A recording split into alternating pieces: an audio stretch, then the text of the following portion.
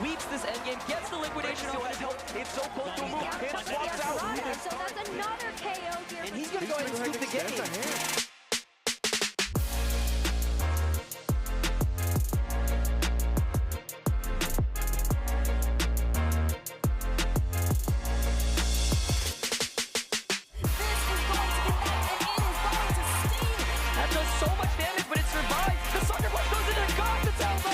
Does he find it? Escape rope. Switching card. There's the switching card. There we go.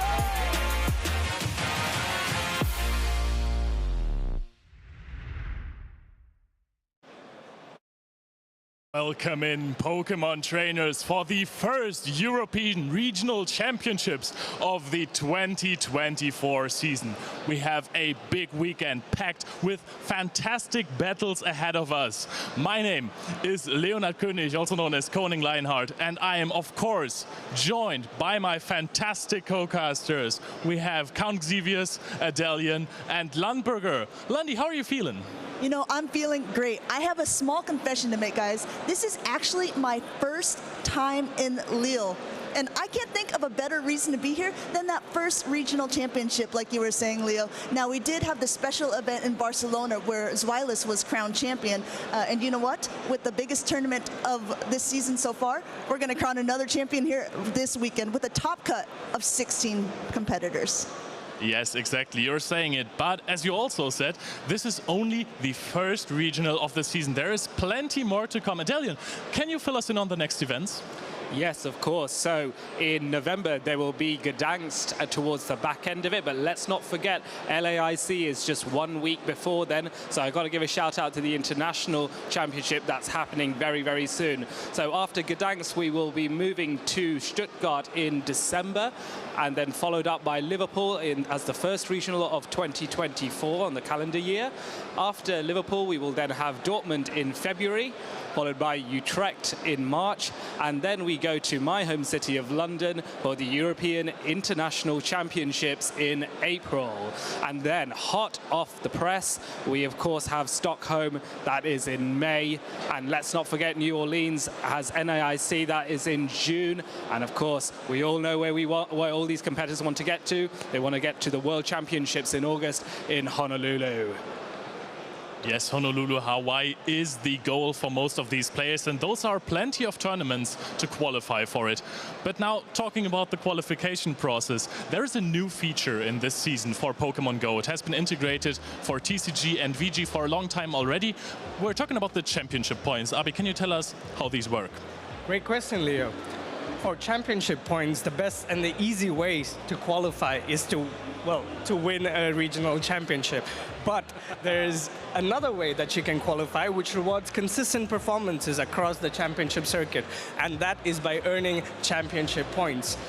So if you hit a certain threshold, which is 400 points for Europe, you can qualify for the World Championship. I love a system where consistency is rewarded.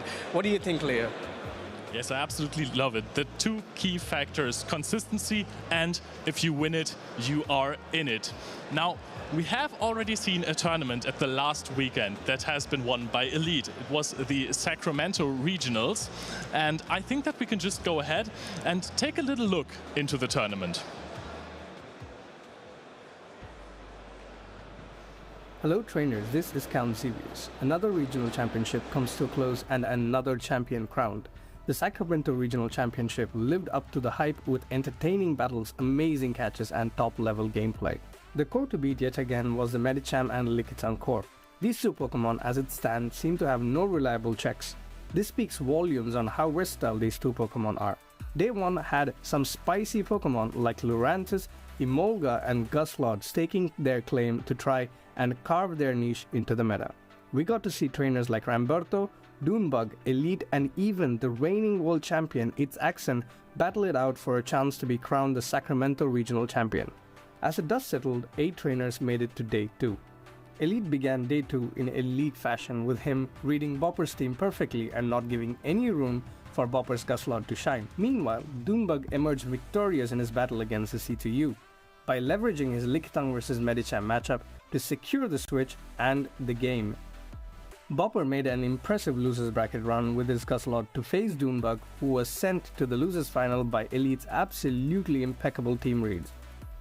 Bopper bested Doonbug with his Guzzlord play to set up a rematch versus Elite in the grand finals. The winners finals started with Elite orchestrating a clean game number 1, reading Bopper like a book to secure the win. Elite continued his dominance, clean sweeping Bopper and winning the Sacramento Regional Championship. To knock out the Umbreon and get to a return, but I don't know if he would have been able to get to return because I think he was 2 shadows a cause away, but wow, what just happened at the end of the game there for Bopper? As the meta evolves, we see more new Pokemon and new trainers make it to the main stage. If you have what it takes to be the very best, like no one ever was, make sure to check out Pokemon.com/compete.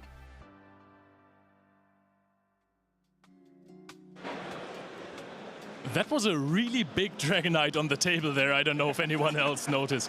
But that was also an incredible run by Elite. Again, he won 2 California regionals so far. So truly the king of California, if you want to say it like that. So let's talk about the metagame a little bit for Sacramento.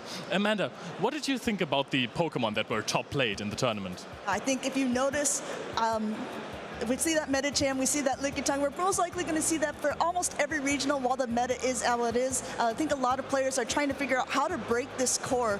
Some interesting things that I'm noticing as well is really the rise of Serperior as well, being the top grass pick.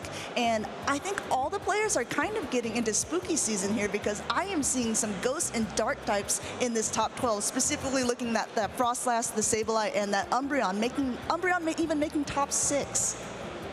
I think that is a new thing, right? Umbreon was always probably the best EV evolution in Pokemon Go Open Great League so far, but it has never reached that top 12 spot that we were, the top 6 spot even, that we were talking about right here. Adelian, why do you think that is? Why is Umbreon so much stronger right now? Well, Umbreon is an incredibly bulky Pokemon, and I believe it has the advantage where it can go kind of toe-to-toe with Medicham. Even though the Dark type does take super effective damage from the counters, the ability for Umbreon to resist the Psychics and take relatively neutral damage from the Ice Punch is quite useful. But in addition, Umbreon can withstand the Licks from Lickitung as well, so it is a good answer to many opponents who choose to bring the Medicham and Lickitung core. And what's even more interesting is most Medicham tend to run Psychic as one of their 2 charge attacks. However, Umbreon being able to resist that means some Medicham are able to reconsider and maybe choose Dynamic Punch. But one big downside of that, it means you may lose to opposing Medicham as well. So it really adds a bit of decision-making process as to whether trainers choose to run Dynamic Punch or Psychic on their Medicham in order to deal with Umbreon or not, as the case may be. Yeah, and I think if you're expecting a lot of Medichams, then maybe the mirror match is something you would want to prepare for, at least for your own Medicham as well. But let's talk about the top 3 teams, our top performers of Sacramento. Abi, you are the absolute expert on our roster. What do you have to say about those teams? Well, as I said before on the video that you all listened to, Elite had an elite game day number 2. He went unbeaten. He went 9-0. But what I would like to point out here is the 2nd and the 3rd place finishes. You have Bopper running Guzzlord and Doonbug running the Mandibuzz. If you look at Guzzlord, it has amazing matchups across the top 6 Pokemon that's been picked, except Medicham. And Doonbug's Mandibuzz has amazing matchups across the top 6, except the Lantern. So the takeaway from this is you need to balance your team's strengths and weaknesses to make sure that your team performs well and gets you onto the podium for one of these prestigious events. I absolutely agree, and I just love that the Mandibuzzes is in the top 3. I've been saying this for the past few events. I want Mandibuzzes in there. It is one of my favorite flying types, next to Noctowl actually, but we don't see too many of those anymore right now. But talking about winning tournaments, we have one winner in Europe so far from the special event in Barcelona last month, and that was actually Zweilous. Zweilous was running a pretty incredible team that was really frail with a Pelipper, a Shadow Venusaur, which is maybe a good pick for this event as well, and of course the Shadow Alolan Sandslash with Powder Snow, which makes it a little bit more of an answer to the Lickitung. And of course, we are going to crown many more champions in this season. In the near future, it's going to be in Lille, Gdansk, Stuttgart, Liverpool, Dortmund, Utrecht, and Stockholm as well. Who do you guys think it's going to be, Amanda? Oh man, there are so many good competitors here this weekend. I don't want to give away too much of who I think, but I am kind of cheering for a dark horse, someone that is not super well known within the Play Pokemon circuit, and that is a Belgian player named Shuka. I think he's going to take a lot of people by surprise and probably make it pretty far.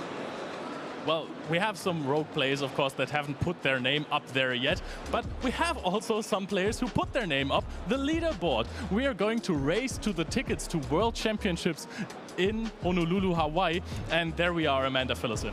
Yep, as you can see, as we talked about already, is Wireless winning those 200 points by winning the special event in Barcelona, quickly followed by Patoman, who, fun story, has only competed in 2 regionals and has taken second place in both of them.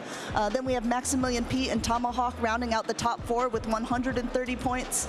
And then from there on, we can see people are getting 100 points down to 80 points. And then at the very end, we have a lot of 60-point competitors. Unfortunately, we're only showing the top 16 so far, as this leaderboard is going to be very dynamic and change a lot throughout the season. But the person that is listed here as 16th is a Mind Joke, someone who is going to a lot of competitions, and I think we're really going to see him raising up in those championship points throughout the season. Yeah, Mind Joke, one of the first players to really make the Shadow Alolan Sandslash popular, actually, and he has also been a really good example of consistent plays in the last season. He's almost made top cut in every tournament he played. But let's talk about Lille. Let's talk about this weekend. Adelian, what do you expect meta-wise?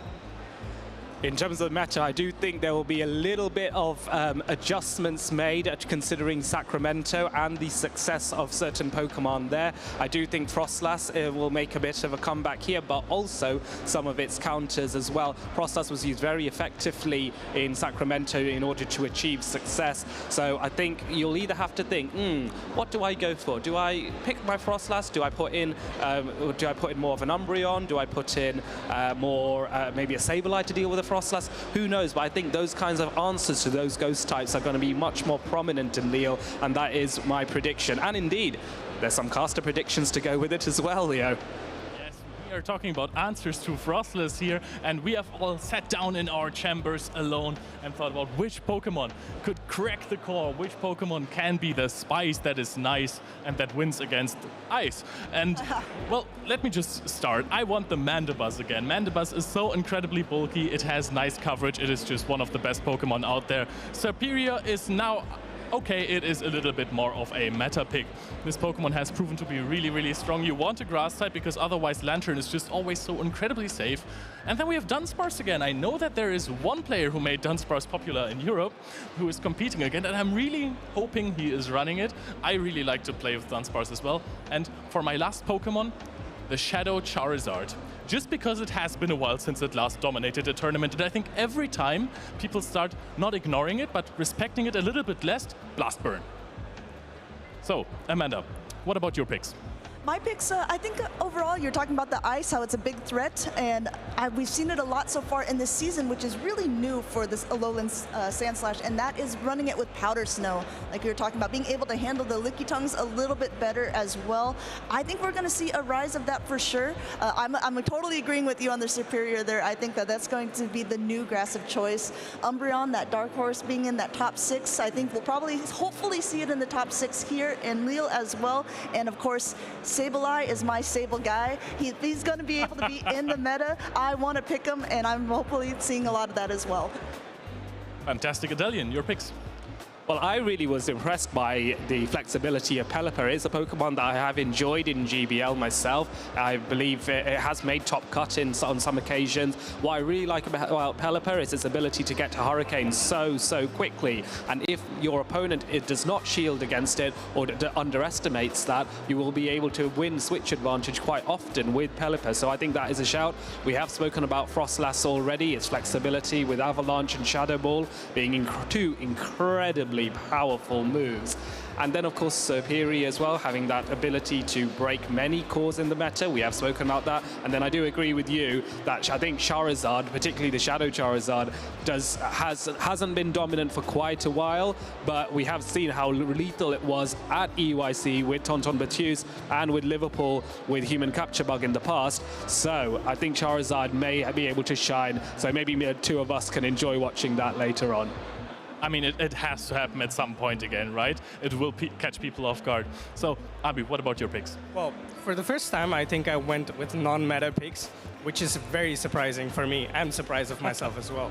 I went for Shadow Venusaur. It has plenty of play into the top 6 most used Pokemon, and it can definitely fight back against, for example, a Charizard, because a Charizard cannot deal a lot with the Sludge Bombs, and it does a lot of damage with Frenzy Plants to Ice types and Steel types as well.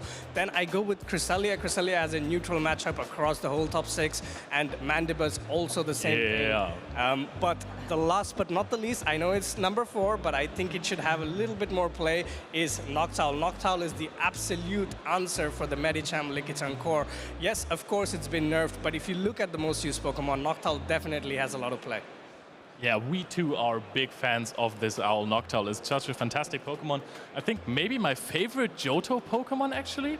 But again, I hinted earlier when I was talking about Dunsparce, about a player who is coming to this tournament, that if you at home are not quite sure who to cheer for, if you're not too familiar with the faces of Play Pokemon PvP, then we have a little segment to help you decide who to root for. So, players to watch out. Abi, can you help us? Absolutely.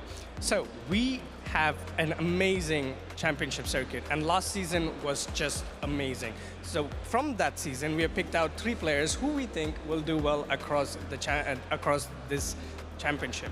So we have Inadequance, Tonton Batuse, and Meweedle. All these 3 are household names in the Pokemon Go PvP community. Inadequance is a Dutch battler, and he's, according to me, the most consistent battler in the championship circuit. He is an absolute genius when it comes to team building and a veteran of this game. Following him is Tonton Batuse, the reigning EUIC regional champion. He, according to some, is the best Master League player and also one of the best French battlers. It will be amazing to see what he does in his own backyard. Meweedle, the senior world champion, the first ever senior world champion, and let's say a child prodigy. From that point on, he's given us consistent performances, amazing battles, and I think he's going to do amazing in Lille.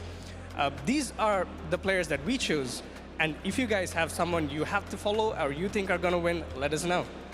Exactly, let us know. And if you're already tweeting, if you put the hashtag #PlayPokemon next to your tweet, then we might get it up on screen and discuss it on the live stream. So follow us on all the socials, YouTube and Twitch. And I think that we are about to get ready for the first match very soon. So we're going to show you a little video that explains how the format of the tournament works. And then we're going to toss it over to the casters.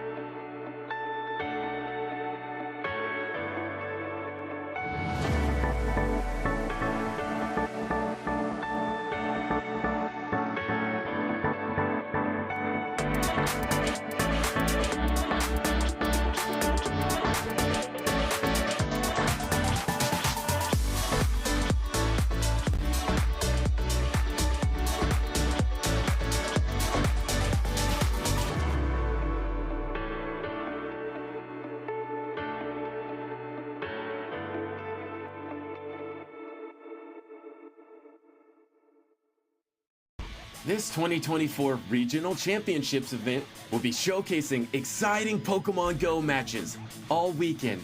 Trainers from around the globe are here to compete for over $125,000 in cash prizes, travel awards, and championship points to qualify for Worlds 2024 in Honolulu, Hawaii. This tournament is a 2-day event, with our trainers competing in a double elimination bracket using the Great League format in Pokemon Go. Matches are best of 3, except for the winners finals, losers finals, and grand finals, which are each best of 5. All matches are played in a Bring 6, Pick 3 format. This means trainers will create a team of up to 6 Pokemon, but only 3 are brought into each game. Who is taking home the title of Regional Champion this weekend? Who will secure the points to qualify for Worlds 2024 in Honolulu? Stay tuned this weekend and watch all the action live. If you want to learn more about upcoming Play Pokemon events, visit pokemon.com/play.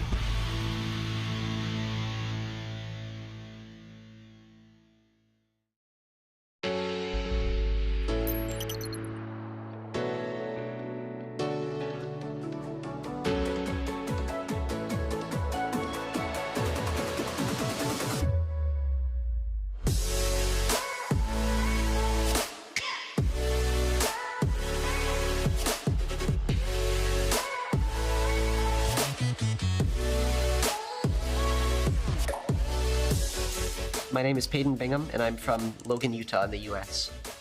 It is crazy winning Pokemon Worlds, especially here in Japan. The atmosphere, it's unlike any other tournament I've ever been to. I'm just so overwhelmed and so just happy to be here right now. My family pushed me to keep on going, to keep competing, and I eventually was able to push and get the World Championship. I'm definitely going to be at Worlds next year. My name is Vance Kelly. I'm from Kansas City, Missouri. It still hasn't really set in that it's real. It's really exciting, and it was super cool seeing my friends in the audience, and it's been a great time. I played against people from maybe 3 or 4 different continents this weekend. It's a lot of fun to play against people from different countries, and it's really cool to kind of have something in common with people from all over the world that you can talk about and bond over. Winning Worlds still feels just absolutely unreal. It's something that I aspire to, but it's really a dream. 私の名前は木村翔平です。東京出身です。なんだろうな。まだ実感が湧いていないです。頭を使って考えることがこのゲームは大事だと思ってます。で、その練習をすることが一番大事だと私は思ってます。次の大会も参加して、もう一度2度目のワールドチャンピオンを目指して頑張ります。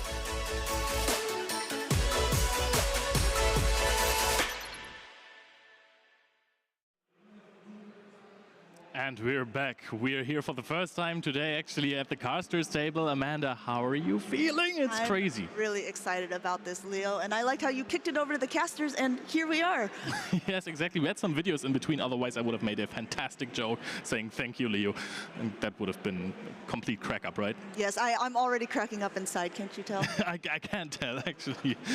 Oh, man. We have had such an amazing time in Barcelona already. The games were just ecstatic.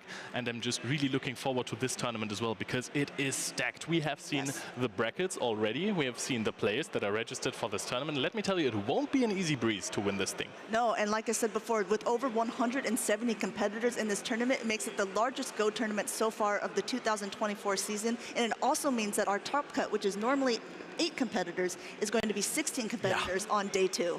More Go action. That's what we want to see. That's what we're here for, right? So let's already talk a little bit about our predictions. We have talked about spicy Pokemon that could win the tournament. It was a little longer ago since we thought of those picks. Has anything changed for you since Sacramento? Not too much has changed, but I do think that we are going to see more Frostlass, right? I mean, we were both doing a little bit of practice battles as the days were going on, and without seeing each other's teams ahead of time, Frostlass was on both of our teams as well. It's one of those Pokemon that it's a bit more frail in the Great League, but hitting those charge attacks, I mean, they're very heavy hitting, and Powder Snow being able to get to it so quickly quickly. Frostlass has some of the highest attack in the game, so it's usually always going to be able to fire that charge attack first.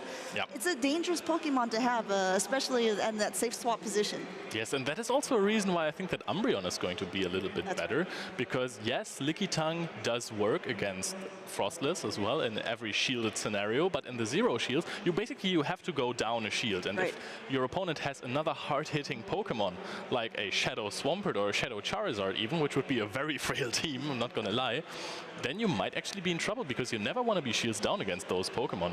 And I think that there's like a big chance that Frostless has a target on its back. Yes, I do have to agree with you about that. Even though, I mean, we have seen it in a lot of tournaments. I think people are starting to respect it more, especially as now these top players are being able to utilize it to its full capability. But, I mean, as we've seen, there's Medicham always at the top. Medicham, Lickitung seems to be on almost every single team. And so far, no great core is really breaking that too effectively. We still see them on every single team. So while Frostlass might be on the rise, people are going to have to respect it. They still have to respect the other cores as well. So what I want to see is a combination of Frostless and Registeel. Okay, interesting. So first of all, if you're going into the Lickitung matchup with the Registeel, of course you are having a great time. It's just fantastic to be in this. The charge attacks don't really do anything to you. If you get an attack drop early, then the Licks also deal way less damage. It's a rather easy matchup for the Registeel.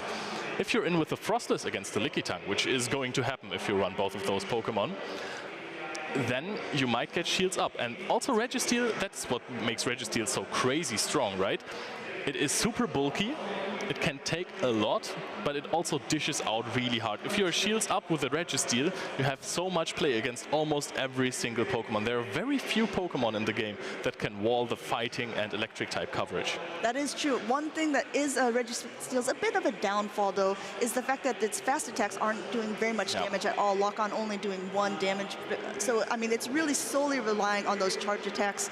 So, yes, you're absolutely right. When shields are down, Registeel is doing great. But you very seldomly see a lock-on farm down, as we call it, with using the fast attack to completely farm down one Pokemon to be able to throw a charge attack at the next. Registeel really has to rely on throwing either that Focus Blast or Zap Cannon, or perhaps maybe a Flash Cannon. You don't see it very often, but I mean, we have seen it win tournaments before in the past. I mean, it would knock out a Carbink, however, that is true. I don't think that Carbink is your biggest problem anyways if you're running Registeel. Like, those rock throws are not going to deal any kind of damage. But I wanna ask you, is there a Pokemon that really breaks the core of Frostless and Registeel? I mean, Swampert is a problem there. Big one. You can win with Frostless if you have energy advantage, otherwise you're just gonna get outpaced to those Hydro Cannons, and Hydro Cannons are also really, really strong. What do you think about Swampert for the tournament, that grass types are more popular now? I think that Swampert definitely always has a place in the meta, right? Especially with all the lanterns running around as well. Swampert is something that helps kind of wall that lantern as well, being that ground type resisting the electric damage there. But one thing that I find interesting is because we see so many lanterns, we don't see as many Talonflames. Talonflame used to be very big a couple seasons ago. I see where you're and you're some user was very well known for using Talonflames, and this is going to be one of the first people that we're showcasing in this Lille Regionals, and that is Dex. Dex is a French player who made it to Worlds the first year using this flying Firebird.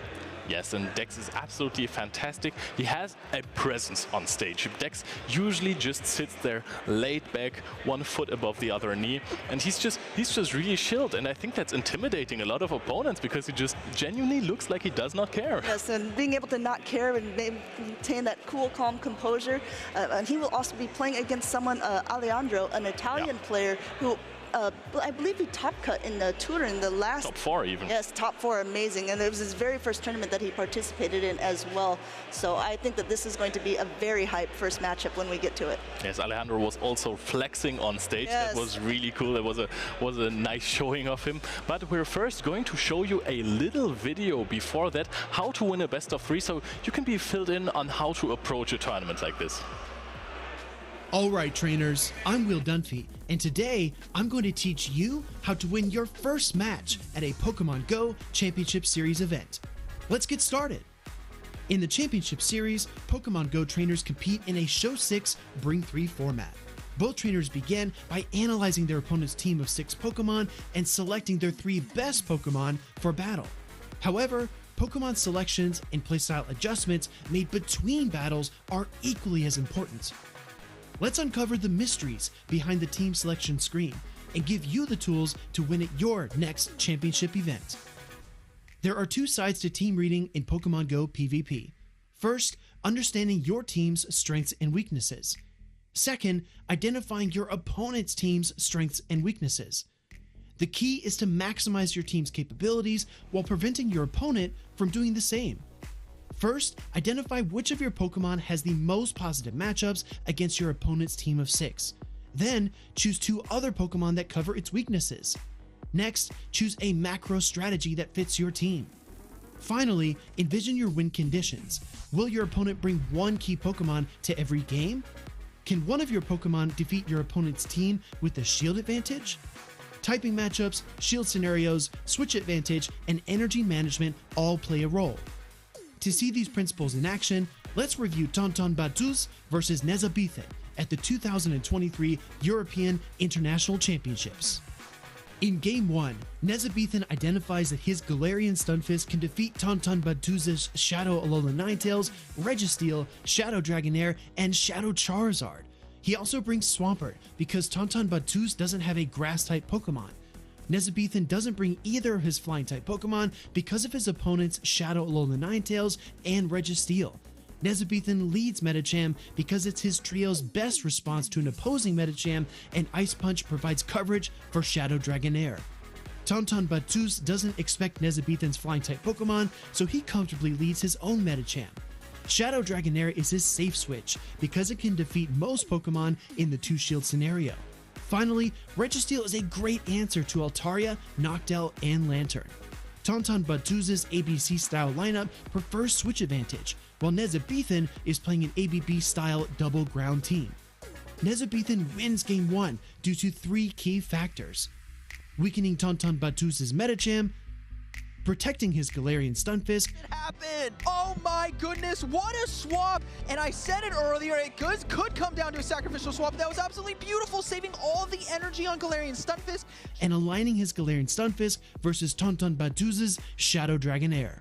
For Game 2, Tonton Batuz benches his Shadow Charizard in response to the Shadow Swampert and Galarian Stunfisk from Game 1. Nezabethan selects the same team, while Tonton Batuz chooses the more flexible team of Shadow Dragonair, Medicham, and Lickitung. Tonton Batuz leads Shadow Dragonair and uses a Protect Shield to KO Nezabethan's Medicham and control switch advantage. He aligns his Medicham against Galarian Stunfisk and uses his Lickitung to absorb Shadow Swampert's energy. Tonton Batuz's adjustments win him Game 2. In Game 3, Tonton Batuz repeated his Game 2 lineup, while Nezabethan selected a team of Altaria, Medicham, and Galarian Stunfisk. Tonton Batuz takes a Protect Shield early, then switches to his Lickitung to lure out Nezabethan's Medicham. Tonton Batuz makes a spectacular catch! To catch the charge move on a site. Well, it doesn't matter what it is. They're going to go ahead and let it go through on the Dragonairs. This is going to be taking it out. Yeah, But the true skill is his recognition that the Galarian Stunfisk would be Nezabethan's 3rd Pokemon. Tonton Batuz wins Game 3. In this series, Tonton Batuz neutralized Nezabethan's Shadow Swampert, while Nezabethan overcorrected for Shadow Charizard and was unable to contain his opponent's Shadow Dragonair. Nezabethan's best answer to Shadow Dragonair was his Galarian Stunfisk, so Tonton Batuz was able to consistently predict it. Neither trainer had a Ghost-type Pokemon, making Medicham a safe choice for both competitors. Tonton Batuz's team of 6 pressured Nezabethan to keep his Altaria and Noctowl on the bench until it was too late in the series. Throughout a best-of-3 series, making predictions and adjustments are key. Pay special attention to player tendencies like overcharging, switch timing, shield deployment, and Pokemon usage. Some trainers choose their team of 3 Pokemon conservatively, while others like to take more risk. The most elite trainers do 3 things very well. First, build a team of 6 Pokemon that is well balanced and versatile. Second, change their Pokemon selection and macro strategy from game to game to avoid becoming too predictable. And third, influence which Pokemon and strategies their opponent chooses throughout the series. Well, that's all from me. Best of luck in your future matches, and I'll see you next time.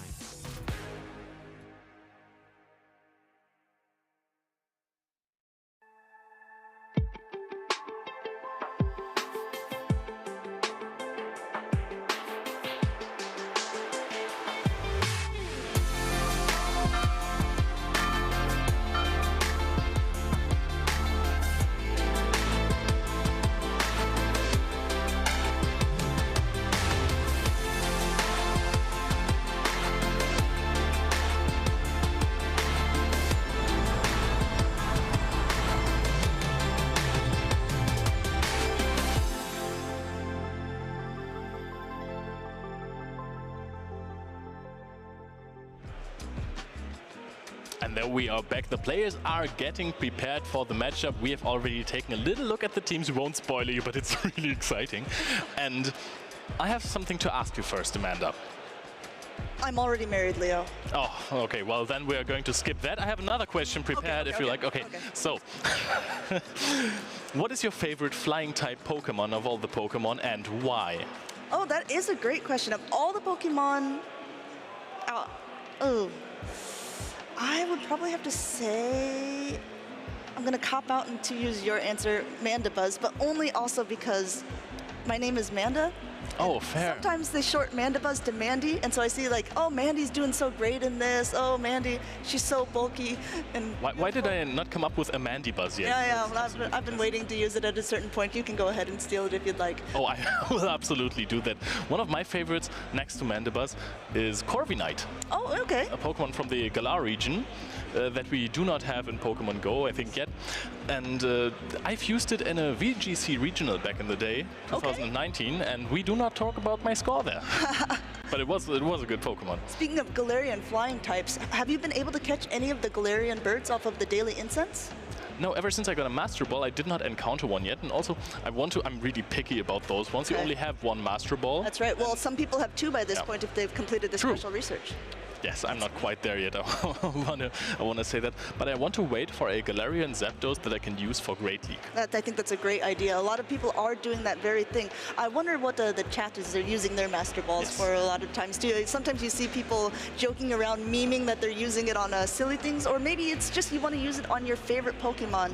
I have a question. If it's a perfect with the 15-15-15 IVs on a raid of something that's very rare, would you use your Master Ball for that? Only if it's a shiny. Okay, trainers, here is a good tip, actually. If you are newer to the game, if you have a shiny Pokemon that you have caught in a raid, you do not need to use any berries at all because it is an automatic catch, but you should actually, in fact, use a Pineapple Berry because it will at least get you a couple more candy. Yep, that is true. And you can also use a regular Pokeball, which is always really cool. Yes, that's true. Wait, it's a Premier Ball, It's a Premier Ball, but no matter what, you can use Don't use the Master Ball. Use that regular ball. Yeah, the lesson that we are going to tell you here is don't use the Master Ball on shiny raid Pokemon. That's true. What was your favorite Pokemon that you could raid in the last few months? I've been really searching still, even for that shiny Guzzlord. I like Guzzlord a lot. I've been using it when Great League was in the rotation for Go Battle League. I was using that, and I found it very fun, and I was really excited to see that Bopper had used it to such great capabilities as well in Sacramento. Getting second place with the Pokemon is very impressive. Is Guzzlord your favorite Dragon Tail user? You know what? It might be, but I am really using Steelix a lot as well. Now that Ultra League has run back around, especially now that it has that a little bit of extra bulk. So I would say maybe Steelix is my favorite, but that combined with Breaking Swipe makes it a pretty fearsome Pokemon to play against, especially. I only have a Shadow Steelix for the Great League, but I love using it because it just looks so funny all the time. It's like really debuffing your attack again, huh? I think it's really frustrating for my opponents. If I'm also sitting like this there, by the way, then I'm always having the Breaking Swipe face. I think that would be really fun to play against you in real life and watching you use the Breaking Swipe face. That might happen soon. That's true. As you can see, there's so many competitors here. Again, if you guys are just tuning in, this is the largest Pokemon Go regional so far. 175 competitors, I believe, and we're about to get into our first round matches pretty soon. Again, that is a French competitor, Dex, against an Italian player, Alejandro. Both of them very good top players. I mean, we can't think of a better match to start out this in Lille, France. But I want to say, as much as I like Dex's playstyle, and he is a regional champion, he has been to the World Championship and really performed there. Yes. The last season was not his. No, I think a lot of, for a lot of players, this season kind of became not, I don't want to say stale, but there was like a lot of Pokemon that were used over and over again, and sometimes Pokemon don't necessarily fit into your personal playstyle, right? We saw a lot of Trevenant, we saw a lot of Noctowl. We really didn't see any Lickitung last season because of the how many Noctowls there were. And I don't know, maybe it's just like some people prefer certain Pokemon and certain Pokemon playstyle. Yeah, I think that my perfect Pokemon still has to be has to be hatched from an egg, I guess. That really helps me win a regional. But yeah, I suppose own playstyle is a big part of the game. For myself, I like to play not for the switch advantage, but I like to play for a shield advantage or a little bit of energy advantage. I'm really happy if I can use a Swampert to farm down opposing Pokemon, which is in Open Great League in GBL not always the best idea, because sometimes there is a Shadow Victory Bell in the back. Oh, that is true. When there is no open team sheets and you cannot see your opponent's 6 or the full lineup, it's a little bit harder to guess in a blind 3. That's what I love so much about the Play Pokemon circuit and just Show 6 Pick 3 in general. It's a game that's not just played on your phone. It's not just that specific matchup going on. It's also a bit of a mind game as well. You have to really analyze your opponent's whole team of 6. You have to look at your own and decide what is the best Pokemon to bring. And even if it's the best, does my opponent know it's the best? Should I counter this by bringing something else that is unexpected? Yes, you can catch your opponent off guard with it if they really hard commit into not losing against one of your Pokemon and you don't even bring it, and bring something that is a little less expected because it does not have the best matchups into the opposing team. I mean, this is what we have just heard in the video, right? If you are bringing the Pokemon that cover the weaknesses of your best Pokemon, then you're kind of good to go. I think that is absolutely true. Let's go ahead and take a look at these two players on screen now. So you can see we have Dex on the left-hand side and Alejandro on the right hand. And let's go into the teams here. Let's look at Dex's real quick. My goodness, we'll talk about some spice going on here. Do I see a Charger Bug at the very top? I think you just might. The addition of Volt Switch in the latest community day must have really pushed this Pokemon up Dex's list. And also the Shadow Nidoqueen is a Pokemon that ever since Poison Jab got changed, it has fallen off. It has indeed fallen off a lot, but Poison Fang, we have to remember, still debuffs your opponent, though it takes a little longer to get to there. I mean, I think it's going to be doing a great job against those grass types. The rest of his team rounding out with some pretty common picks we see with that Lickitung, Frostlass, Umbreon, and Medicham. And Alejandro's side, we have that superior Medicham, Lantern, Frostlass, Umbreon, and Gligar. I've seen that team before. Important question for you, Leo. Do you think that the Spark or the Lantern is on Spark or on Water Gun? I'm already giving my answer away, I guess, in that. I'm going to think that this is the Spark Lantern as well. This is basically Elite's team, isn't it? It does look pretty familiar indeed. I think it is Elite's team. And I think that's very common. You see it lately. Someone has done really well in a tournament, and people like to copy a team that they know has performed well, right? They got to see so many opportunities to see how this player plays it out, see how these Pokemon can perform against different ones, and say, you know what? I have all these Pokemon. Maybe I also want to give it a try. You learn from watching the best players in the world, of course, and then you might transfer it to your own playstyle. Or you might also have some new ideas on how to utilize the Pokemon. And also, you're always going to get different matchups than the players on stream have before you. Let's see how Alejandro is going to perform with this team, because I always think it's a really big compliment if accomplished players like Alejandro choose to pick your team. Yes, I think that's true. I mean, we saw it before with Chris in Barcelona choosing to use his Wadage's team immediately after and becoming in the top 8 overall. I think that was really impressive. Speaking of impressive, I'm really impressed to watch Dex right now as well. I think that he's playing on hard mode, it looks like, as only using one hand. You know, when the joke is saying, I could beat you with one hand tied behind my back, I think we're about to see if this is going to be true, leading that Lickitung into a Gligar. To be fair, we are seeing the Charger Bug is in there as well. This does not look too good for the Frostless in the back, if I may say that already. We're going to see the Gligar-Lickitung matchup, as you already said. How does this matchup turn out for you? Because it is really close. Sometimes with a wing attack advantage, you're fine with Gligar, but other than that? Yeah, I think the bulk of Lickitung really comes in handy for this. The Licks, I mean, as you can see, already doing quite a bit of damage. Dex hasn't even thrown a charge attack yet. Now Alejandro going for this aerial ace. It's not going to be enough to knock it out, but is getting that Lickitung very, very low. Meanwhile, Dex at almost a 100 energy, throwing this body slam, and as you can see, he has another one stored. I think it does go a little bit in favor of that Lickitung like we were talking about, but we'll have to see how these two trainers want to play that out. So it is going to be incredible. Oh, we are seeing a switch immediately. Now we have the Charger Bug onto the Umbreon, which is a catastrophic matchup for the Umbreon. And we have a rare situation of a 4-turn fast attack versus a 3-turn fast attack. When do you throw there? It's more difficult for sure, and we see this last resort going through. We also have to remember that the Charger Bug has X-Scissor, which is super effective against the Umbreon. Umbreon, again, one of those Pokemon with a lot of bulk, but taking super effective charge attacks after super effective charge attacks is really going to whittle this Pokemon down. We'll see how much this does. Yeah, barely ever seen an Umbreon take this much damage from a charge attack that is not like a Zap Cannon or a Focus Blast from a Registry. So now we're seeing a last resort, putting the Charger Bug dangerously low, but we're going for another X-Scissor. I think with this Snarl, the Umbreon has reached another foul play, so Dex would need to immediately throw the next X-Scissor. Yeah, and he does have it, I believe, already as well. Charger Bug also going to be able to win that Charge Attack priority event because Charger Bug, being an electric attack, is one of the highest fast attacks in the game. Yes, and now the Umbreon is knocked out. Dex could have also decided to use a shield and farm down the Umbreon with one more Volt Switch, but I do not think that it is necessarily worth it. And we are immediately switching out. Now we are having the very low Gligar against the Umbreon. This is looking good for Dex. I think this is looking good for Dex indeed. We see this aerial ace go through, and again, no shields being used by Dex. Dex seems to have forgotten where that shield button is. No, he knows what's in the back. He wants to save ahead. Two shields on both sides still, charging up a ton of energy here and releasing this foul play, which would be enough to knock out the Gligar at this point should Alejandro choose not to shield. Looks like he's going to go let it go down, and we see that Frostlass come in. Frostlass does not want to be taking any of these foul plays, but also not the licks from the Lickitung. Yes, Frostlass is in a really dangerous position. Also, the Snarls do add up against the Frostlass because it is just so incredibly frail.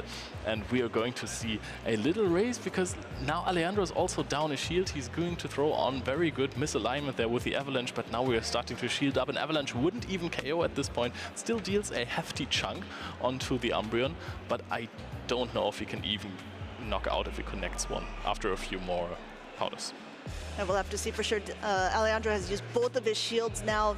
Shieldless on the field. Meanwhile, this Umbreon still has one left. An Avalanche has been reached. Just charging up a ton of extra energy there, knowing that he'll be able to reach that before that next foul play goes off. But now we're in a bit of a pickle here if you're Alejandro because that foul play is loaded. The last shield from Dex has been used, and it looks like it's about to go off. Yep, and we're throwing one more Snarl to get the damage in there. Two powders knows are one Snarl. If you throw immediately, then we're going to connect the foul play, and it's going to almost knock out the Frostlass, which it's a really bulky Frostlass, but now you have to immediately throw the Avalanche, which is going to eventually knock out the Umbreon, so winning that matchup is kind of impressive. Oh no, it's not even close to knocking it out, but we're switching into the Lickitung with 70 energy, and it is going to lick down the Frostlass for game one. And Dex has taken game one with very low health on all three Pokemon, but all three Pokemon left standing on the field. And meanwhile, Alejandro taking some notes of how to maybe beat this combination overall. Dex is like very interesting combination there, using that Charger Bug and actually bringing it into the game. Yeah, I mean, I played versus Count Xevious this weekend, and I also brought the team that Elite won the Sacramento Regional with. And I couldn't keep my Frostlass away from this Umbreon. Yes. And I mean, if you're bringing the Frostlass, you might as well bring a Charger Bug, because let's talk about this as a core. Are there any common weaknesses? Because also you are a bug type, you resist the counters from Medicham. Right. I think Charger Bug is one of those that is maybe a bit overlooked, I guess. We have seen it a lot in Go Battle League, but after the Grubbin got its community day attack there, and having the Volt Switch is like really advantageous for the Pokemon. I think electric type is actually something that's sort of interesting in this meta, but especially now because Gligar is so popular. Gligar is the most common flyer used. It resists these electric types. However, that's where Frostlass comes in, like you were talking about, right? The combination play there. Frostlass does really great against that, being able to, you know, the ice types. Ice is nice in this coming up season. Ice is actually nice. This is also why some players actually shifted away from Gligar, because you can handle something like an Alolan Sandslash with Shadow Claw or a Frostlass with Powder Snow, obviously. You can handle it with Mandibuzz. That's true. Mandibuzz has a lot of bulk. Mandibuzz. A Mandibuzz can have a lot of bulk, that is actually true. And you can actually withstand an avalanche with a few powder snows. I think the 2-shield scenario you still might lose if you're running Dark Pulse. Do you outspeed if you're going for foul play? You get them at the same time, but since Frostlass does have a higher attack, it will be able to release the charge attack first. However, like we talked about, Mandibuzz does have a lot of bulk, and Frostlass does not in the Great League. So while Mandibuzz can, not easily, but can tank an avalanche, Frostlass doesn't do so well against the Mandibuzz in the shieldless scenario, I guess. Yep, that is absolutely true. You can also throw at some point an aerial ace, while a Dark Pulse might not knock out the Frostless, because even if Frostless is really frail, Mandibuzz does not have the highest attack either. But I will say, I think a lot of times now, especially that we're seeing those Mandibuzzes, everyone is running it with Dark Pulse because it does hit a little bit heavier, and just being able to generate energy so quickly with the Snarls, and now that Aerial Ace got the buff, I think that is the more optimal play. But that does give Frostlass a little more of a fighting chance, I suppose, being able to throw this, especially if their shields up, right? Because being able to shield that Dark Pulse, you'll be able to get to your attacks even quicker than the Mandibuzz would. However, you kinda almost have to shield. Of course, always have to shield, and there is an aerial ace that could work as a bait. That is true. So I guess it's also... You know what? With so many Frostlass flying around that we've seen, we could potentially see this in this Lille tournament. Yep, I think we might actually, because I hope that the usage of Mandibuzz has spiked up a little bit. I mean, obviously, I'm starting to annoy people with the Mandibuzz hype right here, but it is a really cool Pokemon, and I like those bulky dark types as well. Hey, listen, if Lou is really trying to will Gastrodon into existence, and we can definitely try for something that has at least made third in Sacramento. Speaking of making some top cuts here, let's talk about Dex. He was, again, the Lille Regional Champion a couple years ago. The first year that this happened, also was in the world's top 16 in the 2022 season. He made the top cut in Bilbao in 2023, and also Liverpool Regionals top 4 in 2023. What was I even talking about? This wasn't his season. He got 2 top 4 cuts, which is absolutely incredible. I think, yeah, it was difficult because last season was one of the seasons, like the first couple for Pokemon Go, where it was only the champion and the second place person who ended up getting the invitations for Worlds. Then, of course, if these players were already qualified, that cascaded down. This year, there's no cascading invites. So this is where championship points really come in handy. And it would be interesting to see if Dex would have been able to qualify getting these championship points, because we have to also remember that EUIC, all the ICs, the championship points essentially double, giving you much more opportunity to gain those a lot quicker. 2 top 4s should already be 240 points alone, I think. I'm not absolutely sure about that one, but I think accumulating with the other points he would have gotten from several winners finals that he lost on day 1, I think he would have gotten it. So this is a really, what Count Xavius was talking about before, rewarding consistency in this way. Because I know that a lot of top players, obviously they're top players, they can win a regional, but sometimes it takes a little bit of luck on your side too, of like, can only be one. Exactly, there can only be one winner.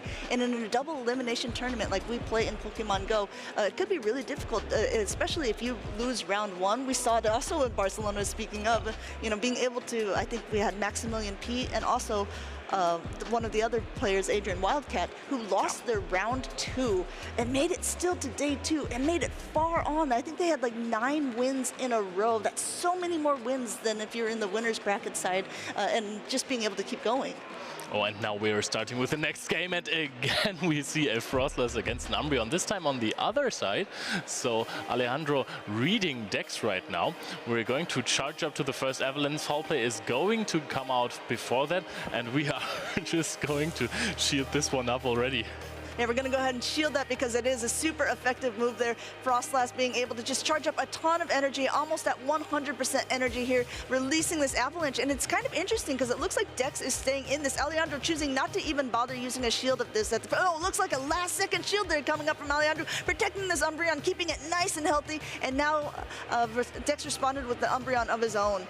Yes, and now we are seeing that Dex has the Umbreon versus Gligar matchup, which is usually a bit favored for the Umbreon just because it is naturally so bulky. And we're going to have to look at the other matchups because you want to avoid the Frostless versus Umbreon matchup after that. So you're going to have a mirror match with a little bit of energy advantage. I think so. The foul play going through here for this Umbreon and Gligar. And Alejandro's already used one shield, says, you know what, I can tank this on the Gligar for a little bit. I'm still extra healthy. I'm not a Shadow Gligar. I can tank these foul plays, but can I tank more than one? And this is the next one going in rapid fire here before Alejandro even has a chance to put off another charge attack here. Going for this dig right now, which is the more effective move against the Umbreon.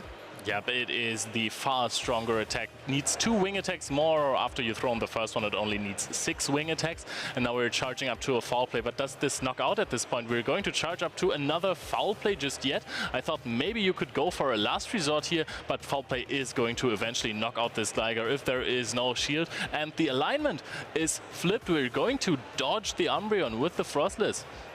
What do you come in with here anyways? You're going to come in with the Umbreon as well, right? I think you have to come in with, oh my goodness, coming back in with this Frost. That's surprising us both. It has a lot of energy. Dex counting perfectly here, throwing this foul play off right before the Avalanche is ready. And now we're going to see a shield and possibly a big farm down. I don't know if that is even possible, but just looking at this, the Umbreon of Alejandro looks just fantastic in the back because there is nothing more than a Lickitung right there after this Frostless is going to be knocked out. Frostless is going to, of course, go for a shield here. It is going to fire off 2 avalanches even against the Umbreon, which might help Dex win this game because otherwise, just matchup-wise, Alejandro is far ahead here, but the energy on the Frostless is just going to be so overwhelming for this Umbreon. Yeah, being able to reach this Avalanche also before the foul play goes through is going to be huge for Dex here, even if the Frostless is able to go down because of the Umbreon. The Umbreon still being able to tank this like a pro, releasing this, I mean, being able to get off that extra Avalanche was super advantageous for Dex in that scenario. Yes, and even sometimes you have to throw after 2 Powder Snows against the Umbreon, right? Because otherwise Alejandro was going to reach the foul play, and now we are going to get out. I mean, we have the no-shield scenario against the Frostless. Frostless is actually still there with energy, so this is absolutely not over. I don't know how much energy the Umbreon has on the side of Dex. Can it reach an attack later on? We have to also see, we're going to see a very aggressive lick down here, Leo. Even though it's a resistant move against this Umbreon, the Umbreon solo health at this point. Alejandro not even giving it a chance, so coming back in with that Lickitung, still preserving the Umbreon for a little bit later for a swap and saying, okay, I saw how your Frostless did it. Avalanche after Avalanche, let me show you how it's done as well. The first one going ahead and going through. Yes, and we are going to reach Avalanche number 2 just before. Wow, we're going to connect with the Avalanche. Oh, you can see that Alejandro is not happy about it. He saw the switch come in. He even did an extra Powder Snow advantage, hoping that would not happen, but it was still happened to him. Oh, we are getting really close. Does this knock out? The Power Whip is going to connect right here. Is this enough to take out the Frostless? We are almost at an Avalanche. If Avalanche connects, it is not enough to take it out. Well, this is going to be very, very close indeed. You can see Alejandro really just, his emotions are really overcoming him here. Being able to throw off this Avalanche, taking this, oh wow, what a matchup. That was so close. Wow, and Dex even had the terrible lead right there and the team comp disadvantage as well, making it super close, showing off his strength right here. Sometimes you just can't win them all, right? But also well executed by Alejandro right there. Yeah, very well executed. I think one of the things that is not the downfall of Lickitung, but one of the disadvantages is because a lot of its attacks are not the same type of attack bonus like that. That Power Whip was not able to knock it out because of that very fact. And what we're talking about with the same type of attack bonus, meaning that Lickitung is a normal type and the Power Whip is a grass type move, so it's not going to be able to do as much as, say, if a Venusaur was doing that, or say Suspiria on the other side. Yes, the Body Slams, however, deal a bit more damage than when a non-normal type would use those. But you don't want to throw Body Slams against Ghost types, ever. Yes, unless it's a very last resort or something, you know, where if you just need to get something off before you end up going down. Might actually be last resort. It could end up being last resort. What do you think? We're talking about the rise indeed of Frostless. We're seeing it on both sides as well, and we see that both teams have really prepared for it with those Umbreons. Yeah, I mean, I really like that Dex brought the Charger Bug just to counter those Umbreons, because you can already see Umbreon is even more popular than in Sacramento in this matchup. A big overstatement from my side right there. But Charger Bug is a bit surprising to me, because attacks like Volt Switch that take 4 turns to go off aren't that popular. No, it's true. It's true. Community. I mean, there's other ones like Galvantula also running it, and then we also have the potential, I think, of a Magnezone. But Magnezone, if you're talking about frail Pokemon in the Great League, it's one of those that is not being used that often. However, I know that our Barcelona special event champion talked about now that he has won one, he's already qualified. Perhaps he will bring some of the spice that he's been loving to use in other tournaments, and perhaps we'll see that in future events if he goes. Yes, Vilus is cooking up something really nice for us at home right there. And now, I mean, let's talk a little bit more about Volt Switch, about the advantages and disadvantages. Of course, the damage on paper looks fantastic. Damaged energy generation of Volt Switch is really good, better than most of the 2-turn fast attacks. However, you're losing a lot of flexibility. Yeah, that is absolutely true. But what you lack in flexibility, I think you make up in the versatility of its actual charge attacks, right? Being able to fire off as first is very advantageous. And also, I mean, the X-Scissor, though, it doesn't seem to do that much overall to a lot of the meta. The meta right now that's important, like those Umbreons, like those grass types that are coming in, I mean, like the Medicham, I mean, being able to hit these Pokemon for some damage, I think, is really important, and that seems like Charger Bug's really rolling this. You saw it game 1. I think Dex was hoping to scare off some stuff with it instead of, but you know, then using it as bench pressure for game 2.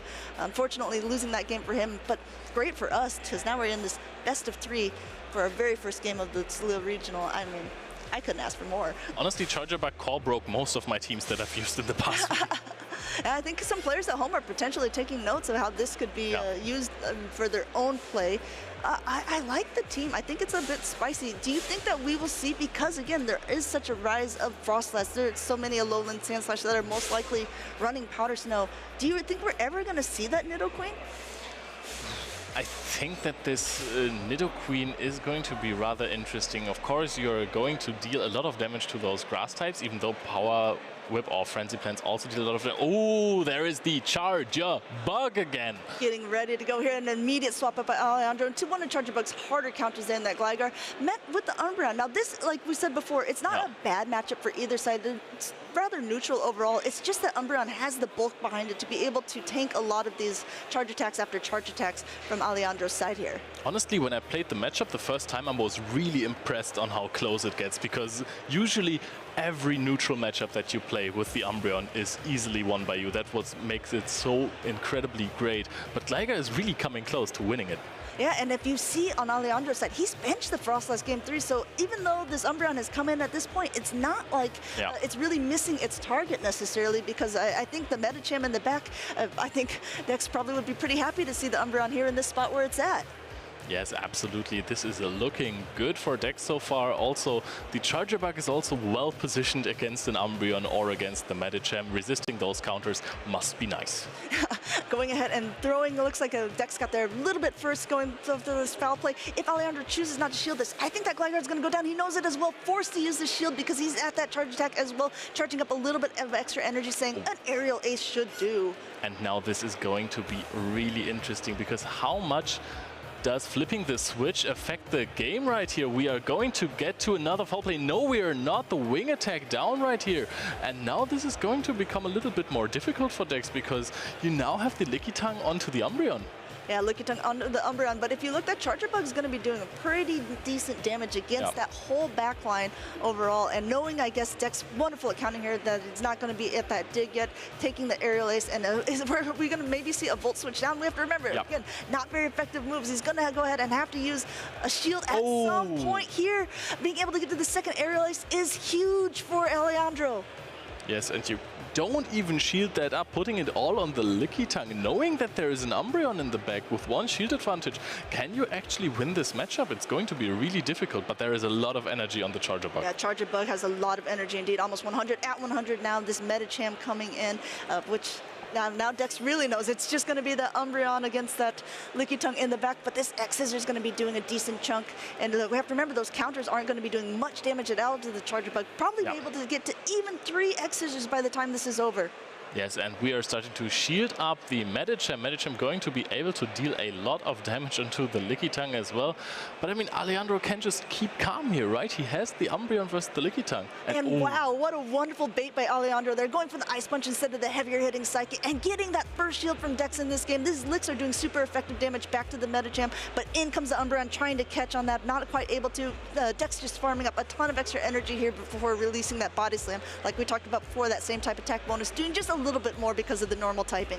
Yep, and we are almost at 20 body slams, I want to say. I think we're rather at 2.5 now, and we're going to see a foul play connect first. This is not looking good for Dex anymore. Yeah, this is going to be a very dangerous position. We have to remember the Charger Bug, I believe, is like 1 Volt Switch away from being able to hit an X Scissor, which is going to be doing nice damage to either Pokemon. Meanwhile, like you were talking about, 1 million body slams on this Lickitung. The next one going through here, just chunking away a little bit at the Umbreon overall. The Umbreon still in the green, really bulky Pokemon against each other here, and now releasing yet another foul play onto the Lickitung. This, like you said, is going to be very close. Not looking as good for Dex as it was earlier. Forced to use that last shield.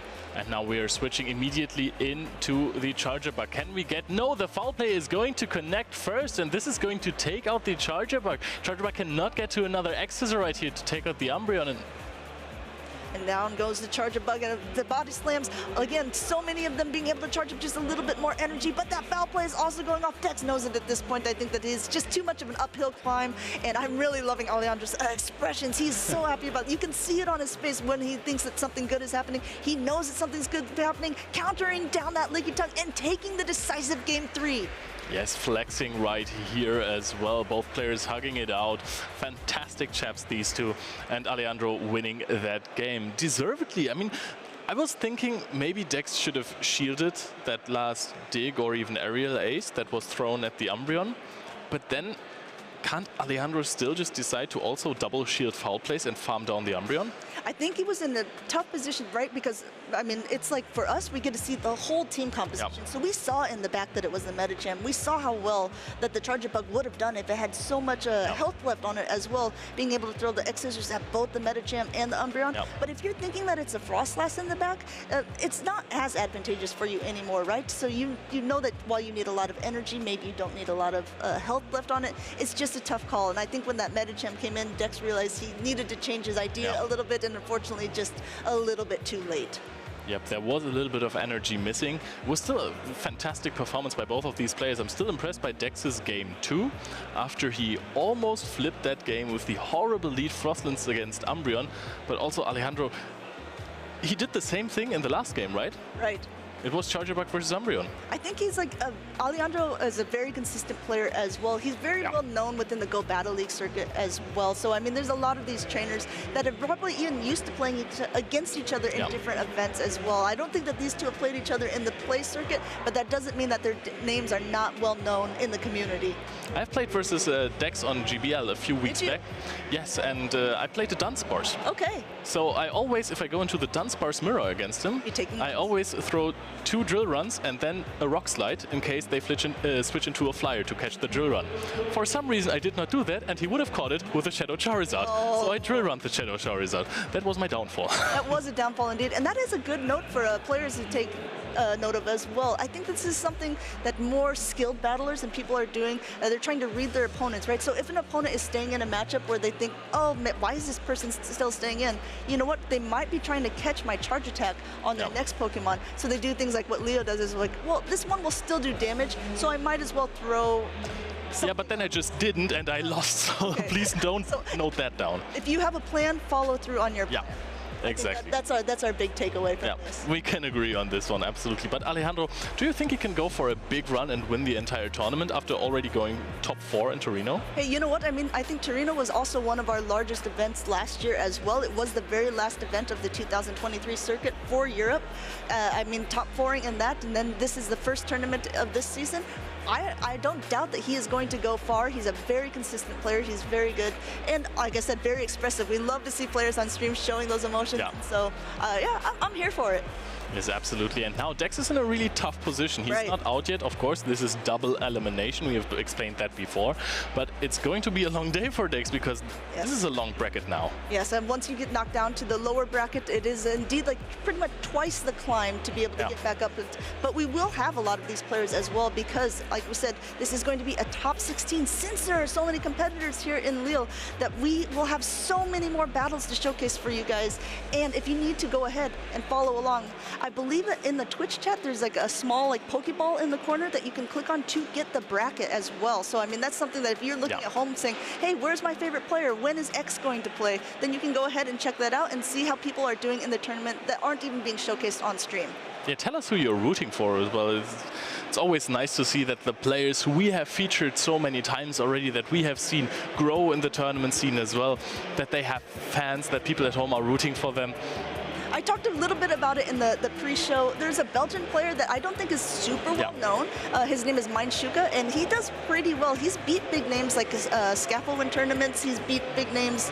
I can't remember other ones at this moment, but just Scaffold is enough. Honestly. I mean, yeah, that's an impressive resume. Once I beat Scaffold, I'm putting that on mine as well. But I think that he has a capability to go far. But there are so many big names in this tournament. We talked a little bit before about Inadequates, who top cut every tournament that he played in last season.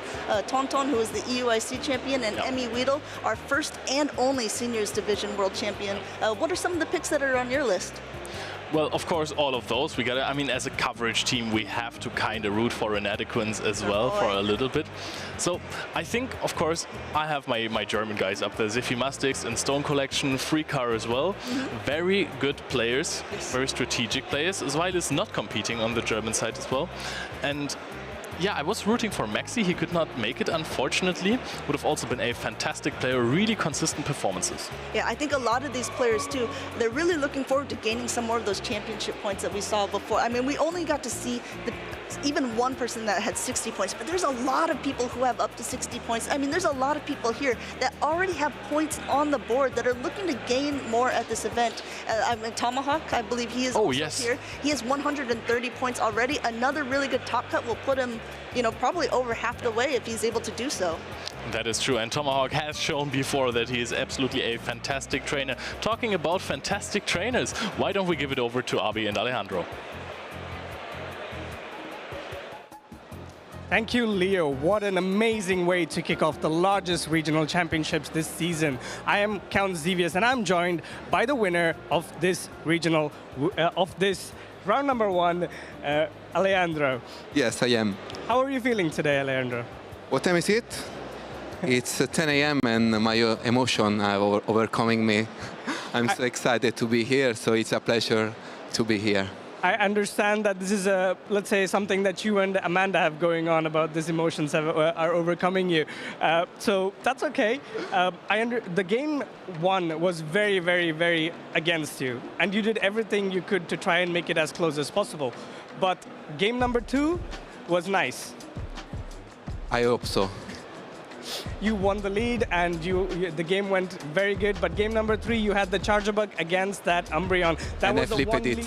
That was the one lead that you did not want to see. We could see that you were not okay with this, but you made a huge change, which is bringing that Medicham, and that Medicham did so much work for you to flip that matchup. Yeah, I understood it so late, but last but not least, I gotcha. So I found in Medicham a really good answer about what I was thinking about on his backside. Yeah. This was a very, very, very good start for your tournament. Yeah. How do you feel? Do you feel that this is going to set the tone for future games to come? Are you all hyped up to run all the way to the very end?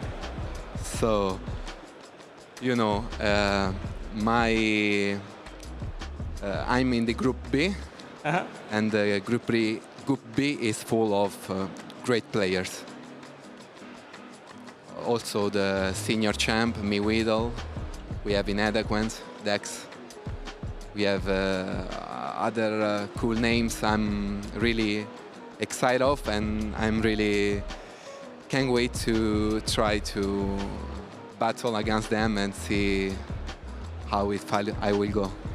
Yeah, this is amazing to hear. You just beat Dex, I feel the pressure. Yeah, you feel the pressure, but you experience the pressure and you came out on top. And I think you have everything it takes to go through that Group B out to day number 2. I hope, because you know, going here is kind of a pleasure for me. It's kind of I feel luck because. I took some days off from work to go there, so I try to make those days pay off. Thank you so much for joining us, and I wish you all the very best for the rest of the tournament, and I hope to see you again on day number 2 or even on the winner's podium. Over to you, casters. Kansiv's already crowning our regional champion, it looked like. Or maybe he's just using Psychic and it's going to be super effective. We'll have Future to see sight. how... Oh, I like it. I like it. He did pick Cresselia. Yeah, So, he did. I think that Alejandro also has what it takes. He has top cut like we talked about in the tournaments before. Speaking of other top cut competitors, we have our next rounds that are pretty much ready as well. And you might notice some other things about these competitors, and that is also how muscular this is. Alejandro, like you said, flexing on stage. I think we're going to see our next competitor also flex. It's a, I don't know if you guys know it ahead of time, but he is a player from the Netherlands. He is a bodybuilder, and that's going to be Lorenzo Lui. Yep, last Lille top 8, if I remember correctly. And I also want to mention something really crazy in-depth strategy that Alejandro just revealed. He lost the first game, and then he decided, hey, I can bring Medicham. If you're ever in doubt, just bring Medicham and you're going to win the thing. Yeah, I think that that's pretty common. If we looked at the day 2 usage or day 1 usage of Sacramento, 70% of them were using Medicham, but day 2 was 100% of the competitors had Medicham on their team. Not saying that you need to use Medicham to be a top cut player, but it probably helps out a little bit, unless you have a good plan to use other Pokemon. I mean, we have seen a lot of really good performances with Defense Deoxys as well. What are your thoughts about that? That is true. Defense Deoxys I really like. Sometimes the playstyle forces you into switching it out if like the only coverage move that helps you against the opposing Pokemon is a Psychic type. Then you might go, you might be in a little bit of a pickle, right? Because you have to throw a Psycho Boost. If that one gets shielded, your matchups get significantly worse. So sometimes this Pokemon actually hinders you from winning the matchup it should be winning. But it is still a fantastic Pokemon. Of course, you're also going to wall Medicham. You're going to win this matchup really hard. But like to your point of being in the charge attacks, I mean, the Psycho Boost, since it lowers your own attack, it's not something that you want to do very early on in the game. And like we talked about with the rise of the Ghost types, with the rise of the Dark types, perhaps Defense Deoxys has decided it's not its moment to shine anymore and is being benched for a little bit until we see a little bit of more of a meta shift once again. I mean, Umbreon can handle Medicham counters, which are same type attack boosted by the fighting type of Medicham. Deoxys defense is also using counter, but it is only a Psychic type, so I think that the matchup for the Umbreon is much better. Also, you are never threatened by a Dynamic Punch if you're in the Deoxys defense matchup. That is true. Speaking of Dynamic Punch, let's go over this a little bit with the Medichams. What is your personal preference? Are you going to be one of the people who was using Psychic, or are you a person who would like to be using Dynamic Punch, or maybe even a spicier Power-Up Punch? Oh, I have been on the Power-Up Punch team for a long time. Too, I've been really liking it. Yeah, you can just catch people off guard, right? You're going up to... I mean, sometimes it feels a little worse if you have to go up to 8 counters to threaten a Psychic, because you want your opponent to shield the Power-Up Punch, of course. But then you feel like, I just missed out on 3 boosted counters. So you're not taking full advantage of the boosts in no shield advantage scenarios, of course. But sometimes it feels a little bad to throw a Power-Up Punch on 8. Yeah, I have to agree, but sometimes, you know, you don't even need to. Maybe you really do want to take full advantage of it. You want to be able to say, hey, you know what, Licky Tongue, I'm going to, you know, punish you for being able to use as that safe swap all the time. Or, you know what, Umbreon, I want to punish you. Registeals, a lot of these Pokemon, they have more neutral matchups like the Registeals, Licky Tongues, Umbreons are. You've seen it already. I've been used as that pivot position on a lot of people's teams. Medicham with Power-Up Punch would really punish all of those because you're ramping up your, and then whatever comes in the back, you're going to be able to throw at least 3 times probably boosted attacks. It's like, okay. However, if you're paired up with something like an Azumarill or a Tapu Fini, the Power-Up Punch with Ice Punch combination is not something that you're really well prepared for. Just go for Power-Up Punch Psychic. You could go for, or maybe we're going to see a rise of potential Psycho Cut Medichams with double big attacks like the Dynamic Punch and Psychic. Oh yeah, that sounds great. Or we're just going for counter Power-Up Punch Dynamic Punch. Okay. Just so it... Just a full-on fighter. Fighters doing fighting damage as they should. Yes, exactly. So you can also bring like a Primeape as well that only has close combat. Okay. That sounds like a great idea. Fighting team. Yes, exactly. Oh, just go for only fighters. What are we even doing here? Flying types, steel types, dark types. In this meta, I mean, my goodness. So who sees flying types in this meta?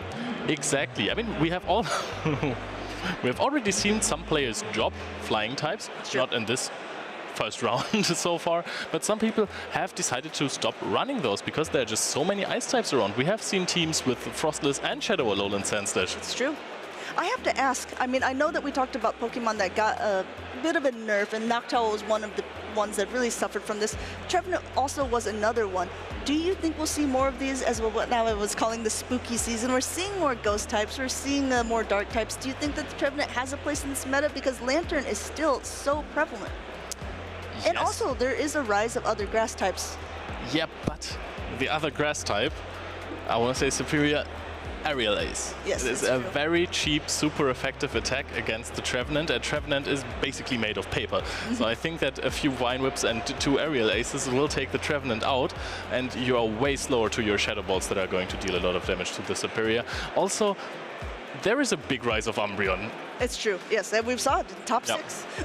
Yes, Frostless as well. Frostless sometimes is an interesting matchup because you can kind of work your way around it with a little bit of advantage or shields.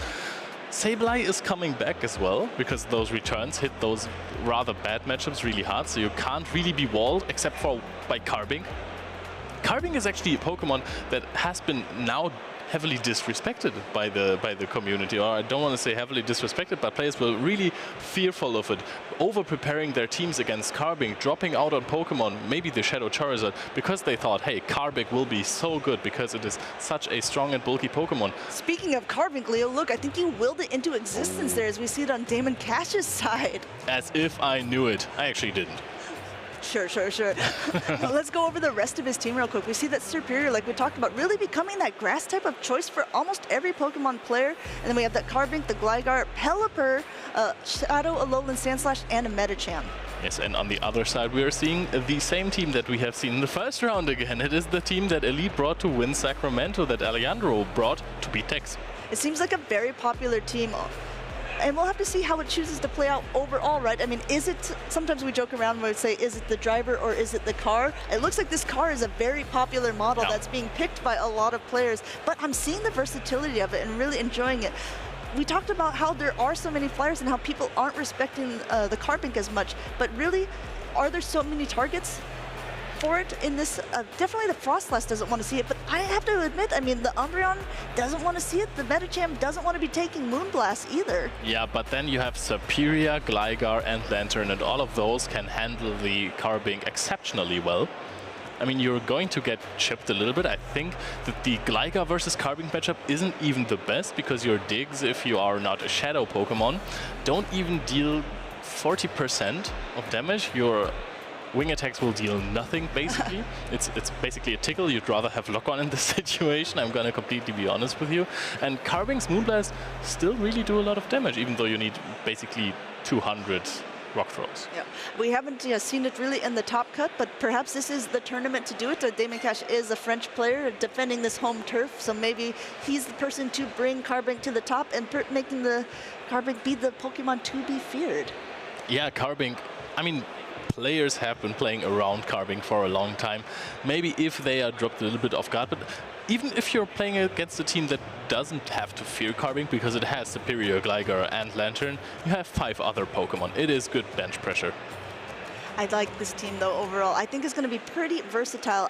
I also like to see the coming back of Pelipper, right? We saw Xylis really winning, showing how to use this Pokemon in Barcelona, and I think a lot of players took note of that as well. But, of course, with the Lanterns being so prevalent, it's pretty dangerous to play. I think it's one of those Pokemon that's very high risk, high reward.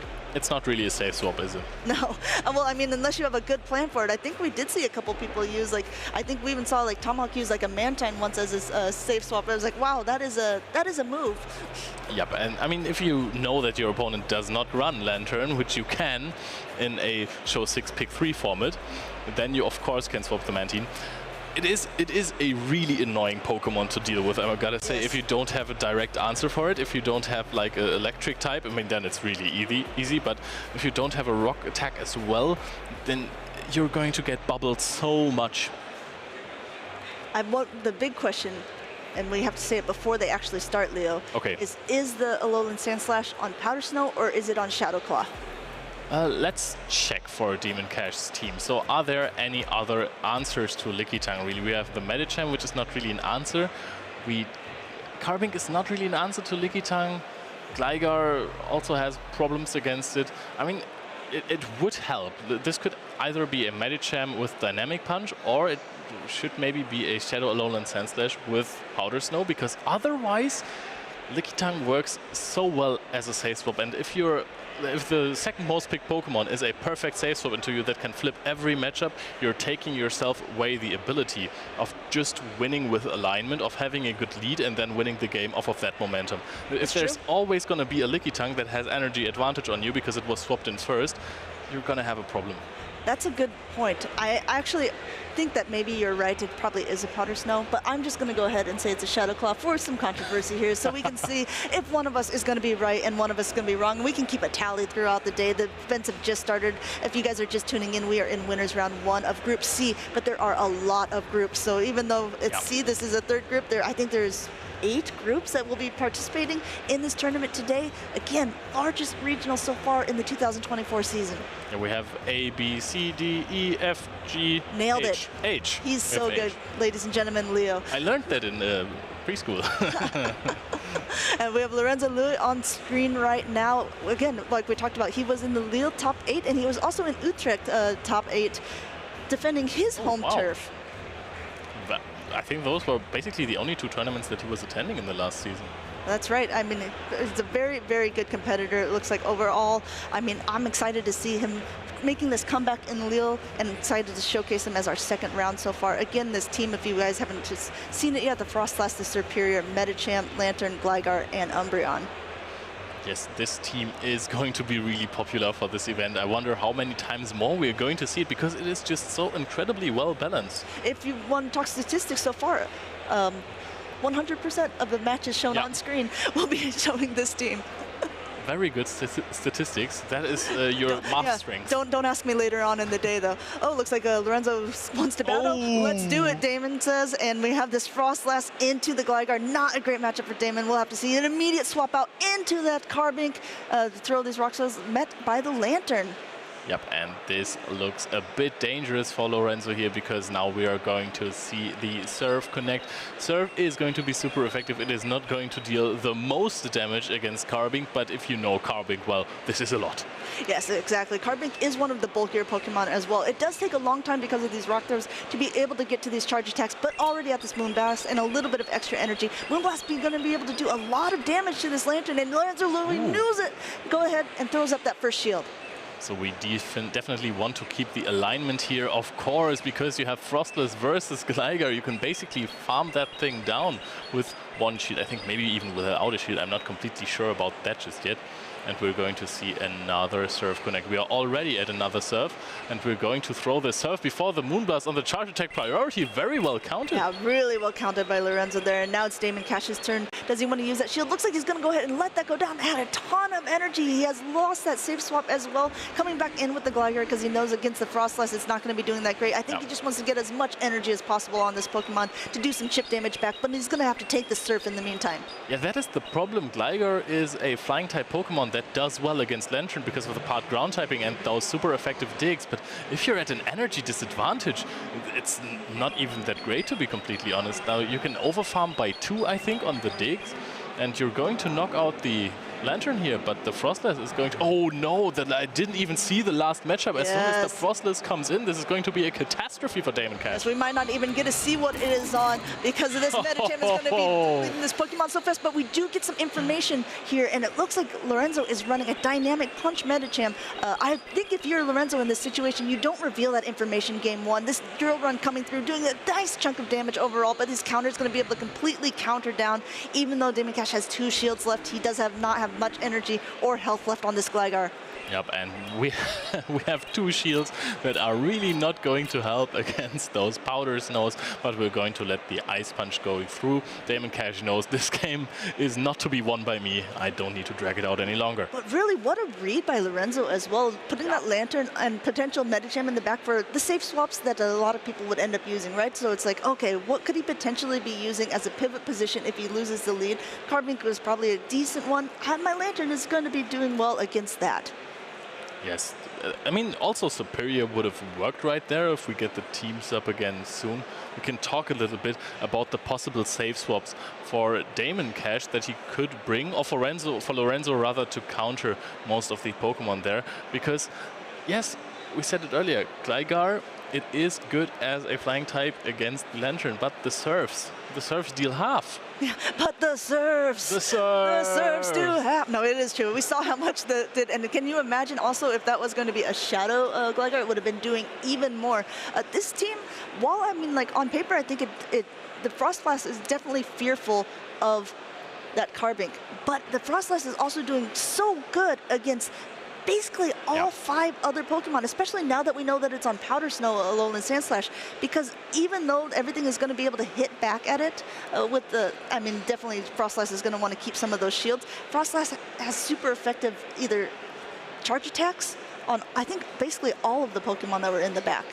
Yeah, and I mean, this team is just tinkered so well, because if you're looking at the team of Damon Cash, he basically has to bring Superior, because otherwise the Lantern is just really free. If we are, as we have anticipated, if we are seeing a Powder Snow Shadow Alolan Sandslash, then the Lantern matchup is not even that great anymore. You still outpace to the drill runs, but still it is a problem. If you get shielded there, you lose. Yeah, I think that this is a team comp advantage a little bit for Lorenzo, and I think he knows it as well. We're definitely going to see that Frostlass every game, and because of that, I think we're going to see the Carbink every game. And it's like one of those, you know, where you put the ball underneath a shell and you just kind of try to move them around. I think the whole game for Lorenzo now is, can I avoid putting that Frostlass on the Carbink? And if so, I think I have a good, at least team comp advantage overall. But I mean, Damon Cash, obviously a pretty good player, knows his way around matchups. Maybe he has a plan of his own for this. A lot of times people like to use game number 1 as a fact-finding mission, as we call it. I was talking with Inadequence Martin about it in Barcelona, and he was saying that he often loses, if he loses round 1, it's, quote, on purpose. You know, just to get some information from the other opponents about their play style, how they like to do things out. But I do think that that is a good lesson, even if you lose, to understand in this game. Yes, absolutely. But I think if you're bringing Pokemon that have polarizing matchups like the Carbink, it is a bit dangerous to lose the first game on purpose, just for information, because there's sometimes, if you're picking Pokemon randomly, there is a 50% chance you're winning the game. And honestly, I think, talking about mind games, I would definitely lead Frostless here if I was Lorenzo, because you led it last game, your opponent is going to think, hey, if he leads it again, I'm probably going to lose the game because I don't really have an answer to the Frostless, so I have to bring my Carbink. But then, as the opponent, you're thinking, hey, my opponent will anticipate it, so I'm not going to bring my Carbink at spot 1. But maybe I'm also one step ahead, so we are going to see in the next game if I would have lost this game to Carbink lead. It's a mind game on a mind game, but I think that even if you're Lorenzo, that's not a bad position, because if the Frostlass is aligned on the Carbink at the beginning, he has a lot better safe swap options, I think, on his team, because then the Frostlass knows that, okay, if I can still avoid this in the back, I probably have a decent time overall. But like we said, Damon Cash is a good player. He was in the top 8 of Lille in 2022. These competitors have most likely played against each other before, but this team composition, I think, like we were talking about, Elite really maybe has cracked a bit of a code, as we've seen a lot of players already using this in this Lille tournament.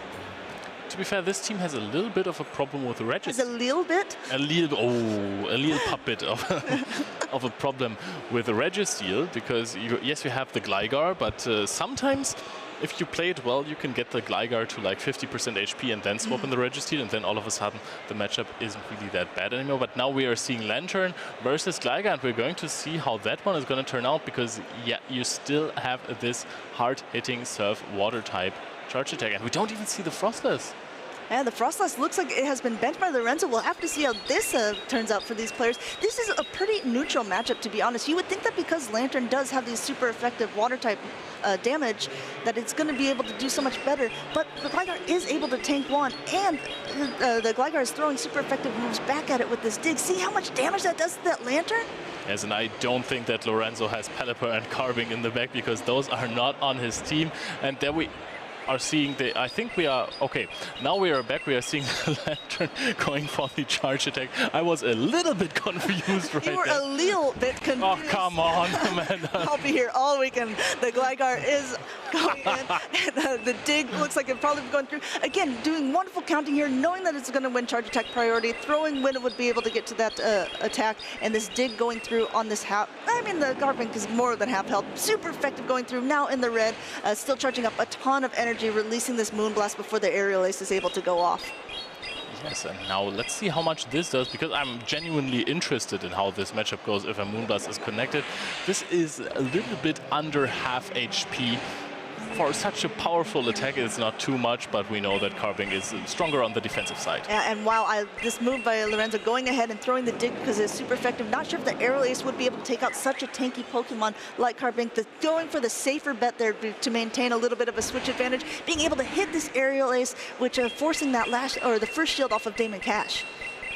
And there we can already see, this is a purified Gligar, by the way, so there is a chance of running return. I like it. Yeah, it's a little bit of a trick, another mind game within a mind game here in this tournament.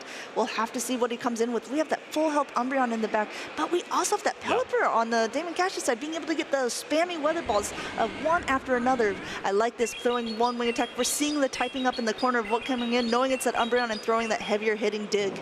Yeah, but if we are going into the Pelipper for this matchup against Umbreon, which is not even that favored for the Pelipper, I mean, you can connect with hard-hitting Hurricanes, however, Lorenzo has the shield advantage as well. If you somehow, with a miracle, manage to win this matchup, there is a Lantern with Sparks waiting for the Pelipper. Yeah, we're about to see that Pelipper going through. Lorenzo going ahead and throwing one. I think this was just on instinct. He just threw because he saw something was coming in really quickly. Throwing this, getting the excellent, bringing it still in the green, and I mean, I think he's going to go ahead and wait for the throw. No, going ahead and coming in now with that Lantern being able to just almost spark it down. He is just throwing a Weather Ball bait, and it might not be enough to take out the Lantern at this point. Lorenzo taking no chances here, shielding that up because he's almost at his surf. Yes, but now we are going to see another Weather Ball connecting. Lantern is really broken Pokemon. I think you're right, this is not going to take it out. We might see a Spark Down right here. This is absolutely not enough. A Spark Down and a Surf is ready. There is a shield on the side of Demon Cash, which he is going to have to use, but can you even farm this down with wing attacks? I think he probably would be able to farm it down, but there's have to remember there's still that Umbreon that is in the green in the back. I think Damon Cash knew it ahead of time, going ahead and conceding that game too. And Lorenzo Louis sweeping it's round one there. Looks like it's off to a good start. Yes, absolutely. Both bodybuilders winning the first rounds right here. Fantastic stuff by them. Both were running the same team. Yeah, that is performing. Interesting. It's a if it's not broke, don't fix it team. I would say it's put together by an elite trainer. Oh. Just warming up, Leo. I'm just warming up. Yeah, I can't wait for this entire weekend to be filled with fantastic fun. A bit of a sarcasm in the voice there, but no, not me. Never. I would never use sarcasm. I don't even know how it's spelled, in fact. Okay, so Lorenzo won this. Do you think that we predicted earlier that there is going to be a big target on the back for Frostless, especially for the team that Elite used, because every time a team wins a tournament, people are really preparing hard for it. So what is the reason why players are still going to use it? I think, I mean, we even saw it in one of its worst positions, like what you were talking about. Frostless has this big target on its back. What is something that counters Frostless harder than almost anything? It's going to be that Umbreon. It's going to be that Carbink. And we did see it up against the Carbink. Being able to masterfully play around it that game one, but I think that maybe Damon Cash even scared Lorenzo out of using it game number two because there was no Frostless to be found. That is true, and the team is just good enough that it also wins without Frostless, because we have been talking a lot about the Ghost Ice type, but you don't have to use it. You have 6 Pokemon on your team, and one of them does not have to be your only win condition. In fact, it's better if it's not one of those. Yeah, I think that's a good point. And what I like about Damon Cash's team, though, as well, is like, you were right. It was a Lowland Sandslash with Powder Snow. It's something that is better, it seems, in this meta. So we're talking about things that are changing and shifting, maybe because because of the rise of Frostlass, we're going to see it shift back to a Shadow Claw, because Shadow Claw does a lot better against the Frostlass than the Powder Lowland Snow does. But so it really depends on what targets you're trying to do with your Pokemon, right? Because if you use Shadow Claw, it's not going to be as good against the Licky Tongues. It's not going to be as good against the Mandabuzzes or like different Flyers. But if you're using Powder Snow, it's not going to be as good against the Lanterns. It's not going to be as good against the Frostlasses. It's never going to be good against the Medicham. If you are in that matchup, get out. Get out of there. Don't get switch locked in there. Yeah. But I mean, this is the beauty of Shadow Alolan Sandslash, because it is so versatile. You can actually use it to fix different problems for your team. If you want to use an ice type in general, you can go, hey, Shadow Alolan Sandslash, perfect, but can I also cover some different weaknesses on my team with it, other than just going for heavy hitting ice punches? I think a lot of times, we've seen it in the past, a lot of people are using like double steel. So sometimes you see a Registeel, and in the previous meta it was a Galarian Stunfisk, right? So we always saw like these two probably paired up on a team, but really no Galarian Stunfisk to be found this meta, but the rise of definitely Alolan Sandslash. We have to even remember some top cut players were using it last season. Deki Chan got 3rd place in Malmo using, and I think 4th place right behind him was a Mind Joke running it, and that was when it had Bulldoze and not Drill Run as his secondary charge attack. I remember calling a drill run before it actually was a drill run. Future Sight. Yes, absolutely. But now we have a little video prepared for you guys about how to maximize your resources for PvP. Hey there, Pokemon trainers. Gabby Snyder here to help you get prepared for your next Pokemon Go Championship Series event. Whether it's your 10th time entering or your first time, here are some tips you can use to maximize the resources available to you when building Pokemon to be used in the Go Battle League. There are 3 main things you need in order to build your team: Stardust, TMs, and Candy. You will encounter most of these in your normal day-to-day gameplay, but with a couple of small changes, you can earn these a lot quicker. Stardust is used to both level up your Pokemon and unlock secondary moves to use in battle. You typically earn 100 Stardust per catch, with bonuses given out for weather-boosted Pokemon and the first catch of the day. You also can earn Stardust from most tasks in-game, such as opening gifts or playing in the Go Battle League. Pay special attention to the end-of-season bonuses for the Go Battle League in particular. If you're able to hit rank 20 or higher, you're guaranteed at least 90,000 Stardust and an Elite TM for your efforts. By using a Star Piece item, you get a 50% boost in any Stardust that you earn in the next 30 minutes. By stacking this with your first catch of the day, eggs hatching, or the end-of-season Go Battle League rewards, you can multiply how much dust you earn very quickly. TMs are used within Pokemon Go to teach your Pokemon a new attack. There are 2 types of TMs: Fast TMs, which change the fast attack known by a Pokemon, and Charge TMs, which changes one of 2 possible charged attacks known by a Pokemon. You have a chance to obtain TMs from playing in the Go Battle League and obtaining at least 2 wins. There are also elite variants of each TM that let you choose an attack to teach a Pokemon, including those only available during community days. You should save elite TMs until you have the perfect Pokemon to use on, such as teaching a Shadow Swampert Hydro Cannon. Candy is the final resource you'll need to gather in Pokemon Go, and like Stardust, it can be best obtained while catching Pokemon or hatching eggs on your daily adventures. For every basic Pokemon you catch, you are rewarded 3 candy. For every Stage 1 evolution, 5 candy, and for every Stage 2 evolution, 10 candy. You can double the candy rewarded by feeding that Pokemon a Pineapple or a Silver Pineapple Berry. You also get bonus candy when catching a Pokemon that shares a type with any Pokemon you currently have Mega Evolved or has currently undergone Primal Reversion.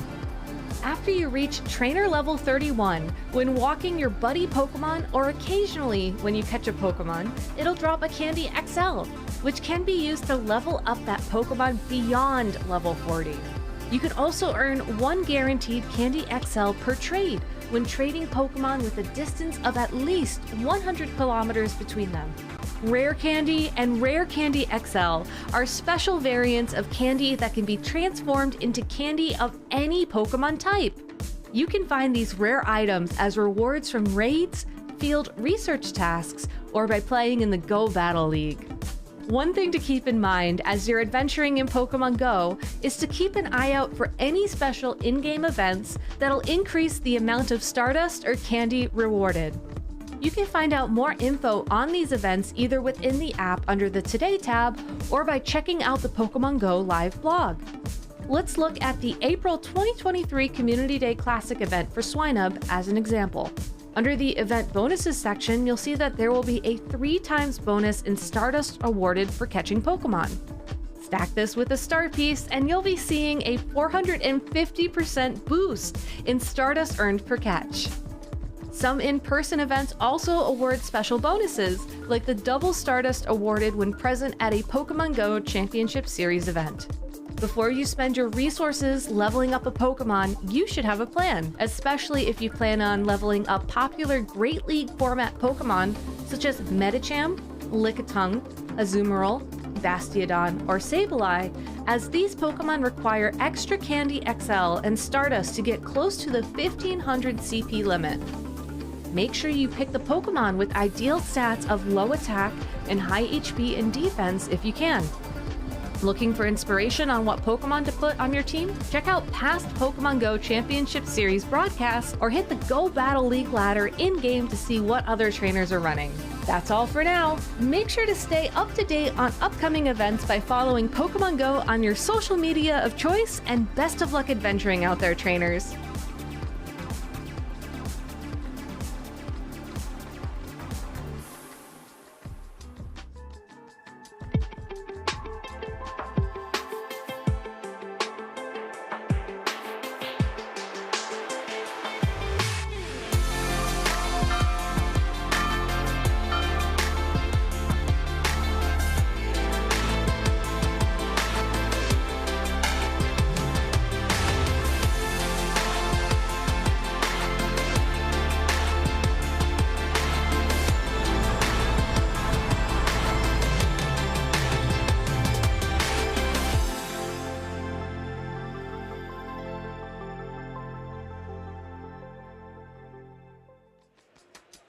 Welcome back, trainers. I'm here joined in the caster's hot seat by the winner, Lorenzo. Lorenzo, how are you feeling? It was an important win. It's a very good way to start day number 1.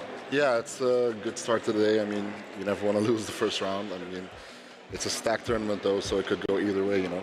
Yeah.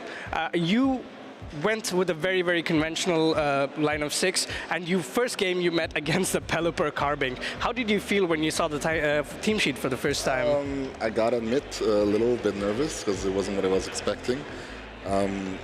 Especially like Carbink, you know, it's so bulky. Yeah. I don't like playing against it. But luckily I got the right alignment, so it worked out. What is your thinking process like when you see a team that you're not entirely prepared for? How do you think, how can I make the best use of the Pokemon that you picked for the tournament? Well, I try to look at like which Pokemon have the best play, the most play, which are the safest, and I try to think of what he might bring, and try to play around that. Okay, that is very good advice that you can give, and then people can carry on when they come to these tournaments. So another advice, how do you prepare for these tournaments? Well, I do always some practice tournaments the weeks leading up to the tournament in Inadequance's Discord. I check a lot of the regional streams, you know, look back at what teams are doing good. My team is obviously from the last 2 regional winners team. So they were all Pokemon I felt comfortable using, and I have really good ranks, so I played it.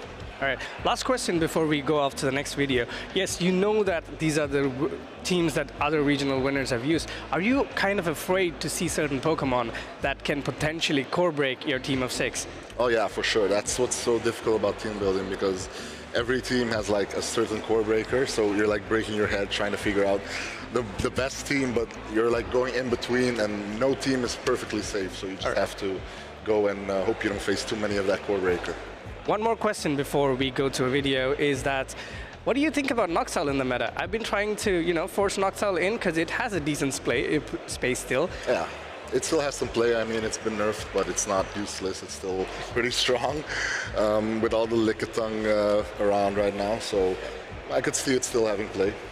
All right. Thank you so much for you're your welcome. time, Lorenzo. Thank you, too. We are going to go into a short video on how to get started in Pokemon Go PvP.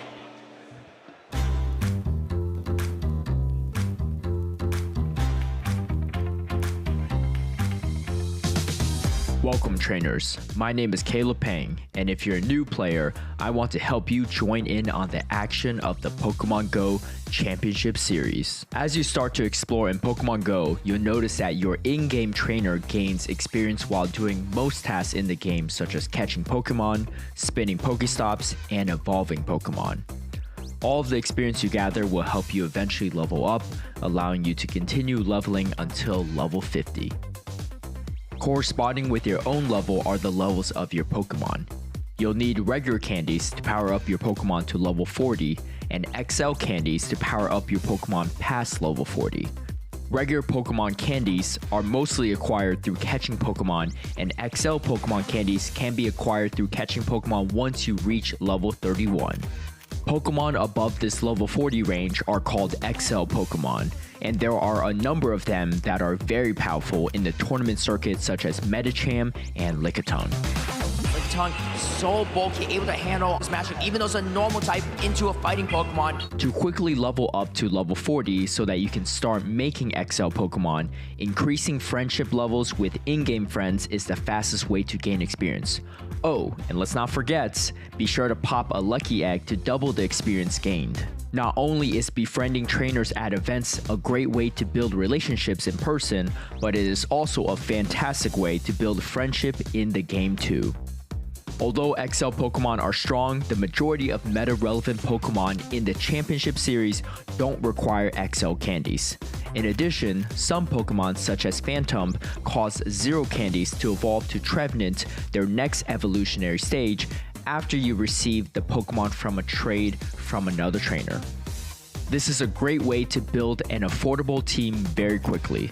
Trading in general gives you access to a specific Pokemon you're looking for, so be sure to talk to other trainers and see if they have what you're looking for. Clearly, the trainers have found a way to outmaneuver the regular meta. There isn't a level requirement for competing at official tournaments, but you want to make sure you have a team of 6 Pokemon that you're comfortable with using. Collecting the Pokemon for your roster and powering them up is the first step to your competitive journey. The Pokemon Go Championship Series takes place in the Great League, which means you can use Pokemon up to 1500 combat power. Even though it isn't required to have a specific combat power for the Pokemon you're using in competition, getting as close to the combat power cap as possible will help maximize your Pokemon for success. For tournaments, there are Pokemon Go challenges hosted in local communities, as well as regional and international championships hosted in various cities around the world. Many trainers battle in these tournaments for a chance to qualify for World Championships, which takes place at the end of each season. Whether you're aspiring for a top finish at World Championships or just looking to join in on the fun, trainers of all skill levels are welcomed at these events. To register for a tournament, visit Pokemon.com/compete to create a Pokemon Trainer Club account. From there, use the event locator tool to find local tournaments near you to start your battling journey. For examples of top performing teams, be sure to check out what the latest champions brought in their tournament run. And if you're missing any Pokemon, befriending other trainers and trading with them can often help you fill in the gaps. Many of my best Pokemon were acquired through trades with friends.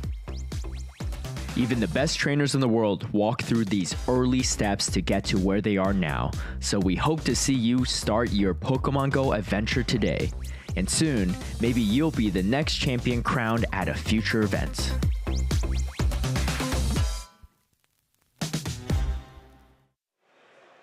Alola trainers! Look who I found, it's Adelian. Yes, hello, how are you doing? Oh, I'm doing fantastic. We have seen so many great battles already. Very good team of elite right there, I want to say. It was used 2 times, won 2 times. Very, very strong. but I want to see it switched up a little bit. What about you? Yeah, so do I. I think it'll be exciting to see what new matches come. Welcome into those who have joined in just a few minutes into this just changeover, as it were. So yes, I'm Adelian. I am one of the casters for those of you who haven't seen me yet, and I'm with Leo. Beautiful, beautiful man. Thank you so much. Likewise.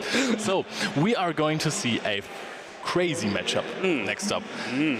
There is going to be not Tonton Matus versus Emmy Weedle, which I was just going to announce, but I think we have a French matchup right here. Yes, that's right. I think on the left we have Sipa, who is actually one of the community leaders for Lille, so very much a local player here. And you know, I always speak about Pokemon Go being a very community-driven game, and no one, in my view, encompasses that more than Sipa and his abilities to bring the community together. So we have Sipa here, and we have Talonflow on the right. I'm trying to recall where Talonflow is from.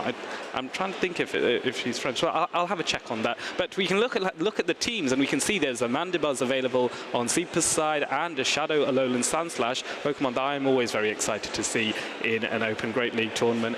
What about yourself, Leo? Is there any Pokemon that stands out for you that you want to see? I want to see that in action. Yeah, definitely. And it's going to be the Alolan Ninetales, not even the Shadow version. It's just the regular version. And I think that this might be a Charm Alolan Ninetales, because this has been really dominant in GBL lately. It is absolutely strong. Most of the people don't really prepare for it that much anymore. Of course, Powder Snow would be much better against the Venusaur, but this is really strong against Medicham especially, and also Mandibuzz as well. Yes, I think you're absolutely right. I think Powder Snow would be, well, I agree with that. Powder Snow would be better against the Shadow Venusaur here, being able to outpace the Venusaur here. But if it is a Charm, maybe also against Lickitung as well, because we will often see that Medicham Lickitung core. Even though Ninetales may not win without giving a shield up, you can certainly chip away at the Lickitung quite heavily, and hopefully allow something else to farm up later on. So let's see what this first match brings us. We shadowed Alolan Sandslash going in against a Medicham of Talonflow. Talonflow really getting the advantage here. Straight away, an instant switch into the Lickitung, which is a really neutral matchup. But look at the charge attack on Medicham's side, and he launches it straight away. What is this going to be? Is this going to be a shield from Sipa? Already something impactful happening. Great shield. Wow. This is a fantastic shield by Sipa, I want to say. Anticipating that this is a dynamic punch, or just really wanting to flip the switch right there. But now we're going to go into the Charm Alolan Ninetales. You were right. Against the Body Slam. Yes, absolutely. Good prediction there on your part there too for the Charm Alolan Ninetales. So as we can demonstrate, as we can see here, Charm just able to chip away so heavily with the amount of damage it's doing onto the Lickitung, but not before Lickitung is able to get a Body Slam off and do a little bit more chip damage. So at this point, Alolan Ninetales choosing to drop the Weather Ball onto the Lickitung to prevent it launching another Body Slam first. I think that's a good call here, and Lickitung choosing to no shield and let this go. At this point, maybe Shadow Alolan Sandslash could farm down. What do you reckon? Yeah, I think if it is a Powder Snow, it's going to be a bit difficult, because still those Charms are going to deal a lot of damage. But if you are on Shadow Claw, this is no problem whatsoever, dealing a lot of damage. Still, yes, you have a little bit of energy on your Shadow Alolan Sandslash, but you really do not want to be up against this Medicham regardless. We're going into the Medicham. Medicham immediately switched out into the Superior. Now we have the Grass-type Mirror Match. And the thing about this is Superior outspeeds the Venusaur, even though it's part Poison-type, to the Aerial Ace. Yes, that's right. The Aerial Ace will not KO, but this is a Shadow Venusaur, and it does not like taking super effective hits. Able to take the first Aerial Ace on. Now the key thing is for Venusaur to be able to land the Sludge Bomb onto the Superior. So this is a bait attempt. The bait is successful, and Talonflow recognizing and respecting the Sludge Bomb potential here and saying, you know what, I want to keep this Superior healthy to get off another Aerial Ace onto Venusaur. Surely this goes shielded by Sipa here. Venusaur needs to stay in this game, and indeed, Sipa does make that shield. And now this is going to be a little bit difficult, because you can throw another Frenzy Plant as a bait. You can go for the Sludge Bomb immediately. I think you're gonna get outpaced here. You can't really farm down. The Sludge Bomb is going to be shielded, and we're going to see another Aerial Ace come off against the Venusaur. Yes, I think this was the right call. Talonflor recognizing that keeping that Superior protected and healthy is going to be key to winning this game. Able to eliminate the Venusaur. Now the switch clock is up, and Medicham is able to get onto the Alolan Sandslash, and there's not really any escape here. However, that drill run is shadow boosted, will do a heavy amount of damage, and it does almost take out, but not before. Whoa, wow, that is absolutely impressive. And will this Ice Punch connect as well? Does this KO the Superior? Wow, from the jaws of defeat, will Seba be able to pull something off it? This will be impressive. He can pull it off. Superior just survives with the bulk, is so impressive. And Shadow Alolan Sandslash takes it out. Oh, those Vine Whips still dealt a lot of damage because Shadow Alolan Sandslash is just so incredibly frail on the defensive side. Yes. Yes, absolutely. That was, at one point, I genuinely thought Sepa might have been able to pull something out of that, despite having such a hard counter lead there. So that was very, very impressive. Talonflor, of course, having the sensible gameplay to be defensive with his Superior. I think that worked really well, but that was a lot closer than I thought it would end up being. I mean, the way it got really close is that Talonflor wanted to secure the positive matchup of Medicham versus the Shadow Alolan Sandslash, but allowed a lot of licks to go through on the Medicham. So Medicham was basically just at half HP. While securing the switch with this, you're still opening yourself up to a drill one, which does about 40%. So actually, the Sandslash got to beat the Medicham and got really close to even beating the Superior as well. Yes, absolutely. So yes, one has to be careful when you're battling. It's very beneficial to farm up and get a lot of energy by not committing to a charge attack. However, you have to be careful with your health. Do not let those Shadow Claws take out Medicham. Bear in mind, Medicham is a Psychic type Pokemon in combination with Fighting, and does take super effective damage from Ghost type attacks, such as the Shadow Alolan Sandslash running that Shadow Claw. So be very mindful of it. So the two trainers now are considering and readapting and thinking, how do I adapt to myself? Adapt to my opponent going into game 2. And what do you think is the sort of a thought process that you would go through when you've lost the first battle and you go, I should try something different? Do you change? Do you not change? What do you reckon? I mean, even though you lost the first game, this might be a little boost in confidence right here, because you had the absolute worst matchup that you had there and you almost flipped it. So of course you can be like, I could have won this, I could have maybe won this. But then again, I would think, hey, if I don't get a catastrophic matchup in the lead, then I might have a team comp advantage here. I might be able to beat Saper here as Talonflor. And also, we just saw the achievements of Talonflor. 3 tops already at Play Pokemon tournaments in Bremen, Stuttgart and Bochum. Oh, wow, okay. I did not realize that he had been so successful in all those tournaments, so that's impressive. And so we go into game 2 here. I think both trainers are locking in or have locked in, and we see the Medicham being led into a Medicham mirror at this point. So we have to see, we know that Dynamic Punch is on Talonflor's side, but what we have on Sepa, it looks like Dynamic Punch on both sides. Oh, that will be interesting to see. Go ahead. Those Ice Punches are coming in, trying to catch an Ice Punch here on the Alolan Ninetales. And now I'm pretty surprised that the switch out was so late by Saber, because you took a little bit of damage on the Medicham. Yes, of course, you got some energy, but is it really that strong to gain some energy extra on the Medicham if you're in an energy disadvantage against Wow, this just got knocked out. Wow, that was interesting. I think maybe perhaps Talonflor was hoping that the Alolan Ninetales would be able to survive a Frenzy Plant, but clearly not. As Superior does come in, Superior is able to outpace, and we have seen that before. So getting to the Aerial Ace here, I think Aerial Ace will bring Venusaur into the red. It may not KO, will break it pretty close. So I think maybe a shield here. Oh, no shield in this case, but Venusaur is able to get to the Sludge Bomb and choosing to bait again with the Frenzy Plant, which Talonflor respects. Yes, I think this is a very sensible move here, and wonder if Superior can farm this Venusaur down. What do you think? I think it is going to be really close. Those are double. Oh, but did he count correctly? Does he know that this is only a Frenzy Plant? No, he does not. He decides to shield this up. I mean, it would still deal a sizable amount of damage, but we are protecting the Superior, and Superior is now superior against the world. There's Medicham and Ligitang with 2 shields against none. Yes, that's going to be very challenging for Talonflor to come back from this when being 2 shields down, but does have the advantage that both his Pokemon are relatively healthy, and so they are both reasonably bulky. Certainly the Superior is, and so the key thing here is just trying to chip away at this Lickitung as best as possible, and maybe we can use Medicham to farm it down and take it out in order to then leave it with the Medicham mirror later on. That might be the play to go, but of course the Superior needs to also trying to get a catch here maybe, and doesn't get the catch. Ooh.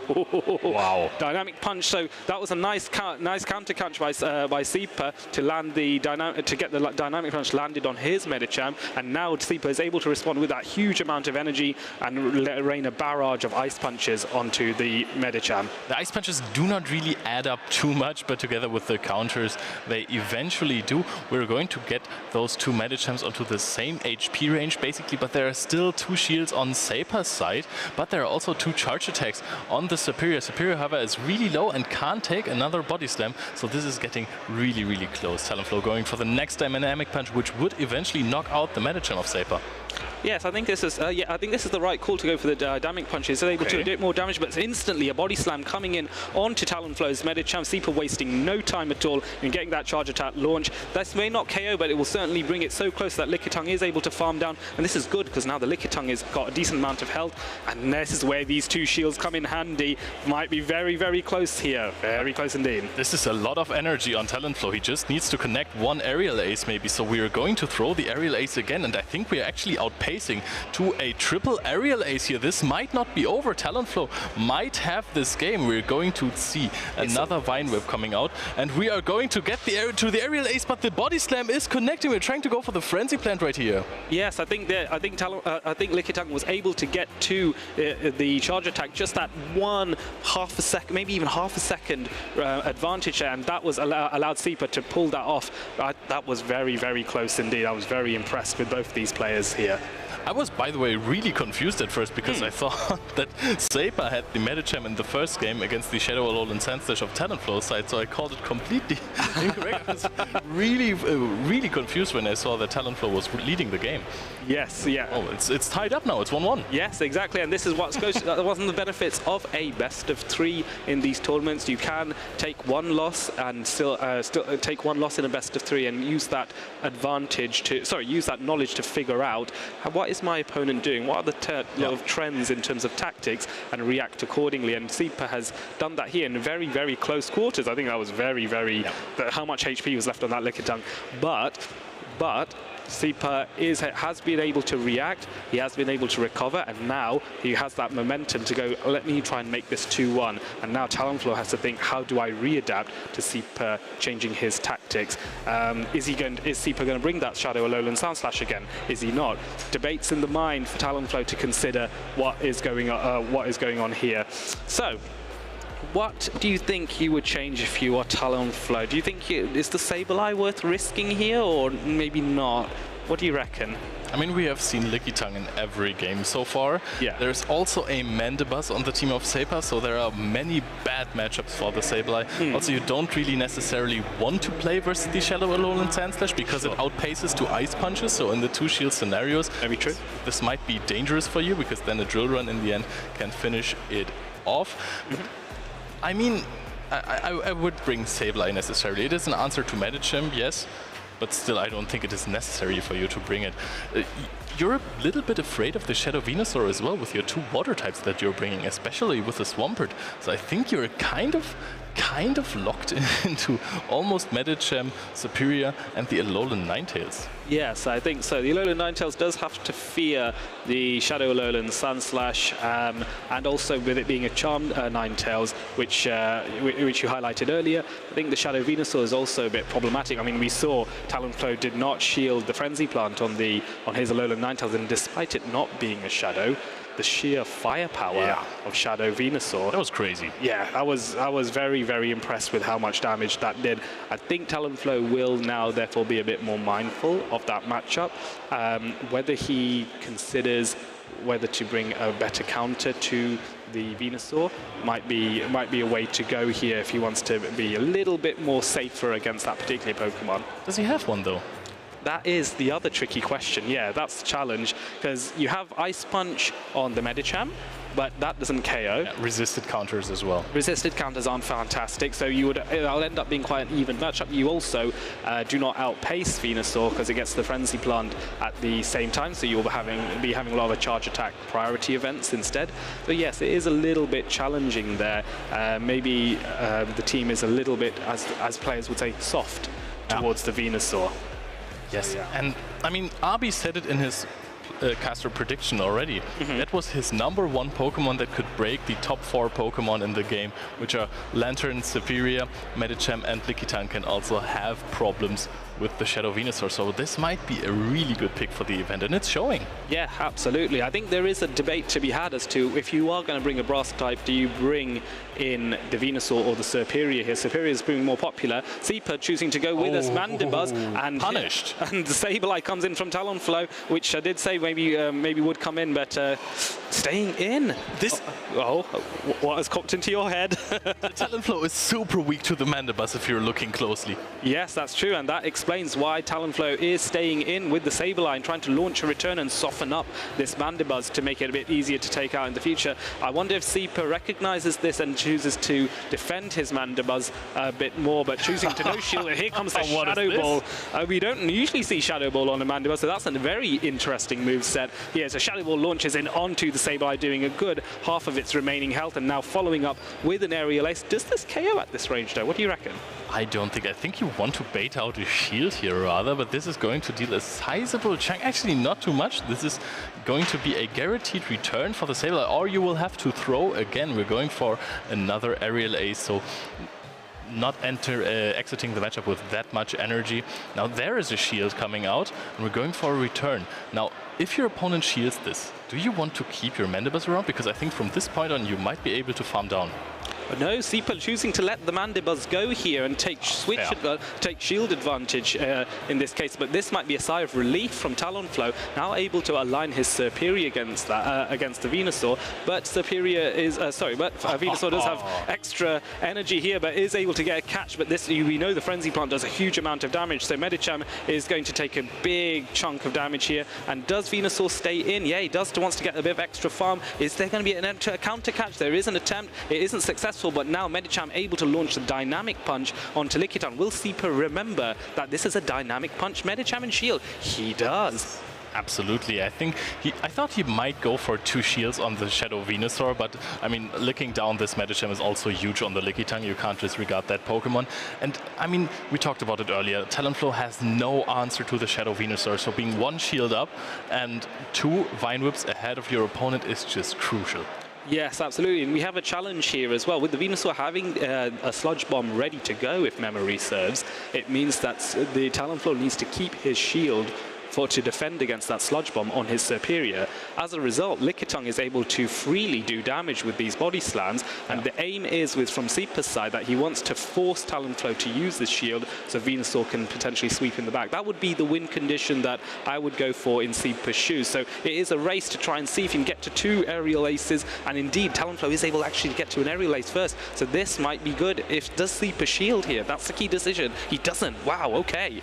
I think at this point you're just going to Vine Whip this down, not even trying to throw something, giving up another fast attack free for the Superior. No, and the Vine Whip down of the Shadow Venusaur is what ended this game as well. Shadow Venusaur coming in completely clutch for Seeper here. Yes, absolutely. I think this, as we pointed out, this match was a little bit challenging for Talonflow just because of that Shadow Venusaur being what's referred to as a core breaker for so many Pokemon on Talonflow's side. But I think yes, I was observing what would be the win condition to try and land a Sludge Bomb on the Superior, not realizing, however, that Superior was so low on health that it didn't really matter. You could Vine Whip down, and a Shadow boosted Vine Whip, even though it's resisted, will still do a fair amount of damage, eh? Yep, this is the beauty of Pokemon Go as well. There are so many different factors that you have to measure in.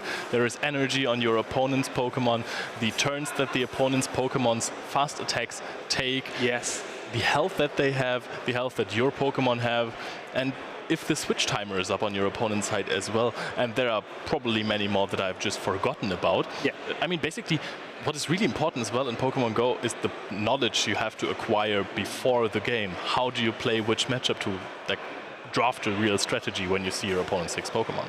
Yes, absolutely. One thing I have found quite useful as well whenever I've gone into a tournament is to refresh my mind on those on the attack on the move counts or the attack counts. So, for example, we were talking about Medicham versus Venusaur earlier, and how we know we need 6 counters in order to reach an Ice Punch on Medicham, but we also know we need 6 Vine Whips in order to reach the Frenzy Plant on Venusaur, and then that would force a charge attack priority event. Having knowledge of those kinds of counts means, let's say we have a matchup where my opponent goes up to 6, but I know goes up to 6 on Medicham, but we know that I don't mind taking an Ice Punch on my Pokemon. I can have that safety and reassurance to not immediately shield, but go, no, I can save my shields for later on in the match. Maybe a tactic like this could help those of you watching with GBL when you are doing your matchups, and have a bit more certainty in when is it tactically best to shield and not to, depending on what's going on at the time. Yeah, also what Pokemon you have in the bag. Do you have Pokemon that profit more from shields than others? Yep. There is maybe an Umbreon on your team that you don't really want to use your shields on because everything is going to deal 0 damage as well. If you have a Shadow Venusaur, you might as well shield everything that's thrown at it. But however, we said it in the opening panel, we have some social media posts from you guys that we can bring up and read out for you guys. So let's see, what do we have here?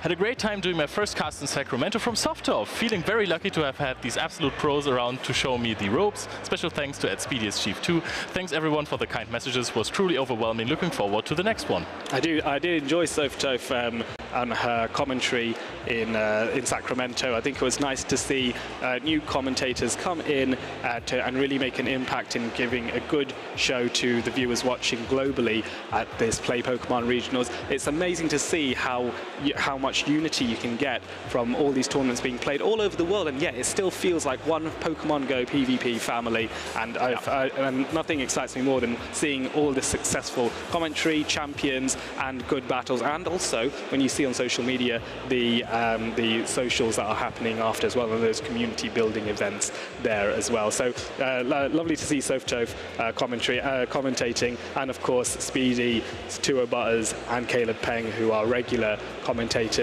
in the US regionals. And you know what? Softov really showed that she knew what she was talking about. I really liked the performance. And there we have Ginger Ninja, who is coming to Lille, what we like to see. On my way to Lille via Brussels. Can't wait to get the ball rolling in this new season of at Pokemon Go app at Pokemon Play Pokemon tournaments. 2 very, very cute little plushies on the in the car. I think he's driving in the passenger side. It looks like it. Bear in mind, the UK drives on the on the different side of the road to France as well. So I had to like double check that. But it's a very this background, and to be fair, these houses and the trees, that looks very UK. I can sense that straight away. But yes, Ginger Ninja hailing from Liverpool, which is actually a destination for another Play Pokemon Regional that's going to happen in January. Good segue. Yeah, in January. Got to represent the UK regional, right? So yeah, the Liverpool Regional, Ginger Ninja is very likely to be there, and hopefully I'm hoping to travel there because it's not too far from me. So I'm looking forward to that. But yes, thank you Ginger Ninja for this lovely photo, and 2 very, very cute plushies as well. Yes, I played versus Ginger Ninja already, and he actually brought a Crawdont against me, and he got 2 Crabhammer boosts. That sounds about right. Those snarls did damage, let me tell you. Crawdont's actually one of his favorite Pokemon, and you know what? It actually has a very, very good moveset. Snarl, fantastic for generating energy, and then you have 2 excellent moves by which to take advantage of that. You have Night Slash and you have Crabhammer, and Crabhammer as a water-type damage-dealing move, incredible damage. I think it's very similar in a way to Hydro Cannon. I can't remember the exact damage or energy, but it hits hard. Yeah, that was definitely a problem for me. It is a really frail Pokemon. Yes, that's the downside. If you don't have an answer to it, and there are shields to back it up, you're in for trouble. Yes, absolutely. So maybe you never know. Maybe he's brought Crawdont to this tournament as well. Maybe if he comes up on stream, I would love to see that. We'd love to see it win as well, do a ridiculous sweep. That would be amazing to watch. Do you think it's a good place for Crawdon right now in the meta? Let's have the important discussions for this tournament. I think it's a tricky one because, of course, you have Medicham. That's so fight. Yeah, okay. Yeah. So number one, Medicham with its fighting type counter attacks can take out Crawdon, which is a water and dark type. Lickitung would probably have a reasonable matchup. However, Crawdon has to be mindful of the power whip, but can probably outpace to Crabhammer. I think it also has to be mindful of the body slams. To be fair, lie to yes, you. yeah. From a weakness standpoint, the grass type power whip wouldn't be great for the Crawdon, which would probably one-hit KO, but the body slams would do a reasonable amount of damage as well, just because it's so frail. Superior, we know water and grass do not go well together. Well, grass goes well attacking water, but not the other way around. And then we can see lanterns and other Pokemon like that, and of course the fairy types do a fair amount of damage. So Charmalol and Ninetales as well. Indeed. So maybe after reconsidering all of this, it's not the time for Crawdon. No. But you never know. You never know. I mean, if this is your favorite partner Pokemon and you love it so much, then you should just bring it, because after all, this is about fun. And bring the Pokemon that you love the most. I will, at some point, bring a Darmanitan to one of these Pokemon tournaments. Which one, though? Oh, absolutely the Unova one. Okay. Classic, red, angry, fire type. Yeah. Fantastic. Incinerate, really good fast attack. Yeah, it is. It has decent coverage. Yes, it has. So, because what we have with Darmanitan, I think there's Incinerate, there's Fire Punch, and is there Rock Slide as well? Right, and both of those charge attacks actually do reach them very quickly with Incinerate. And never mind Darmanitan. Look at these two titans of the Play Pokemon's Championship Series on screen right now. Do you want to say anything about these two fine people over here? Oh, and Adelian, the table looks very bland. I don't think there are any plushies on there, right? Yes, there's been no shortage of...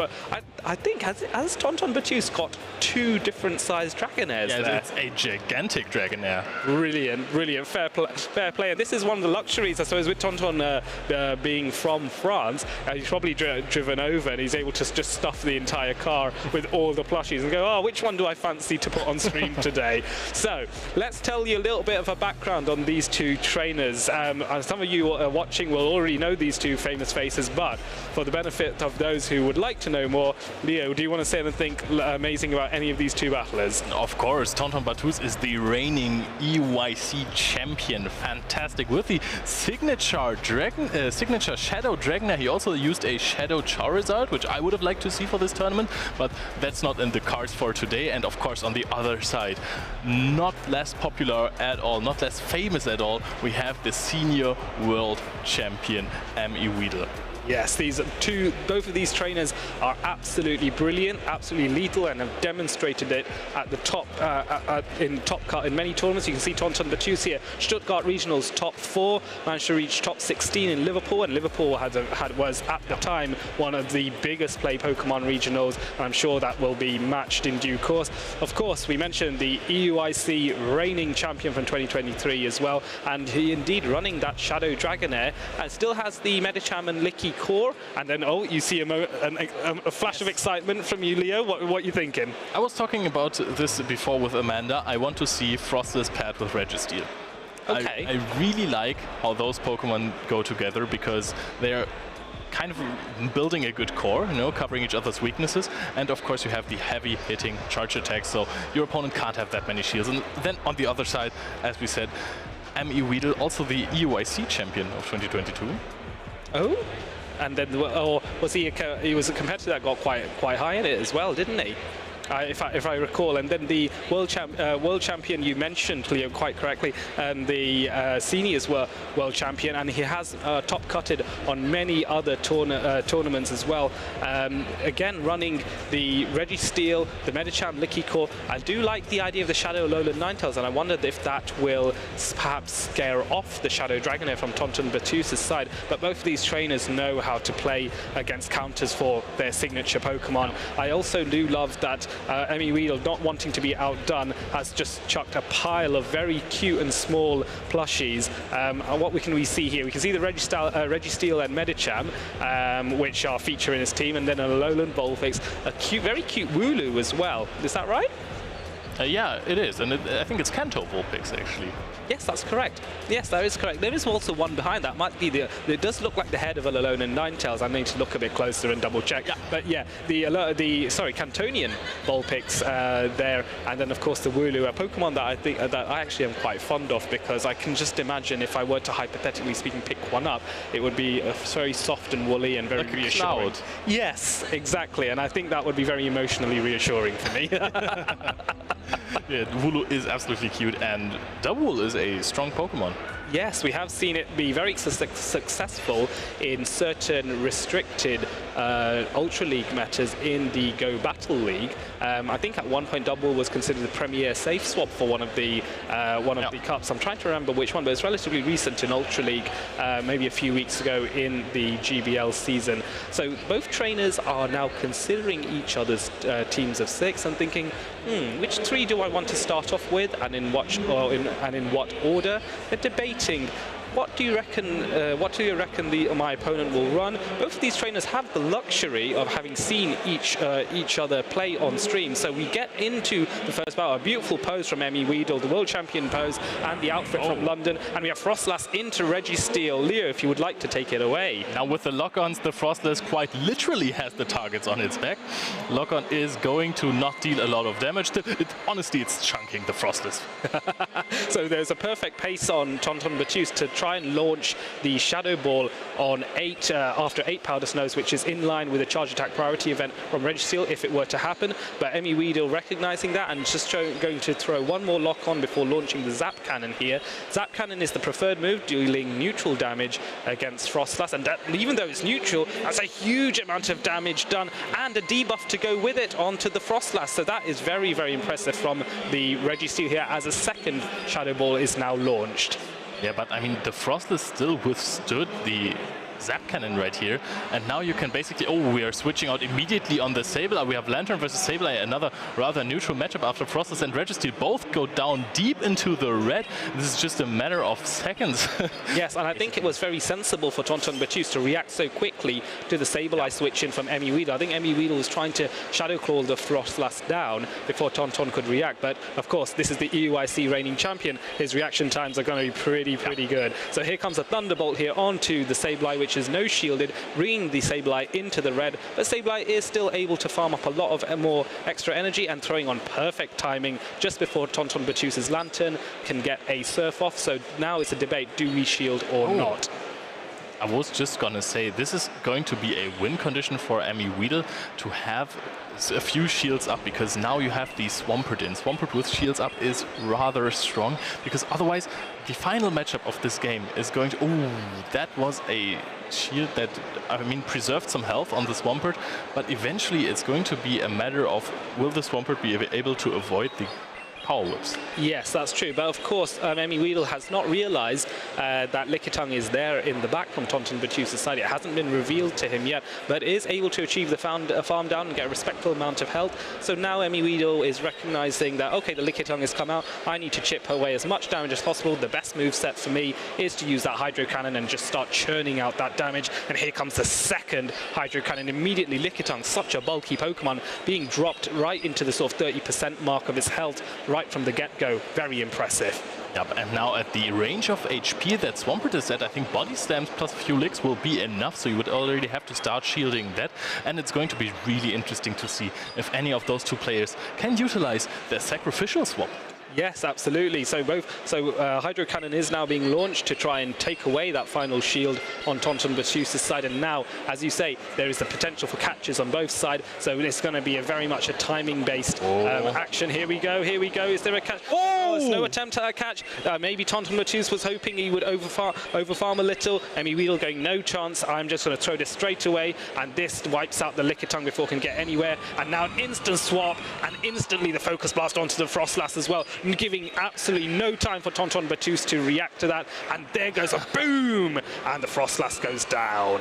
Emmy Weedle celebrating his first win of the tournament right here. No, that's absolutely not true. He has won games before, but the first win against Tonton Matus on stream at least. And very, very well played. Just identifying that most of the time, if you're going to those situations where you have to go for a sacrificial swap, where you have to go for a catch, players are going to overfarm. They're going to play mind games, especially those talented trainers that are just super strong, like Emmy Weedle. And then you just surprise them by just immediately throwing it on when you have it, basically. Yes, absolutely. I think that it is very easy sometimes to recognize both of these trainers are absolutely fantastic, and they are constantly, their minds are working at 100 miles per hour in terms of trying to second guess their opponent. And yeah, sometimes you forget just the simplest action of, I'll just throw it straight away. You weren't expecting that. There's been many times I've had comments from trainers that, in my view, are much better players than me, and they've said sometimes I just get caught out when people just do the simple things. Yeah. And here we have it, and there you are. So you're absolutely right, Leo. The simplicity did have its advantage there. But to be fair to Tonton, I don't think he made any distinct mistakes, and I do think he was very, very sensible and very, very quick to react when Sableye came in to wipe out the Frostlass. I think he was very quick to react then. I'm impressed with that. I want to see more of that, and it kind of sets his it sets a standard of this is where you want to play if you want to be in UIC reigning champion. Absolutely. The Sableye switching off Emmy Weedle was kind of nice. Switching it in at the perfect timing right after a charge attack to maybe sneak 1 or 2 Shadow Claws, and then I think 2 would have even been enough already to take out the Frostless. So very nice reaction of Tonton Matus right there to avoid this KO.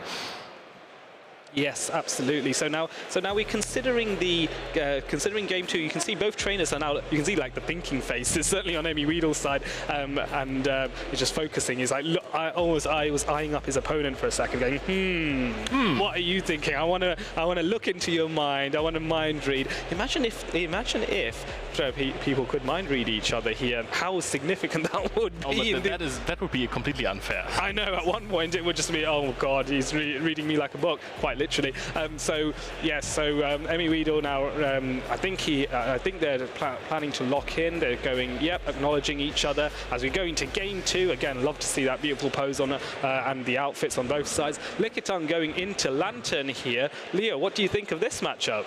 I mean, this is a bit better for Lickitung because of those super effective power whips. Other than that, as Spark has been changed to deal more damage, Lantern has a lot more pressure on the Lickitung.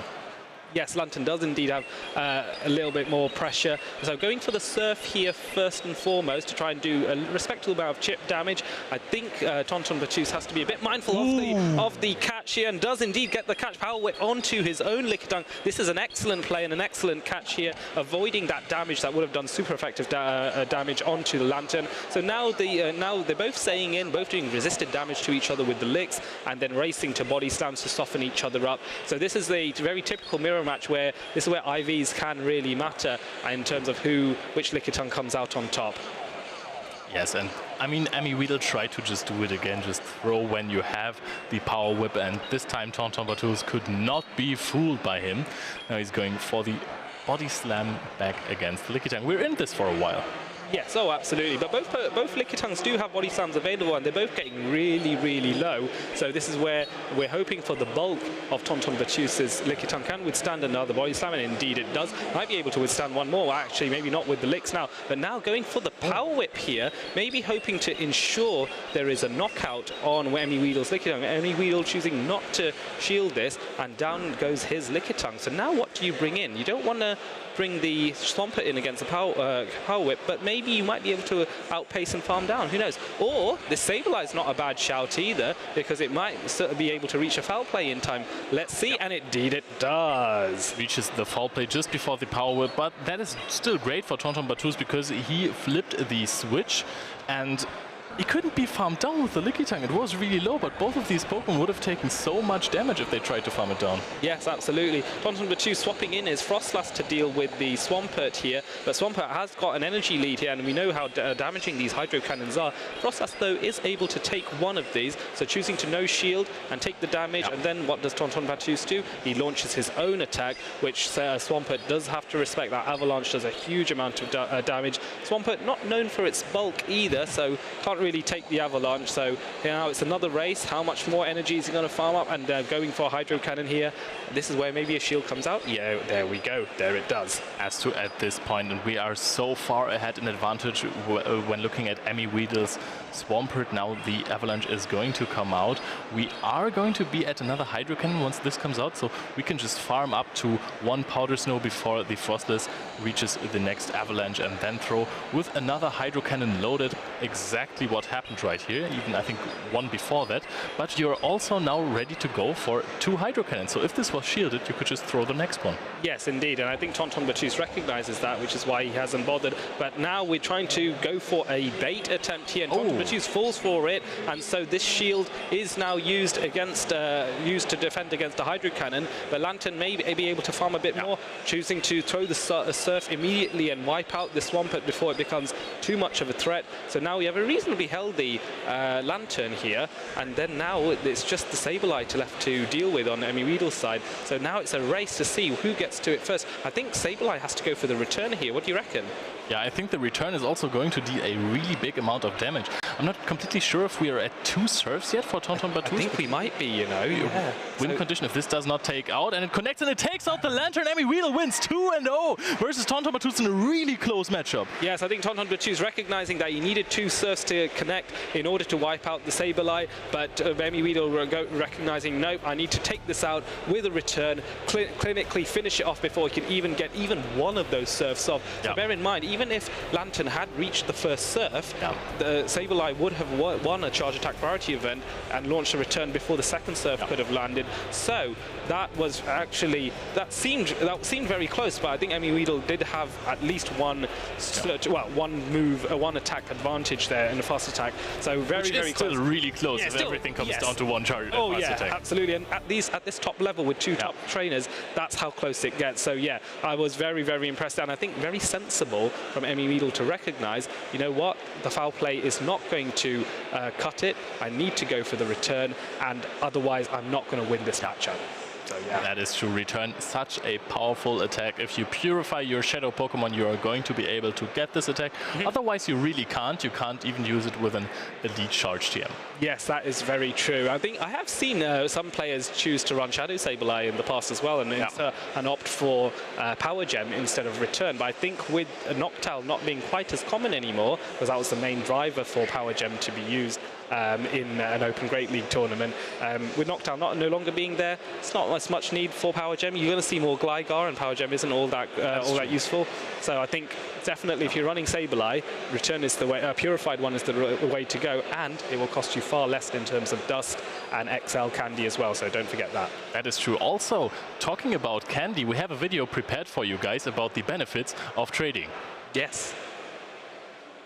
Pokemon Go has many different avenues to acquire the best Pokemon for PvP, but one stands above the rest to be very effective at increasing your PvP roster: trading. Trading is by far the best game feature to leverage. It allows you to collect Pokemon from events that you might have missed, reroll stats of specific Pokemon, get exclusive attacks that can no longer be obtained outside of Elite TMs, and even get legendary Pokemon into the Great League like Lugia and Tapu Fini. The best times to trade are during events such as Community Day or Raid Hours, as they allow you to easily meet up with other players and can sometimes provide bonuses to the amount of special trades you can do. This is the time to ask around for Pokemon you need on your roster, especially if they are out of season like Trevenant, which only appears during Halloween events. Another great place to trade is at Play Pokemon tournaments. Trainers there are just like you and likely have key Pokemon you've been looking for, or regional Pokemon such as Tropius and Hawlucha.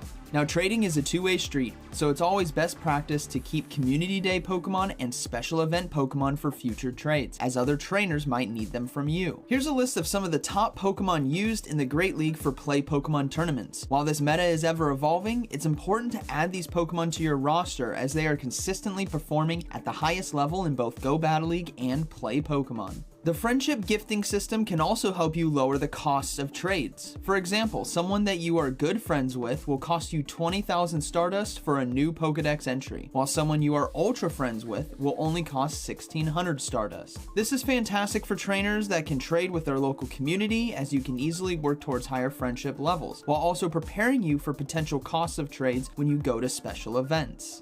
The stats of Pokemon traded are also randomized, giving you a chance at better stats for that Pokemon. You can do this by either trading with lucky friends for a chance at better stats, or trading with someone new to have a higher chance at low stats. The lower your friendship, the lower the floor for stats of the traded Pokemon. Pokemon with maximum stats, otherwise known as 100% or Hundo Pokemon, are used and preferred in the Master League. Lower stats, attack in particular, can be useful on Pokemon who don't reach their highest level in a given league, like Lantern in the Great League.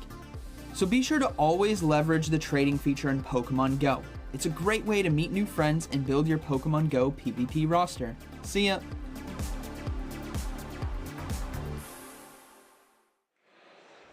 Welcome back in, everyone. I'm Lundberger, and I'm here with our newest caster, winner here, Emmy Weedle, who just won his second round tournament. Let's kind of go through it a little bit, because you just said when we were talking off air, he's been 2-0 so far in each game, so undefeated so far in this tournament. Yeah, I mean, that's obviously a great start. I highly doubt, that I keep it up that well, but there are loads of good battlers. My group is absolutely OP, you can say. But I'll try my best. We were kind of laughing about it because before the tournament started, we picked these players to watch, and you were one of the players, and Tonton was a player, and Inadequence was a player, and then we saw it all in the same group and playing each other within a pretty close cluster as well. Tell me, how did you feel when you saw that you were going to play against the EUIC champion? Oh, well, it's always for me, it's a fun thing to play against strong other battlers, right? I feel like I'm confident in my own abilities, and I like testing them against strong opponents like Tonton or Inadequence, yeah. We have a joke already about it, so I have to ask, if you face Inadequence next, who do you think is going to win? Because in Stuttgart, where this actually feels familiar. We had this conversation in Stuttgart at these desks. You beat him. You were our champion there. He only got to go to Worlds because of a cascading invite. But then at EUIC, he said that he was the person who knocked out the favorite, the prodigy, Emmy Weedle. So now, here in Lille, who's going to take it? Well, if I won the first one, he won the second one, then it must swing back to me now, it's your turn again. Okay, let's see how that will turn out. Let's talk a little bit about your team composition. Why did you choose to bring the Pokemon you did? Well, I chose A9 because I've been seeing lots of teams have kind of been disrespecting it a bit, and they usually only have like a maximum of 2 answers to it on a team, namely Lantern and a Steel type. Right. So you rarely see, a team that completely hard counters it. Yeah. Were you feeling a little bit more confident as well with all these Shadow Alolan and Sand Slashes? A lot of them seem to be on Powder Snow nowadays. Was that another factor in your decision, or not really? Not really, because it's not a great matchup. Your Powder Snows are double resisted. They need 2 moves to KO. I guess it's nice that you can't get farmed down by Shadow Claws that easily. Right. But no, it actually didn't play a role in my choice of team. Yeah. When you are crafting a team, what is your site going about it? Like, are you someone who looks at other competitors and what they've brought to tournaments and kind of trying to foreshadow what is going to happen? Or are you saying, you know what, I'm playing these Pokemon, I feel comfortable with them, and I think I have a game plan that is different to everyone else's? Yeah. I mean, as I mentioned before, my A9 was, kind of a meta read. Right. But the rest of the Pokemon that I chose around it were just ones that go well together. You could say just boring meta. I'm very well known for running boring meta. Says the Araquanid user. Well, okay, well that was a different meta. And a Mantine. That was also a different meta. Oh, sure, okay. Yeah, but just one meta read, and other than that, a solid team built around it that covers versus basically anything in this meta. Yeah. So I have to say, we kind of joked around about it, that your the group bracket B is the harder one. It seems the players that are more well-known are all in this bracket. Is there anyone that you're fearing facing, or are you really confident and you're saying, you know, bring it on, everyone, I'm ready? Bring it on, Inadequence. I'm gonna beat you, okay? Well, you heard it here first, and I'm gonna take on some of that confidence as well, and I'm gonna say I will someday beat him, maybe as well. In the meantime, we'll go ahead and we'll get back to the action because there is a lot more coming on. In the meantime, since we were talking about EUIC a little bit, we're going to show you a video about EUIC, a little bit about Tonton Batuz, the player that Emmy Weedle just ended up beating for this round.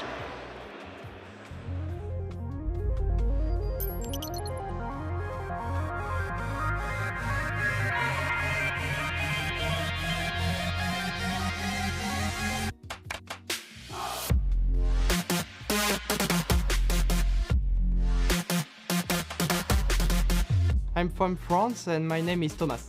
This win means a lot for me, for representing France into international, because until now there is 0 French player qualified for Worlds, so it means a lot for my community. If I won the World Champion, it's big, it's amazing.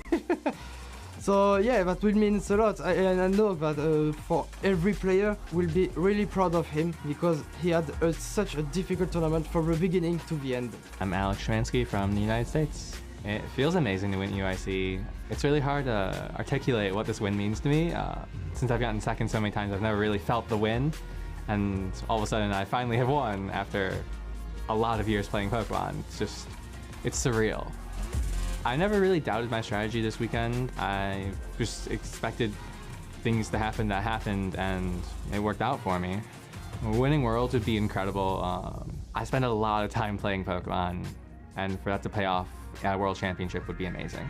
My name is Paul Chua, and I'm from the United States. Winning EUIC feels pretty good. It means a lot. I haven't been able to win an international ever. Like the last time I ever made finals was in 2017, and I got second. So being able to finally get past second place feels pretty good. Winning Worlds would mean a lot. I'd be really happy. It's a dream I've been having since I ever started playing VGC. So if I ever became world champion, that would mean the world to me.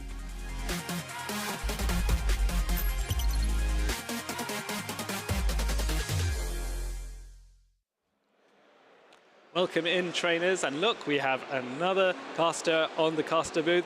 How are you doing, RV? How's things? I've been doing great so far. Matches were amazing, especially the last one. It went down to the wire. Tonton unfortunately dropping himself to the loser bracket. As you might know, that Weedle and Tonton was one of the 2 we predicted to go all the way, but unfortunately now one goes down, but the other one still stays. Yes, but bear in mind, folks, just because Tonton has lost one battle, it's not the end of the world. There is the lower bracket that he can now work his way through, and if he does continue to win, we might see him in the grand finals. If he can, yeah, as long as those wins keep coming, everything is fine. One loss, not the end of the world. This is the luxury of a double elimination tournament.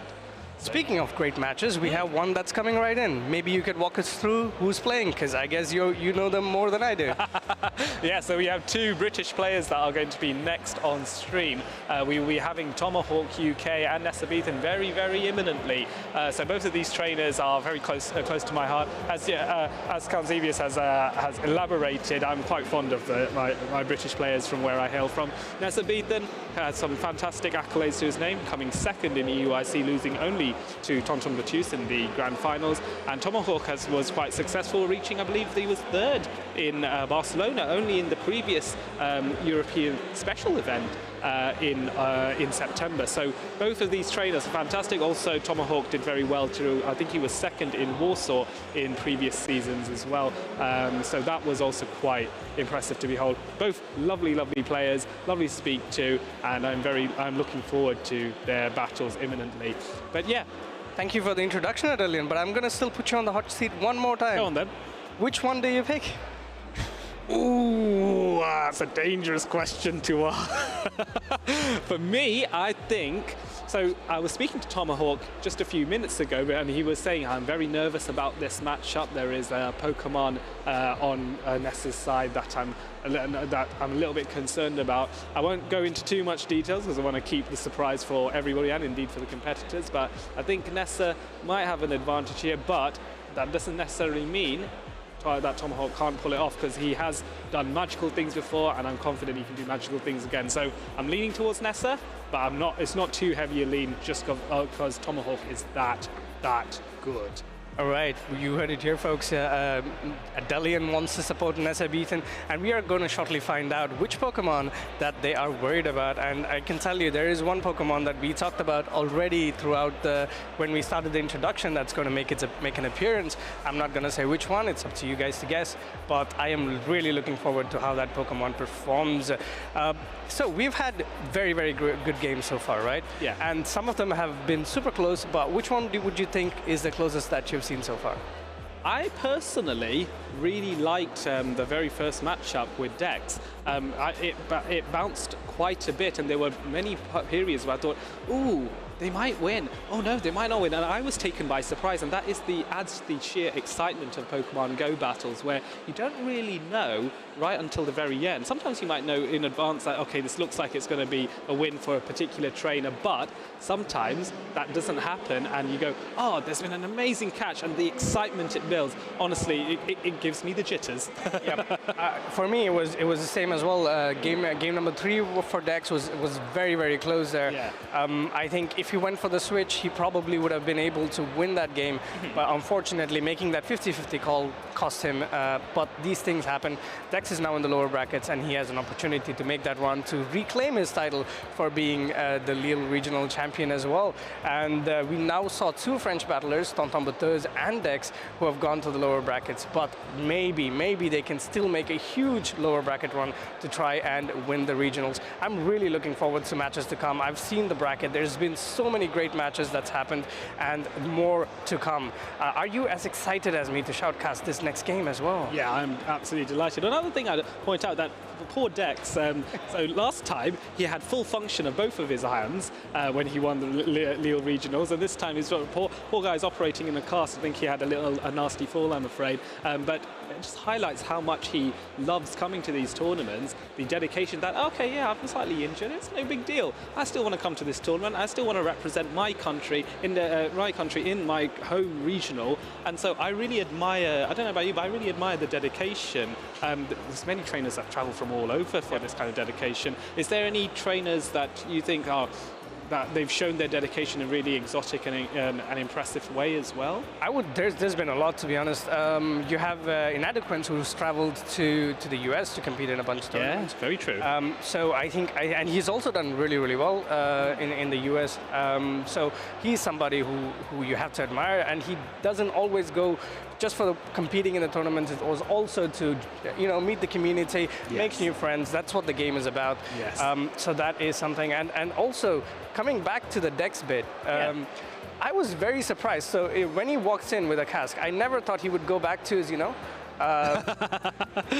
the Dex pose. Yes. But he did. I was like, yeah, okay. He knows. He still has the demeanor about him that he's very, very chill. He doesn't take the pressure of being on the main stage, and that's something that you have to build up the more you compete. And it is imperative for you guys to do more tournaments, to come here, sit at the main stage, to get a feel of it, and then go ahead and then win those regionals, get those championship points, and finally make your way all the way to the World's Championship. And for me, and for yourself, for us, we would like to see more people come, because then we can sit here, watch your amazing battles, commentate them, and it can be something that you can commemorate and say, you know what, I was on Twitch, I was on media, I was playing in an official Play Pokemon tournament. I was attached to one of my most favorite franchises, and I don't know about you, but Pokemon really does hit me in the childhood. I've been a fan ever since I was going to say half the size I am now, but that may not mean very much.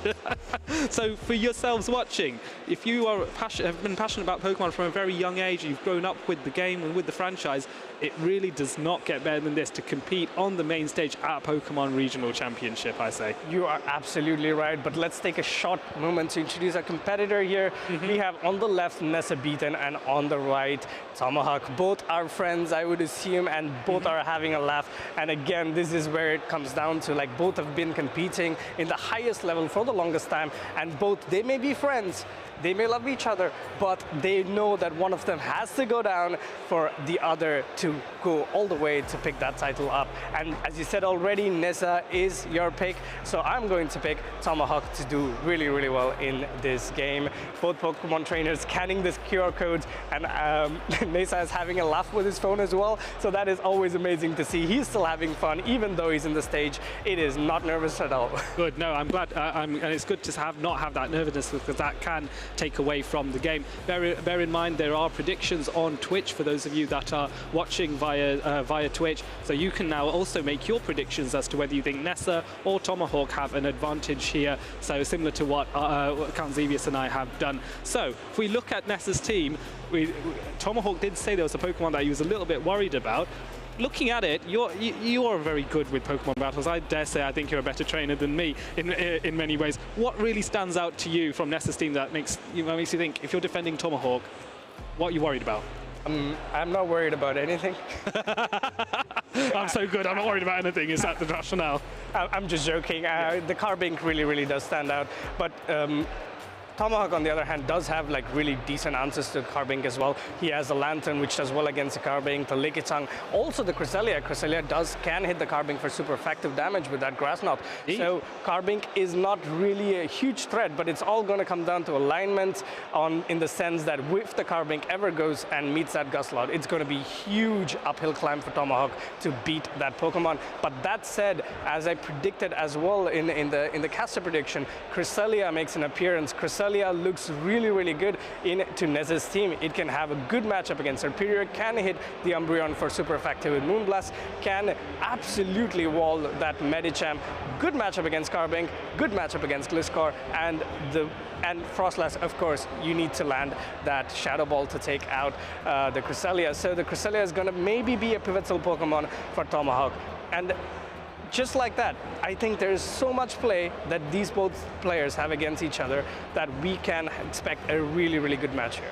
Yes, absolutely. I think Tomahawk's also maybe taking a little bit of inspiration from Bopper at the Sacramento Regionals by bringing in that Gustlord. It's nice to see that what's a spicier pick, as we would say, is making a bit more prominence here. I don't know if Gustlord has play with this particular matchup, again, for the reasons that you mentioned, Count, with regards to Carbink being there, and Gustlord really does not appreciate fairies. However, I wonder, in a pinch, if Gustlord is going to run Sludge Bomb, because I think Sludge Bomb is a move that it has access to, and that would be able to answer the fairy type, the fairy types if so. So I wonder if that might be a last-ditch attempt if he is locked into a matchup against the Carbink, but my gut says he probably won't even bring the Gustlord. As we see anyway, we see the the achievements of Nessa Beathan first and foremost. So LCQ Masters Worlds in top 4 back when there was an LCQ in London 2022 World Championship.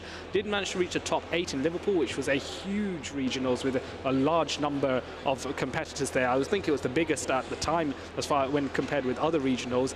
And then of course European EUIC finals, losing only to Tonton Bossus. I mentioned that earlier, and has also been a world's competitor as a result. You can see his team. Aside from the Carbink, we see Gligar, we see Medicham, and we see a few other Pokemon. Do you want to talk about Tomahawk's achievements? Absolutely, considering you are overwhelmingly in favor of Nessa Beathan, I'm going to talk more about Tomahawk. Tomahawk, again, is also LCQ Masters World Top 16. He's a Warsaw Regional Finalist, World's competitor, and also most recently, Barcelona Special Event Top 4, and apparently he's going to have a cup of tea with that Pokemon. These are two amazing trainers. To be honest, their achievements speak for itself, and you can see Tomahawk's team again. And I would just like to point out that Medicham in Tomahawk's team also looks like a great Pokemon to have. It's going to be very interesting to see if this Medicham is running the Dynamic Punch or the Psychic. If you're running Psychic, you have a slightly better play against that Carbink as well. The only Pokemon that I really think will be fully shut down by that Carbink is going to be that Alola Ninetales. If it's running Charm, it's going to be an impossible battle to win against the Carbink. Yes, Guzzlord can still have play, as you said, if it's running Sludge Bomb, but in this meta, Sludge Bomb is not something that I would be expecting a trainer of Tomahawk's caliber to run. Okay, just for the surprise factor, because Crunch and and Dragon Claw are just way too good moves to have. Yes, I think you're right there. So both these trainers, I think Nessa's just tidying up the phones so he can not have any issues with tapping where he needs to. I love the Synestia, I believe, in the middle there. So both of these trainers on the grassroots, they play together and they practice a lot within their team. And I think T is a very integral part of their sort of community. So that's why they have the plushie there so that both trainers can appreciate that. And it's very well presented. As we get into game one, Calzevius, do you reckon you want to take this away? Absolutely. We see a Medicham lead into an Umbreon. This is an amazing lead for Tomahawk to have. And Medicham does super effective damage with its fast moves and also super effective damage with a Dynamic Punch. We see a quick swap into a Frostlass that is immediately met with a Pokemon that you do not want to see, which is that Ninetales. The Ninetales being a Fire type, doing Fire type damage. It's super effective to that Frostlass. Frostlass going into the Shadow Ball, and it's being shielded by Tomahawk. I think this is sensible, and I wonder if the Cantonian Ninetales can farm down this Frostlass at this range before he can get to another Shadow Ball, but no, not possible. As Frostlass launches the second Shadow Ball, will Tomahawk give up 2 shields here? He doesn't, but does Shadow Ball KO at this range? This is a Shadow. Oh my goodness, wow! Oh, Shadow Ball takes out that Cantonian Ninetales, and this is very, very bad situation for Tomahawk to be in. He came out with this amazing lead. Now he's kind of locked in a matchup where he might not be as comfortable. Let's see what Nessa does. Does he go into that Umbreon or does he go into the Carbink? He's definitely going to tap the Carbink. Yes, I reckon the Carbink is the play here. And here comes the rock throws coming, I believe, from the Carbink.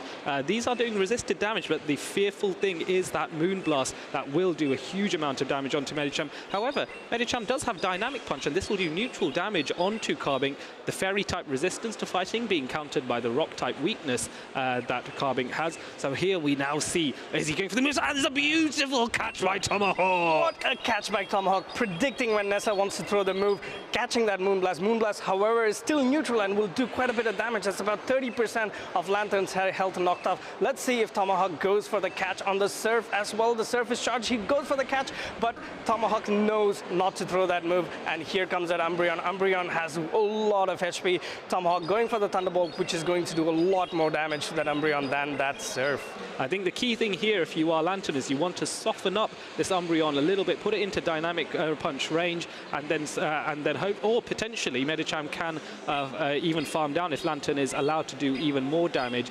The idea is that if Medicham can come out of this matchup later on with a bit of energy, it might be able to have some play against the Carbink later on. So another Thunderbolt being launched here by Lantern to soften up this Umbreon. And then do you reckon Umbreon can farm down at this range? At this point, you can go for this farm down, but Lantern, we all know, is such a bulky Pokemon. And in comes the Umbreon, and it's being sniped before Nessa could throw a move. In comes the Ice Punch, and this, oh, Nessa opting to pull up a shield here, preserving that HP on that Umbreon, knowing that this damage is going to be crucial for that Carbink to finish the end game for Nessa Beaton. I think this is a really good play by Tomahawk to as you say, to snipe that so quickly, because it forces the shield on Nessa Beaton's side. This is now a bait attempt, but this is actually quite a sensible bait because Rock Slide here will do a respectable amount of damage, and Medicham is quite low, but now this Dynamic Punch will surely come in soon. Medicham just trying to farm up a little bit of extra chip, get a bit of extra chip damage on the Carbink. Will this Dynamic Punch KO at the range? The Carbink is bulky, but not so bulky, just able to withstand a Dynamic Punch, and now the Rock Throws are just able to chip down a Medicham, and now we're left with just that Lantern on barely any HP, and one Rock Throw eliminates that, and Carbink demonstrating its dominance here. Tomahawk was right to be a bit worried about that Pokemon. Carbink was very, very bulky. They're taking that Dynamic Punch like a champion and coming out with a lot of HP to farm down the Medicham and also simultaneously farm down the Lantern. The Lantern was one move away from the Surf, but unfortunately for Tomahawk, there was too many Pokemon and too much HP to get through to win that game. That was very well played on both sides, and I think Tomahawk just got a little bit greedy there with the Cantonian Ninetales to try and farm down the Frostlass, but the Frostlass did get to that second Shadow Ball to take that Cantonian Ninetales out and helping Nessa Beaton win that very match-winning critical switch. Yes, I think that was the key moment for me. I was quite shocked to see, and it was very unfortunate because there was so much energy on that Cantonian Ninetales as well that could have gone somewhere, and alas, I think Tomahawk was keen not to lose two shields in the process of defending what is a fire type into an ice type. You think, oh no, a fire type can handle that, but it's a shadow, and it is against a Frostlass, and the high attack that Frostlass has.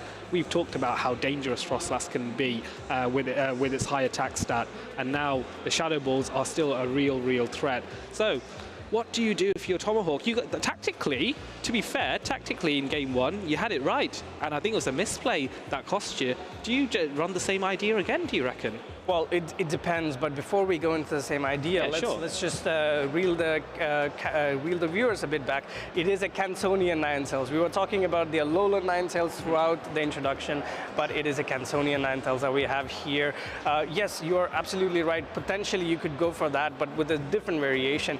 Yes, of course, that Cantonian Ninetales had a lot of energy, but if Nessa had decided to bring that Carbink in, it was going to go to a resisted move. But here we go. Game number 2, Umbreon into a Lantern. This is not a bad lead for both sides. It's a neutral matchup. Let's see how they play it out.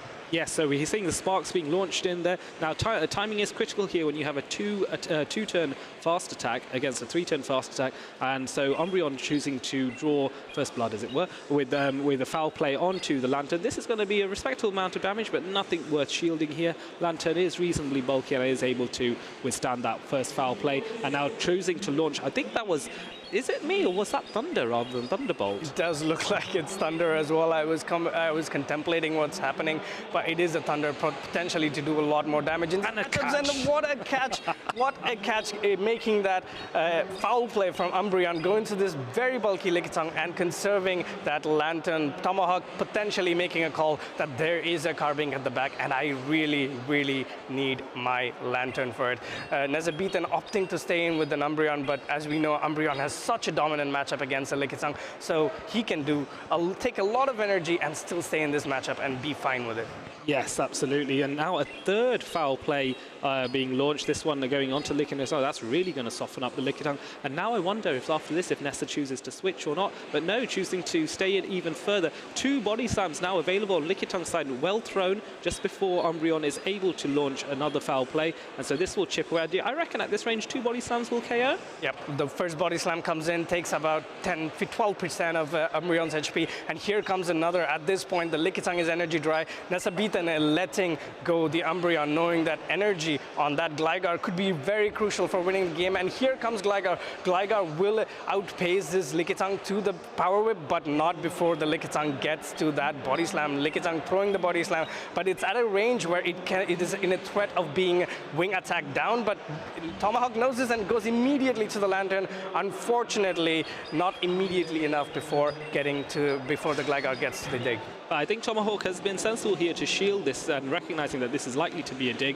So now trying to farm up a little bit more, and the only real threat is indeed the dig that's going to come subsequently. But notice there, Tomahawk actually waited 1 turn to ensure that Nessa couldn't try and swap out and catch the surf on anything else. And now another dig is coming in. I think Nessa is trying to eliminate this Lantern because he knows the Carbink in the bank does not want to see it. And Tomahawk going, nope, I do not want you to do that. I reckon I know Carbink's in the bank. I'm going to protect my Lantern even further as they farm up even more energy. Another waiting a turn by Tomahawk side to ensure there's no catch. Real sensible play from Tomahawk here to get the Gligar eliminated at this point. Nezabeathan does not shield, knowing that the shield advantage on this Carbink will go a long way, but this Lantern did have a lot of energy banked. Here comes the first Surf. Surf does super effective damage, but as we know, Carbink is such a bulky Pokemon and is not going to be taken out by 1 Surf, and tries to get another catch here, but unfortunately, Nessa being patient and absolutely disciplined in when he wants to throw these charge moves and wait and gets that Moonblast onto this Medicham. This is going to be super effective and will do a lot of damage to the Medicham. But is this enough damage? Is this enough before that Medicham gets a Dynamic Punch? And he does, but Tomahawk opting to overfarm here. Will he try to go for a CMP event? No, he throws just before the Carbink gets to that rock slide. Yes, I think quite right here. He wants to just chip away as much as possible on this Carbink, and then now able to go for an Ice Punch here to chip away at it further. Bear in mind that Ice does neutral damage to Carbink. Both Rock and Fairy do not resist Ice at all, and so now this Carbink is quite low, but Carbink is... Go ahead. Yes, but here the Lantern does have a Surf Sword who wins the MP, and Lantern does win Charge Attack priority and goes for the Surf, and this is enough to take out that Carbink. What an amazing energy management by Tomahawk. He played that game to absolute perfection, coming out with 2 Pokemon and then making sure that he knew that his Lantern was going to win Charge Attack priority. He knew that all he had to do was whittle that Carbink down just enough to make sure that 1 Surf is enough, and that was perfectly played by Tomahawk to bring that game and evening the series 1-1. Yes, that long-term planning is a real skill at this top level. Bear in mind, both of these trainers have been in top cuts of tournaments in the past, so they know how to play. They know how to manage. They know how to manage their energy. And recognizing a win condition for Tomahawk would be to make Carbink so low that one further charge attack would KO. Very, very sensible. I'm very impressed because I personally thought when that Carbink was chipping away at the Medicham, I personally thought this is all over. But Tomahawk proved to me absolutely not. Maybe I shouldn't be quite so rooting quite so heavily for Nessa Beaton here. Tomahawk has very, very, very much impressed me. Your man's done well. Yeah, absolutely, and I think it's always nice to have a competitive game where the game is 1-1 and then there's a deciding game. This puts the competitors in real testing situations where they have to think about, okay, I'm under a lot of pressure. What can I do? Is there something I can change? You would have noticed this in the game Alejandro played against Dex as well, where he bought the Medicham, and that Medicham proved pivotal for him to win that game number 3. So let's see if any of these trainers make those adjustments to kind of like, all right, this is what he's been playing. He's been bringing Carbink every game. What can I do? Can I go 3 strong to Carbink to make sure that that Pokemon is not going to have a lot of play into my lineup? Or maybe predicting that Nessa, okay, he probably does not bring Carbink this time, so I'm not going to play strong to Carbink. So that's something that you'll have to, put it in your head. This is where practice and instinct comes in, and then you go in, and we are already locked and loaded. It's a Ninetales into an Umbreon. This is not a bad matchup for the Ninetales, but it will have to land that big energy move. Umbreon, on the other hand, is very happy chipping down this Ninetales. Interesting here, the Tomahawk is running a Fire Spin Cantonian Ninetales, and as a result, Umbreon recognizing this and chooses, you know what, I can just throw immediately, because both of these fast attacks are 3-turn moves, and so there is no benefit to be had by throwing on any specific alignment, so they just race to it. You don't often see that with Umbreon, to be fair. So now both of these foul plays have gone through, trying to go up to maximum energy on Tomahawk's side. No shield on Nessa. This overheat's going to do a huge amount of damage. Overheat comes in, and it's a huge move, but still not enough to take the bulk of the Umbreon out. But in comes that Lantern swap in that we have seen. There is a Serperior in Nessa Beaton's side, but Tomahawk has made that adjustment that, okay, he's not bought the Serperior so far, so maybe he still does not. And in comes the Medicham. Medicham is running Dynamic Punch and Ice Punch. This is a neutral matchup. Lantern does have this energy lead, but going straight for that Thunder. Thunder does a lot more damage than Surf. And let's see if Nessa shields, and he goes for the shields. Very good shield there. That will be very significant in changing the play there, because Thunder is so much damage. So now Nessa is able to launch the Dynamic Punch here, which at this range, I believe, would KO the Lantern.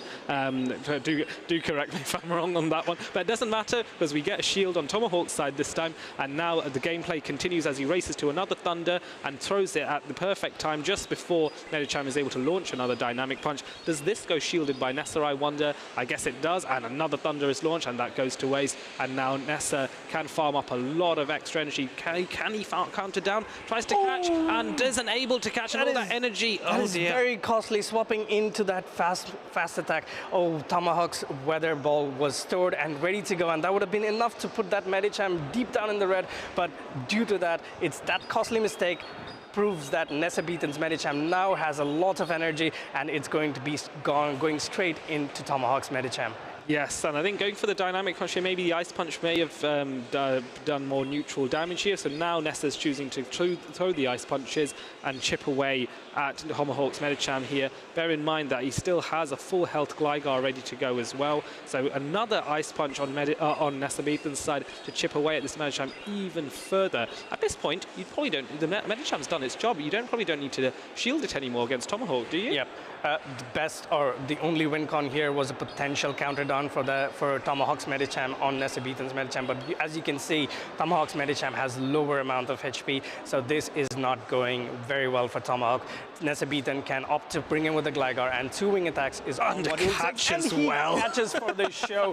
What a catch! He knew that was what Tomahawk was going for, and gets the catch on that Umbreon, and now is just going to be 1 or 2 more wing attacks away from winning the game. Tomahawk again still trying to do his best here, going for that Surf. It would have still worked out if Tomahawk had landed that Ice Punch, and it's still so close. Does Tomahawk have a move stored on the Medicham? No, he does not, and this is it, and this is GG.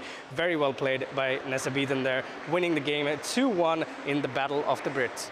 Yeah, that was very impressive. I think the failed catch there was the right idea, but it just goes to show for those watching at home, timing is everything when it comes to Pokemon Go. Getting it right in terms of predicting when your opponent is going to throw their charge attack and catching at that right time. We saw a perfect demonstration of it when Nessa caught the Ice Punch on his Umbreon. That was pretty cool, especially as he had to have remembered how much energy was on the Medicham in advance to then know to throw the Umbreon in at the right time. Because I had almost forgotten how much energy that Medicham had at that point. So very impressive, and in the stress and the heat of the moment as well, to keep that control mentally. I'm very impressed. Yep, you're absolutely right. That Ice Punch plus Surf from the Lantern would have been enough to take the Gligar out. So it was a very crucial catch there. Nessa Beaton, on top of his game, does not let Tomahawk make any moves that's going to cost him. Yes, of course, that Weather Ball and being sniped by that fast attack by the Medicham was costly for Tomahawk, because that would have been enough to potentially maybe counter down the Medicham and then go through 2 Ice Punches into the Gligar, which was the last Pokemon. But very well played by both parties. That was a very entertaining game, to and fro, and there was never a game where we're like, oh yeah, this is done and dusted, it's over. Yep.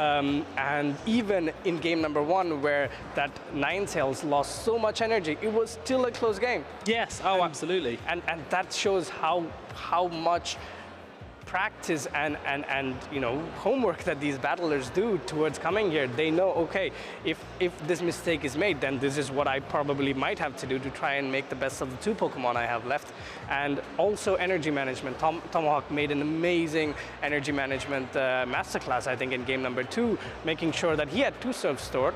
And goes into the Medicham, chips that Carbink to a level that, okay, I'm now safe bringing in my Lantern, and understanding that the Lantern wins charge attack priority, and absolutely bringing that game back for the 1-1, but unfortunately he played his heart out and it was just not enough. Nessa Beaton was the better battler, and yeah, okay, again, you were right.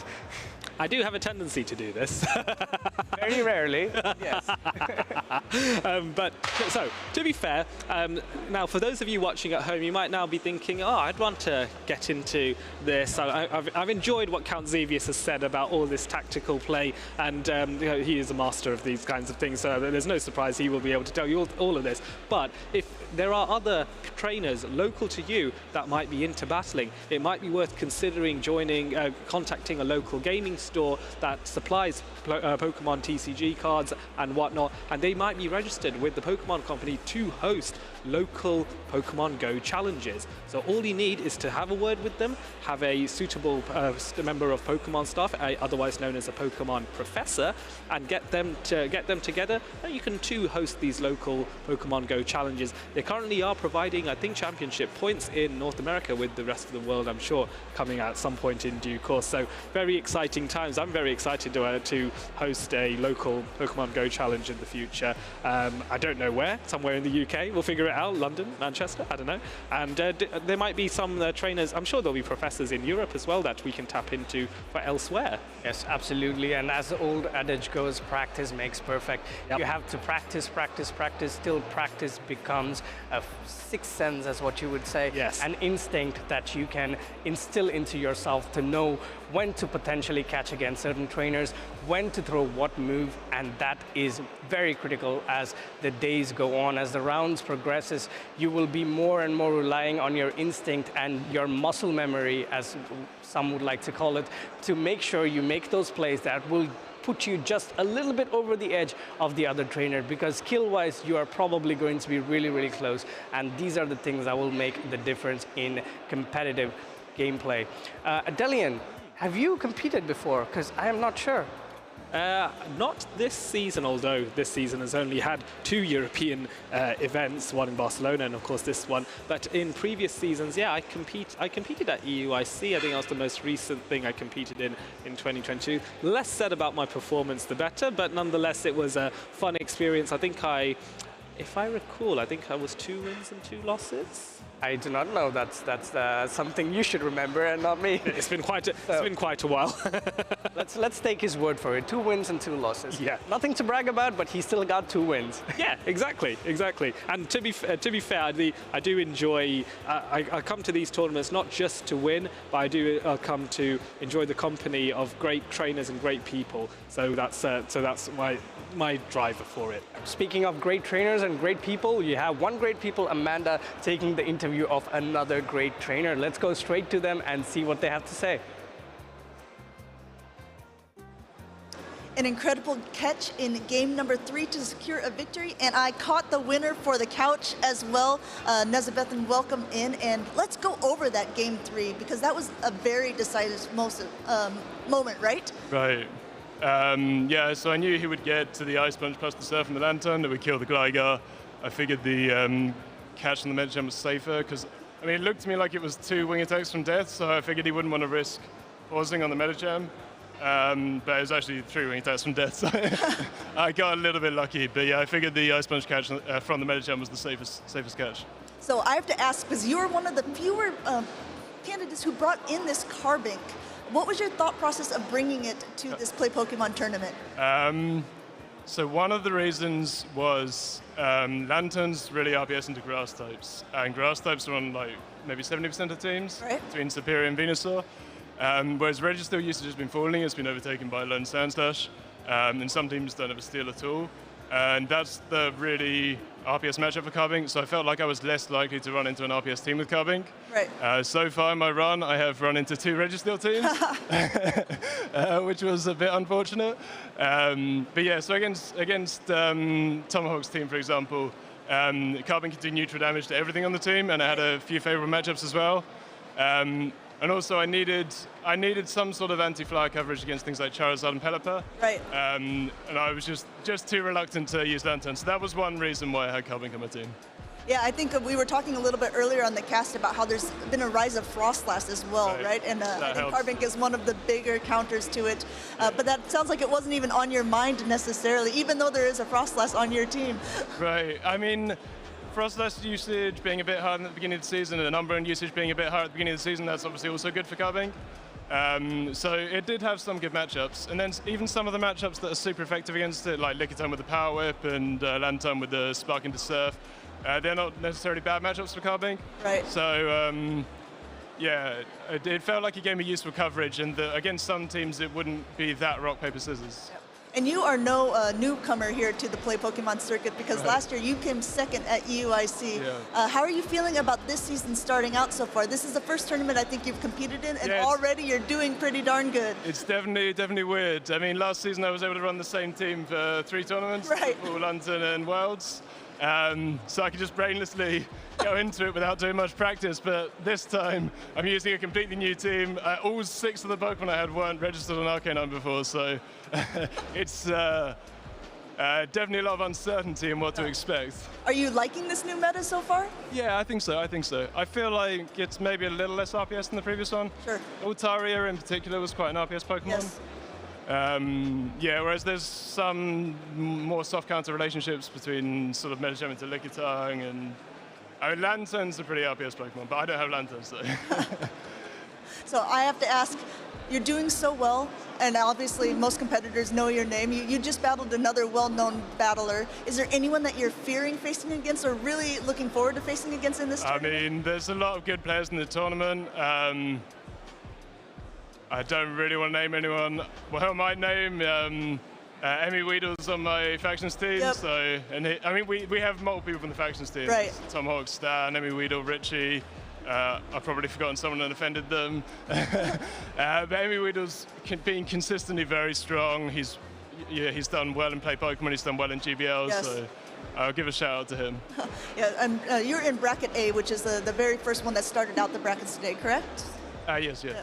And so, how many more do you have to go to secure your spot as a Day 2 competitor? Are you already keeping a track? Are you aware? I'm not keeping track. I'm just playing the games. Just playing one game at a time. You know, that's a good way to go about it. I realized I had to wake up earlier than most of my teammates, which was a bit unhappy about, so I just got up, had breakfast, came here, did the battles. I'll work out what happens afterwards. All right, well, I wish the best of luck to you. We'll keep an eye on you for the rest of the tournament, I'm sure. And for everyone else, don't go anywhere because plenty more battles to come up. We'll take it back to the casters.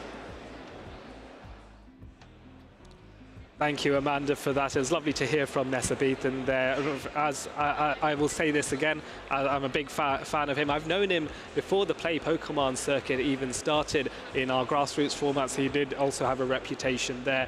I have battled him a few times, and let's just say that more often than not, I did not come out the victor.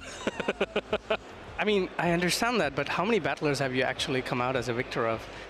You know what? Considering I don't make a big claim to fame for myself, and I haven't actually, for some reason, whenever someone battles me, they always think, oh, it's going to be a really tough battle. And I'm still very confused as to why that is. But hey, I'll take it. I'll take it.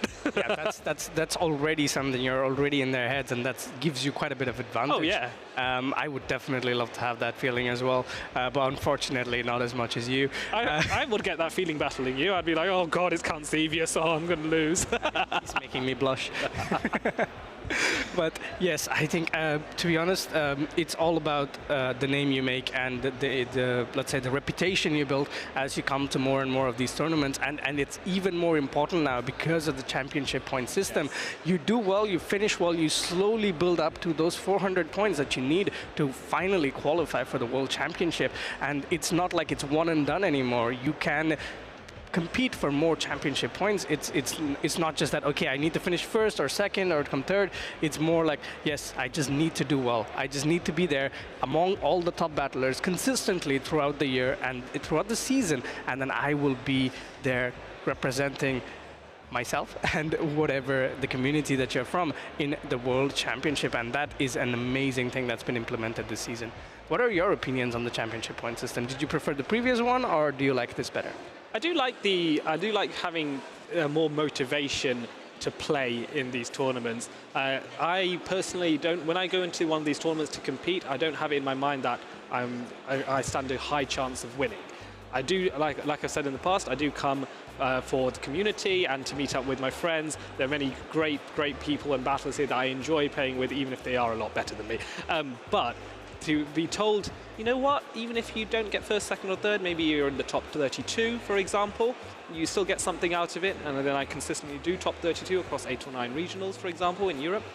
Hey, I might get a chance to go to Worlds, which this year is going to be in Honolulu in Hawaii, and that, I don't know about you, but when someone mentions Hawaii, I just think exotic beaches and sun, and of course the famous Galapagos Islands aren't too far as well, and all of that natural history with Charles Darwin. I get really excited over that kind of stuff, so I would love to go to Worlds. I'm not sure I'm cut out for it, but I'd love to go. Hey, there's plenty of opportunities to come for you to kind of try and qualify for Worlds as well, and I would not write you out so early, especially because you haven't done a battle yet.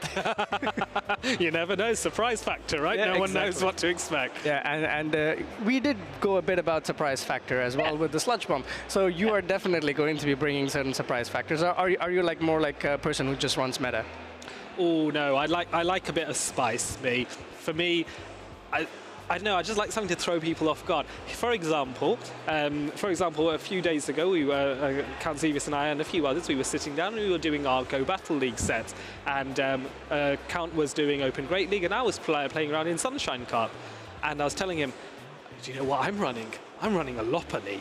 I'm running a Lopunny in Great League. And what were your thoughts on that? Do you want to know what my thoughts were? It was ha ha ha ha ha. But it was really, really fun. It was very spicy. It was very much out there. But it was a lot of good fun. So for me, in an Open Great League tournament, sure, you need to run at least a little bit of meta, because I don't. The meta is meta for a reason. Is a phrase that's commonly said. But I think a little bit of spice mixed in just to throw people off, always a bit of fun. Maybe the Carbink and Nessa's side. Is that spicy? Would you say?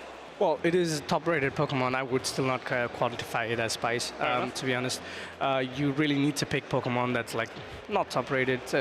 Somewhere that's, let's say, in the fringe areas, you pick out the Pokemon, and that's something that I would rate as spice. For example, for me, yes, Defense Deoxys is not used a lot, but using Defense Deoxys doesn't necessarily mean it's spice. No. It is still a very, very top-tier Pokemon. So that doesn't, for me, quantify as spice as well. But just to confirm, just to see if you have your money where your mouth is, what was the 6 Pokemon that you ran for EUIC, and which was the spiciest one in them? Oh gosh, you're testing me now. I think I ran a Shadow Charizard. That's not spicy. I don't know. At the time, it was kind of like a little bit spicy, but still not quite so spicy because Human Catch a Bug had won Liverpool with it. So hey ho. And then what else did I run? I think I had a Shadow Swampert as well. Then Medi was there. Noctowl. I'm trying to remember what. Those are all quite meta. Let me finish it for you. Lantern and Trevenant. Is that it? I didn't have Trevenant. You didn't have Trevenant. Yeah, I'm trying to remember. Possibly. Yeah, Sableye and Land. Yeah. So that was very meta team. Yeah, I know, but I was thought for me, Shadow Charizard was spicy, and also like my idea of spice is still going to be something that's going to be useful because I need good meta Pokemon to back up my questionable talent sometimes. There you have it, folks. Meta is meta for a reason. Adelian confirms. So. We are getting into our next match very soon. I think actually Nessa Beethan is going to stay on stage, and we're going to have a new trainer come up. I think it's going to be Elon 76620 that is going to come on in a little bit. So don't go anywhere. Nessa Beethan is not going to have to travel too far for his next match. In a way, it's quite nice because that means he doesn't have to go and find his opponent or sit at the table and wonder who is he going to be. And is it the guy that passes you on the chair? Oh no, he passes you. It's not him. That excitement, doesn't need to worry about that. His opponent's now sat right across from him. You can still see the Sinistea there, and we do have a Pikachu as well. So Elon 76620, I think he hails from France, so he's a local battler. Yep, he's a local, and he's doing very well so far because he is now there with the winner round 5, Group A. So this is an amazing match to watch because potentially we have not seen Elon in the main stage ever before, and this is going to be his first main stage. So you can see that new trainers are performing well in the new championship points format, and there's more trainers coming forward to try and compete as well.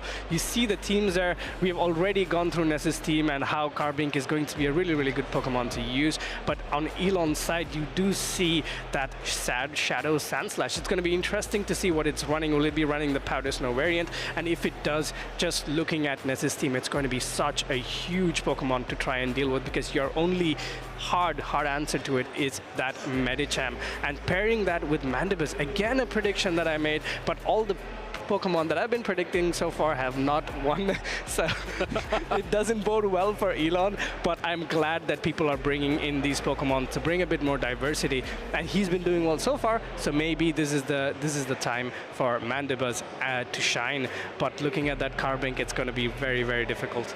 Yes, absolutely. I do think Shadow Alolan Sandslash is, I feel, is a must. And I also think something to check and cover the Medicham to protect that Shadow Alolan Sandslash will be key. I wonder if Mandibus is running Air Slash or Snarl. I think Snarl is the more common, would you say, in this meta. But if it is running Air Slash, that will make it quite the threat to the Medicham as well. But of course, Superior, we know, has a relatively respectable matchup against the Medicham. It is able to outpace to the Aerial Ace versus Medicham, which requires 6 counters to the Ice Punch. So I reckon maybe if I was Elon, maybe a team of Shadow Alolan Sandslash, maybe I back that up with the Superior, and then maybe even have the Mandibuzz in the back if I really want to protect against the Medicham. Or Lickitung isn't actually too bad either, just has to be mindful of that Umbreon. So I wonder if that core is a bit weak to Umbreon there on Nesabithan's side, so maybe it's a bit of a risk running Shadow Alolan Sandslash and Lickitung.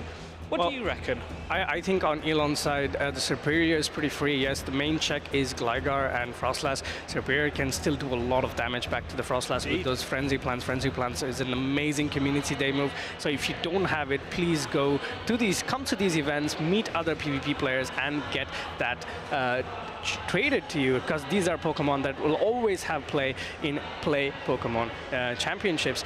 So I would definitely try to run the Superior, but bringing Mandibuzz would be very, very, very difficult just because of the existence of Carbink. And if the Mandibuzz is running Air Slash, it's even a worser matchup against that Frostlass. The Snarl gives it a potential to beat the Frostlass in the one-shield scenario, but unfortunately, if you're running Air Slash, it's not going to be a huge, the energy generation is not that great, but we already locked in. We see a Gligar into a Lantern. This is a pretty favorable matchup for the Lantern just because of its bulk and the ability to outpace the Gligar. Let's see how Nessa responds. He immediately goes into that Umbreon as a safe swap.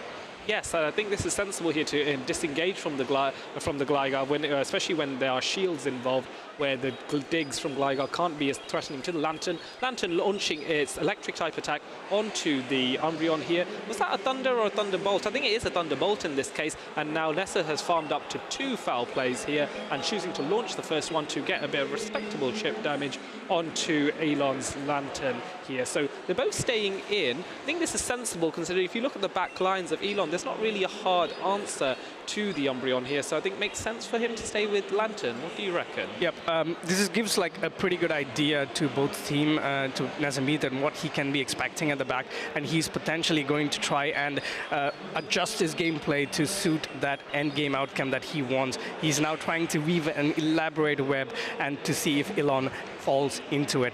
Here comes another move from the Umbreon, and Umbreon is doing so much work in this matchup.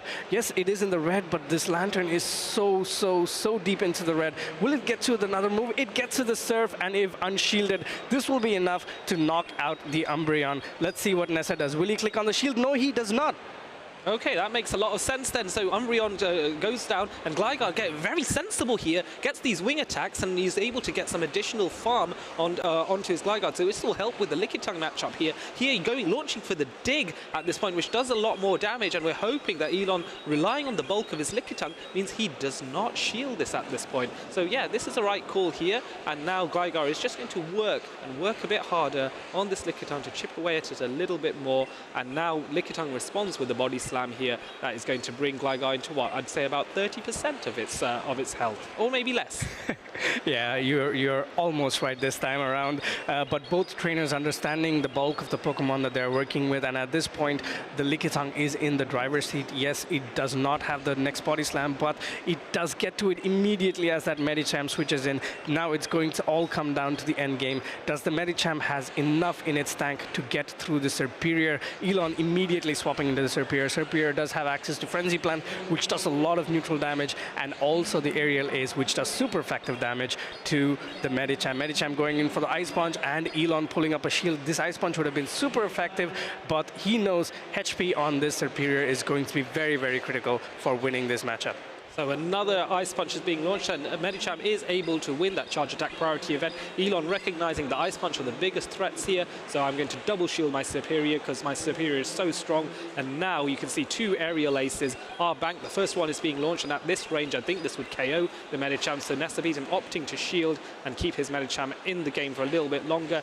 But it does give the Superior more farmable opportunities, and it is able to launch another Aerial Ace here. And now the question is, if you are the Medicham, do you shield shield again, but then there's a risk of another aerial ace afterwards, which is a problem. Nessa lets it go and comes in with a Gligar, and this is going to be super critical here. Both these Pokemon will reach the move at the same time. Will there be a catch? Oh, what an amazing catch! What an amazing catch, and this will be enough to flip this game. Elon absolutely outplaying Nessa beaten there, but Nessa goes for the undercharge. Will this be enough? Will he be able to get enough? No, he does not.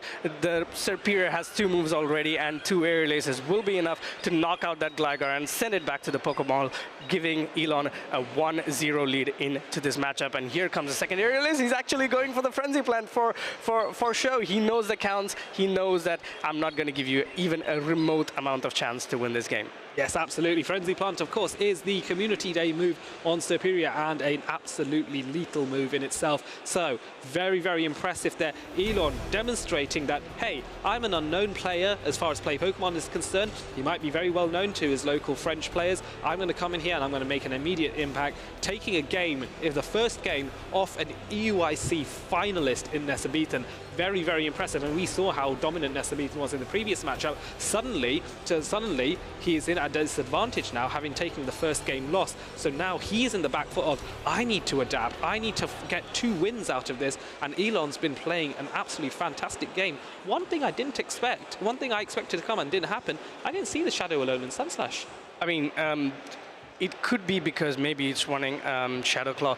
If you just look at Elon's team, in overall, it's kind of weak to the Frostlass as well, in the sense that, yes, of course, a Lickitung matchup can be flipped in the zeros. Yeah. You do super effective damage to the Serperior, super effective damage to the Mandibuzz, and you are an absolute amazing matchup. You have an absolute amazing matchup into that Medicham. The only real check you would have is that Lantern, but then again, you might always want to have 2 Pokemon that answer to 1 Pokemon that's a core Pokemon in the meta, and that's probably why we did not see that Sandslash. Maybe it's just, you know, me thinking that that's probably the reason why it's not being run. That's basically how we build teams. We covered over this at the intro. You need to find your team's weaknesses, and you need to pick Pokemon that can, you know, cover your weaknesses but still strengthen your team. But both these trainers are locked in. Let's see what we have at Delian. Take it away. Excellent. So we go Lantern into Gligar this time. So Lantern having an advantage here with able to launch its Surfs, so an immediate switch out. We've seen this before, Umbreon coming in and now being responded to with Elon's own Medicham. And again, we see a Dynamic Punch Medicham, which is going to make this matchup against Umbreon a lot more favorable for Elon. So this is good so far. I don't think Elon has shown off Dynamic Punch yet to the Nessa Beaten, so Nessa may have to make a judgment case on, is this a Dynamic Punch, is it not? Does he shield? This is a crucial moment here. Does Nessa shield? No, he does not. Oh, this Dynamic Punch is going to do so much damage, still not enough damage to take that Umbreon out, but this is great news for Elon. Elon's going to be able to come out with a Charge Attack stored, and that Charge Attack is going to do double super effective damage to that Gligar that might come in. Yes, that is a very good assessment there. So the Gligar can't come in on here without giving up a shield. Do you bring in your own Medicham if you're Nessa Beaten when you recognize that this is a Dynamic Punch Medicham on your opposing side? It's a race to get to the Ice Punch, but Elon is able to launch his Ice Punch first just to get a bit of respectable chip damage before his own Medicham gets taken out subsequently. So Nessa's now thinking, maybe I can farm up a bit more. Maybe not. Oh, tries to farm up a bit more. Another Ice Punch is launched. Elon just launching all the Ice Punches he can at Nessa Beaten's Medicham. Yep, the Medicham is slowly being whittled down, but this is great news for Nessa Beaten. He does have a lot of energy, and whatever Pokemon that comes in is going to tank a bunch of moves here. Here comes the first Ice Punch. Ice Punch does do super effective damage, but Serperior, being the bulky Pokemon it is, it's just going to do a small chink in its armor. And look at that, it's still in the green, still in an amazing position. At this point, Elon has to decide whether he's going to sack the Serperior, and that's exactly what he's going for. He says, all right, I don't want your Gligar to get ahead in energy, and I just want you to use your Medicham, use all the energy of the Medicham. That's exactly what he does, and he gets to the Frenzy Plant as well. This is going to do so much damage to the Gligar, and Nessa Beaten cannot shield this. No, he cannot, and Gligar, I think, coming in to try and farm down this Superior and try and get a bit of extra energy, but not before Ethan brings in the Gligar to try and launch the dig, and there's a no shield. This might be critical here. Lantern taking huge damage from this dig. That might be decisive. Yeah, that was a lot of damage that the Gligar did to that Lantern, but then again, both of these Pokemon have 2 shields, and if Nesabeaten goes straight dig, he will still be outpaced by this Lantern. So here comes the first serve. That's shielded, but he's going for that Aerial Ace. Will Elon call this? No, he unfortunately pulls up a shield, and that is going to be a costly affair as this game comes to its close. Lantern is a few turns away from the Surf, goes for the Surf again. Is this enough? Will the Gligar have enough to get to the dig before the Lantern can get to 2 Surfs? Let's find out. Yes, it's going to be so close here. There are 2. They're going for the Aerial Ace straight away. I think Nessa's trying to soften up this Lantern, but a shield does come out on Elon because he recognizes even though the Aerial Ace is resisted, I'm so low on health that that's going to be problematic. And now the Medicham is coming in, trying to get to that Ice Punch, but not before Lantern can launch that Surf and go, nope, I'm going to not allow this. I do not want Medicham to launch any charge attacks. Down goes that Medicham, and now we're back to the Gligar here, and now it's a race to the next Surf. Gligar racing to the Aerial Ace, but no, Lantern says, no, I can get to another Surf. This is decisive. Dominance demonstrated by Elon here, doesn't even have to fully charge it, and boom, there goes the Gligar. Decisive 2-0 to Elon. Who would have predicted that? Absolute impeccable gameplay from Elon there, knowing exactly what he had to do to win that matchup, knowing that, all right, the Medicham is so far away from an Ice Punch, I can do 5 more Sparks, and I can throw this and still outpace that Gligar to the move. And he's already demonstrated his knowledge on how to keep track of energy in game number 1, where he did not throw the Aerial Ace, which was enough to knock out the Gligar, but he went for that Frenzy Plan, knowing well that, all right, I know exactly how much energy you have. You are not going to fool me, and that's exactly what happened here. It's so good how he played, and Elon is going forward as well, but Nesa now gets dropped down to the lower bracket where he can potentially again meet Tomahawk if Tomahawk proceeds to make a lower bracket run as well, and that's going to be, let's say, a redemption match, a rematch that can happen, and I always love a redemption story. Yes, absolutely. So one thing that really impressed me about Elon as well, I don't know if this is a judgment on my part, but he looks like a very young new trainer as well. And we have seen some success from some very youthful trainers. We know about Wadaj, who was a NAIC champion in the past. He managed to win back-to-back regional and then international, and I believe he is under 18. We know about Emmy Weedle, senior world champion that is competing. We saw him on stream earlier winning decisively as well. It just goes to show that age is no barrier. You can win in the in the Pokemon Go Championship Series regardless of age, as long as you have the Pokemon, as long as you have the talent, and as long as you have the ability to mastermind and outmaneuver your opponents. You don't have to worry about how old your opponent is. You can beat them anyway. Yeah, and matchup knowledge and preparation also came in critical here. You saw the 2 trainers staying in that Lickitung Gligar matchup, knowing that, all right, I have 2 bulky Pokemon. I know the amount of damage that they can take, so I can do this for this much amount of time without putting my game at risk. And then again, it comes down to practice, as we talked about earlier. You need to keep repeating this again and again. You have the Go Battle League where you can play and learn as well. Use tournaments as learning opportunities. You should. I think it's very important to have that mentality in you that, okay, I'm going to attend this regional, and my goal is to learn.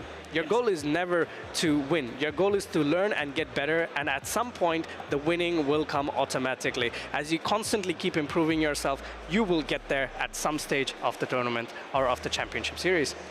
You know what? I really enjoyed that pep talk. It's energized me. And now it's me thinking, maybe I should try competing again. You know, if I don't have the joy of being on the casting booth with your lovely self, then I might try being competing, and then if Count Xevious is on the casting booth, you can watch me win/lose and make judgment accordingly afterwards. Well, I never make fun of people who kind of lose, so it's okay. Okay. I think you will always get better over time, and that's great. And that's what I talk about. It's always a learning experience, and as long as you keep learning from your defeats, there's nothing that can stop you from winning. and that is how we should approach esport tournaments always. Yes, absolutely. I think win/learn. Yes. Those are the two options that you have available to you. And of course, we have the luxury that this is a double elimination tournament. One loss or one learning opportunity, as it were. It's not the end of the world. You can, of course, win through in the lower bracket. Bear in mind, it's not just the main tournament here at Play Pokemon Regionals. There is also the benefit of having side events here for Pokemon Go, for the VGC, or indeed TCG. Many opportunities to do things, as well as mingling with your community and whatnot. So yes, we have, I believe, an interview very soon. Is that right? Exactly. It's another side event that we have ongoing in this tournament. In a way, we get to meet a lot of new battlers and their opinion on the game. We have Leo ready with the interview. Over to you, Leo. Another round, another winner's interview, and this time I am joined by Elone, the first person to qualify for day 2 of the Lille Regional Championships. Elone, how are you feeling? I'm feeling great because today I didn't think I will be on day 2. I didn't think I will win a single match, so I'm pretty happy. You went into this thinking you wouldn't win a single match, and now you actually won the winners finals against Nessa Beethan, a really renowned player. How did you beat him? I don't know. I just saw on his team that he was very weak against Lantern, so I just went with Lantern in lead, and then I saw that he liked to save Embryon, so I just saved Medicham, and the game was easy when I got my Lantern safe and the counter to Embryon. It's just.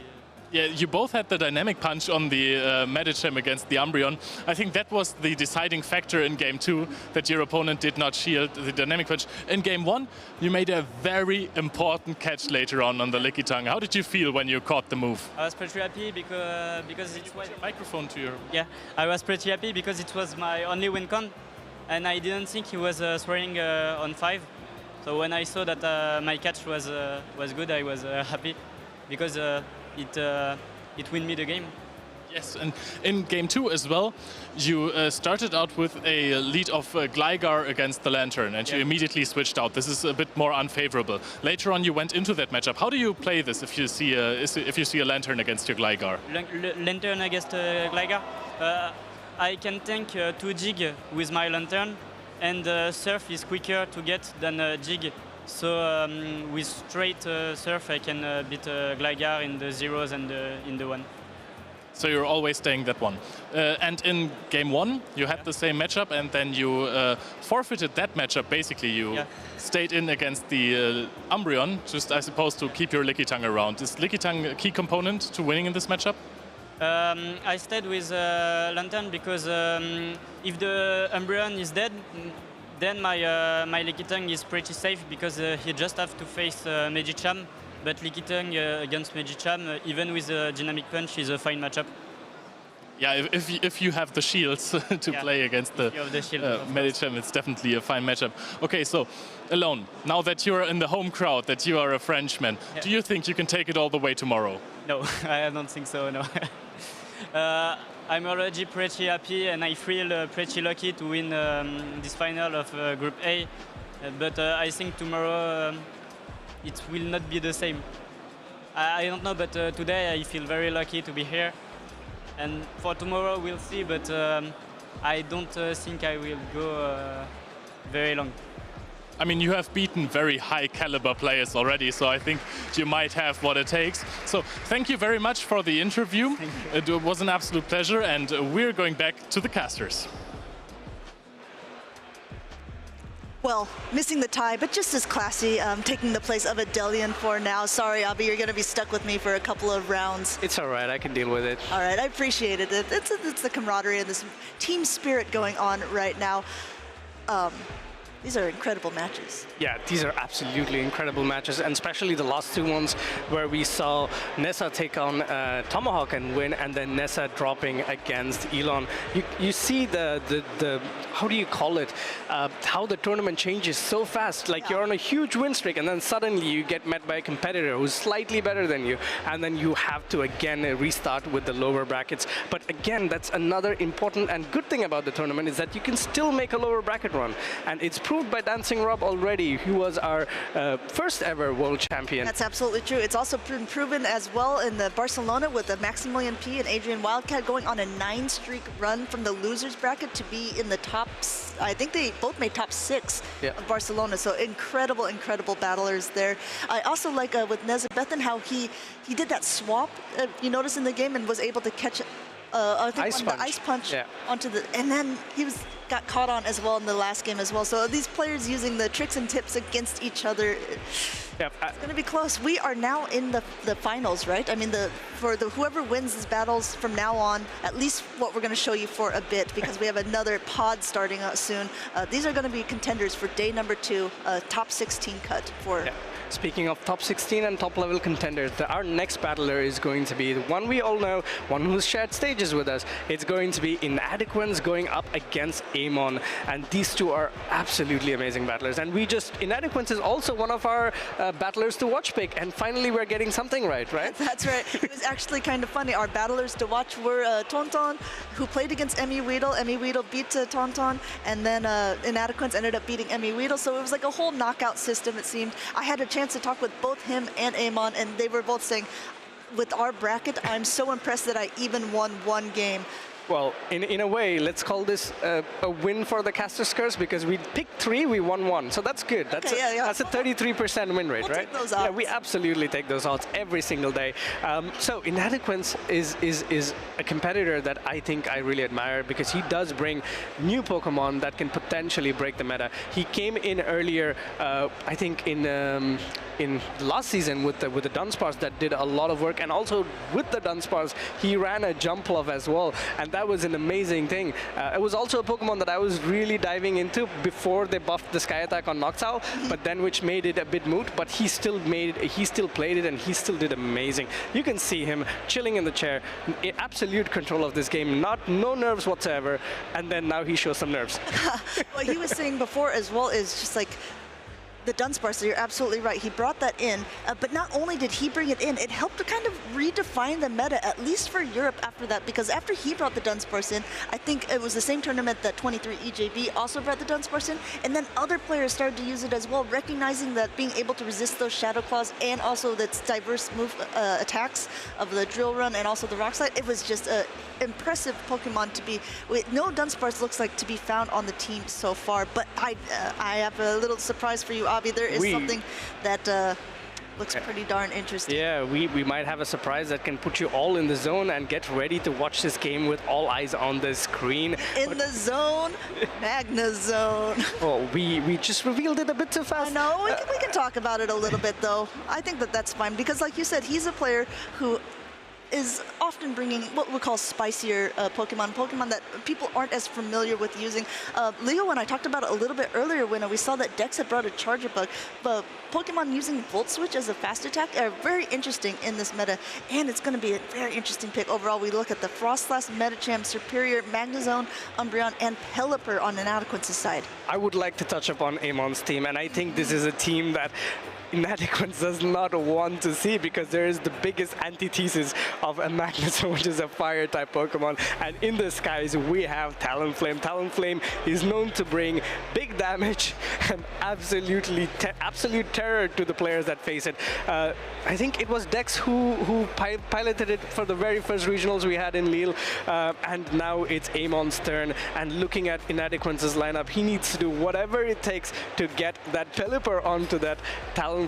If any other Pokemon gets matched up against that Talonflame, it will be end of the game. It's very dangerous, but I mean, if you think about it from that aspect, Amon also knows the only real counter on Inadequans' team is that Pelipper, and you know what that makes Amon have to bring alongside it? It's going to be that Lantern. Lantern does so well against Pelipper and has pretty neutral matchups against the rest of the team, except for that Superior that Inadequans is bringing. So I have a feeling there's a lot of mind games going on between these two right now. Like, if I bring A, my opponent will definitely bring B. So what does that mean for my third? Yep, you're absolutely right. And Amon has this huge advantage where he can use that Superior as a pivot because it has to be answered by that Frostlass. And if it's answered by the Frostlass, Superior can easily take a shield advantage in that matchup. And that will set up a Talonflame for a full clean sweep unless Inadequence tries his magic, gets a bunch of catches and energy management, everything. It's going to take everything that Inadequence has learned throughout his experience in the championship circuit to pull out this win. And I am super excited for this matchup. Yeah, we don't. Yeah, I'm saying goosebumps on obviously on here. I think that it's so interesting. We talk about it a lot. Is that there's not a lot of effective fire-type Pokemon that are using fire-type fast attacks or charge attacks. If you think about it, like Charizard is using a flying-type attack for the most part, and that's why it's getting a lot of its energy. Because of that, a lot of times, even the Alolan Sandslash, something that should be incredibly weak to it, is not. We're jumping right into this, and we're seeing a Guzzlord against the Magnezone here, Abby. This is, let's say, neutral matchup because you are doing resisted damage to each other, and it is a Volt Switch Magnezone. This is going to make that Mirror Shot. Is that it? Yes, Mirror Shot coming quick and fast, going immediately for that Wild Charge. Wild Charge is resisted by the Guzzlord, but unfortunately, Magnezone has such high attack that it's still going to hurt the Guzzlord. And have you seen a Guzzlord lose this much HP? We also have to remember that since it's a shadow, it's going to be doing more damage. In comes that Talonflame, which is like a pretty good position for it, but Magnezone definitely doesn't want to see it. The Pelipper in the back is saying, ooh, this was my chance. I really want to come in and shine against this Talonflame. Meanwhile, Inadequence throwing off this first Ice Punch, which goes unshielded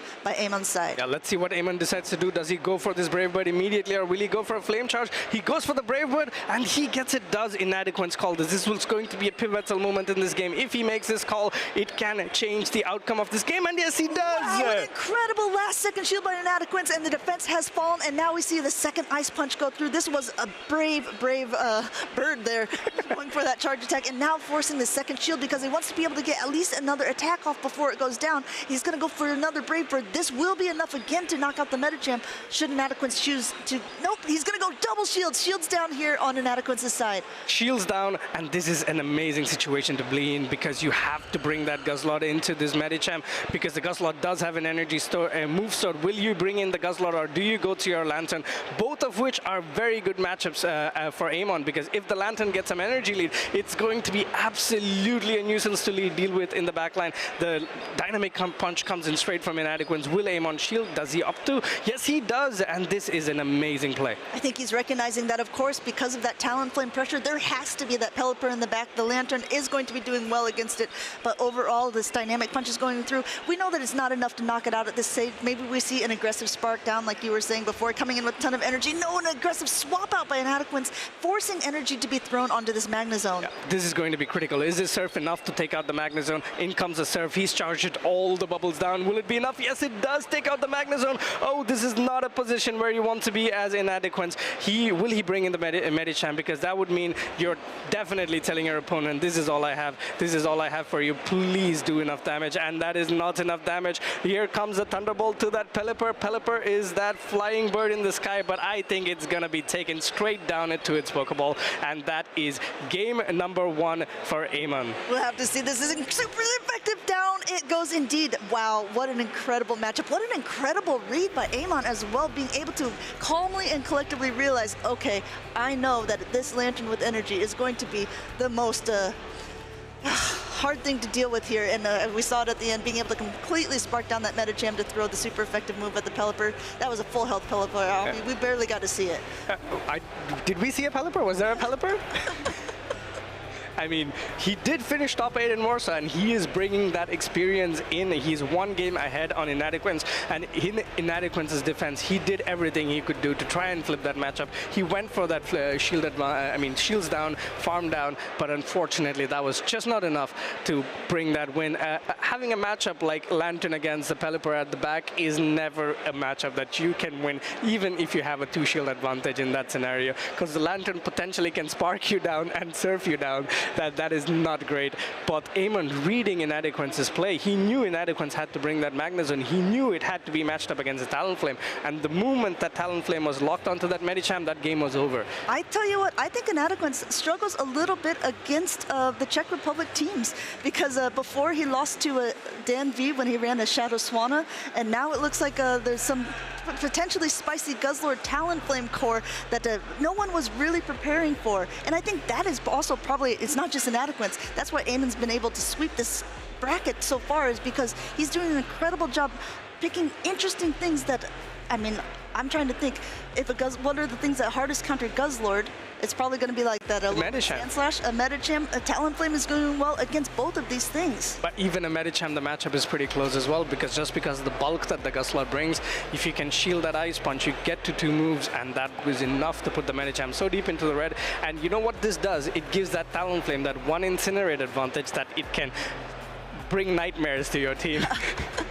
Yes, Incinerate is the only 5-turn fast move in the game that we have right now, and we're seeing it in action. We were joking around about it earlier that it just seems like that it has really fallen out of play. A lot of people are afraid to bring that Talonflame because it is mostly going to be fire type attack, and with so many lanterns around, it's pretty difficult to deal with that sort of thing. But however, with the rise of grass types, with the rise of ice, I think Eamon has maybe cracked the code on figuring out what is the correct Pokemon to bring in this specific meta in Lille. Yeah, you're absolutely right.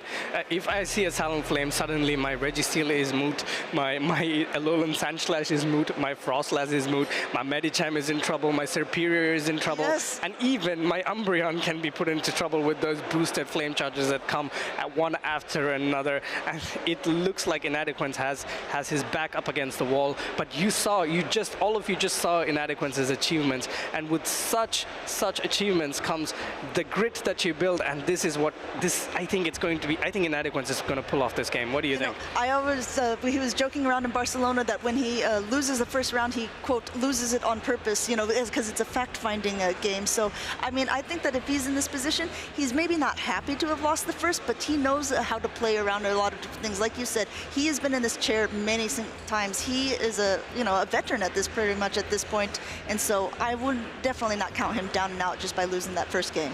Yep, absolutely. And these two trainers have locked in. Let's see what they have. We have this Medicham into a Lantern. This is a neutral matchup for both parties. Let's see how these two decide to play it out. I think it's a neutral matchup, but if you're Inadequance, you are perfectly happy to see this Lantern here because that leaves the Pelipper free to roam in the back. And also, it's been revealed game number 1 that is a Dynamic Punch, catching it, in fact, on the Medicham of Eamon's own. This has been revealed. I don't know how we'll choose to play this out. I think if you are...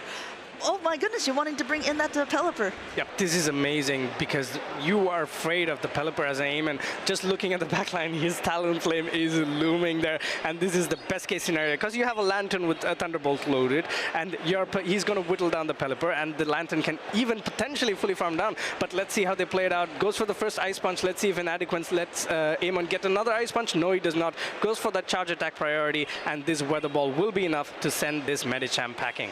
It will be, but if you look at the health of the Pelipper, like you said, there isn't none of the attacks of the Pelipper is really going to be doing that much to the Lantern. So I think, like you said before, we're going to see that Lantern come back in, really farm up a ton of extra energy. Meanwhile, Inadequance doing everything he can to make sure to get chip damage off. As we say, chip damage is indeed chip damage. This could come down to the wire at the end, and just being able to get that much off is better than nothing.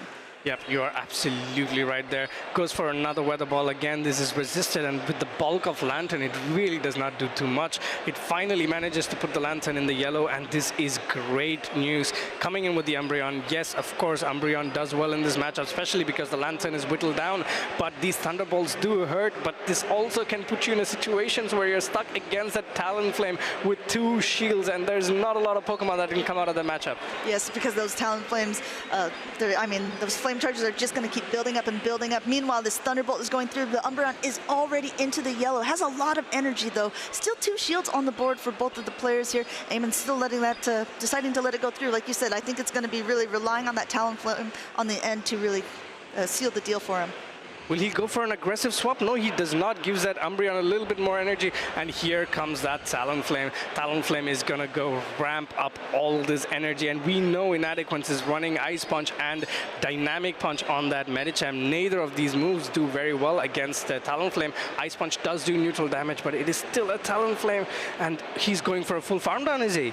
Looking like it seems like that would be a little bit dangerous. Choosing to deploy the first shield here because the Talonflame is getting a little bit low there, that foul play going through. And we'll have to see. It looked like Inadequance was counting as well, trying to do a little swap out, but deciding, okay, if he's going for the full farm down, I might as well get as much energy off as possible before going down. Yeah, going for the 2 shields, giving Talonflame 2 shields, but this puts it in a scenario where the Medicham can definitely outpace. If Inadequence calls the first Brave Bird, first Flame Charge, he can win this game. Oh no, he does not. He gets that Flame Charge bait, but I think he knows that this game is done and dusted. First Flame Charge. Let's see if this Talonflame can outpace the Medicham to that Ice Punch. 1 Incinerate, 2 Incinerate, but it is at an Ice Punch, and this might be enough. Yeah, no Protect Shields remaining on Eamon's side. This great going for an excellent here. The Ice Punch is about to connect into the Talonflame, and it looks like it is indeed enough to knock it down. Inadequence takes game number 2, but hanging on by just a thread. Yep, that was such a close game, managing his energy, managing his shield specifically to make sure in the end game he has everything he needed. Eamon, on the other hand, if potentially he had Flame Charged that Umbreon, there could have been a small win condition. If he had swapped in the Talonflame aggressively into that Umbreon before letting it spark down the Lantern, that could also have been a potential win condition there. He played it to perfection, if you ask me. He got that Pelipper out, managed to win, managed to make sure the Pelipper had no impact, but still just not enough for making that Talonflame shine. Now, I have a question, Abi, as a, I know that you like the stats behind everything. In the position of Eamon, is it better to shield the Ice Punch, or is it better to shield Foul Plays? Ooh, I would say, I think both in damage-wise will be pretty close to the amount of damage that they do, so it made sense that he shielded, but potentially 1 shield was good enough, and then you throw a Flame Charge, because then you get to boosted Flame Charge, and then you get to a situation where you do more damage with your Incinerates, and you also do more damage with your Flame Charge that if it lands on the Medicham. But yes, it was too close to call. I would say either shields would have made perfect sense. I think that these are going to be incredibly close matches, and of course, I have no doubt that it would be. This is the winner's round 5. The winner of this is a guaranteed spot for day number 2 in the top 16 that will be there in the Lille Regional Championships. Look at these guys, still both calm and collected here. Neither one of them have dropped a match yet. Unfortunately, one of them will be knocked down to the lower brackets after this, but it is a double elimination tournament, and when you've made it this far, the hill doesn't seem as steep, I think, if you lose at this stage. Yeah, I mean, look at it. It's 1-1 in a matchup where Inadequence is at a disadvantage. Yes, you've made it so far, but you made it so far for a reason, because you are good at the game. Even if Eamon gets knocked down, there is nothing to stop him from going through that losers bracket and still finishing in the top 16. Yes, we have the people from the lower brackets will also be able to compete on this as well. I think I said it a little bit earlier, but there is a little Pokeball icon in the corner of the Twitch stream. If you're watching, if you're curious about the bracket, you can go ahead and click that and it'll bring you to the page where you can see all the competitors, see how they're doing within this tournament, and see who you're rooting for. Look at Inadequence giving a wink to the camera. He's all chilled out. He knows what he has to do to win the game. He's already decided his Pokemon, and Eamon is now on the backseat, having that amazing game number win, to have game number 2 clinched from you after you played everything you could to get advantage back to your side. So he is at the back foot. I would potentially say, as you said, game number 1 was just a fact-finding mission for Inadequence. Yeah, so he keeps claiming. So I guess as long as he keeps winning, we can say it is so. If you guys are just tuning in, go ahead and take a look at those spicy teams, because these are pretty interesting that they've made it so far. Shadow Magnezone on Inadequence's side, and also a Guzzlord and Talonflame on Eamon's. We're getting into the decisive game number 3, and we're leading an Umbreon into that Lantern. Ooh, this is going to be an amazing game. All he has to do is stay in this matchup. And in comes the Frostlass. This is an amazing matchup for Eamon, but we know Medicham can fight back in this matchup just because Frostlass being part Ice-type Pokemon, it does take neutral damage from these amazing dynamic punches. And here comes the first one. What an incredible call by Eamon, though. If you look at this team, benching that Talonflame, which has so much pressure on Inadequence's full team, saying, okay, I know that I'm in his head, that he thinks I'm going to bring it, not bringing it, and bringing that Frostlass instead is a huge thing. Inadequence correctly shielding up this Shadow Ball here, which would have done enough damage to take out the Medicham, and now he's going for an Ice Punch. Yeah, Inadequence's goal here right now is to try and win switch here, because he knows that he has that matchup that's going to be really, really good for him. At the back with that Survivor, it's such a polarizing matchup. All he has to do is shield twice, counter down this Frostlass, and that's exactly what he's going for. Shielding twice here, Frostlass goes for the Shadow Ball, and it does 1 damage to that Medicham. Yeah, going through and just going to able to punch it down, and now you're absolutely correct. Though Inadequence is out of shields, he has gotten that alignment that he is so desperately looking for, because that Superior is going to be doing so much damage to this Lantern when it comes in. Lantern will not be able to throw any charge attacks that are really doing that much damage to the Superior overall. Yep, you're absolutely right, and catches a move on that Umbreon even just for style. But does this give Eamon a way out? But I still don't think so. Yes, he does have that Medicham against his Umbreon. Yes, he's running Dynamic Punch, but Inadequence is sitting comfortably here. I think Inadequence did it on purpose. He wanted to completely draw out that Medicham, make him think that this was a bit of a mistake or a misplay by Inadequence's side, but meanwhile that Serperior is just lurking in the back, slithering in the grass, like pretending that it's grass, because it looks pretty much like it, and it's going to be able to at least get off this foul play before a Dynamic Punch goes through, forcing Eamon to use that first shield even.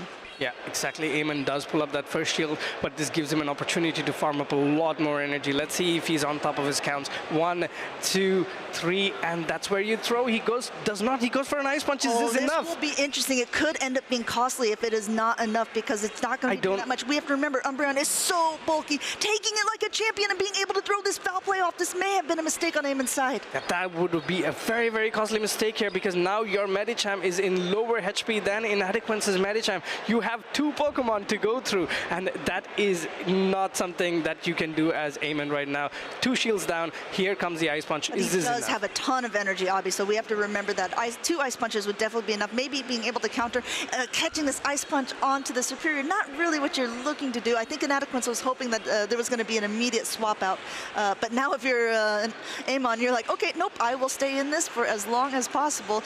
Inadequence counting like a pro here, able to get this off right beforehand, and now it's going to be a very, very big danger for Eamon, and you can see it on his face as well. This aerial ace should be enough to knock out the Medicham, and no, it's not. No, it's not. Oh my God, that was enough. That was just enough. That's perfect for Inadequence. He knows that no move from this range is going to be enough to take out the Lantern, and he knows it. Goes for that Frenzy Plant, and that Frenzy Plant is enough to knock out that Serperior, and that was amazing gameplay there. He knew the win con there. He knew that as long as he won switch, he could win. The moment that Dynamic Punch landed, he had decided already, I'm going to 2-shield my my Medicham, and I'm going to put that Serperior against that Lantern. No matter.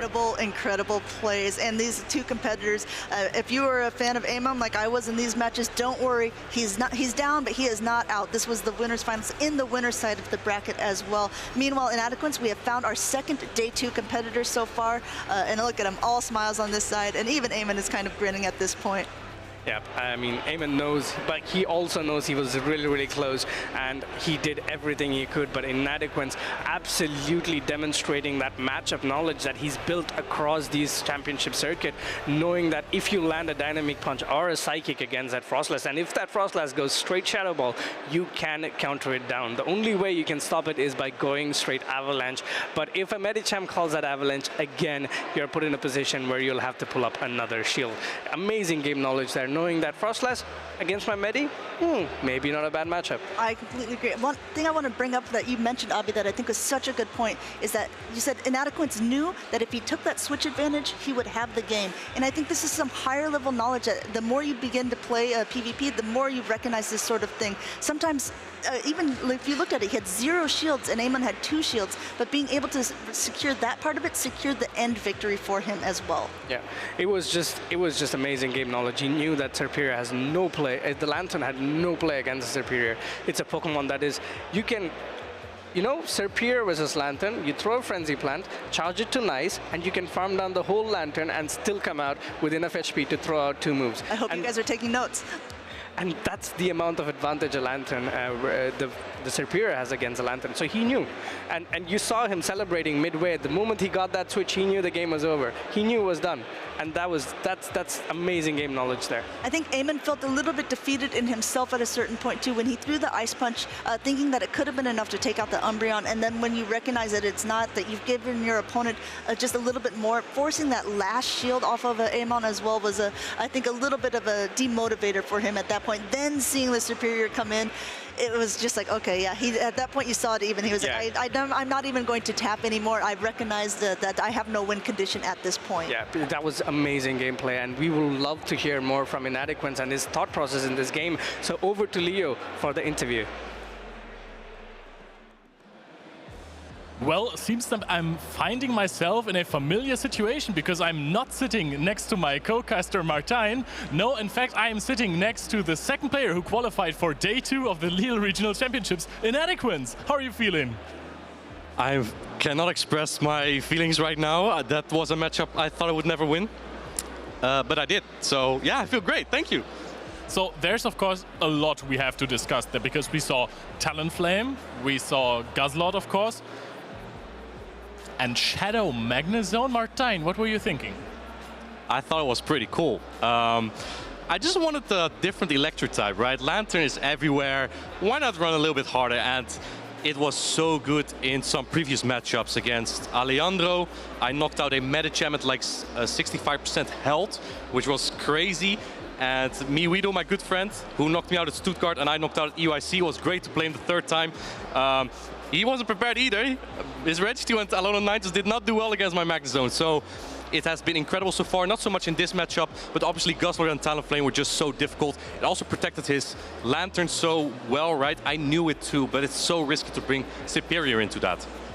Yeah, I mean, Superior in the end won you Game 3. That was a really, really close one, but I want to talk a little bit more about Game 1 and 2. Because Game 1, you would have basically hard won if you did bring any other Pokemon than Pelipper. Arguably, because the Talonflame and the Guzzlord basically core break 4 of my Pokemon together, so it was very difficult to construct a team. I was hoping to face the Talonflame. I win the one shield straight mirror shot with the Magnezone there, so I could come out with a shield advantage. And what was the other pick? The Lantern is actually a matchup I can really play my hand to with Magnezone. Either come out with 2 shields against where I don't use any and the opponent has to use 2 to win that, or I just win the 2 shields straight up. So that was basically my idea. Unfortunately, I met the Guzzlord and I knew it was going to be Talonflame in the back. But on the other hand, the Medicham, even without Psychic, you still do very fine against Talonflame because Incinerate is so slow, it charges so slow. So I kind of knew my matchup there. Yeah, I mean, we saw that the Talonflame basically was ahead on energy, but we knew you were going to get those counters in, especially after the defenses were dropped. Those were going to take out the Talonflame. Very well played. But in Game 2, you brought the Pelipper again. This time, it got to take out the Medicham. Usually, you would have gained a lot of momentum from that, but then came the Lantern again. So my idea was he's playing an ABB strategy, right, where he baits out my Pelipper with the Medicham and then has the Talonflame in the back, cleans it up with the Lantern. It was incredibly obvious, but I had nothing else to answer that Medicham, especially after I revealed my Dynamic Punch. He knew that I don't have Psychic to throw into it, so I knew it was coming and I had to preserve it. That was my idea. Talonflame is a very clunky Pokemon, and as long as it cannot break with my Umbreon, I think I was very fine there. So basically that was kind of my idea in that matchup, that I wanted to preserve the Pelipper, even if it was just such a little bit of HP, because maybe I could use it for a catch, or even still get to a Weather Ball later. Yeah, Pelipper gets to those really fast. You were saying that you have Dynamic Punch on the Medicham. We have seen an awful lot of Medicham with Dynamic Punch this weekend. Why is it so much more popular than Psychic all of a sudden? It won me the previous matchup against Miwido. He had a Registeel and he did not expect the Dynamic Punch, and I think that's mostly those matchups. I'm not super strong against Registeel nor Umbreon, so I feel like that the Dynamic Punch is really needed there. I have considered running Psychic as well, just for the mirror, but I feel like with Frostless and Pelipper, 2 Pokemon that are very, how do I say it, flexible, right? They cover Medicham quite well, so that's why I think I could get away with running Dynamic Punch. Fair enough. I mean, you have the answers. There is a team, the team that Elite brought to Sacramento, that has been running around a lot. How did you prepare for that? I did not prepare. I did practice quite a few times, not exactly against that team per se, but against many friends of mine, specifically Ishikawa Boy from Japan. I played a lot against him. He helped me with a lot of things.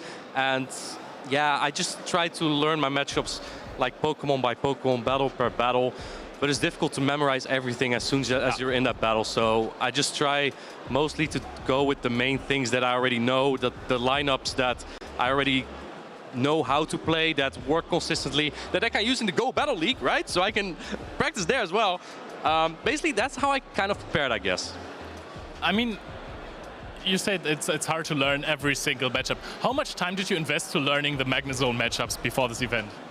Not a lot, actually. I did look up a few specific ones just because I know that I'm going to face Pokemon like Venusaur, Superior, Lantern, Frostlass. Those are kind of matchups that I do look up beforehand and that I just want to make sure of, like, how can I use that to gain an advantage to myself. You don't always need switch advantage in the current Open Grey League meta, but like a Pokemon like Magnezone can just break through those shields sometimes, and that's what I really look for.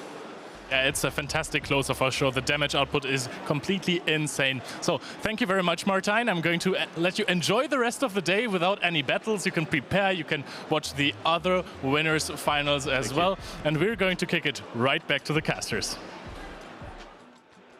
Thank you, Leo, and thank you, Martijn, for a little bit of insight on what he's running and why he's picked these spicy picks that he did, making it so far already our second day 2 competitor so far.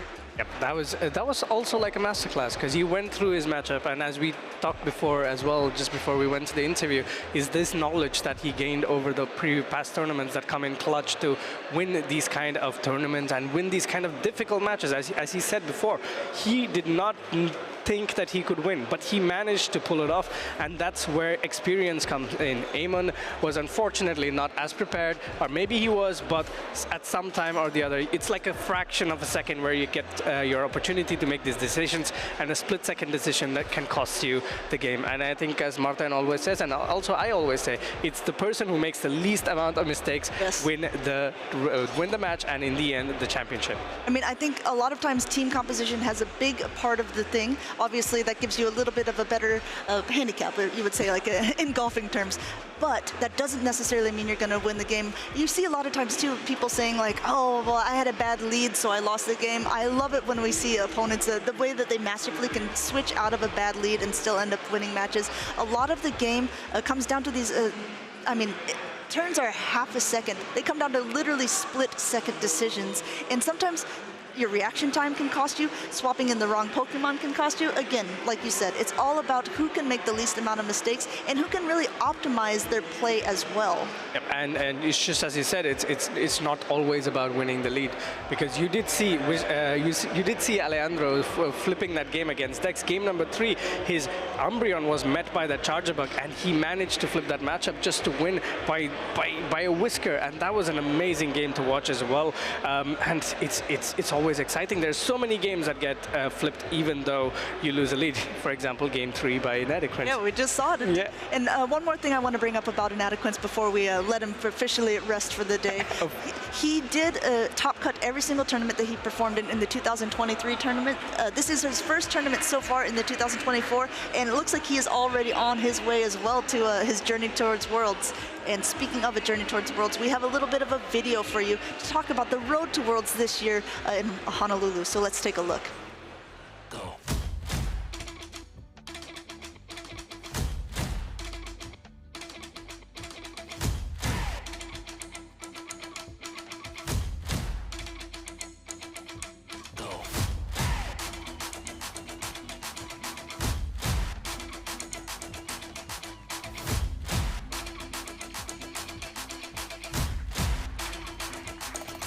He has done it. He has taken all 4 hemispheres of the globe, and he is the Latin American International Champion. That was the missing piece. It's something I could only dream about. I'm absolutely speechless. That is it! JW Naldo is your first Latin American International Champion here. It looks like that is a knockout. Yakovic is your first ever Oceania International Champion. Wow, what does? He is able to secure victory and become the first player in Pokemon Go history to win a regional and an international championship.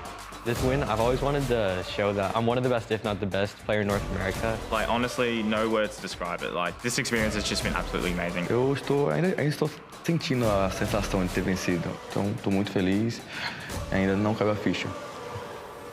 Piper Lapine closing out here, winning her 2nd regional of the 2023 season. Justin Tang winning his 2nd regional championship. My goodness. The back-to-back champion, Luminion V into boss's orders, brings back up a Crobat V for the knock. Definitely pretty excited. A little bit lucky for sure to win 2 regionals in the same year, definitely. It feels really good. It feels great, it really does. We're kind of reaching like this culmination of old and new. We're seeing a lot of good players like Paul Chua, Nick Navarre hitting their stride again and again, like they just do it time and time and time again. This is it! The battle is over, and Paul Chua becomes your 2023 European International Champion. Winning EUIC means a lot. I haven't been able to win an international. Being able to finally get past 2nd place feels pretty good. But we're getting a lot of new players as well, like Justin Tang, who just kind of pop up, and they're incredible. Justin Tang, your Knoxville Regional Champion. First regional competition that he has competed at, and he's taken down the entire thing. I was confident in my skills to do well, but I did not expect to take it away. This is my first play Pokemon tournament. I didn't think I had a chance at winning. And this is my first competitive regional. Winning a regional is undescribable. Of course, there are competitors I'm worried about facing. The most notorious one is Sander. He's always bringing these crazy control decks. I'm worried about facing Yuichi because he's really good. Kingsley, Prince, Edison, Robert. I didn't face him in this tournament, but Valiant Bish, I have no idea how I'll hold up against him. He's definitely one I'm watching out for. I'm always worried about facing Torrid again. That is always an experience and will be always difficult. I'm not really worried about facing anyone because I think I can beat everyone. Dancing Rob and Emmy Riddle. I'm definitely worried about facing Gabriel Agati. I'd be nervous about hitting Isaiah Bradner. Justin Bakari. Probably Luca. Justin Tang. I think I'd be nervous going up against Caleb Gedimer again. I'm confident in my abilities, but I know there's going to be 100 plus of the best players in the world, so it's going to be really tough. All the trainers have just scaled up their game. The competition has just gotten so fierce. This has made me so excited to get to Worlds. Winning Worlds would mean the absolute world for me. After getting second in 2018, winning would absolutely be amazing. Winning Worlds is everything to me. I really want to be the best player that's ever played this game. I think you have to be a little bit crazy to think that you can win the World Championships, but I am a little crazy. So It would be breathtaking to win the World Championship. I've won a regional. I've won an international. Worlds is the last thing I have on my list. Winning Worlds means I can submit myself into the history of Pokemon Go forever. Winning Worlds would mean everything to me, you know? So I'm going to try my best at Yokohama to hopefully maybe win. I just feel like I'm going to have so much fun. What a video that was. It shows how much the trainers have to do across the championship circuit to finally get to Worlds. And you saw the motivation behind it. You saw that the players that they were worried about, you saw what they were looking forward to. And it's all just for printing their name in history as a world champion, and that's something you always have to strive for. I tell you what, you were talking about goosebumps before in that matchup. I was having goosebumps during that whole video. It's such an incredible run, and also just to see the history of these players. I mean, obviously there's a lot of players that we as Go players are familiar with, and we even saw some of the matches that they were talking about being scared of earlier. Tonton saying, I'm scared to face a Dancing Robert and Emmy Weedle. He just got beat by Emmy Weedle in this very tournament in Lille. Yep, and that was an amazing game to watch, but we already have our next two competitors here. We have Hikami going up against Elephant and Flash. Hikami is another French battler who's again made it all the way here in Lille. So he's running a pretty spicy team, I would say. Yeah, he's got some interesting picks on it overall. He's taking a page out of his other French friend Tonton Batu's side, running a, oh no, I take it wrong. It's not a Dragonair like he was running. It is a Dragon Knight, taking a page out of maybe Wadage's book as some flyer that is not seem to be forgotten, but not utilized as often because I think it takes a very specific type of player to be able to play Dragonite to its full capabilities, and Hikami is definitely one of these players. Yeah, Dragonite is very specific. He just took a page of Tonton Batu's book, evolved it, and then he's playing it playing it here. So we also see that Nidoqueen, you know, it's as we discussed before, knowing your team and balancing the weaknesses. One of the biggest threats that Dragonite has is the Carbink. And what does a Carbink absolutely fear? The Shadow Nidoqueen. And speaking of Carbink, it is indeed on Elephant Flash's side, so it's like he kind of knew ahead of time this was going to be it. But also, Elephant Flash has that Frostlass. How do you feel as a Shadow Dragonite player if you're seeing a Frostlass on the other team? Oof, it's not just Frostlass. He has the Frostlass, he has the Mandibuzz, he has the Medicham, he has Carbink. So these Pokemon do have decent matchups into the Dragonite. So it's kind of super risky to bring a Dragonite in, but if you have a Dragonite in the team, you know how to use it. It's like this, all right? You have 4 Pokemon that you're worried about, but you have 2 Pokemon that you absolutely destroy with the Dragon Breath damage from a Dragonite. That's Swampert and Venusaur, both of which are in Elephant and Flash's team. And I think that's going going to be crucial. Can Hikami line up that Dragonite against this Pokemon? Does he even bring it? Because just looking at the teams, his Alolan Sandslash, the Shadow version, looks so good into Elephant and Flash's team, with the only real answer there being the Medicham. Yes, the Swampert does well, but come on, Swampert takes a lot of damage from the Drill Runs or the Ice Punches. We've been playing this game as we've seen just the preview screens as well of the Shadow Alolan Sandslash. Do you think this one is going to be running Powder Snow, or do you think it's going to be on Shadow Claw? Shadow Claw would be doing great against that Frostlass. However, that Mandibuzz is a completely different story. Yeah, you're right, but I think it's something that we have to see, because the teams look fairly balanced on either sides. Neither of these Pokemon need, let's say Sandslash doesn't necessarily need to have Powder Snow in this matchup, because you have Swampert on your team to deal with that Gligar. But let's see, we will find out immediately. We see that Carbink into the Umbreon. This is so bad. Oh man, Hikami's already shaking his head a little bit. No, this is not a great matchup for the Umbreon at all. Still staying in, it looks a little bit, because we have to remember, it's not the fast attacks that are doing damage to the Umbreon. It's going to be that Moonblast. And swapping out a little bit now that the Umbreon has a move stored, and into that Swampert, and in comes Elephant Flash's Mandibuzz. Yep, this is a pretty neutral matchup for both parties. Yes, Hydro Cannon does hit really, really hard against all Pokemon, but maybe not the Mandibuzz, because Mandibuzz is a very bulky Pokemon. We call it the Umbreon of the skies because it has the same stat product, just a little bit smaller. Yes, unfortunately it does make as cute of little motion when it gets hit with a charge attack, but we'll have to deal with it. Mandibuzz being able to do a lot more energy now with that Dark Pulse, as we see. Takes a little bit more to get to, but it's heavier hitting. Meanwhile, this second Hydro Cannon coming through on Hikami's side, still not going to be enough to knock that bird out of the sky. Yep, it's definitely not going to be enough, but will Elephant and Flash go for one more Snarl? Yes, he does, and it gets a charge attack priority to that Swampert. Swampert with his Hydro Cannon is, again, still not enough. How much does it take to knock this Mandibuzz out of the sky? It's still flying, and look, it's still farming more energy than it's needed. Yeah, these Mudshots aren't doing very much at all to this flying-type Pokemon. Meanwhile, this Dark Pulse will be enough to knock out that Swampert, and it looks like Hikami choosing to let that go down. He's lost that alignment that he was looking for, and neither the Umbreon nor the Medicham do great against the Carbink in the back. Neither one of them want to be tanking that Moonblast, basically, overall. I think the counters on the Medicham could be doing something. Shielding up, and now I think at this point he's recognizing he really didn't want to do that. Yep, I think shielding that up was a very, very bad move, because you really don't want to be shielding the air slash from that Mandibuzz, because it's not really a Pokemon that brings a lot of attack in its stats. So that is unfortunate, but he must have had a lapse in judgment there, and that's going to be so crucial. But here comes that Frostlass into the Medicham. Yes, we just saw this matchup being flipped, but now the Medicham is at a shield disadvantage, and this Frostlass is going to take it away. And the Shadow Ball comes in, it's no shielded. No shield from Hikami there. It's going to be enough to take out this Medicham. I have to remember the Umbreon has a really great matchup against the Frostlass. However, we've already seen that the Carbink has been revealed. Umbreon cannot do much against that, especially with that Moonblast.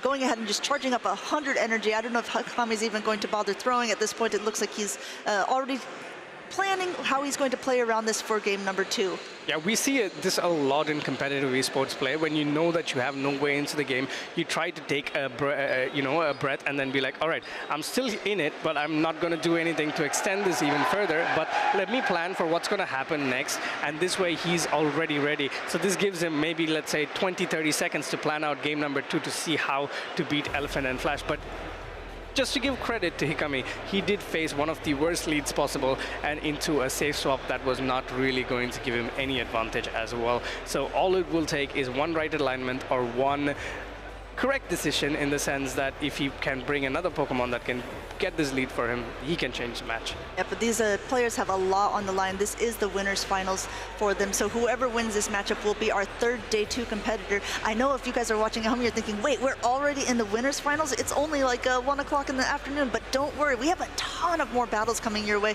There are over 170 competitors that have been registered for this tournament. We're starting it all in pods, so we can make sure that we can show you guys as much coverage from as many matches as possible. Meanwhile, Elephant Flash has one more game to go to be crowned that champion. Hikami, only 2 though. I mean, I'm not worried about him.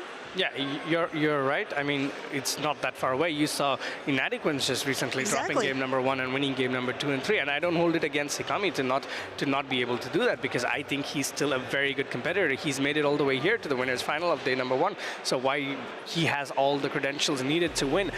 So let's see how he adapts, and that's going to be very, very crucial here, because that was a very, very demoralizing game number 1. I would be like, you know, okay, that was really bad, but it was also a very polarizing matchups one after another, so you really couldn't do anything as a trainer in that situation. Elephant and Flash absolutely had an eye behind you, and he knew what you were picking and went for the absolute opposite of that, but that happens, right? I think that's one of the things. Elephant Flash has been playing Pokemon tournaments since very much the beginning, so he has an idea of how competitors like to play. Not only that, he's very well known within the grassroots community as well. Both of these trainers are, so chances are they've played against each other before. They know maybe each other's play styles, and I mean, like you said, it's anyone's game at this point, right? The game 1, just finding out some facts, especially in a little bit of what we call those rock, paper, scissors scenarios. It is hard to find a way to climb out of that. So this puts a very, I would say, a very good scenario. Like for Hikami, it's best of 1 now. And for Elephant and Flash, it's best of 2. Yeah, exactly.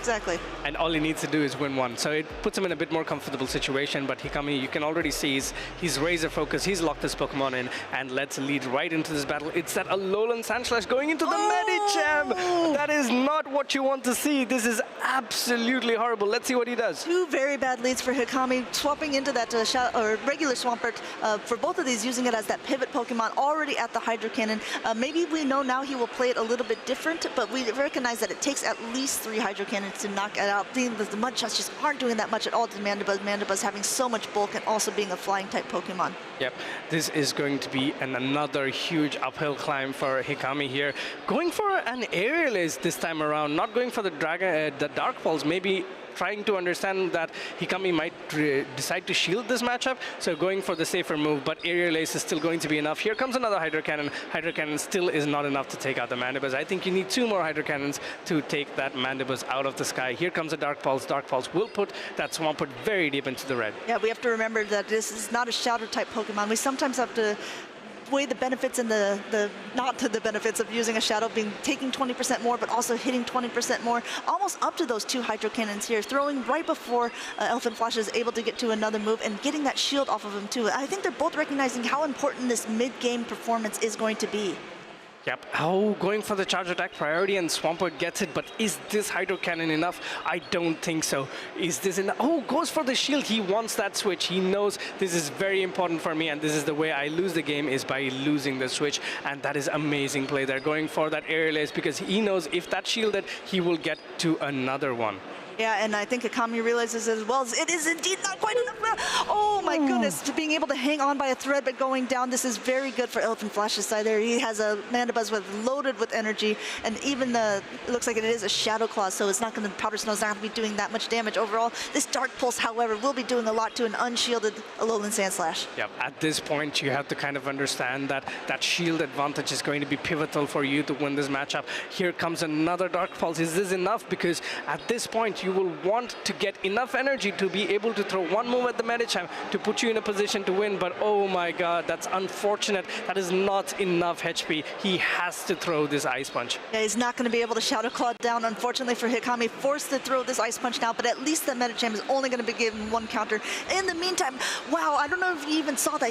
Elephant Flash knew that he would not want to do that, so he immediately swapped in the Frostlass instead, and Hikami is now switch locked with that Medicham against the Frostlass, and going Avalanche first, getting that shield off of Hikami. Yeah, the one last shield that was protecting that Medicham is gone, and it's out of the way. So this is going to be so bad for Hikami. Here comes a Dynamic Punch. Yes, Elephant and Flash does not have a shield to hide behind. The Dynamic Punch comes in, it lands, but it's not enough. The Frostlass is 1 away from that Shadow Ball, and here comes the Shadow Ball. Shadow Ball is going to look like it's going to connect with that Medicham. Again, that was such a wonderful read from Elephant Flash of recognizing it, and even saying, even if they don't, I'm going to be able to Powder Snow down as you see it now, this one Powder Snow being able to put that alone Sandslash back in the ball. Elephant Flush is our third day 2 competitor. Yeah, what an amazing game read. And Amon is I mean, I understand that Hikami is very, very demotivated because he was absolutely hard counted through the whole 2 games. But these things happen. He has another chance to pick himself up,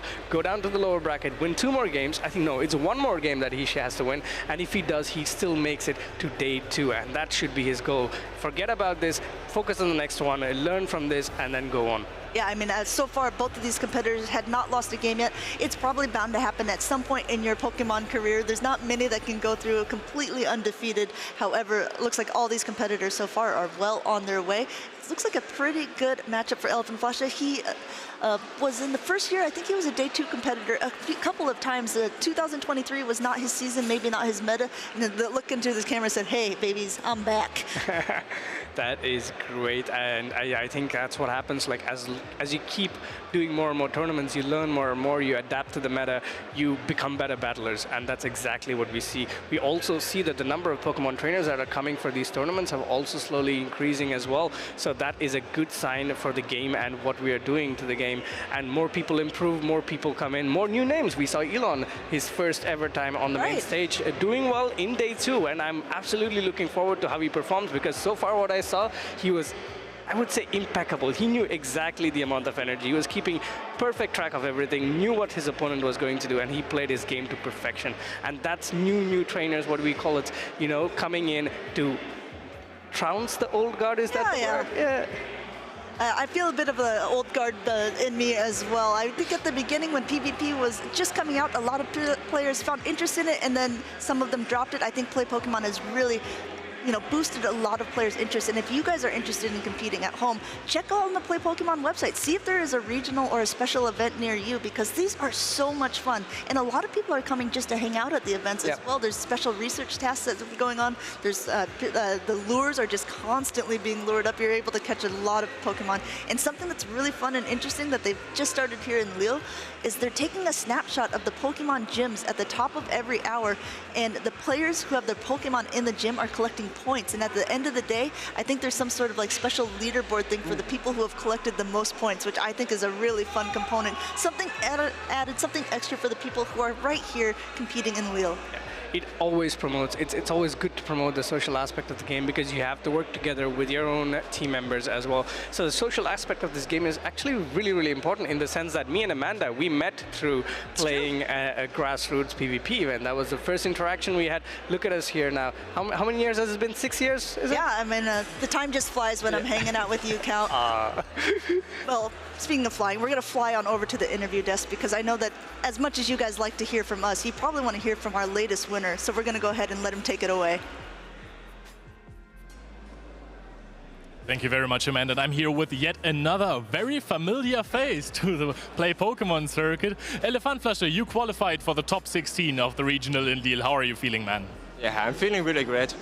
I've actually never won a winner's bracket, so it's my first time, and yeah, I'm even more happy I get the rest of the day off and don't have to wait here 2 hours for the lower bracket final. Yeah, you can rest now and prepare for the day tomorrow, of course. Did you expect to win it that easy? That was a real sweep. Of course not. Well, you can't expect this. I got super lucky with the alignment, and we both know it. And if we play 3 more games, it can go completely different. But I mean, you just read the team well, right? Yeah, you can say so. So, in preparation for this tournament, you chose to play Carbink. Yeah. People have not been bringing Carbink to many regionals before, or to play Pokemon events in general. Why do you think that is? I think it's thought by many people of being super RPS, and that's really the case. If you get it locked into a Siberia or a Swampert, it's really, really bad for you.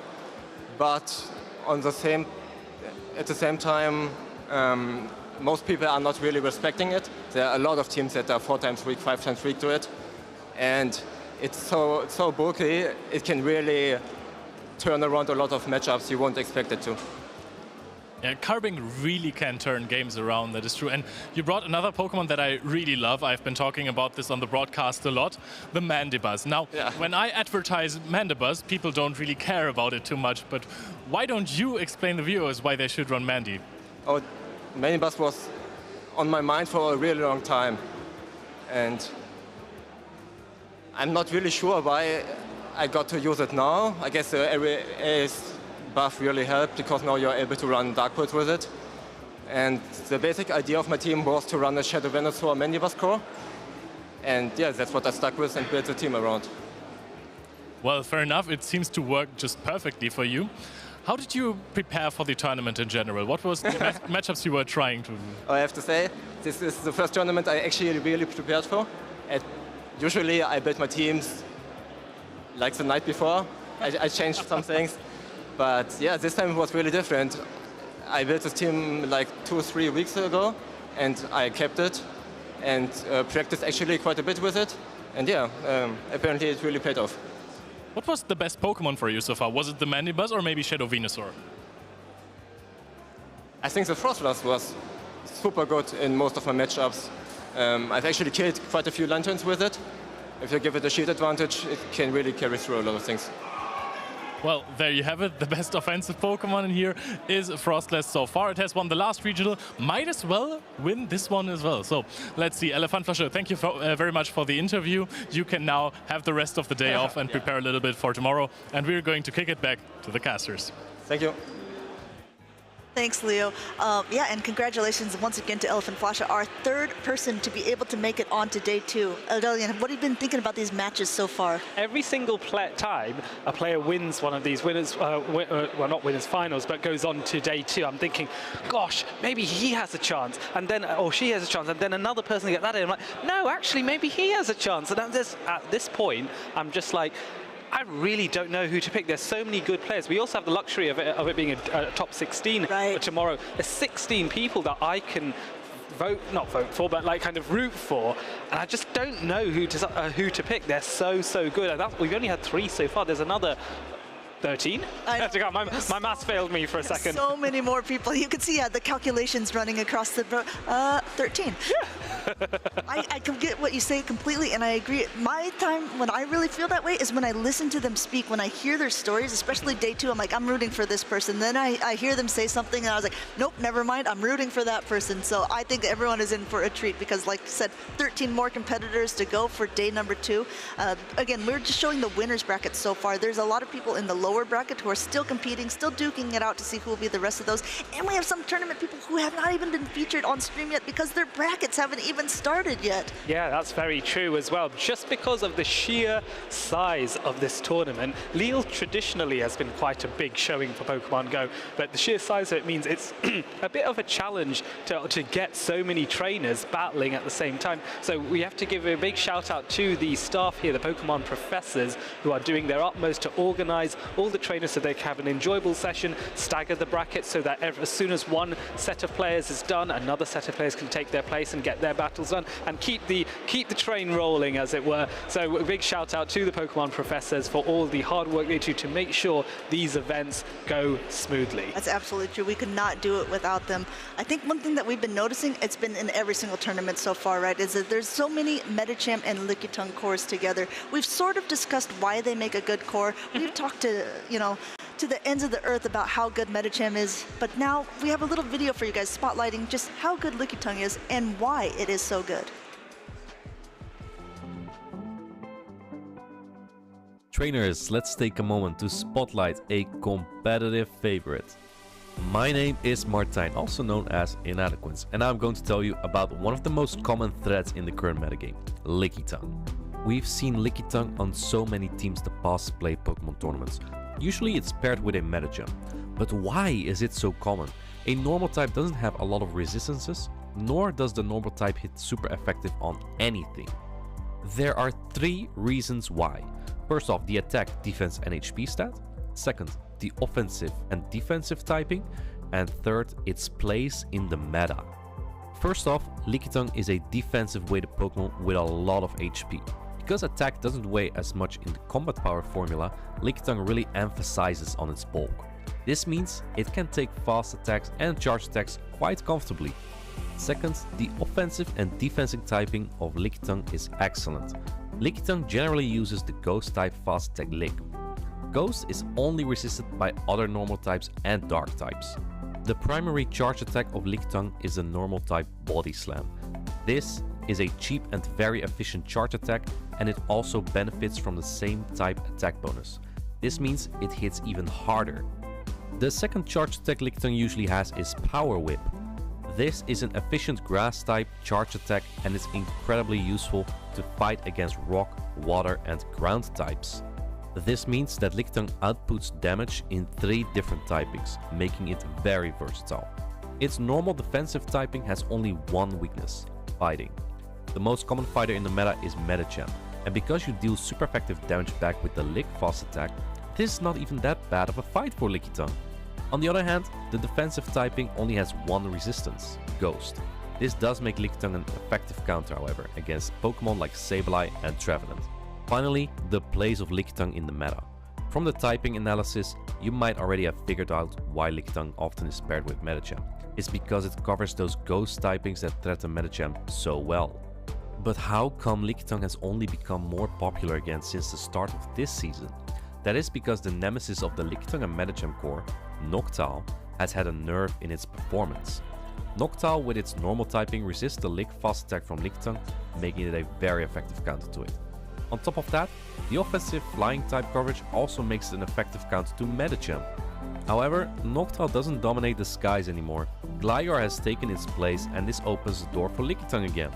Players now opt for other counters to Lickitung, such as Mandibuzz, Umbreon and Registeel. To conclude, the fall of Noctowl also led to the resurrection of Lickitung. If you're still looking for a Lickitung to battle with, check if there's a regional championship nearby. You might be able to trade with other players or catch some of your own here.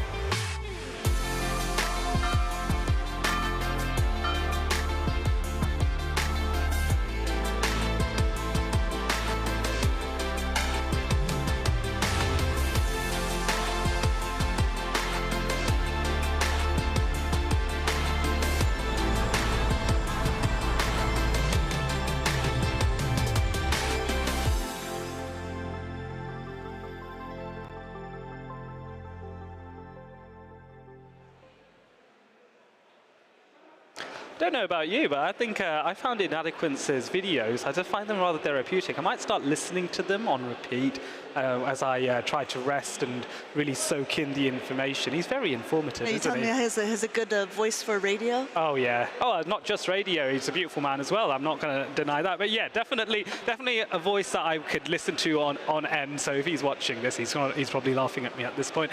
Welcome back in, folks. As you can see, I'm back on the caster's desk and delighted to be here with Amanda. So we have seen 3 champions, sorry, not 3 champions, 3 players that have gone on to the top 16 and into day 2, and we got another 13 more to come. I think I was looking at Inadequence's video, and that was me thinking that, I wonder if it's worth bringing Noctowl back in. I think that was one of the caster's predictions. I think Avi was saying. Yeah, Avi was saying indeed that Noctowl is a good core breaker. Like we were saying too, that Lickitung Medicham duo. No Noctowl to be found on either side here, it looks like, but there's a couple of good Pokemon. We have Elbrian on the left-hand side, and we have Galaxo-Bolton on the right-hand side. Let's kind of go over the teams here, because we saw that little spotlight about Lickitung, and it is indeed on this team here, that core that we're looking at, the Lickitung Medicham. Also, we have a Shadow Charizard, Lantern, and Shadow Alolan Sandslash on Brian's team. Yes, I love seeing Shadow Charizard in here. I think is this the first one we've seen this stream so far? I believe it is, Odelian. Ah, okay. Well, Shadow Charizard then, a Pokemon that I have had a lot of fun with as well when I was competing last season. Well, just able to get to those blast burns so quickly. Elbrino has to be a bit mindful that Galaxo-Bolton does have the Lantern there to check it, but aside from that, Charizard does enjoy a reasonable matchup against a lot of the other Pokemon on that side there, albeit with shields. So I'd like to see Shadow Charizard from Elbrino's side. On Galaxo-Bolton, I remember Galaxo-Bolton from Malmo, because he's one of the players that was local to that city in May earlier this year. Very, very strong battle as well, and I think he was on screen then and did win in a very decisive fashion. So this is truly going to be a match between two titans who have won several. They're both in the winners bracket, and one of these players is going to make it to day 2 just off the back of this battle, I believe. Is that right? Yeah, whoever wins this will indeed be guaranteed to make it on to day 2. However, that doesn't mean that the loser will be out, because we again, this is a double elimination tournament, meaning whoever loses this will be knocked down to the lower brackets and still have a chance to climb back, and we could potentially see them again day 2. Brian is one of the battlers who's coming from, I believe, the Netherlands, and Galaxy Bolton, like you said, we saw him in Sweden. I believe he is at least a Nordic player, a Swedish player. Perhaps. Yes, I believe you might be right. But we jump into game 1, and the Superiors leading in against the Lickitung, which is a relatively even matchup here. Superior able to keep pace with Lickitung's body slam, requiring just 6 Vine Whips to get to the Frenzy Bar. But interestingly, we have something different here, a Superior with Leaf Tornado. My goodness, no aerial is to be found on this Superior at all, and revealing it right away, going for that Leaf Tornado. It doesn't hit as hard, but as you can see, you can see Galactic Bolton smirking about this as well. He got the attack drop on the Lickitung, which is the Leaf Tornado has a chance to get. Now this body slam, even though it's a same type attack bonus, will not be doing as much damage to the Superior. Oh, that was so trivial. You can see the Superior being able to tank this heavily and going ahead and saying, you know what, that's fine, I'll have another. Yes, why not? Well, when your attack has indeed buffed twice, Superior with its bulk, it has no issues taking a few of these body slams, just able to farm up a huge amount of damage. The benefit of Leaf Tornado there is not a guaranteed double attack drop, but it is a reasonably high chance and very useful to get it so early on in this matchup, allowing that Frenzy Bar to do a huge amount of damage onto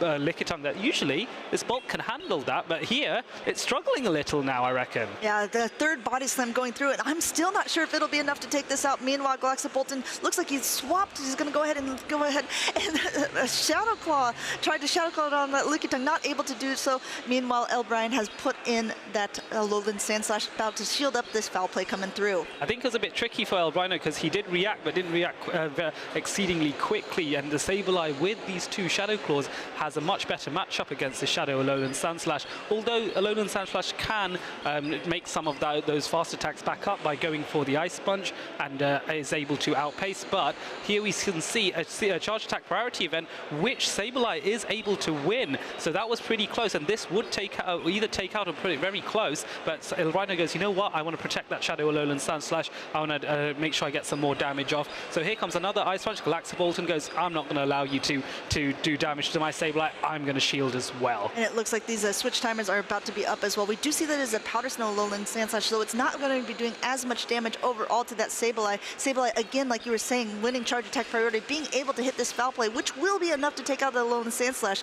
That what do? The Lickitung can come back in, but I mean, we might see an aggressive Shadow Claw down. No, it's going to be that Medicham, which does not do very well against Sableye, but at this range, at least Sableye is going to be able to...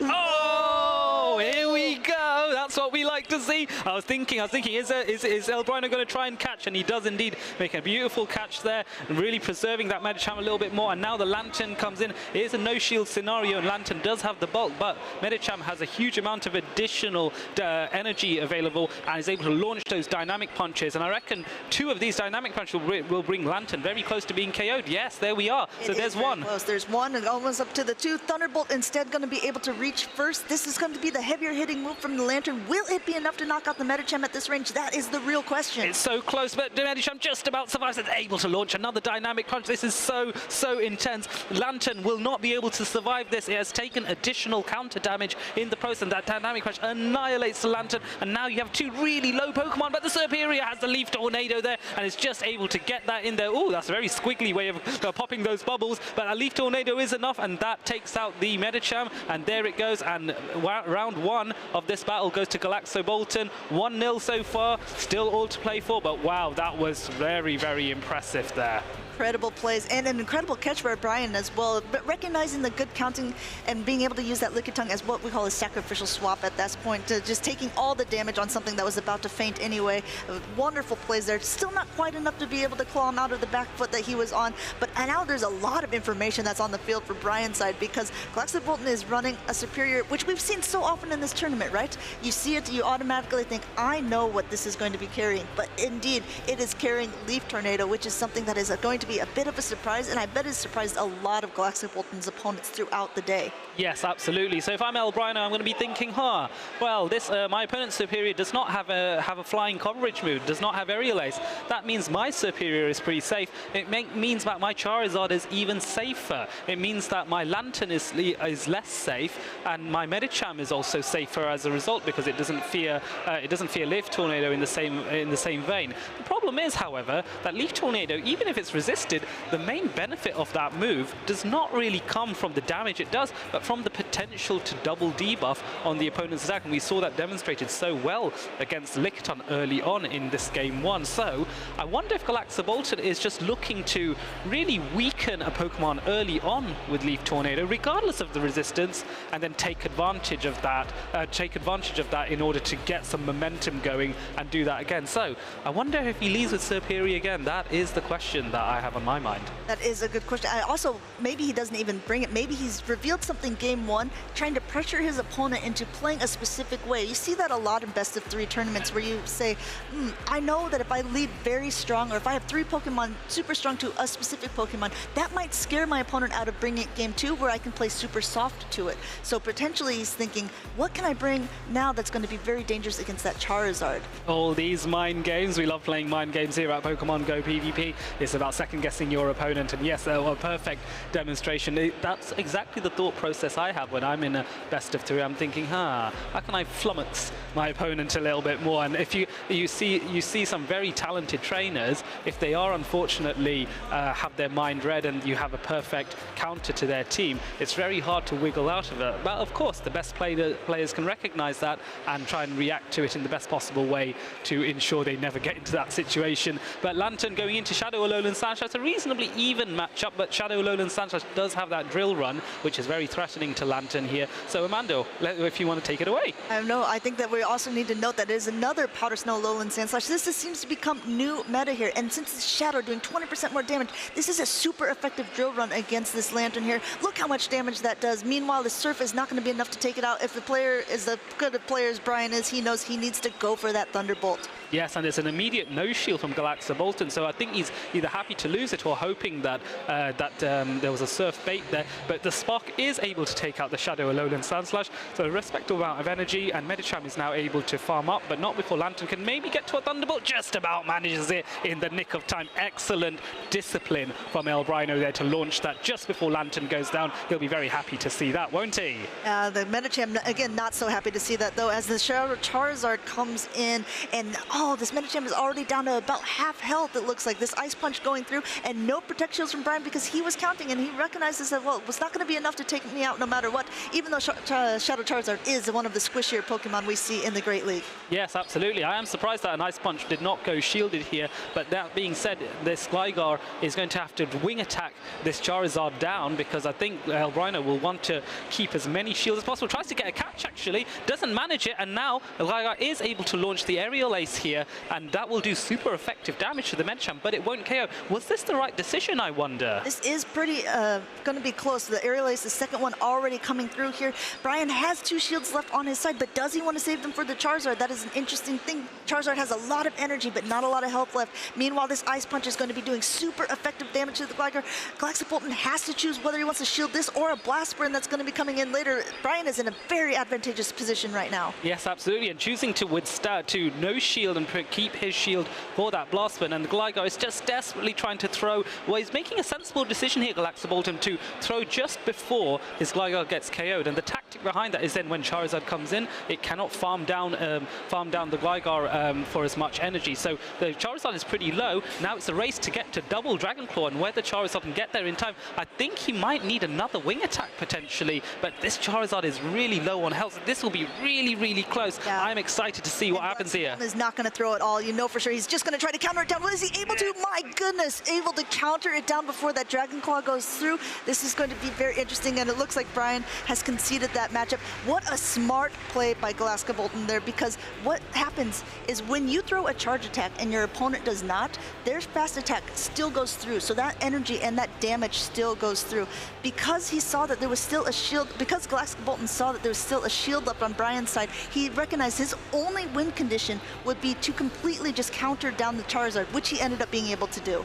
Yes, very, very disciplined indeed. And bear in mind, folks, that the counter damage, even though it is resisted on Charizard, that resistance might reduce the damage, but there will still be damage being done onto Charizard. Shadow Charizard is so squishy, for lack of a better term. It has such, it's lacking in bulk that even resisted counters do a significant amount of damage here. And as Amanda said, the right win condition is just to power through, ignore the shield, and just go for the straight counter down and just about manage it. But how close was that Shadow Charizard to another Dragon Claw? That was this close. I think, yeah, like you said, he just needed one more wing attack, and like you know, it's one of the more known things for Pokemon Go is Shadow Charizard has a very, very high attack, meaning that it wins charge attack priority over a lot of Pokemon. Not actually all the Pokemon anymore that we're seeing in this Play Pokemon tournament today. We saw a Charjabug earlier, and that I think that's going to win over a lot of things. Yes, Charjabug was pretty high up there. I know one time I was playing with the Shadow Charizard, I was really shocked to see Shadow Machamp was, well, not necessarily even a Shadow, a standard Machamp would also be suffice, but Machamp actually wins charge attack priority over Charizard in Great League. So I did not know that, and I discovered that to my cost, and I was very, very sad.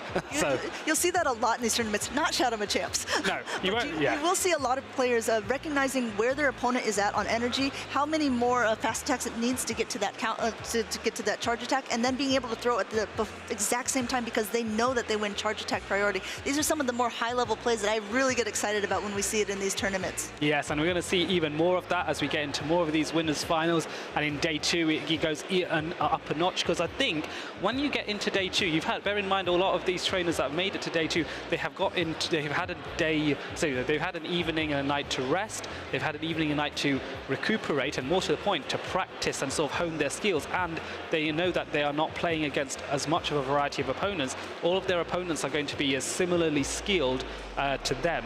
So there's an element of kind of expecting spectacular plays and spectacular catches. We saw El Rhino make a spectacular catch with his Lickitung there. Even though it did not win in the match, it made the match a lot closer. If that's what you can see at this level, imagine what you're going to see on day two. Yeah, that is such a good point. And speaking of spectacular plays, I'm going to go over and do a spectacular interview with Avi and Glasgow Bolton.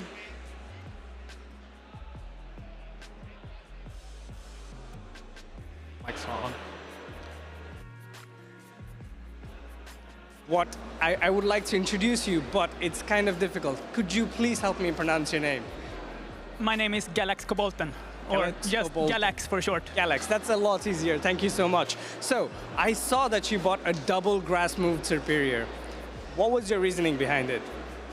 That was the start. When I started building my team, I wanted it to be around Leaf Tornado Superior. So that's what I started with, and it has been fantastic. Is there any specific matchups that you can tell us before going into day two that you would like to reveal it's come in clutch for you? Any specific matchup, like against Lickitung, for example? Like right now, you saw that Lickitung, it deals 2 damage, it lick, but with 1 debuff, they only deal 1. So it's essentially a double debuff, or it's already a double debuff, so it's 4 times debuffed.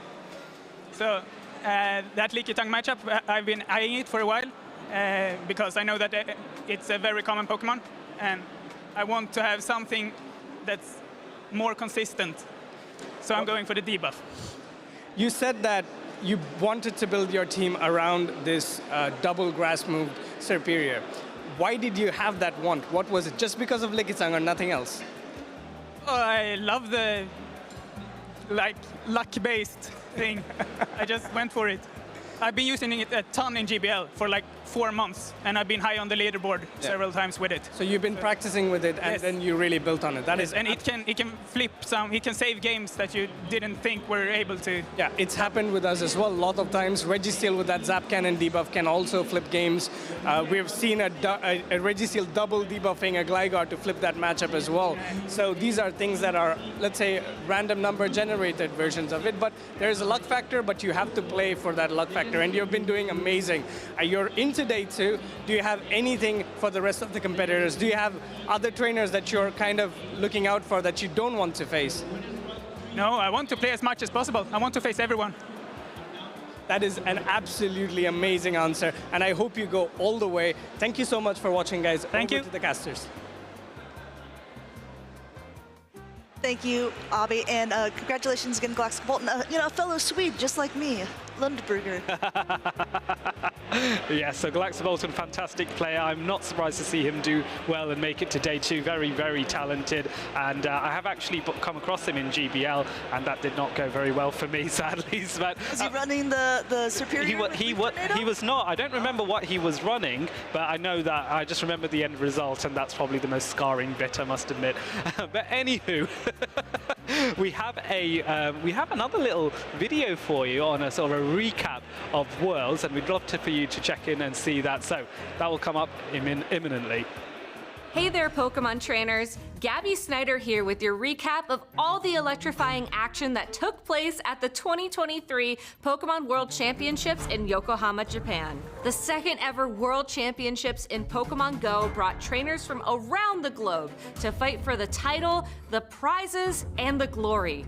With so much on the line, trainers fell back to consistency, relying on Pokemon like Medicham, Lantern, Lickitung, and Altaria to take them through 2 days of tough competition to the grand finals on Championship Sunday. It's Axin and Rubik's Master were the final 2 standing after taking down challenging opponents like Elche, who made it to the winner's semifinals with only 5 Pokemon, and Wadaj, who won the North America International Championships and Hartford Regional Championships back-to-back.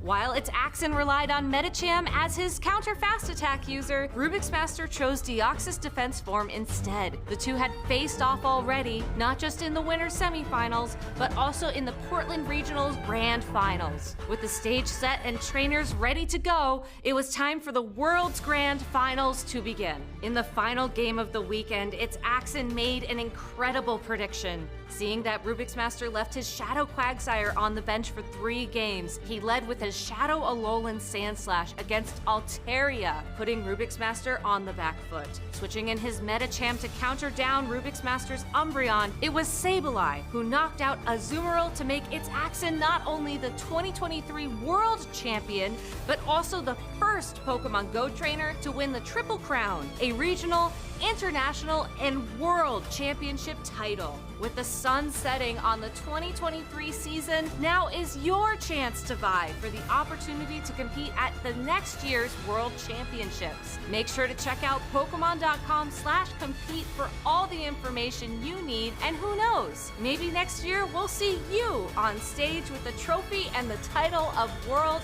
Champion.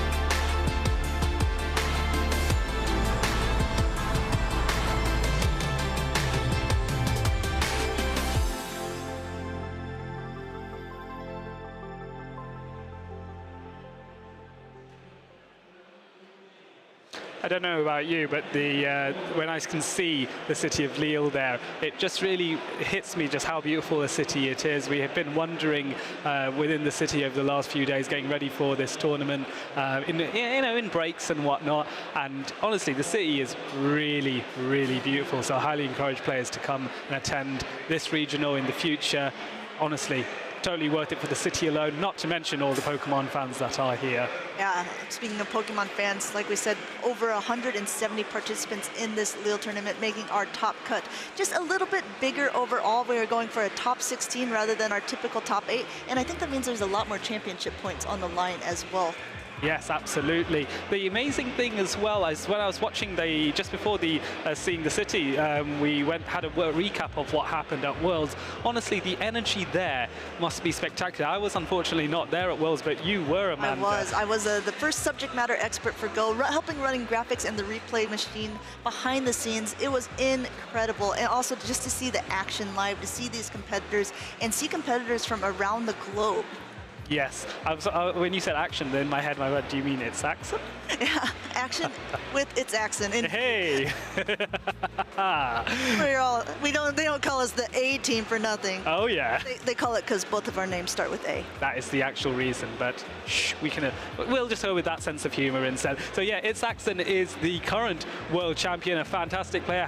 He was also at the 2022 World Championship in London, where I got to meet him. A lovely guy. You can tell when you speak to him just how brilliantly analytical he is as a person. It seems as though maths just pours out of his ears almost when you speak to him. Fantastic player, and I'm not surprised that he did so well and became a world champion. If I had to pick, and someone told me in advance, It's Axon would be world champion this year, I go, yes, I can believe that. That sounds about right. Now, Delian, I have a question for you, and something that we can kind of discuss because it's going to be happening soon in Pokemon Go. Right. At LAIC, this is the first time that we're going to be using open team sheets, so we're going to be able to see the movesets of each Pokemon ahead of time. Do you think that Galaxkabolt's plan to do what he did would have worked as well if the opponent had known ahead of time that it was a Leaf Tornado superior? I mean, if you think about it, he still won after that information was revealed. But does it take away a bit of that surprise factor? Yeah, I think that's the only thing that we're perhaps going to miss is that surprise factor with seeing, well, when my opponent knows, if I was running Lickitung, then I see, it could be an Aerial Ace, could be a Frenzy Plant. I know that we don't expect that Leaf Tornado ever to come in. So I think that is a shame, but also I do think it is, in the interest of fairness, a lot better, because there are players that will end up on stream, like Galaxkabolton, who now everyone who has been watching, because even some of the other competitors watch, and they can do, they will now know, Galaxkabolton's running a Leaf Tornado superior. They'll remember that for day 2, and then if they do that, if they do remember, then suddenly there's no surprise factor for them. But of course, Galaxkabolton may not know what movesets his opponent's running. So there creates a bit of a imbalance there, which I think open team sheets will address. So I think that's a good move. Yeah, I'm kind of looking forward to it. I can't think of a better place to do it than at LAIC, because I think a lot of times these opponents, they are ready, they are hungry for some recognition, for some playing, and I can't wait to see how they do with this. In the meantime, I mean, we're going to keep it all a surprise. We're going to keep it a secret here in Lille, so we might see some more spicy potential movesets on different Pokemon as this tournament progresses. If you're just tuning in now, we are in the winners bracket of our first pods of Pokemon that have been going on so far, and we're about to see who's going to be the next champion going into day number 2. Yes, and we have a video that is now going to be ready to talk a bit about, reading teams of 6. I think it's a really important skill to be had. I think all good trainers know how to do it. Hopefully this video can allow you to be a little bit better at doing just that. Hi Pokemon trainers, my name is Anna Hoffman, and I'm here to chat a bit about reading opposing teams of 6 Pokemon in trainer battles for organized play. Lickitung goes on to the Grand Finals! And Hoff! The Play Pokemon Championship Series takes place using teams of 6 Pokemon in the Show 6, Pick 3 format. Properly reading a team in organized play is a different process from reading an opposing team of 3 in the blind format of the Go Battle League. When you first receive your opponent's team sheet, the pool of Pokemon you need to prepare for shrinks down to the 6 Pokemon you see. It is important to use this information to your advantage, as this affects how both you and your opponent will approach the battle. Battle parties of 3 will be structured around the Pokemon that are present, and the gaps that are created as a result. One of the first things to evaluate when reviewing your opponent's team is where your team's strengths lie. Identifying your emergent safe swaps, or Pokemon that have the best wins and softest losses against your opponent's available Pokemon, will be key in structuring battle parties. Additionally, it is a good idea to identify closer Pokemon. Closer Pokemon generally have few counters on the opposing team, and thrive if those counters are dealt with or absent. In this example footage, we can see a team that does not have a strong answer for Tapu Fini, and we can see the opponent properly capitalizing on this by saving Tapu Fini as a get out of jail free card during the match. With no hard answer, Tapu Fini can operate as both a safe swap and a closer for her team. Altaria additionally operates as a closer so long as a Azumarill is either answered for or not present on the opposing team. Correctly acknowledging and playing to your team's strengths against against your opponent is one of your best paths to victory in Play Pokemon Organized Play. Part of playing to your advantages will be expecting your opponent to play to their strengths as well. Reading your own team against theirs and finding their emergent safe swaps, closers, and resulting battle parties is the next step in elevating your ability to read an opposing team.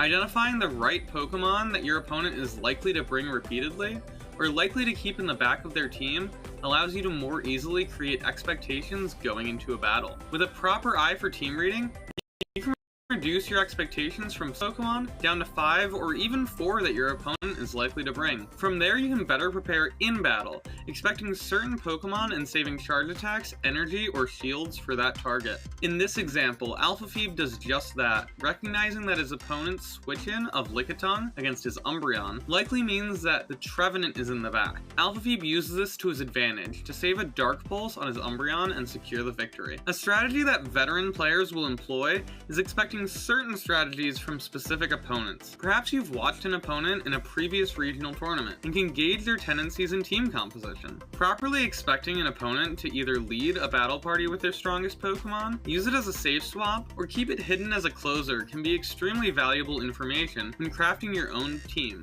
In this clip, Rise to Occasion knows his opponent Onion Frank tends towards ABA style teams of 3 in general, and has created teams especially weak to Trevenant in this current set. Recognizing this, he holds back his Trevenant, pairing it as well with a good core pair of Azumarill. Once he is able to see Azumarill's hardest counter of Lantern in the lead, his team is ready for an advantageous match that he turns into a win. The ability to read opponents' tendencies is a skill that will only become more and more relevant as Pokemon Go's tenure in organized play continues. There are many aspects of reading an opposing team of 6 that can help bring your own team to victory. Knowing these differences from the Go Battle League and other trainer battle formats is key to ensuring success at future tournaments. Best of luck in employing these and other tactics at any tournaments you participate in. Oh, I thought it was you. Oh. Whoopsie. He was like, "Can I lead?" I said, "Sure." Oh, my apologies. Well, here we are back on the caster's desk. So we have seen some tactics from Anna Hoffman with regards to reading teams of 6, and hopefully that has been useful. And you can see a few examples where some top players have demonstrated that. We saw Rise to Occasion. In my view, one of the more consistent NA battlers who makes top cut regularly across multiple tournaments. I have had the luxury of meeting him as well on a couple of occasions. Lovely guy, humble as ever, and that's what I really love about a lot of Pokemon Go players. No matter how talented they are, they always have time to talk to you and be humble and not make a big deal of themselves, just so I can make a big deal of them.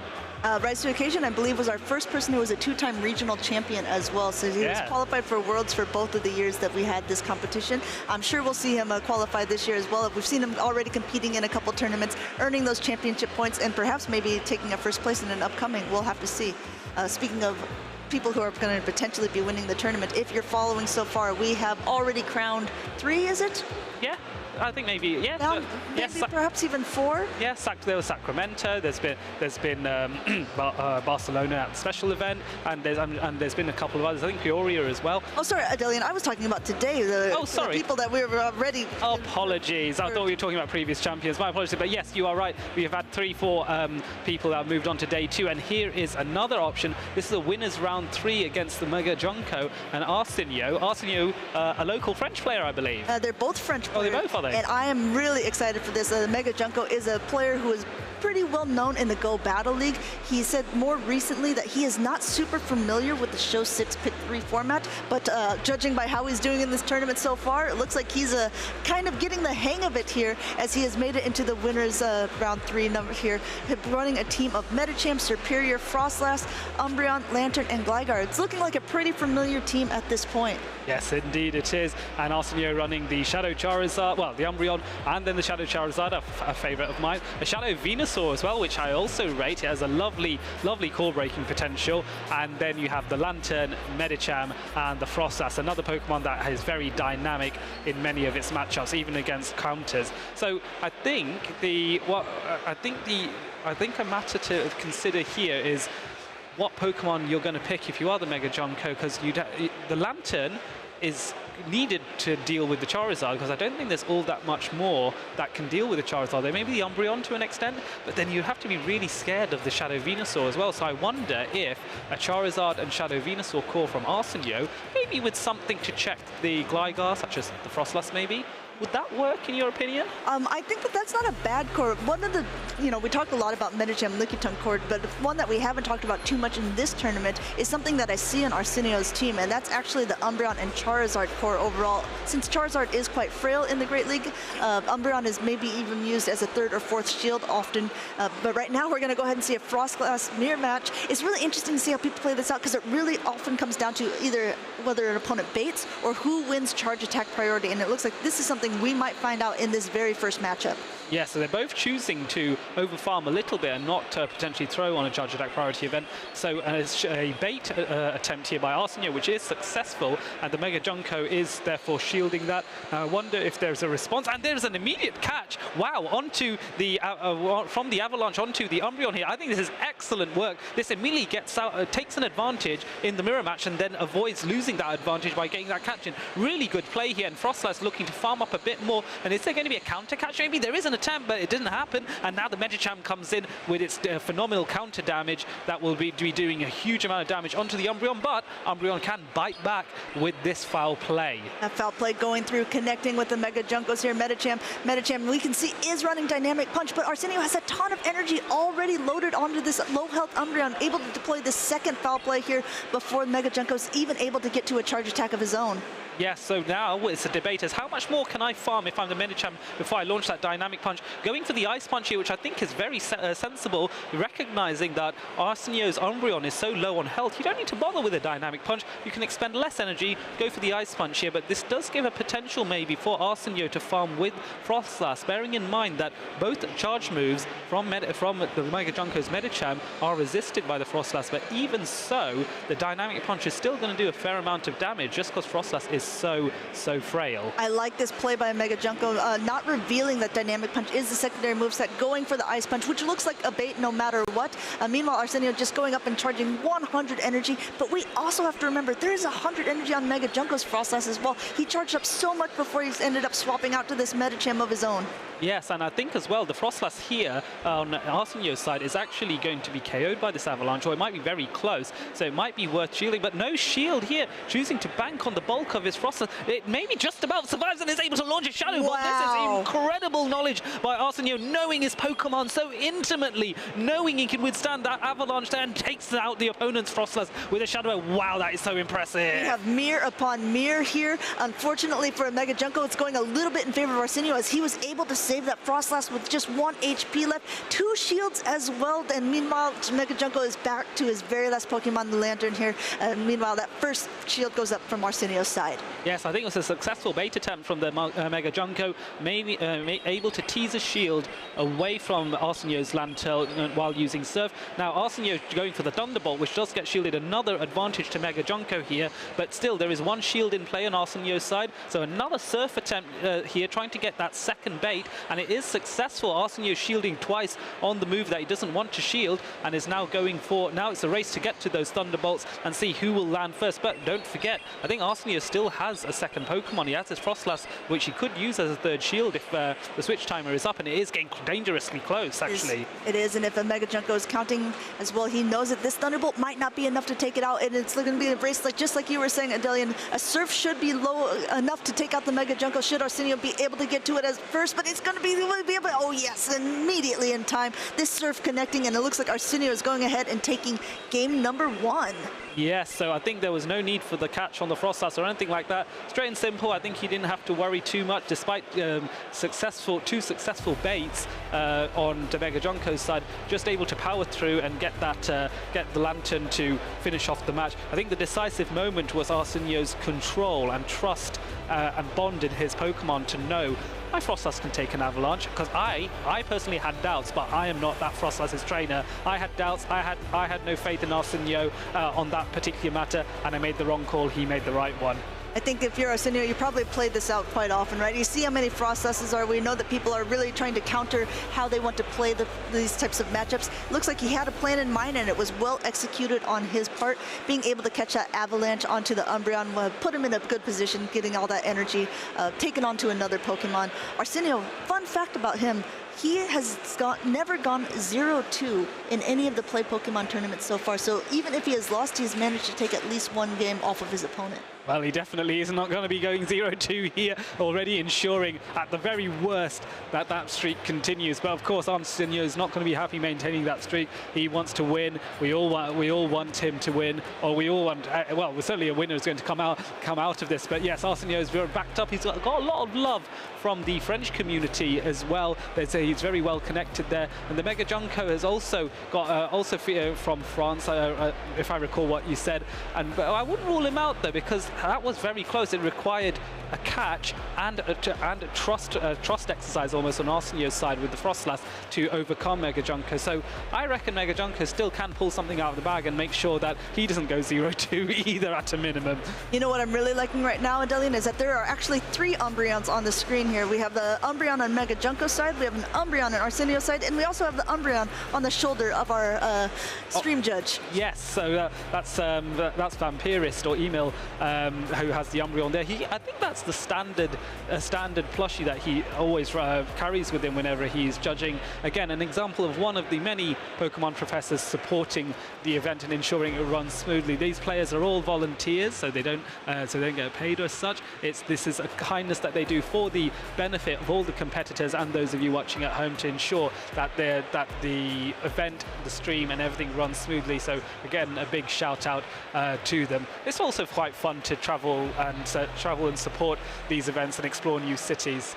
So Lille has been great for that, I feel. Yeah, I can imagine that a lot of these players are also very thankful to these judges as well, being able to have someone look over the matches in case there is some sort of dispute or needs some clarification. The Mega Junko is a relatively new player to our Play Pokemon scene. Arsenio, as we've said before, he's had a lot of accolades in his time so far. He's top cut a decent amount of tournaments, and he is one of the more well-known French battlers, but we're going to hop right into game number 2. Alrighty, let's see if the Mega Junko can weave some of his magic and try and recover from this, but unfortunately, not the best matchup in the start off with. Venusaur into Lantern, an immediate swap by Mega Junko, surely into the Umbreon, and here comes the Venusaur just looking to chip away at this, thinking, let me see if I can soften up this Umbreon a little bit and punish it for being the safe swap. This Frenzy Plant is going to do a huge amount of damage. I do not like the sight of this. This is going to be painful. Meanwhile, you see Umbreon, one of the more tanky Pokemon, already in the yellow because of that Shadow Frenzy Plant, and now Arsenio comes in with the Umbreon of his own. I guess for the Mega Junko, there is a lot of energy already on this, being able to throw this last resort into the Umbreon, which is going to be the more effective move. Meanwhile, Arsenio just charging up a lot of energy of his own. Yes, so now it's a mirror match here, and I think it was decisive for Venusaur to chip away at the Mega Junko's Umbreon first and foremost, so that the switch advantage that Arsenio has held, and now this Umbreon is really, really struggling. Going to churn out another last resort here to chip away at Arsenio's Umbreon a little bit more, which I think is sensible, and so just almost missing those bubbles actually, but just gets to it, and now I think Arsenio is able to farm a little bit more, and it is a charge attack priority event. That's useful information to know as well, isn't it? That is good information. Now Mega Junko knows this, choosing to let that Umbreon go down, maybe coming back in with that Lantern, just getting a lot of energy. Unfortunately, we've seen it many times when it's such a volatile Pokemon like Lantern, even if you have a lot of energy on it, when that Venusaur comes back in, it's going to negate it as well. So this is going to be a bit of an uphill climb, but I'm really interested to see how Mega Junko decides to play it out. Arsenio going for an aggressive swap here and counter swap by this Frostlass. This could end up changing a lot of this mid-game. I do like this idea for one reason. Venusaur with an energy advantage may be able to take out the Frostlass in an even shield scenario, and so it just really depends on if this Venusaur can survive long enough to get that second Frenzy Plant off. I think the Mega Junko realizes that Venusaur can. He goes, you know what, I need to take a shield back, otherwise I'm going to give up 2 shields to protect my Frostlass, and is now going to throw the Frenzy Plant, which I'm assuming the Mega Junko shields, and then Frostlass can farm that. But interesting play here. Was it worth keeping the Venusaur in the back, or is this the right tactic? Who knows? I mean, there is a loaded Frostlass now on Mega Junko's side. And I mean, this Avalanche will be doing hefty damage to the Umbreon that Arsenio already has. He took it out for a reason. I wonder if he's bringing it back for this very thing. Does Mega Junko also remember how much energy is on that Umbreon? Looks like he knew exactly how much energy was left on the Umbreon. What a play by him, being able to throw this just as the foul play was going to be able to be reached. And Arsenio not blocking it up because, again, he knows how he trains his Pokemon. Wow, these are incredible play after play.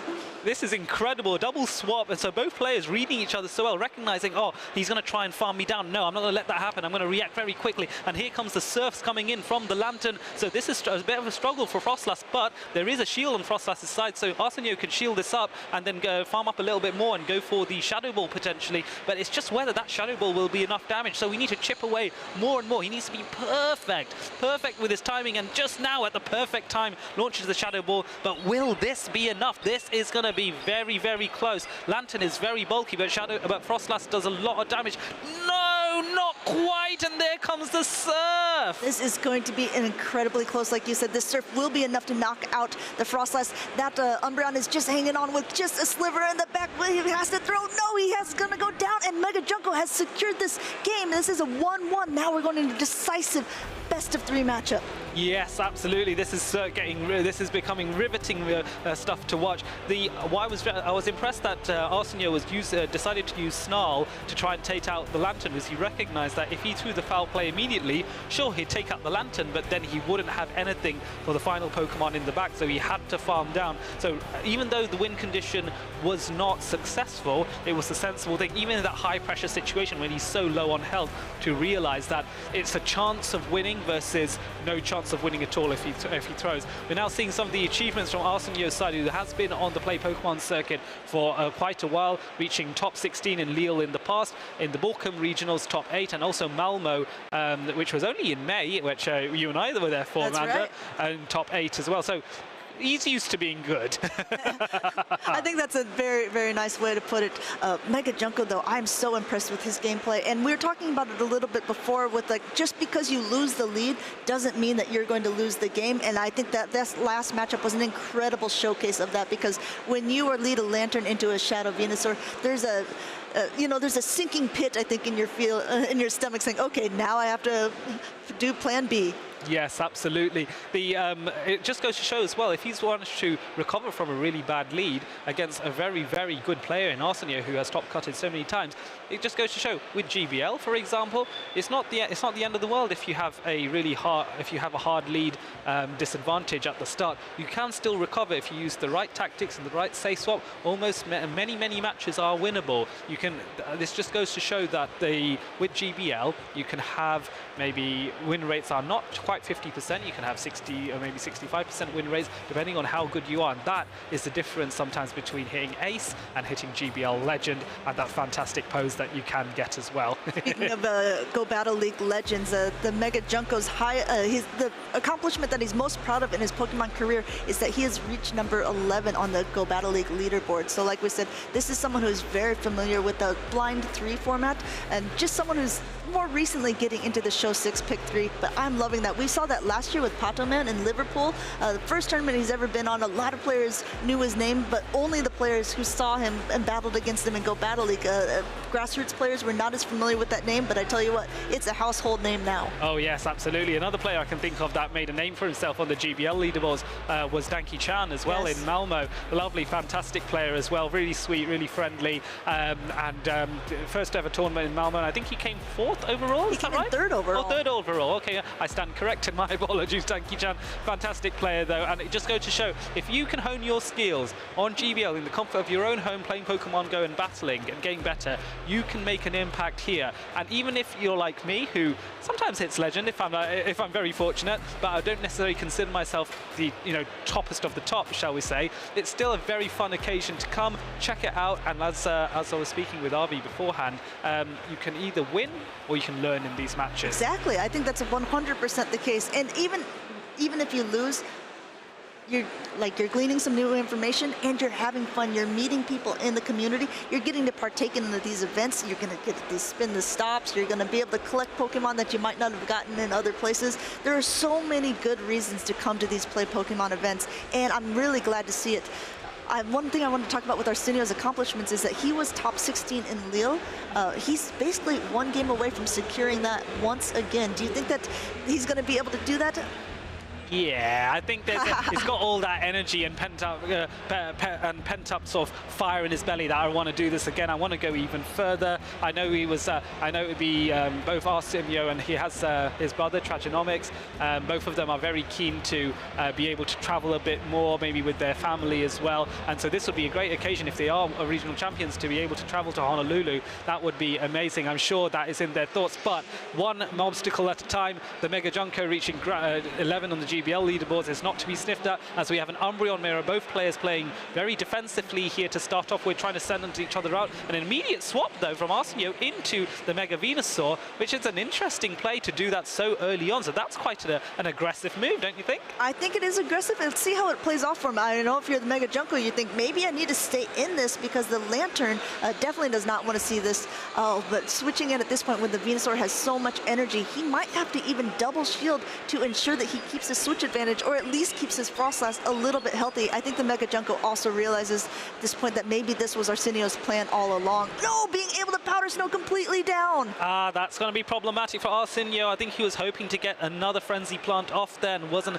able to pull that off, so this might be tricky. Now, however, it does give him the option to bring in that Umbreon, and then the energy that Frostlass has banked, while useful, is going to struggle a little bit to deal with the Umbreon just because of how bulky Umbreon is. But the first Avalanche does go through, and that will go no shielded, and I think Frostlass might be able to get to a second one before foul play can be launched. So the Mega Junko making the right call here to launch the Avalanche and chip away at this Umbreon that little bit further. So now it's into not quite the red, but close enough. So a little bit more farm now on Umbreon's side. Umbreon farming up to almost 2 foul plays there before releasing the first. We have to remember Frostlass is a ghost type, so this dark move is going to be super effective against it.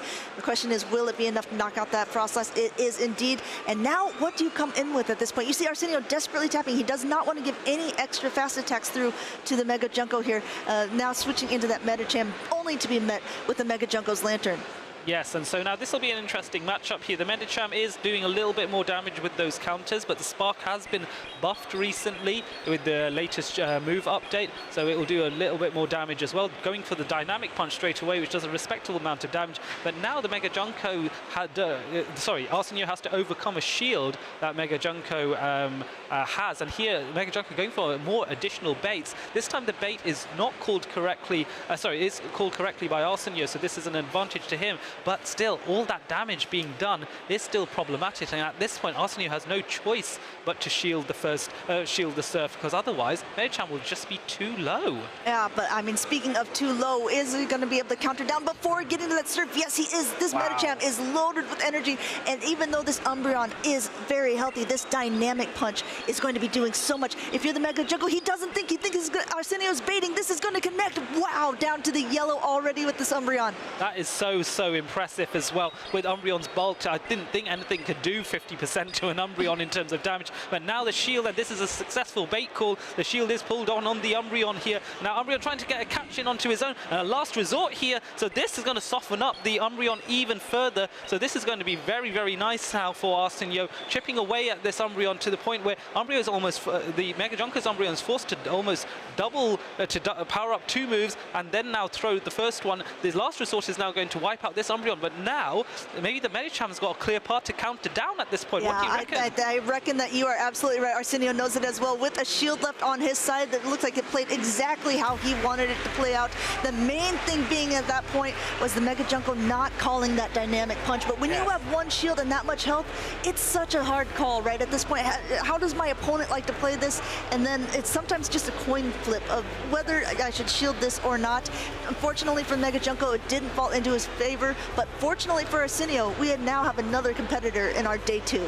Yes, and this is it goes to show about these 50-50 calls. You can hear as well when the final match was over. You can hear a roar of the crowd watching, and as they're supporting Arsenio in his success. But yes, it was a bit unlucky for the Mega Junko, because I think he played exceptionally well, and I think at that point, no matter how skilled you are, you can only really go for a coin toss of might be Ice Punch, might be Dynamic Punch, and it just didn't work out. So tricky one. I'm sure, though, he will be able to make his way up to the losers bracket and make a real impact here. And bear in mind, it's the first tournament. There can be some nerves. There can be some, you know, not getting used, not being as used to it, although you did very well to get this far already. And so to recover and then go next time, I want to smash it. What I liked about it overall, though, that it was 2 French battlers, so we guarantee at least have 1 French person in day 2 in Lille. I always like it when there's someone from the country kind of defending their home turf a little bit. And I mean, Arsenio, we saw how many times that he's top cut in the past. He's a very, very good competitor. It's interesting to see him really climbing back, getting that spirit to compete in PvP once again. Yes, absolutely. There's some other fantastic French players out there. We have Dex, we have Tonton the 2, so UIC champion. We saw many of those. There are some other fantastic players out there. We saw Sipa as well earlier, a local community admin as well. You know me, I love talking about Pokemon Go communities. I'm a big fan of it. But yeah, it's brilliant stuff to see so many local players go, you know what, I want to have a shot at it. I want to see if I can defend the French honor, as it were. And I'm going to once again say, and I hope that it's correct, because if not, I'm going to look pretty silly saying it for like the 3rd time. But if you want to follow along with the bracket, there should be a little Pokemon or Pokeball icon in the corner of your screen. You can go ahead and click that to get to the bracket, so you can see all the players who have been in this tournament so far. You can see the pods that are about to be starting, how they're doing. We haven't been able to feature as many from the second group yet, because we wanted to make sure that we're showing you guys all of these winners finals so far, so you can see for sure who is going to be in day 2. But we have so many more battles to showcase for you today. Normally at this stage it feels like it's almost done, right? When we were like, oh, all these winners finals, these is going to be your day 2 competitors. But not today. Yeah, not today. There's just so much to see. So we have a winner's interview with Arsenio, so we can find out a little bit more about him and what has made him tick. So it's over to Arby for the winner's interview.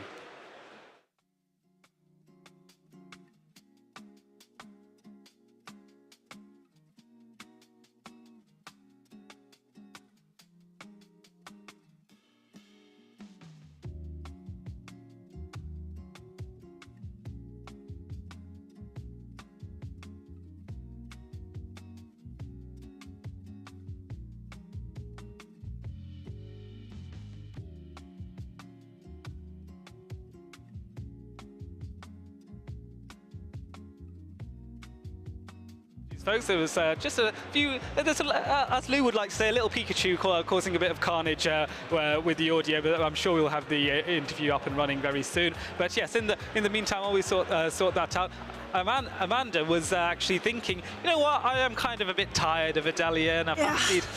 Yeah, something along those lines. Wanted to make a dash, and I was like, no! He grabbed me by the coattails, pulled me back into the scene, and I said, okay, fine, Adelia, and I'll hang out with you for just a little bit longer. Oh. And while we do hang out and wait for these audio issues to be fixed, I do want to talk to you a little bit about what you were saying before, about community, because you have developed a really, really nice community in London. I mean, we saw it at the EUIC, we saw it at the Worlds when Worlds was held in London. What do you think helps make a Pokemon community grow to the extent that you have helped it do for your local? I think there has to, first of all, you have to have either many players or a couple of players that have a real love for the game and are passionate about Pokemon Go. If that is the case, then it makes things a lot easier, because you can then go into that role of, let's organize something together as a group and then try and sell the concept of playing as a community to those players and build those friendships. Ultimately, it does come down to how good you are at building those friends and making people think, I want to hang out with this person because he's fun to play with or she's fun to play with. Excuse me. In the occasion where, like, you know, there's not perhaps as many players around, you can still utilize your existing friend circles that may not play Pokemon Go, but you might go, hey, do you like Pokemon? Do you remember playing it when you were a kid?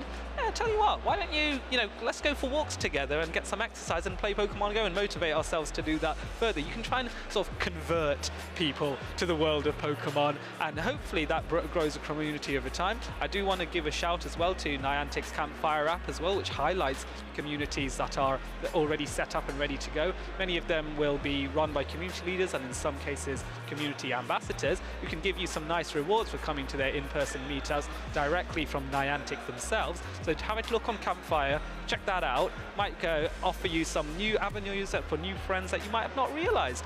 But anywho, interview time, I reckon. I reckon you're right. We're going to go ahead and we're going to give this a try number 2, and I am going to try to get away from Medallion this time. Alas! Hello there. I lost my voice there. That's why you couldn't hear me. But we are here joined by another competitor who's going into day number 2. And it's a competitor that we all know. It's Arsenio. How do you feel after making it to day 2? I feel really good, really good. I came here with no expectation, and I'm already 3-0. Pretty good with my team, pretty good with my crew, my friends. So yeah, I'm feeling really good. Yeah, and I really like the fact that you ran a Pokemon that was on top of my list of prediction that's going to do well, which was the Shadow Venusaur. Oh, you yeah. did great in game number 1. Game number 2, you had that amazing lead, Shadow Venusaur into a Lantern. That's the best lead you could see. But your opponent played amazingly to bring that game. Is there something you could have done in that game to make sure that your opponent had no chance to win? In game 2, yeah, I think I won't say I threw it because he played really well and that was a hard game. But yeah, I think my win con was probably throwing the fall play on the Lantern and then my Shadow Ball would have killed. But yeah, he played better. You know, when you're playing a match, you can't really think to every win cons. I was thinking to something else. I was thinking to land my fall play on Frostlass and hope he doesn't catch. So when I've seen him swapping, I knew I had to swap. But yeah, he played really well, and I managed to stay focused for the third game, so I'm quite happy with this. Yeah. But you did really well afterwards as well. In game number 2, we all had that dreaded Umbreon into Umbreon Mirror. And me and Leo were backstage, we were talking, okay, this is going to take a while. But you danced around with your Pokemon and then at the end managed to win that match. To be honest, there was so much switching and so many moves that were going in. How did you keep track of all that energy and of all that Pokemon's HP? That's a good question, because that's probably one of my biggest issues, staying focused during the whole game. But yeah, I don't know, we have some pretty easy months to count and keep track of energy. Yeah, I don't know. You just have to stay focused, you just have to only think about your win counts and the counts. But yeah, I have to admit, earlier today, I had some difficulties with counts. So after game 1, I was like, oh yeah, okay, I really need to keep track because this is the most important part of a game. It's true, you always have a difficulty with counts. Yeah. So that's amazing. So now that this is out of the way, you can finally go back and rest and then decide how you're going to play day number 2. Are there any competitors who have already qualified that you're kind of like, I really don't want to face this team? Or are there some Pokemon that you think is going to come and be a very big detriment to your team? Yeah, I do fear Carbink, because we have seen on stream today and it's quite a good month. Like it has so much bulk, you only have to get your counter on it, and if you don't, that's hard. And about competitors, I don't really have someone I don't want to play, because like, you know, when you are in the zone, when you are playing well, you fear no one. But if I had to dodge someone, I dodge my French friends, because obviously we all want to go far. But I like to play the top of the top, like Inadequance or a player like this. That is an absolute competitor mentality. Thank you for sharing your thoughts with us. And we go straight back to the casters. Thank you. Thank you, Avi, for that. And look, I finally managed to get my swap out. I've managed to get rid of Amanda, who was so insistent on leaving me, and I had to drag her back. And now I'm like, go on then, if you want to go, you can go. But now look, I have this beautiful man with me. I'm delighted. Was Amanda mean again? What? Was Amanda mean again? Kind of. Every time. Every time. How are you, Leo? Oh, I'm fine. The tournament was fantastic so far. All of those matches are incredibly close. Like, we have had tournaments where the matches were really decisive. You had quick 2-0 victories. We had some of those here. Elephant Flusher were very decisive over Hikami. But most of the matchups that we're seeing this weekend, really, really close. Again, high-level plays, and it always comes down to those cheeky catches, the energy management, and stuff like that. Yes, absolutely. Absolutely. So the a lot of these players have been doing what I like to call like perfect plays, where they identify a perfect way to apply how they play and get it working. So I think we should get a little video out of how to run some perfect plays. So that video is coming up now. Welcome in, trainers, to another episode of Perfect Play. My name is Martijn, also known as Inadequates. And we're going to take a look at how one of our competitors at the 2023 European International Championships read his opponent perfectly to win a battle. In this decisive match 3, the well-known battler Toe Tactical has a tough team composition for Scafo 99. The Shadow Charizard has a positive matchup against about every Pokemon from Scafo 99, even the Shadow Swampert. The only Pokemon from Scafo 99 that is able to deal with the Charizard is the Shadow Alolan Ninetales when shields are up. Not surprising, Scafo 99 decides to play it safe and lead that Alolan Ninetales, and successfully catches the Charizard lead. As the battle progresses, Toe Tactical is able to pull shields and catch not one, but 2 charge attacks in this battle. While Scafo has perfect alignment in this game, his opponent is about to squeeze his way out of it and makes this very difficult for him. In the final moments of this battle, Scafo has to make an important decision. Shield the Shadow Swampert from the Registeel or shield the Shadow Alolan Ninetales from the Shadow Charizard. He decides to let the Focus Blast go and is going to try and pull it off with some high level energy management. As he reaches 2 Hydro Cannons, Scafo now realizes that his opponent might snipe his energy.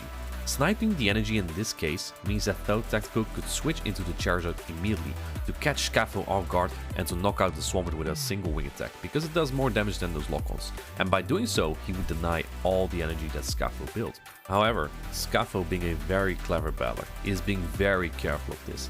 He anticipates Toe Tactical possibly doing so, as we see Scafo wait just a fraction of a second wait, and then throws the Hydro Cannon straight into the Charizard, allowing him to win this battle between 2 top tier battlers. Now, let's enjoy the rest of the stream.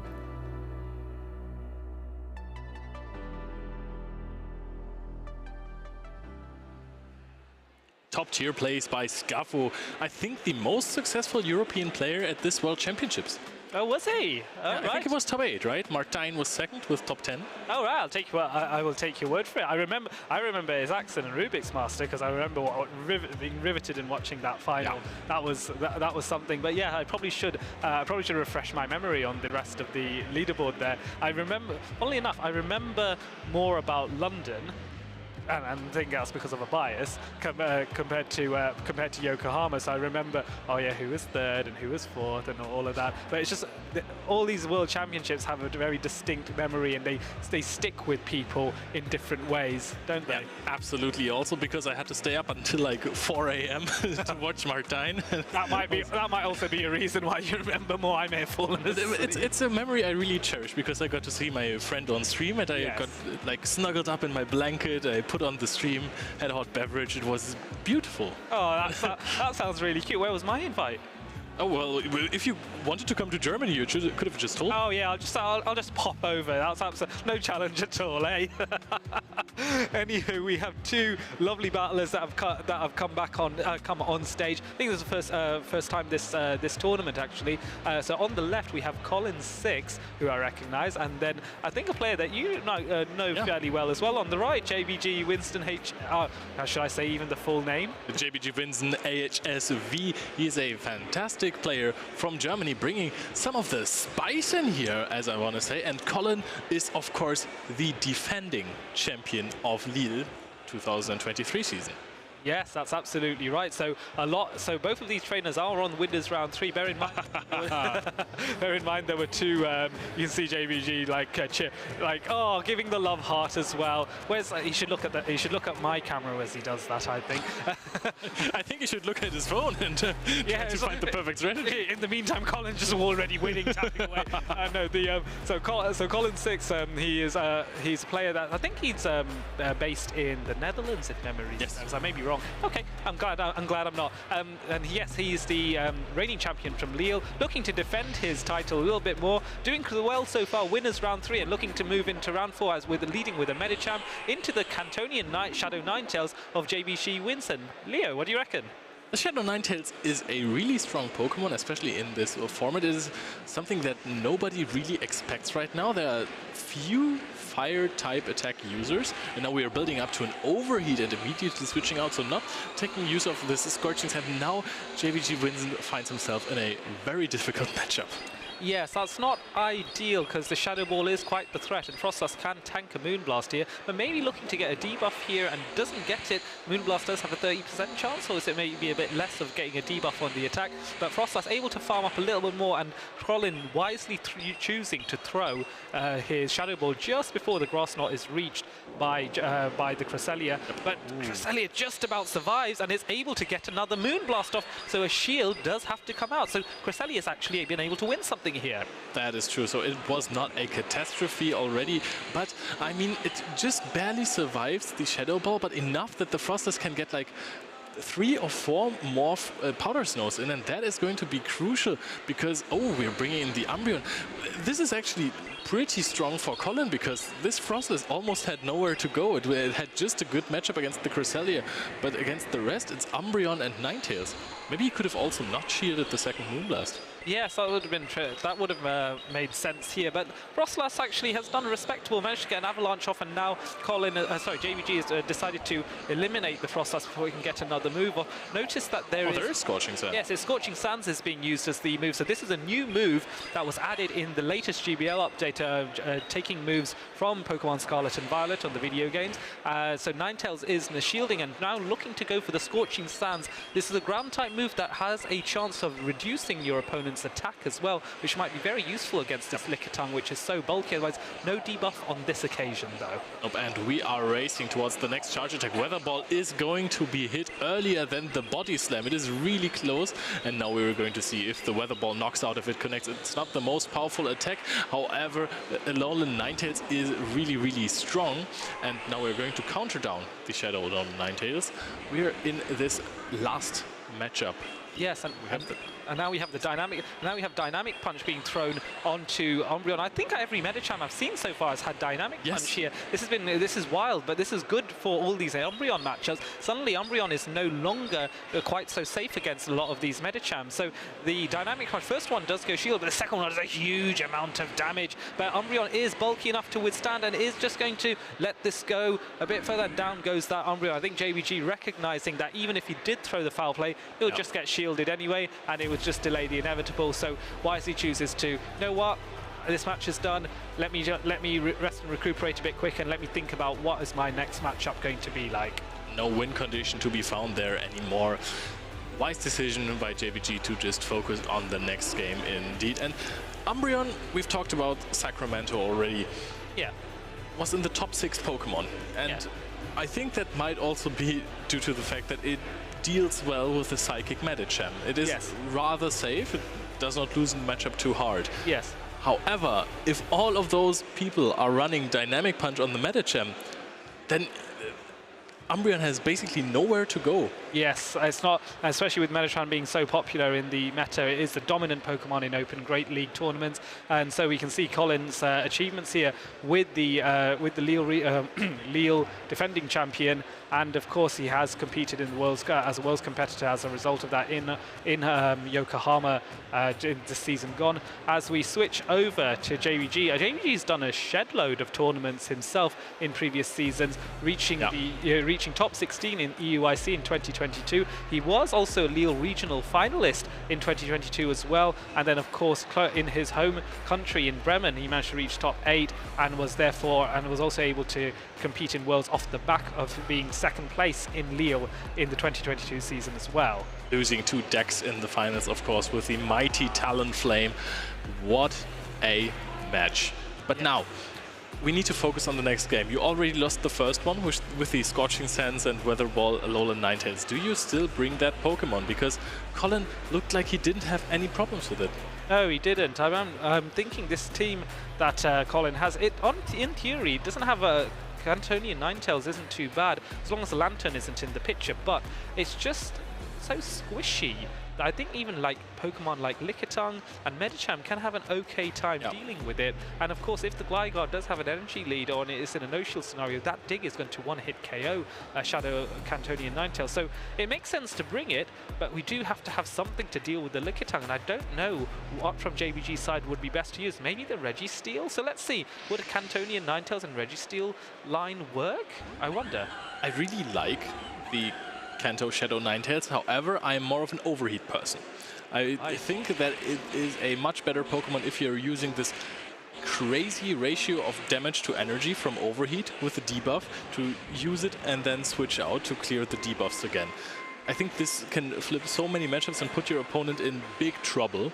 And if you are not running that, you're basically giving up some matchups that you could win otherwise. Yes, that is fair. So here, I think there was an attempt at a catch on the Registeel. There is a debuff here on the Gligar. There was an attempt to catch a move from Serperior onto the Registeel. That was not successful. Colin reacting and putting Gligar, which is a nice, brutally hard counter to the Registeel, being able to take resisted damage from both the Focus Blasts and the Zap Cannons, and also being able to respond with super effective dig attacks, which was buffed in the latest GBL update. So Registeel doesn't really have anywhere to go here. This is not great. However, the Gligar got debuffed earlier.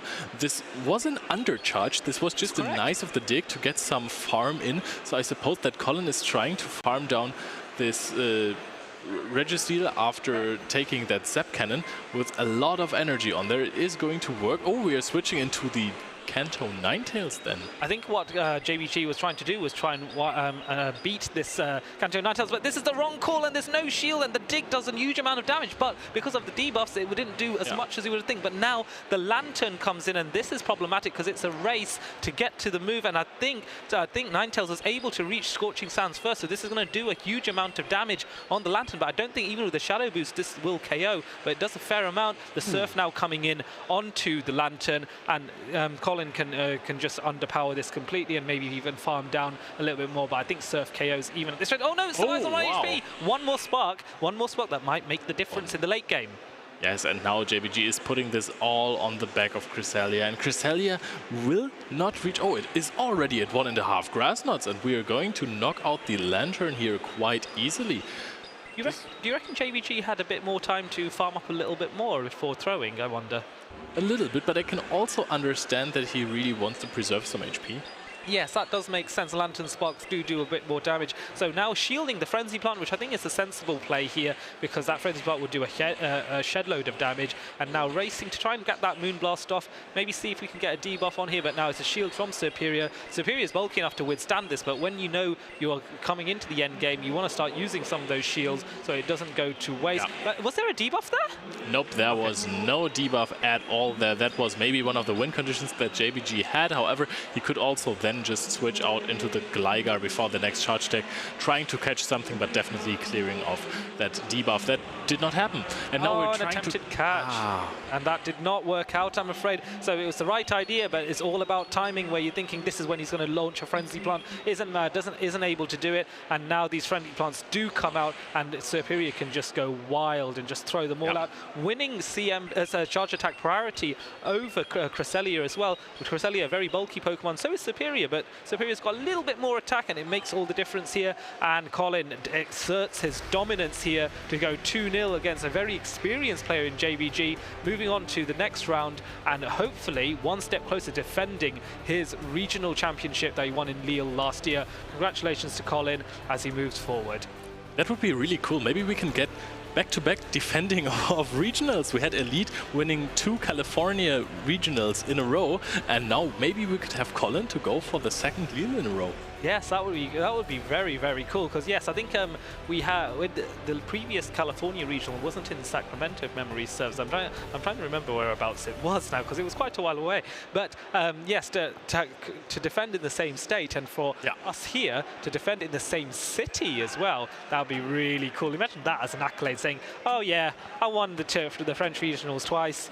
Brilliant accolade to say, and Colin, he has the talent to do it. I am sure of it. Yes, he's a fantastic trainer. We have seen all of his skills. And I mean, in this matchup against JBG, he had the alignment in every single game. That there was like nothing for JBG to do. He had Registeel versus the Gligar. We had the Cresselia versus the Frostless. So it was always the worst case scenario. He just read him like a book. Yes. Yes, and that's one of the things with Gligar. I think it's with it being the premier flying type that's used in Open Great League, it means Registeel is not having as much wiggle room. I wonder, therefore, what would you do against Gligar? I think having having the ice types and having Frostlass has been more common. I wonder as well if Pokemon like Dugong or Shadow Lowland Sandslash with Powder Snow I have been missing Dugong this tournament because every time I face it in GBL, it is really hard to deal with. But I think, yes, usually the worst matchup for it is a Medicham, you know? Yeah. And now that it has Dynamic Punch, it's actually way worse. Yes, that's true. But those Icy Winds are very useful to debuff other Pokemon. Nonetheless, let's hear a little bit from our reigning and defending Lille Regional Champion from last season and see what his thoughts are on making it 2 in a row. So Amanda, over to you. Mic check 1, 2. Mic. Oh, good. Okay, we're live, guys. I'm here in the Casters Lounge with Colin, our defending champion of Lille last year. Colin, how are you feeling? This is your first time on stream this tournament so far. You feeling good? Feeling good. Haven't dropped the game so far, so it's going well. You haven't dropped the game so far. Let's kind of walk through it because we haven't, since there's so many competitors and so many games to show, we haven't got to see everyone's run. So walk us through how you've been doing so far in this tournament. So I got a bye in the first round, which was nice. Yeah. Second round opponent was a fairly easy game for me. Third round was a tough game, to be honest. But managed to make the right calls and ending up on stream. Yeah. And then the last game we saw against the JBG, who is a pretty fierce competitor himself. I mean, what did you think when you saw the actual Pokemon that he was bringing to the matchup? Did you feel like you had a strong team comp advantage, or was it really getting more into the mind of the opponent there? Yeah, I felt I was in a tough spot with the Cantonitis on his team. Discounted my Frostlass and Superior. Luckily, I managed to line it well and a bit of RPS involved, but we take those. Yeah, sometimes it takes a little bit of a luck, a little bit of alignment, but it looks like you're doing well so far. Just a reminder for people who maybe haven't seen it before, Colin was our last year's winner. I mean, like from the winner's bracket as well. Like you took it all the way through the championship. That's right. Defeating one of your co-Dutch people, the Tactical, in the finals. So, are you feeling it this time? Are you going to make it day 2? Like, let's start with that. Are you going to make day 2? I hope so. That's the goal for now. Yeah. And after that, we'll see what happens. Yeah, you were a Worlds competitor, which was a kind of a different meta than what we're facing right now, right? Yeah. What do you prefer? Do you think you're more into this one, or you're like, no, I really like the old one. Obviously, I was doing quite well in it. I did like the old meta, especially last year's meta. This year's meta feels a bit RPS at times, but I managed to play out of it. So. Yeah, but I mean, RPS, you just talked about it this time yourself with the little rock, paper, scissors you just had in your last matchup. Sometimes it helps. Is there any competitor that you're looking at today that you're saying, you know what, not really looking forward to playing this person, maybe I'm a little bit nervous, or is there anyone that you're like, yes, man, I really am looking forward to it? Well, if I could face up against Inadequates again tomorrow, that would be an awesome rematch from last year as well. That's right. So that would be a fun one. But I have to get there first. I mean, right? yes, he's already qualified for day 2. This is a little bit of a nice mixture overall. There's so many more competitors. This is going to be a top 16 instead of a top 8. What are your, maybe you have any advice for newer players who are thinking of getting involved in these Pokemon tournaments? Because like I said, this is going to be our biggest tournament so far for Go in the 2023 season at least. What would you say to encourage more players to even get started? I think just playing your battles, doing GBL, practice tournaments help a lot. Prepare you for these big tournaments. Just do your battles and get better. Learn from your mistakes. That's about it. Cool and calm as collected ever, Colin. I wish you the best of luck. We'll probably see a little bit more of you as this tournament progresses because, as we all know, you were someone to keep an eye on last season. I think we'll see the same from you this one as well. We're going to go ahead and kick it back to the casters. Colin, cool as a cucumber. Oh yeah, I do like Colin. I've hung out with him and had a nice chat with him. And he's again, something I always admire is talented trainers who battle and so well, and they're super humble. You go and you sit down and have a nice beverage with them. It's lovely to just hang out. Again, all about community. I love it. I absolutely love it. Also, he's one of the trainers who isn't shy to share strategies and help others get better. Yeah. So I always like to talk to him because then I can learn one or two things.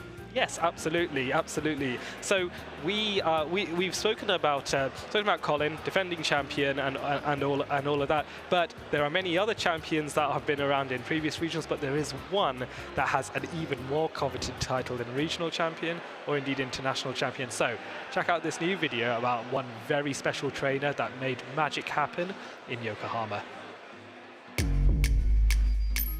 My name is Peyton Bingham, and I'm from Logan, Utah in the US. There's only some health left on the Azumarill, and it's Axon is going to be able to Shadow Claw down, and he will become the 2023 Pokemon Go World Champion! It is crazy winning Pokemon Worlds, especially here in Japan. The atmosphere, it's unlike any other tournament I've ever been to.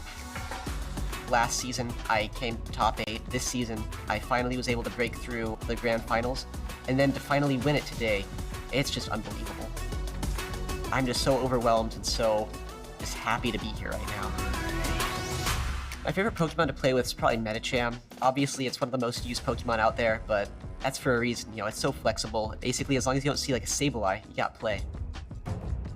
I'm still worried about Rubik's Master. He's very underrated.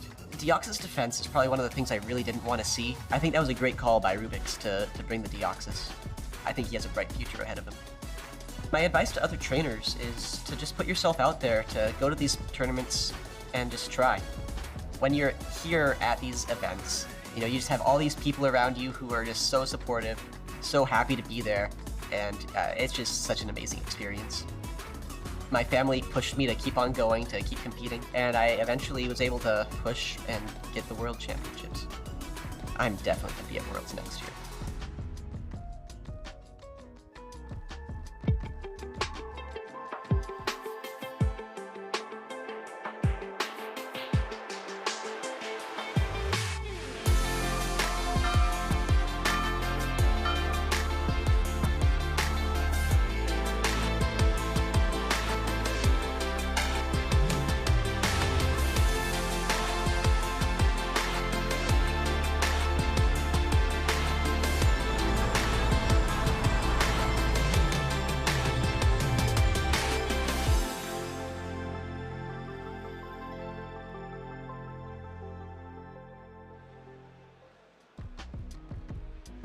It's Axon. What a player. I love how he talked about, you know, all the people that were supportive and backing him. His family were with him in Yokohama to cheer him on, and sometimes that also makes a difference. It's like just going on into any other sporting event where really you get a second sort of burst of energy, a second wind when you know that your family's there watching your every move, willing you onward to do better, to that one step better. And look, he is at the pinnacle of Pokemon Go as to be able to make the claim of world champion. I don't know about you, but I've watched a lot of the Pokemon anime. And, you know, when you think of the champions of their region, you think of Lance in the Kanto region, Johto region, you think of Champion Red, you think of Cynthia with her Garchomp. And I link that with trainers like It's Axon, with Dancing Rob, with Emmy Weedle. These are titans in Pokemon Go. So impressive. Yeah, they are just like the anime characters, but a little bit cooler, I want to say. Maybe actually a lot cooler. But when he was talking about his family, that kind of reminded me of Patoman in the finals of Barcelona, because his family was there supporting him. That was all really emotional, brought a tear to my eye. Yes, and in fact, we had the same thing because in Liverpool against Human Capture Dog, Patoman got into the second place, and I do distinctly recall a conversation. I think in passing I was having with Patoman's father. He said that you must be so proud of him, and you could just see, like, you know, you just see him welling up. Really, Pokemon drives emotion. It makes parents so proud of their children when they're able to do so well, regardless of whether that person, that player is still a child or even an adult. You can still, that your parents will still be super proud of you. You can say, "Hey, I won a championship. I know it's a game that that I played as a child and now I play it as an adult. But hey, I've managed to make something out of this. I'm the creme de la creme in the region, creme de la creme in the country, internationally, and for this Axon's case, in the whole world." And as Axon said, just put yourself out there, go to tournaments, play those. You're going to make friends, you're going to have amazing experiences, you're going to enjoy the game as well. And I think every time it's just like meeting, like a school reunion, right? Yes. So every time you're going to one of those tournaments, you're going to see so many people that you have been missing for the last month, basically, if you're going to every single one of them. And it's just amazing that the players are there for each other. Everyone is just having a great time, and I love these events. How many other regionals are you weighing up? Because I think I've got another 2, 3, 4 that I'm thinking, you know what, I might go to that. I like the look of, I don't know, like maybe Utrecht. Obviously, Liverpool, very close to where I am. Got to be there. Are there any other regionals you're thinking that you want to turn up to, either to compete perhaps or do something else? Yeah, I mean, I'm going to try to be at every single event this season. So maybe if I'm not casting, I'm surely not going to be qualified for the World Championships. Maybe not Honolulu, it might be a bit hard for me to get there. But I'm trying to be at every tournament. Maybe I'm going to Honolulu, honestly. It sounds amazing. We already opened with the Alola greeting, so looking forward to do that there as well. Yes, that would be cool. Can you imagine, though, for some of the locals, it's like, why are all these people doing that? Why is everyone here doing this? And honestly, I just need to win one tournament, right? That's easy. Oh, yeah, easy. You'll have no problems, my friend. Yes. I have full confidence in you. Darmanitan is going to come in clutch. Can you imagine? I can't imagine, honestly. I wish. I prefer the Galarian one more than the standard. But also, I'd love to see the form change when it goes into like its sort of creepy psychic form. Like the Zen mode. Yeah, the Zen mode. That's what my mind went blank for a second. I'm trying to remember. It's like creepy psychic mode. Creepy psychic mode fits the spooky theme that we have right now. Yeah. If you're playing Pokemon Go, if you open up your app or you haven't done it in a while, it's all Halloween themed at the moment for the next week or two. So definitely worth checking out. Beautiful. Yeah, I like it. It's different, and also it has the if you do play with the music on, apparently the Lavender Town theme song is on, and that is actually really cool. So check it out if you're bored at some point. It's actually a fun little background tune to have. But anywho, we have a video now of a certain perfect play that was made at Worlds in Yokohama. So why don't we put that on and let's see what you think of this. Welcome to a brand new episode of Perfect Play. My name is Martijn. You may also know me as Inadequate. In this episode, we will be taking a look at the smart team composition from none other than our world champion. The safest way to approach a battle is through strategy. Today, we're looking at a battle between two world-class battlers, Wadaj and It's Axon. They played each other in the winners finals of the World Championships. There are two key elements that both players depend on here. Wadaj notices that It's Axon lacks a hard Umbreon answer. Medicham is the best It's Axon has, but without a fighting charge attack, it loses the zero shield scenario against the bulky dark type. It's Axon notices that his Lantern is very safe against Wadaj, as it puts up a good fight against about everything Wadaj has. These are the two Pokemon that both battlers will likely use, and they will likely know that of each other too. The specific battle we'll take a look at is battle number 3. It's Axon has noticed that Wadaj does not fear the Alolan Sandslash, and Wadaj occasionally brings the Altaria to deal with the Medicham and the Lantern of It's Axon. To free up his Medicham, It's Axon makes a plan. He leads the Alolan Sandslash into Wadaj. This is relieving for Wadaj, as his Altaria now avoids his hard counter to it. In fact, Wadaj is likely to take any opportunity to avoid the Alolan Sandslash with his Altaria. It's Axon makes a clever catch during the battle, and Wadaj takes his chance to switch in his Altaria.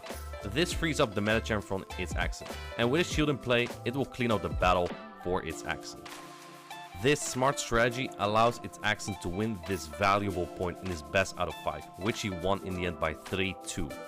This was the Perfect Play episode on smart team compositions. Hopefully it helps you in your future battle. See you next time!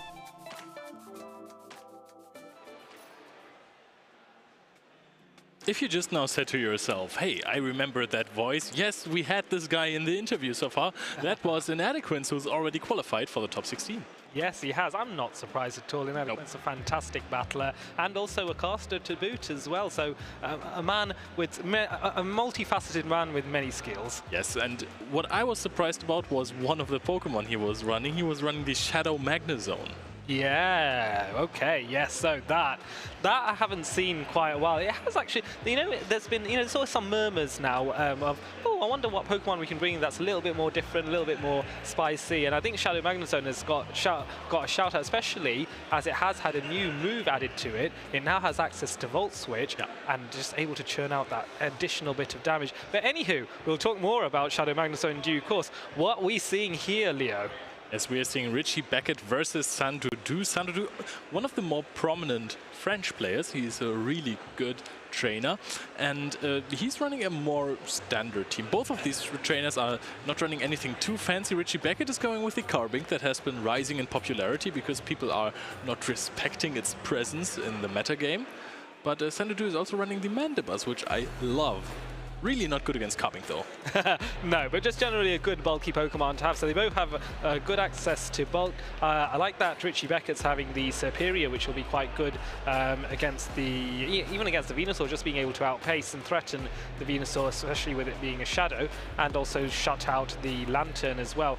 Richie Beckett, hailing from my home country in the UK, hailing from Ipswich in not northeast England, well, kind of southeast, but the sort of northern hump of so southeast, but kind of north of it in the very arable farmlands of England. There, fantastic player, has already built a reputation for himself on the grassroots circuit many moons ago, and now here trying to add accolades by going one step further, maybe making it into top 16.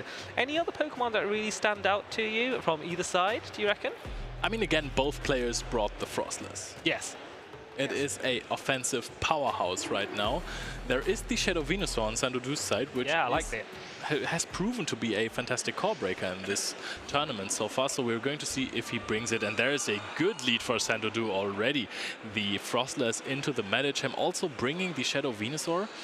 And it is a dynamic puncher Medicham as well, so that's even worse for Richie. So what he does is he swaps into his Frostless, but it's a bit problematic here because this his opponent's Frostless has an energy lead, and so he needs to oh, that was so risky. There was a lot of tense moments there in terms of does he shield, and there's a catch, and it's a catch, although the catch is onto an Avalanche, so this isn't as effective as Sandoudou would have liked, but still it is useful to get that catch in there, doing a respectable amount of damage to the Lickitung, but now Lickitung can go wild, licking away at the Frostless, doing a lot of damage here. But now the flip can actually kind of easily be switched again from Richie Beckett, and he can try to align this Carbink onto the Frostless now that this Avalanche was caught by the Lickitung. So this was basically a 50-50 for Sandoudou. Do I hit the bait? Or do I catch a Shadow Ball, which would probably just end the game on the spot, because catching a Shadow Ball with a Lickitung is the best thing that can happen to you ever.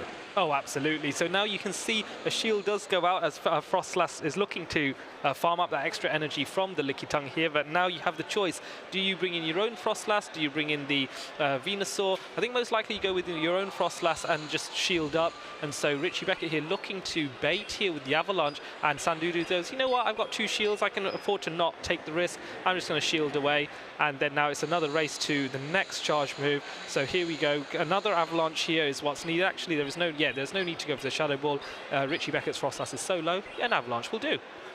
Good counting from Sandoudou as well, not risking a potential charge attack priority. We have not seen which Frostless has the higher attack stat. And now we are shields up, Shadow Venusaur against the Medicham. We are going to go and probably shield this Ice Punch off, and then we have more than one Frenzy Plant to throw against this Medicham after a few more Vine Whips. Yes, absolutely. So I think Venusaur can drop maybe 5 more Vine Whips at a push, so Justin has to get that timing perfect, and now throwing, but now Venusaur actually recognizing that Sandoudou recognized that Venusaur would win charge attack priority over Richie Beckett's Medicham, and choosing to therefore throw on a charge attack priority event. And does it survive? No, it does not. And now Carbink is in, and here Venusaur can throw the Frenzy Plant here, which is super effective. That's going to do a huge amount of damage, even to Carbink. I was first surprised because I thought, hey, you would try to go for the charge attack priority on the second Frenzy Plant and not on the first, but you don't even need 2 Frenzy Plants against that Medicham. The Vine Whips also added up already, and now Sandoudou is in a commanding spot, throwing that Frenzy Plant, knocking out that Carbink. Wow, that's very impressive. I thought Carbink would be a real problem for Sandudu, but apparently not. Richie Beckett does. Carbink is not able to survive just the sheer firepower. I've seen a lot of Venusaur put in a lot of work in these matches, not just this one, but just generally.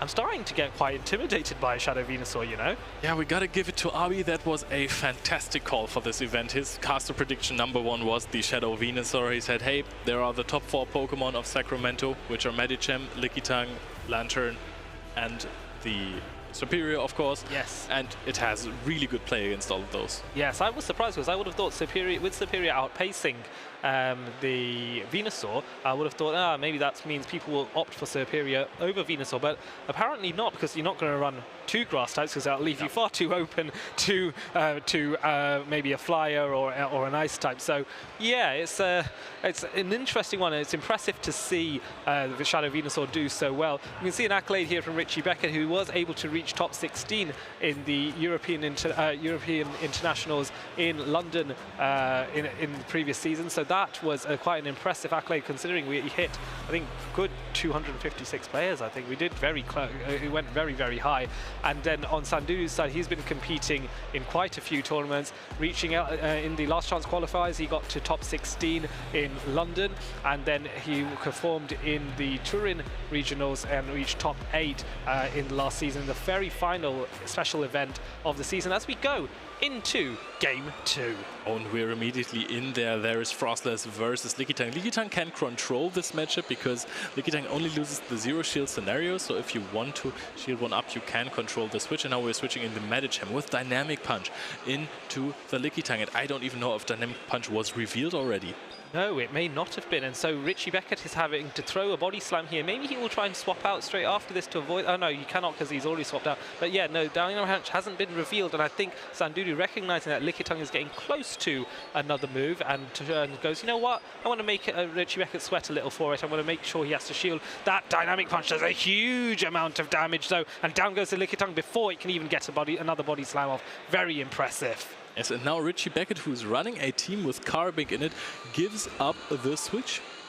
Yeah, that's not ideal if you're running Carbink, but this Frostlass is in a good position here, able to farm down quite a bit, and this is also only an Ice Punch here, which Frostlass resists. One of the few resists that Ice types have is against each other, so Frostlass can just afford to farm a little bit more. Will they go for the full farm down maybe? I think here, does it make sense? Yeah, absolutely. At this point you have to. Also, I think that Ice is the only type Ice resists. Yeah, which is a shame. Which is a shame, really, because I would have liked to see a bit more defensiveness from Ice types, but hey, it's so powerful offensively, that makes sense. And now Lickitung coming back in to try and lick down this Frostlass, but Richie Beckett goes, no, I want to churn out all my damage. Off goes one Avalanche. Will there be another? Let's find out what Richie Beckett does. No, he swaps into the Carbink, and now is the Venusaur in a 2-shield scenario. How will this work out? There we are having this again. I mean, rock throws are dealing a lot of damage. You can already see that. So you're basically hoping that the third Vine Whip that third Frenzy Plant that you're going to throw is going to knock out the Carbink. Vine Whips do add up, but Carbink is just so incredibly bulky. Yes, it is. And here we can see Venusaur is already down to 1/3 of its health, give or take. Richie Beckett opting to go for the second shield, really putting everything on this Carbink here. But it is a charge attack priority event, and now going for the Rock Slide here to try and get one shield taken back from Venusaur's side. And this is taking much more time off the switch clock, and wow, we're actually letting this Venusaur go. We're going to go for a Power Whip soon. There is another Rock Slide coming in. At this point, you of course have to start shielding here with the Lickitung. And now this is kind of interesting, I want to say, because how much does a Power Whip from a Lickitung do? Yes, you'll have to get at least 2. One Power Whip will certainly not be enough. So the first, well, we're going to find out very soon, Leo. How much does a Power Whip do to a Carbink? Let's find out. This is going to take it to half of its remaining health. More than half, actually. A respectable amount, but Carbink does survive another day. And now going for the Body Slam here. At this range, does this KO? This is a resisted move. A really weak attack. Very low HP from the Carbink, but super bulky. Not a high attack Pokemon in Lickitung. It's going just for the Lick. Ooh, and it is going to get the next Rock Slide off. You have to shield this at this point. Your Lickitung is bulky, but not that bulky. Oh, he's trying to... Actually, okay, he's letting the Lickitung go, hoping that this Rock Slide might not KO the Lickitung, but losing the game. Right, yes, I think Dudu recognizing that in order to win, it needs to survive, but no, that was not the case. So very, very close. That was that could have gone anywhere, right until the very end. I was like thinking, is he going to pull it off? Is Dudu going to 2-0 Richie? That was so close. Was letting the Venusaur go the right idea? That's a very good question. I think in Dudu's shoes, in Sandudu's shoes, I probably would have shielded the Venusaur, but I always feel whenever I make a decision that's different to a lot of these top players, I'm thinking they probably have a good reason that I probably haven't thought about. So you always doubt yourself a little bit, but it just goes to show that maybe you are right, Leo, that maybe there was a potential misplay there with shielding not shielding the Venusaur, and that sometimes even the best players, and Dudu is so good a player, everyone makes a mistake. There's no such thing as a perfect match, shouldn't we say? It just happens. Everyone's human, if that even was a mistake, because I'm not quite sure that the Venusaur would even get to the next charge attack. Sure, that's a fair point. And the switch timer would be up at that point before it would get to there, so you can actually switch in the process and deal enormous amounts with Powder Snows. Yes, that's true. Maybe that was actually, there was no win condition except for reaching a body slam or knocking out the Carbink before it reaches the second Rock Slide. However, everyone's just human. If you make mistakes, of course, it's just normal. Yes, it's just one of those things. So for those watching, it's no biggie. These things happen. It goes to show that any player, even world champions, are beatable. Even Itzaxon has lost matches and has been knocked out in regional tournaments.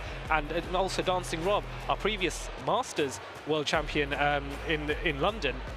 He was obviously given an opportunity to defend his world title championship in Yokohama, and unfortunately he was not able to do that as well. Goes to show you can be as talented as these world champions, defeat everybody, and still these things happen. Hey-ho, everyone has a chance. Can't win them all. Can't win them all. But you'd like to, wouldn't you? As we go into game 3, and this is a decisive game, and this is going to be Gligar into Medicham, which is a slight advantage for Richie Beckett here, but those ice punches from Medicham are also a threat to the Gligar. So let's see how this plays out. There isn't actually a very fantastic answer from Sandudu's side as to what can I put instead of the Gligar. The Lickitung would be good, but then the Venusaur is a problem. I want to say that exactly this matchup is the reason why we are seeing a lot more regular Glygars than Shadow Glygars, because... And the catch! Wow! Sorry to interrupt, but there is the catch onto the Ice Punch there that was going to be aimed at the Gligar. That goes into Lickitung. Richie Beckett reading Sandudu really well there, getting that second Ice Punch. But now the Dynamic Punch is going to come in, and we saw how much damage this did to a Lickitung. Will Richie Beckett recognize that I need to shield this? He does make a last-minute decision. He must be very glad to see that Dynamic Punch go shielded. And now we are at a Lickitung mirror. Yep, we're going to be in here for a while, so I can finish my thought that I had previously. Yes, go for it, good sir. So, I think that if you're in the Medicham matchup and Medicham throws an Ice Punch and you're the Shadow Gligar, you kind of have to shield, because otherwise the Medicham can shield your second aerial ace and farm you down. Yes, okay, that makes sense. I like that. So Body Slam's coming here at this point, trying to chip away at each other's Lickitungs here. We're trying to see who's going to be able to outbulk the other. Now, Sandudu's Lickitung does have an advantage that has a lot more energy built up and is able to therefore throw 2 Body Slams pretty much back to back if Sandudu wished to, in order to chip away at Richie Beckett's Lickitung. But I do think you'll need 2 additional Body Slams if you're Sandudu to take out Richie Beckett's Lickitung, and so Richie Beckett is being able to launch another Body Slam of his own and chip away at Sandudu's one. So a little bit of toing and froing here, getting to 2, and here comes the next Body Slam. Does this KO? I reckon it does not. I reckon it'll survive by a whisker. I think at this point you could have thrown a Pow, which maybe could have KO'd there, but yeah, that's a good point. We're going to continue to deal 1 damage. Oh, and another catch. Very beautiful. Good. You're just seeing it, and this is what's even more impressive is that it's a catch on a one-turn attack, fast attack, and still the catch was successful. So now this Lickitung really has nowhere to go on Richie Beckett's side, and it's going to be taken out pretty quickly. An instant swap into the Carbink here, and which can survive all the Body Slams. So it does force Sandudu to throw the Power Whips here. Richie Beckett no shielding this first one, relying on the bulk of Carbink to withstand that attack. That Power Whip did a respectable amount of damage here. Yeah, it was a decent chunk. Now we're going to see another Body Slam coming off. It is not a Power Whip which would deal significantly more damage. This will barely tickle the Carbink, but the real win condition for Sandudu, which is why I was confused that he brought in the Lickitung as well again. it is this Shadow Venusaur. Shield advantage, and it could have gotten some energy advantage on the opposing Lickitung to farm it down.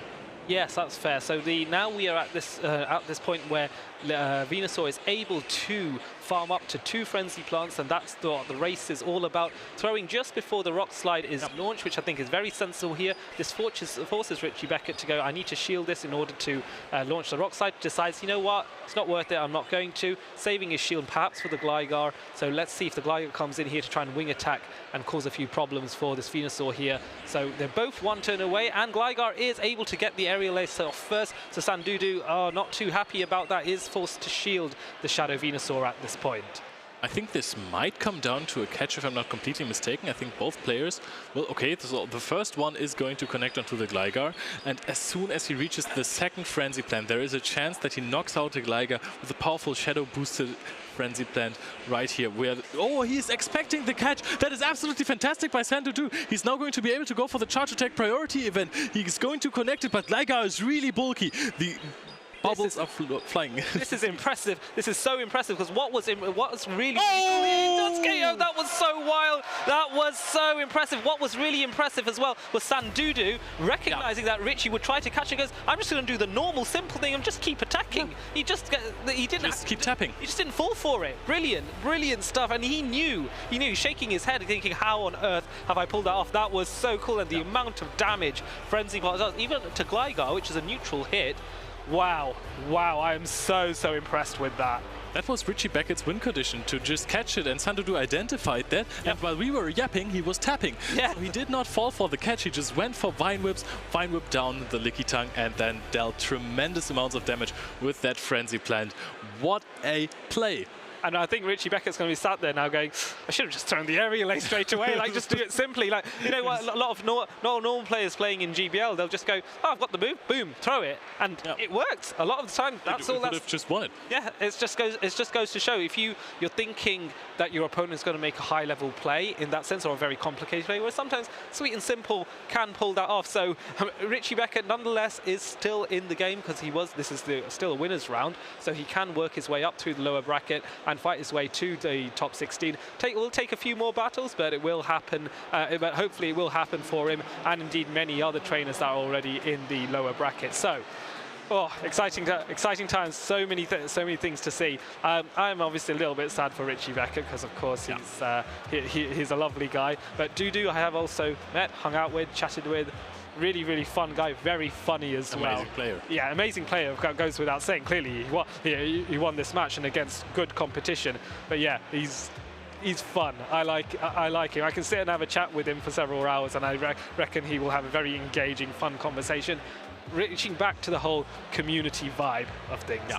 So yeah, that is true. Everyone is just so fun to talk to at these events, and I have to go back to it. I have to go back to the Shadow Venusaur. Yeah. I think that Shadow Venusaur is the Pokemon of the event.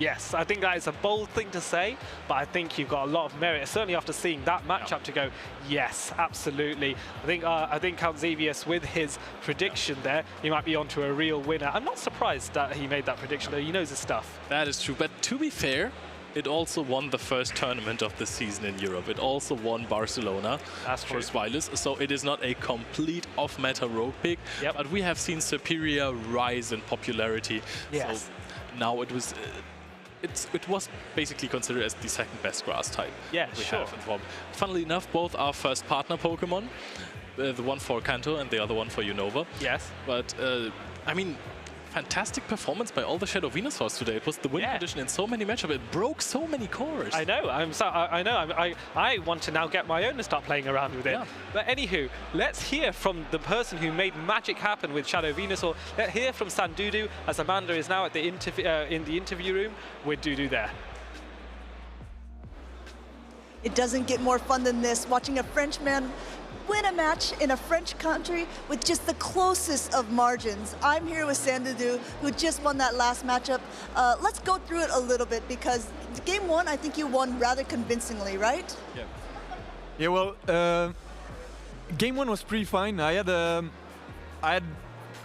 a strategy that would allow me to win if I can keep shield for my Venusaur, Shadow Venusaur. Because I knew the carbing was coming. So I was okay losing switch because I was like having a strategy with my lead and my backline against it. So yeah, it went pretty well. So yeah, I was happy with that first game. Now I have to ask you, I know I might bring up some stress, but I remember you had a Shadow Charizard at one point that was locked against a Bastiodon. Yeah. Did you have any of that feelings when you saw a Frostlass and a Carbink in the same matchup? Well, if people decide to bring Carbink, you know what to expect. You know, it's like Bastion, and he will win convincingly a lot of matchups. Right. But you always have to be prepared and have like one or two answers in your team. I wouldn't say I have like the strongest answers. It was still safe. I have Lantern and Venusaur, so it still has play. So I knew I had to like risk some stuff because I can't bring 3 answers to Carbink. Right. So, and yeah, I knew I have to take some risk somewhere. So I was like, yeah, I might try Frostlass in the lead. Maybe if I can save switch, take shields, maybe Frostlass with the Shadow Balls can do a bit of damage in Carbink. I wasn't convinced. To be completely honest, I wasn't convinced. Yeah. So I was happy when I saw the Medicham lead. Yeah, I mean, I was convinced when I saw you win it, but let's go ahead and talk about game 2. You said it's a little bit of a luck sometimes as well, but what do you think was the turning point in that game for you? Because you had 2 shields and it seemed like you were in a pretty decent spot for a long portion of the match. The thing is, Frostlass against my team is pretty good with energy. Sure. Because my best answers are Lickitung and Lantern. So when I saw the Lickitung safe swap, I know I have my Medi with Dynamic Punch, so I can win this matchup convincingly. Right. But I knew I would get farmed down without having like a lot to throw at the Frostlass when it farms my Medicham. So I knew I was in a tricky spot when he let the Dynamic Punch go through, and he came back with Frostlass to farm me down because I didn't have the clock to escape the matchup. Thing is, I knew he banked an Avalanche on the Frostlass when he came with Carbink. Yes. So I wasn't like very confident in using my shields against the Venusaur for my Venusaur against the Carbink because I knew he could come and snipe me with the Frostlass if the clock was coming. At this point, I wasn't sure. I lost track of the clock. It happens. Right. So I was like, okay, maybe giving shield to Licky will do the job. I was like a bit disappointed of the damage of the Power Rip. I won't lie. I saw it on your face, the disappointment. Then I knew I had to throw a body slam to try to kill it, and I missed my timing, and a rock throw came through. Yep. So yeah, at this moment I knew it was done, and I was like pretty upset on myself because it's like the kind of mistakes you don't have the right to do on stream, like on the big stage when you have to yeah. Especially against an opponent as good as Richie Beckett as well, right? It's like one of those things. He did really well. Yeah. And he kind of surprised me in game 3 with the Gligar. Yeah. Caught my move on the Lickitung. Yes. Wasn't expecting that. That was a nail biter of a matchup. Yeah. Walk me through your thoughts, because you know your win condition at the end, and he also knows his win condition. It's a mind game just as much as it's a game on the field. He did call a few moves of mine in the game, so I was like pretty confident he will try to catch because he knows how to count frenzy plants. Obviously, he's a great player. So I was like, it's a 50-50 call. Yeah. And I mean, after what I did game 2, I was like, okay, might as well put everything on the table and call you'll try to catch. But after that, I wasn't sure the frenzy plant will KO the Gligar. Yeah. Because I think we were all waiting with bated breath at that moment because he had also clicked the aerial ace. So if not, it would have been very close. Yeah, I was like, I know the matchup against Shadow Gligar because I did like a few practice games against Shadow Gligar, so I know the damage output of the frenzy plant against. Right. But the normal one was pretty unknown to me, so yeah, it was like a bit of relief at the end when I saw it KOing. It seems like Shadow Venusaur was really kind of your MVP so far, at least in these matchups. I'm curious why you think that you wanted to bring it over Superior, which has been really on the rise in a lot of Pokemon players' picks. Sorry, can you repeat? About why you picked Shadow Venusaur over Superior. Well, I don't really like the overall matchup that Serperior has, and I like the fact that you can. I will consider myself as an aggressive type of player. So if I have the opportunity of farming down something like I was doing before with Shadow Charizard, right? I like to do it to keep shields for like a closing mon that can send big nukes, and it's not really the type of Serperior with the aerial ace and it's low attack stats. So yeah. Okay. Now one last question for you, Sandoudou. You're in France. You're a French player. You're about to play another, pretty esteemed French player, I believe, in your next round. But do you think you have what it takes to become the Lille Regional Champion? I mean, if I came all the way until final, I might as well expect me to win. So I'll do my best. I didn't came here with a lot of expectation. I was here for fun. I'm doing great, so I will continue like that. You are doing great. I wish you the best of luck in the rest of the tournament. Thank you very much. We still have a lot of matches left and a lot of hype matchups at that. So we're going to go ahead, kick it back to the casters, and we're going to let you get back to the games as soon as possible. Welcome back, trainers, to the casters desk. Hey, come on. Hey, come on. Come on. It's mine.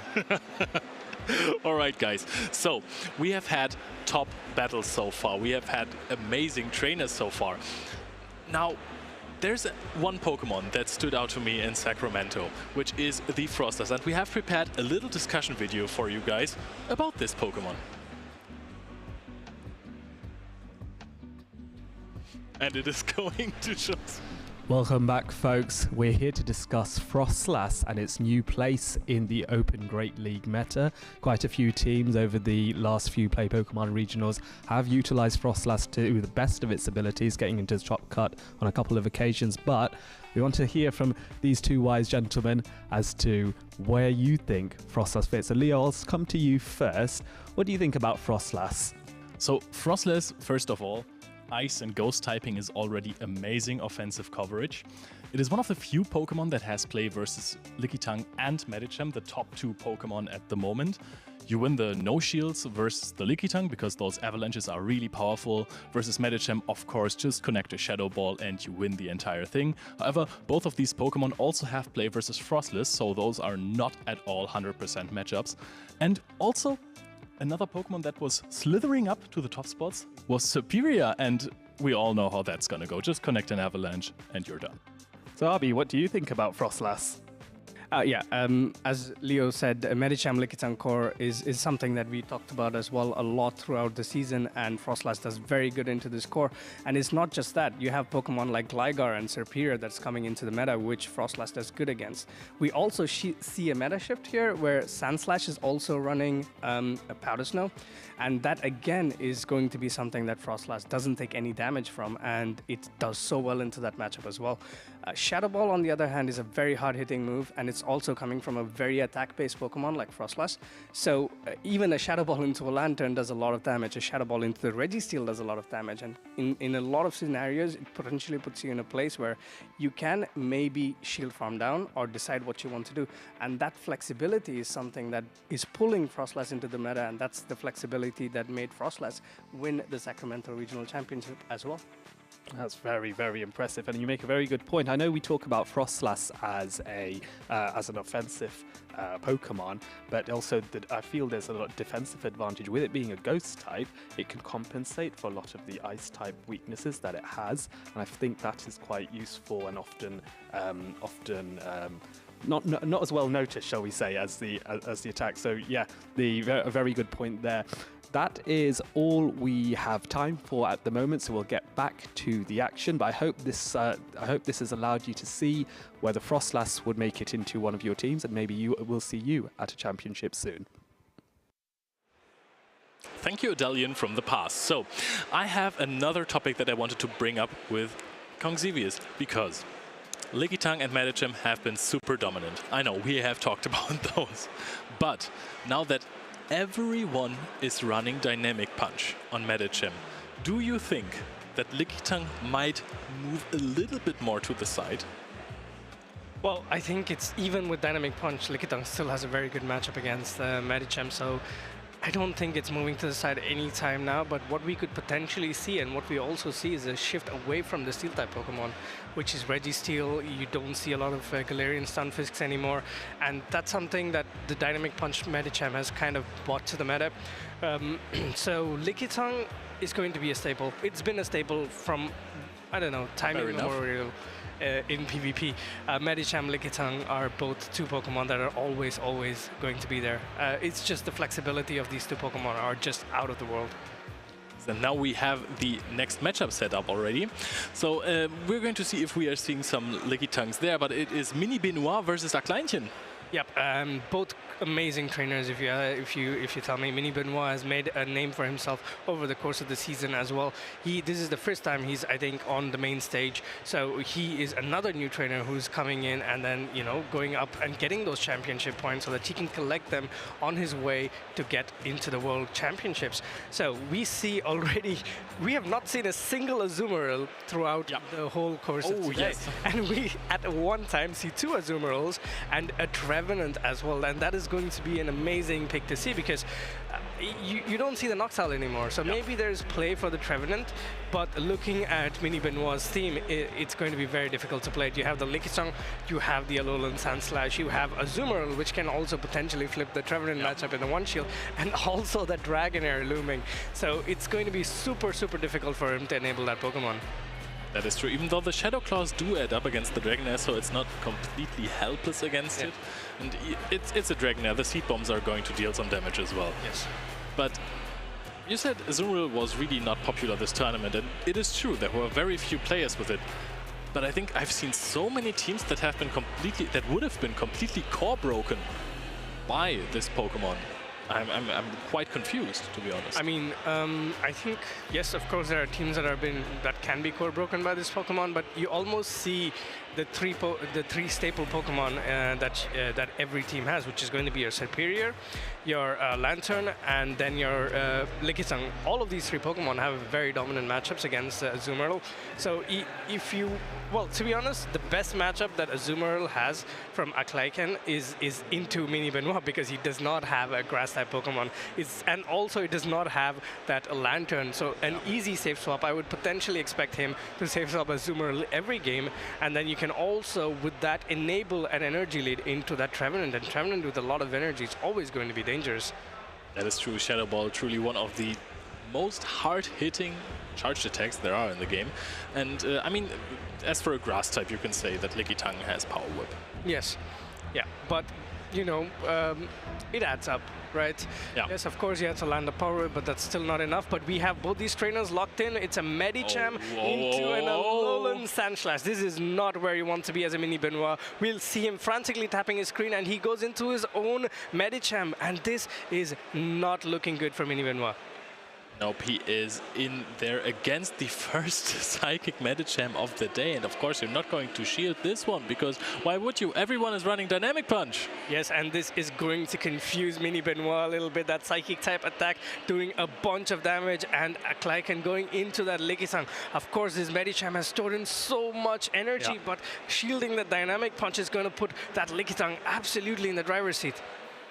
Are you going to two-shield this? Because there's going to be the Dynamic Punch #2 first. Ooh, that was charge attack priority event there. Arkleinchen being a bit too greedy, and he will either opt to take it, he takes that Dynamic Punch, and that bulk of that Lickitung comes in, and still ticking on there to throw that Body Slam.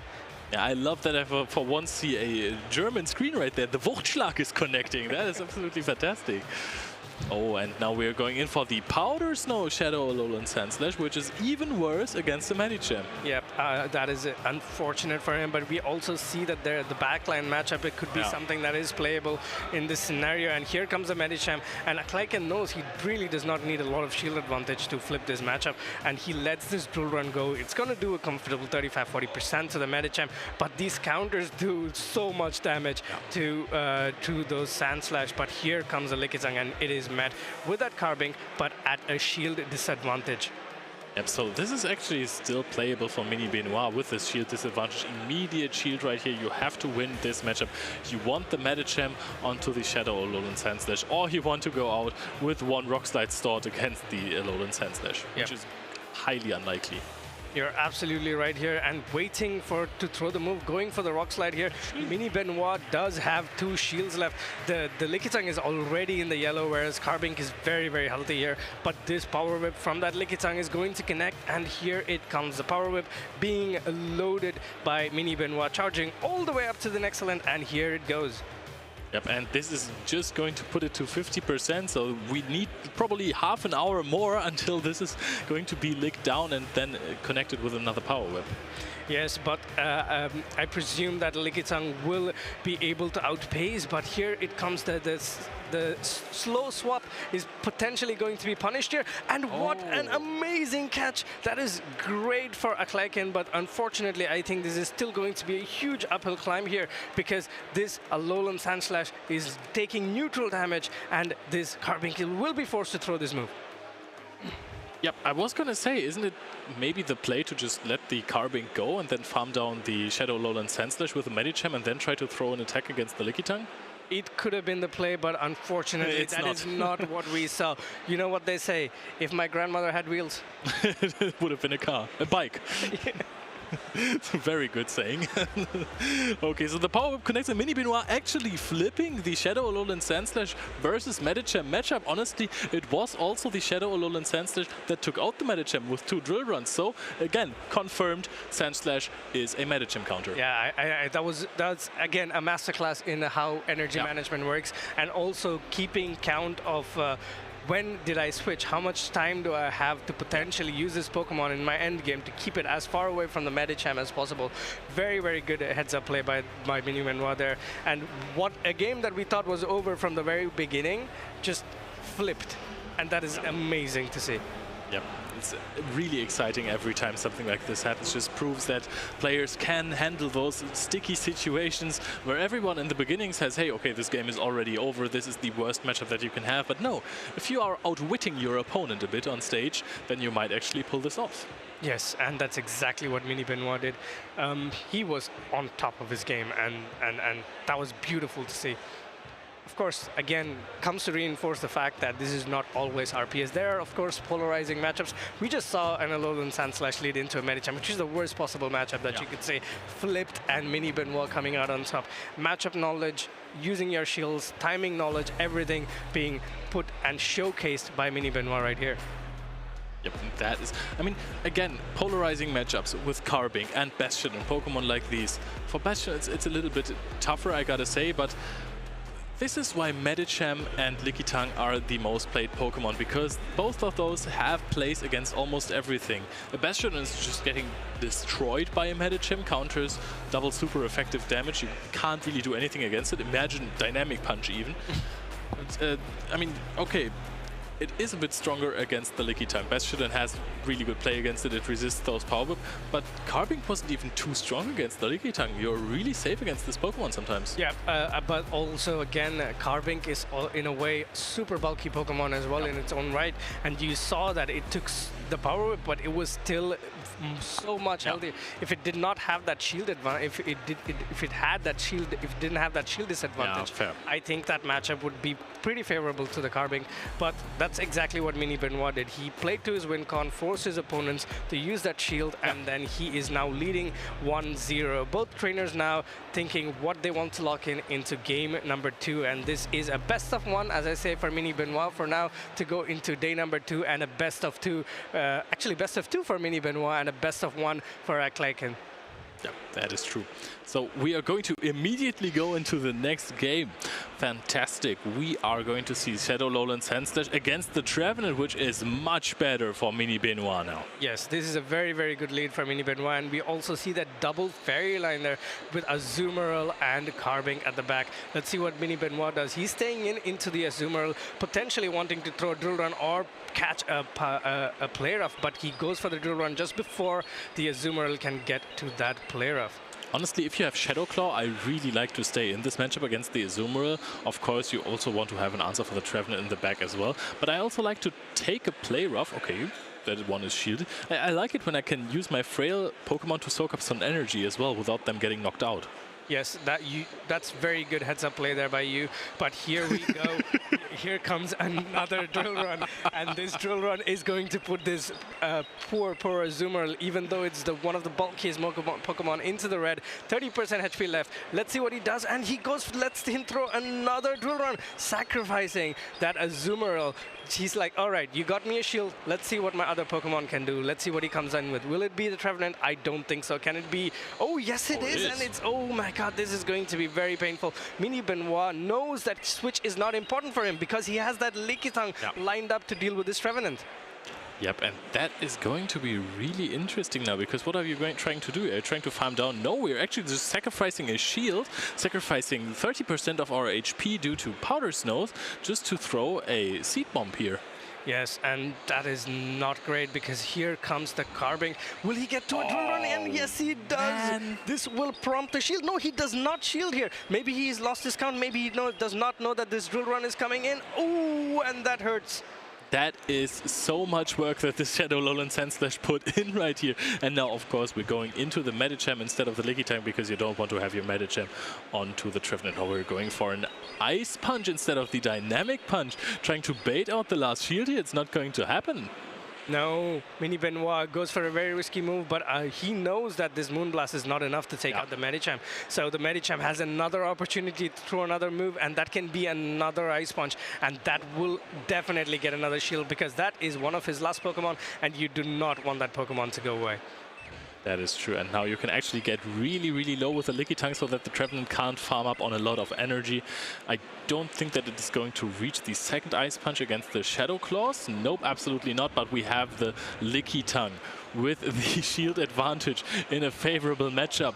I don't think that Arclighton is going to be able to take this from Mini Benoit. Mini Benoit looking fantastic here. Yeah, he is in the driver's seat. He knows his game is done and dusted. Here comes a Seed Bomb, and we know what Seed Bombs do to Lickitung. They tickle that giant Lickitung. Nothing's going to happen here, and here comes a huge lick down from Mini Benoit. He is just a few licks away from going to day number 2. That is true, and I want to see a switch in Powder Snow down right here. Yes, we're actually going for it. Shadow Alolan Sandslash, the MVP for this matchup. What a game that Shadow Alolan Sandslash took out almost 3 Pokemon by itself. That is amazing. What great game. Game number 1, he lost the lead. Game number 2, he won the lead and absolutely destroyed the whole lineup with just 1 Pokemon. Yeah. What an amazing player. He even went for the style points. Of course, so he gets like a +5 more points, right? Exactly. Okay, this is, by the way, that was a joke. You don't get championship points for style points, even though it would be kind of cool. Yeah, and you told me to say that. Of course I did.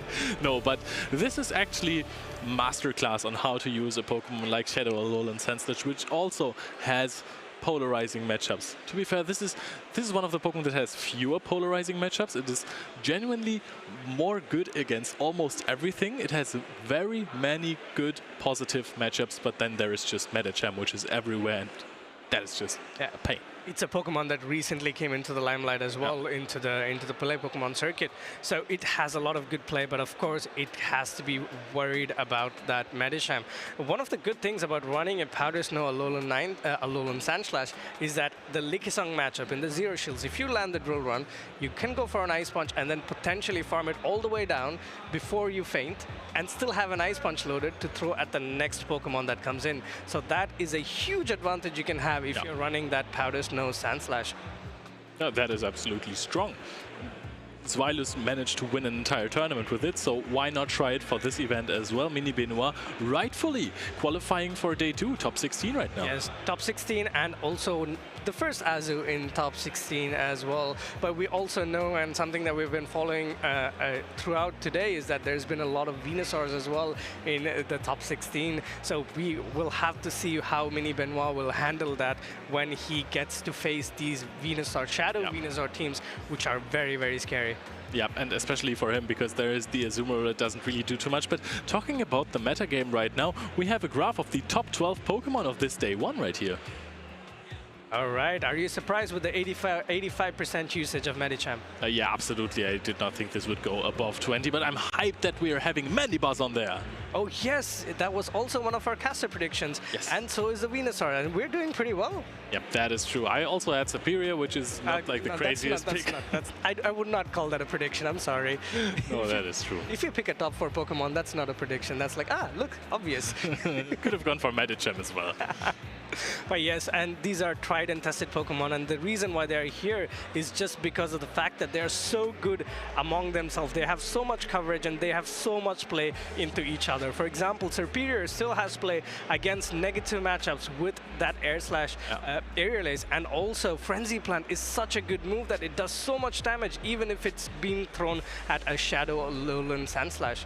Yep, it is the most energy efficient attack of the attacks that the first partner Pokemon get on community days. Yep, oh, that's good to know. I did not know that. Yeah, the cheapest one is Hydro Cannon. Yes. The most powerful one in terms of attack is Blast Burn. Blast Burn. And Frenzy Plant, the balance, you know, grass type, earth, connection to the earth. Balance in all things. Balance in all things. But it's also interesting to see the Umbreon on there as well. We were actually very hyped to see the comeback of the resurgence of Umbreon, because it was kind of pushed to the edge of the meta just because there was a lot of Medicham Registeel cores, but then slowly it's moving into the meta because of the usage of Medicham and Lickitung core, which has such a dominant matchup there. And with Lantern, Lickitung, Superior, Gligar, Alolan Sandslash, and Frostlass, you see, other than Medicham, that's 6 Pokemon that it can do really, really well against. And also, if you go further down, that's Shadow Venusaur, Swampert, and Mandibuzz that it can do well against as well. So that is an amazing Pokemon to have in your team. That is true. However, with the addition of Dynamic Punch on most of the Medichams, it is going to be a problem for those Umbreons to come up, because Umbreon is very likely to be used as a safe swap against many teams or to counter a Lickitung. However, if you're playing versus a Lickitung, yes, you are winning that matchup, but you're coming out relatively low, not with too much energy, and then you are very likely to get farmed down. Yes, you're right, but in the end, it's all about how you can, how do you say it, how you can balance or show that your matchup knowledge and leverage your matchup knowledge, and how you can take advantage of these mini situations that you've already envisioned in your head. It's like, all right, this is what I'm going to do. Let's say I'm going to save swap an Umbreon, and I'm going to be met with the Medicham. Okay, if he Dynamic Punches first, what do I do? Should I shield? Should I not shield? And if I don't... Shield. Yeah, it depends on what you want to do. Okay, continue, please. Good job. Thank you. So after that, then you decide on how you want to use that HP that's left on the Umbreon or HP that's left on the Medicham. You can come in with the Frostlass from the Medicham down, and suddenly you have a loaded Frostlass, and that's always dangerous. So it's about leveraging your matchup knowledge, seeing what you want for the team that you're playing, the team of 3 that you pick, and how you can use that to beat your opponent. That is good insight. I like that a lot. Thank you, Arby. I'm going to try to transfer this knowledge and transfer those tactics into my next battles. However, we have also had another discussion about Medicham and Lickitung for a change. So take care and watch the video. Welcome in, trainers. If you've been following this season of Play Pokemon so far, you may have noticed a core that is on almost every single Pokemon Go team, and that is Medicham and Lickitung together. These two make a very viable core for a lot of reasons, but today we're going to go a little bit into why they're so good together and what we can possibly do to break these up. Leo, could you maybe explain a little bit of why we're seeing so many Medicham and Lickitung in this season? Yeah, of course. So first of all, those Pokemon cover each other's weaknesses quite well, right? So the biggest threat to Medicham there ever was basically a Sableye or a Trevenant as well, and both of those Pokemon partially vanished. Trevenant you don't really see in top cuts anymore. Sableye is making a little comeback because it has some play with Shadow Claw advantage against Lickitung as well, but both of those together, they just supplement each other. It's beautiful. Yeah, and these two Pokemon are really, really strong in the sense that they have so much coverage that both together you really don't have, you always have play out of any bad matchups that you might be into. And that's, I guess, the reason why they're almost always played together. I think another interesting thing about, even though they're always played together, they also kind of fight against each other well as well, right? Because the counter damage on the Lickitung is doing heavy amounts of damage, but the Lick is also returning that to Medicham. So even if they're paired up against each other, it's a close fight depending on who switches in first, who wants to gain a shield advantage, switch advantage. But that's really not all that we're talking about. We're talking about what can we do to break this core. If it is on almost every single team, how can we do this? What are some Pokemon that maybe we should bring in? And I know, Avi, you have a very, very strong opinion on this. So let's go ahead and jump right into that big bird of the sky that we're not seeing so much this season. Yeah, I think the best way to break this core is by using an Oxal. Mostly because, yes, of course, Lantern and Registeel do exist. But Lantern and Registeel did exist when Noxal was ruling the skies. And breaking a Medi Lickitung core is the job that Noxal did, and it still can do really, really well. Another Pokemon that came into the limelight recently was a Serperior. And again, Serperior cannot do a lot against an Oxal. Same goes for Gligar as well. So I think if you want to kind of break the core and if you can build around an Oxal, it's a really good Pokemon to use. So I think another Pokemon that is really valuable and that has had some appearances in the top cut is Umbreon. I know that Umbreon's matchup against Medicham on paper is really not good, and if the Medicham is running Dynamic Punch, it is really tough for the Umbreon. However, you have some play against Medicham. There are scenarios in which you can win, and you are really, really strong against Lickitung, because Lickitung's main damage output are the Licks, and those are resisted by the bulk monster that is Umbreon. I think that is a really good point. And like you said, if you use that Umbreon as a switch, perhaps that Medicham is already lured out by that as well. What do you guys think? What are some good Pokemon that should be used to break off this Medicham Lickitung core? Let us know in the chat, and we'll get back to the games. Well, we're not going to let you know in the chat because we already discussed what's the Pokemon that's going to break the Medi Lickitung core. It's going to be our Noxal, right? Yes. Absolutely. Noxal is an amazing Pokemon, and it's a Pokemon I've been a fan of from, I think, from time immemorial when it was released. But talking about, let's say, breaking cores, right? What are other cores that you really like to run, for example, when you're playing a GBL set? So I really like Registeel and Frostless. Both of these Pokemon have incredibly hard-hitting fast attacks. They don't take too long to charge those up, and they cover each other's weaknesses quite well. It is really nice to also run something that is weak to Medicham as well, because you can bait out the Medicham with a Registeel most of the time. So you're starting off with your maybe Shadow, Alolan, Sandslash, and then you have Double Ice. I mean, that can be good. It's very offensive. So you're switching in the Registeel, your opponent switches in the Medicham because they think, aha, Registeel, I can counter that one down, and then you're taking a shield off of them, which frees up your Frostless. You can almost farm down the Medicham, then you can throw Avalanches because it's going to be like at probably half HP, and then you're going to have a good time. Yeah, you're absolutely right. It's like two Pokemon that can cover each other's weaknesses, the best ways to make a core, and the best ways to kind of win matchups in GBL. And the typical explanation you made was an ABB core with two Pokemon at the back, very, very strong against flying type Pokemon, and you potentially lead. Everything was strong against flying type, right?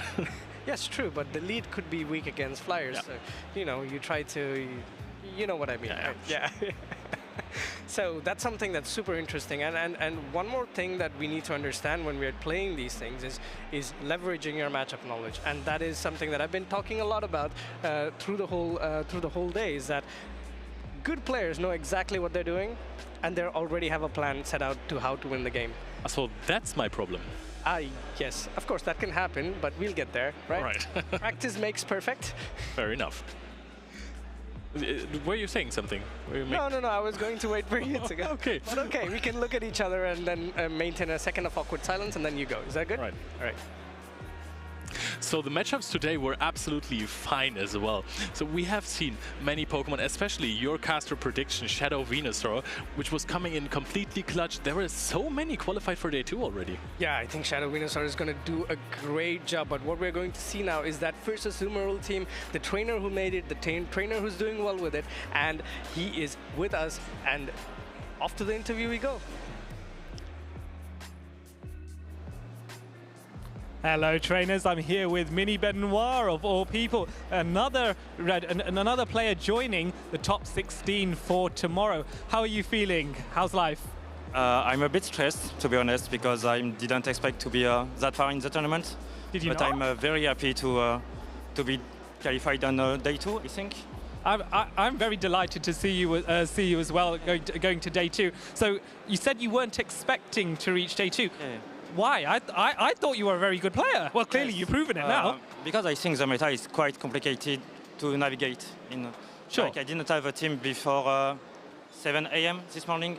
Right. So I improvised a lot of things. I didn't expect to do well because I didn't prepare for this tournament. So I'm happy with the result, but I need to work more to get more consistent, I think. Sure. And I imagined after today, when you go back to your accommodation, you can have a bit more practice, maybe with some of your friends and other community members. Is that the plan? The French community is very active and very friendly.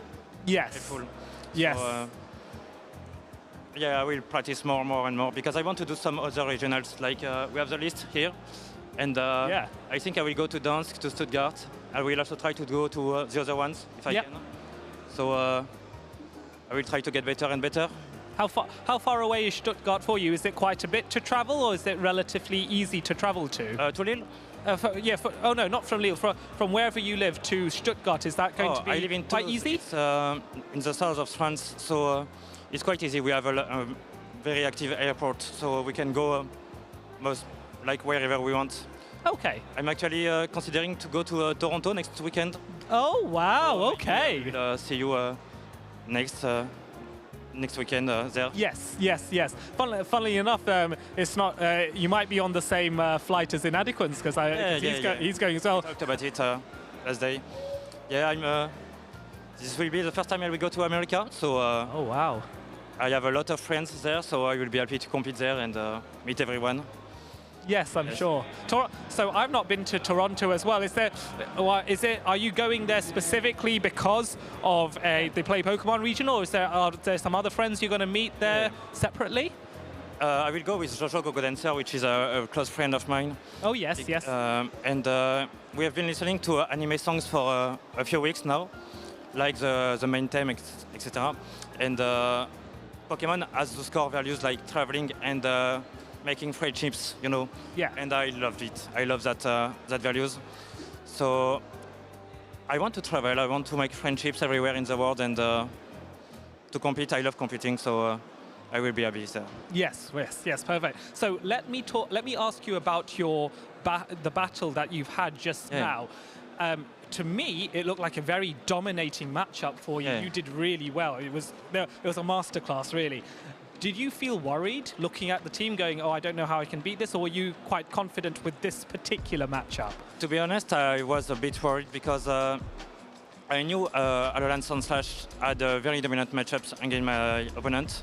Mm-hmm. And he had the Galarian Stunfisk, which I think didn't have any play against me because I think all my 6 Pokemon were dominant against him. Yeah. So I just knew that I had to play Alolan Sunslash, and basically the game would be very easy for me.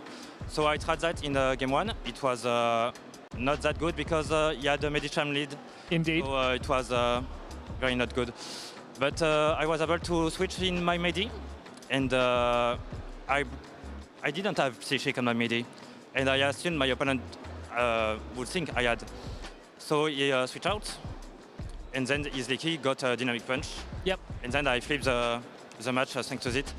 And then basically the second match, I thought to myself, if I won the first one, I can play the same team. Yes. And repeat the same thing again, because if he has the same lead, the surprise effect won't be the same. But I was thinking he won't have the same lead again. Yes. So Alolan Sunslash will be dominant against his lead. Yes. And judging by how he shielded some attacks, some moves, sorry, I assumed that his team was very weak to Alolan Sunslash. So it was quite easy, and because the Medicham was unfair indeed. So yeah, for sure. I found when I was watching Shadow Alolan Sandslash, it was just so dominant. It actually sold the Pokemon a lot more to me and made me think maybe I should try this out. Are there any other Pokemon that you think, aside from the Shadow Alolan Sandslash that did well, is there another Pokemon that you would recommend to people watching and go, why don't you try this out in an Open Great League tournament? Is there one that stands out for you? To be honest, I love Dragonite, Shadow Dragonite. You like what, sorry? Shadow Dragonite. Okay, I love that one. But to be honest, it has been quite complicated to use it in this match today. So it's not that good. I love Swampert too. Yeah. Because it's very spammy and very dominant in a lot of matchups. So those are the two that I like the most. But okay, I bet. I love my team overall. Yes, for sure. For sure. Well, thank you so much, Mini Benoit, for your time. And so you have made it to top 16, and we hope we can see more of your dominance in day 2. So get some rest, recover, enjoy hanging out with your friends tonight, and we will take it back to the commentators. Over to you. Thank you, Adelian, and we're now getting into the last matchup for the stream of today. Another winners finals, another chance for someone to qualify for the top 16 immediately.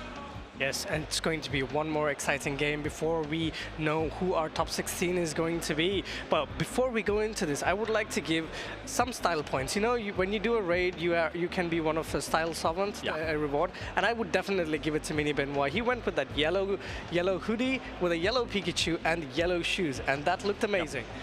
That is absolutely fresh, and I do agree that he should get some style points for that. And also the one HP powder snow down. Oh yeah, that was my favorite. That was my favorite. I called it, and it happened. We are the same in terms of style points in Pokemon Go. Yes. Not in terms of skill. I would agree. We already see our competitors here. On the left, we see Gyoklas, and on the right, we see Triptando. Triptando is a very well-known name in the Dutch community, and he is here. It's actually his second regional champion. Guzzlord. And he's doing so well with just a Guzzlord. It takes a lot of skill to maneuver against 6 Pokemon when you play 3v3 with just a Guzzlord. Yeah, I mean, it is an Ultra Beast after all, so it just makes sense that like a tiny Umbreon can't really do anything against it. Yeah, that is true, but let's see what else he's bought in. I think he has, let's say, probably has a Medicham, right? That's for sure, unless he's going to be the last Pokemon that can, unless he's only playing with one Pokemon. He probably has an Alolan Sandslash, a Lickitung, a Lantern. Yes, and let me just check. Yes, there's a Gligar, Ninetales, Alolan Shadow, Medicham, and Registeel as well.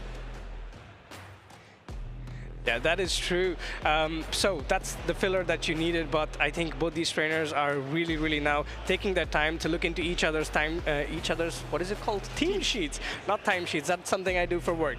So looking at each other's team sheets and getting ready to lock those Pokemon in.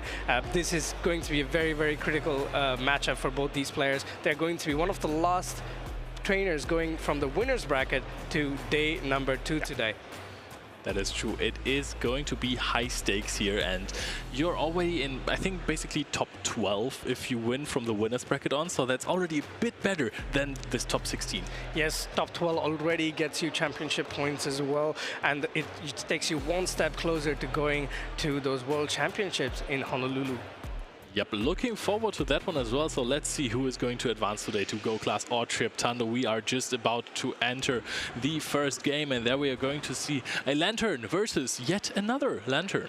Yeah, this is going to be a fun mirror. It's going to come down to who's going to bait a move, who's going to win charge attack priority. Both these Lanterns sparking at each other. Let's see what happens. Trip going for the move first, and Gyoklas opting to not shield it. Yep, this is going to connect, but Triptando is not in the best position if we're looking at the Pokemon in his backline, because there is a Guzzlord against a Medicham and a Frostless in the back for Gyoklas. Yep, and at this point, the switch advantage is going to be pivotal for Triptando to win this game. Let's see how he decides to play it out. Does he recognize how important the switch is? Both these trainers charging up, and Gyoklas not throwing the Thunderbolt again, giving Trip the opportunity to throw it first. Yep, immediately also shielding up the Thunderbolt. So let's see if Triptando decides to do the same. We're going to throw a surf right here.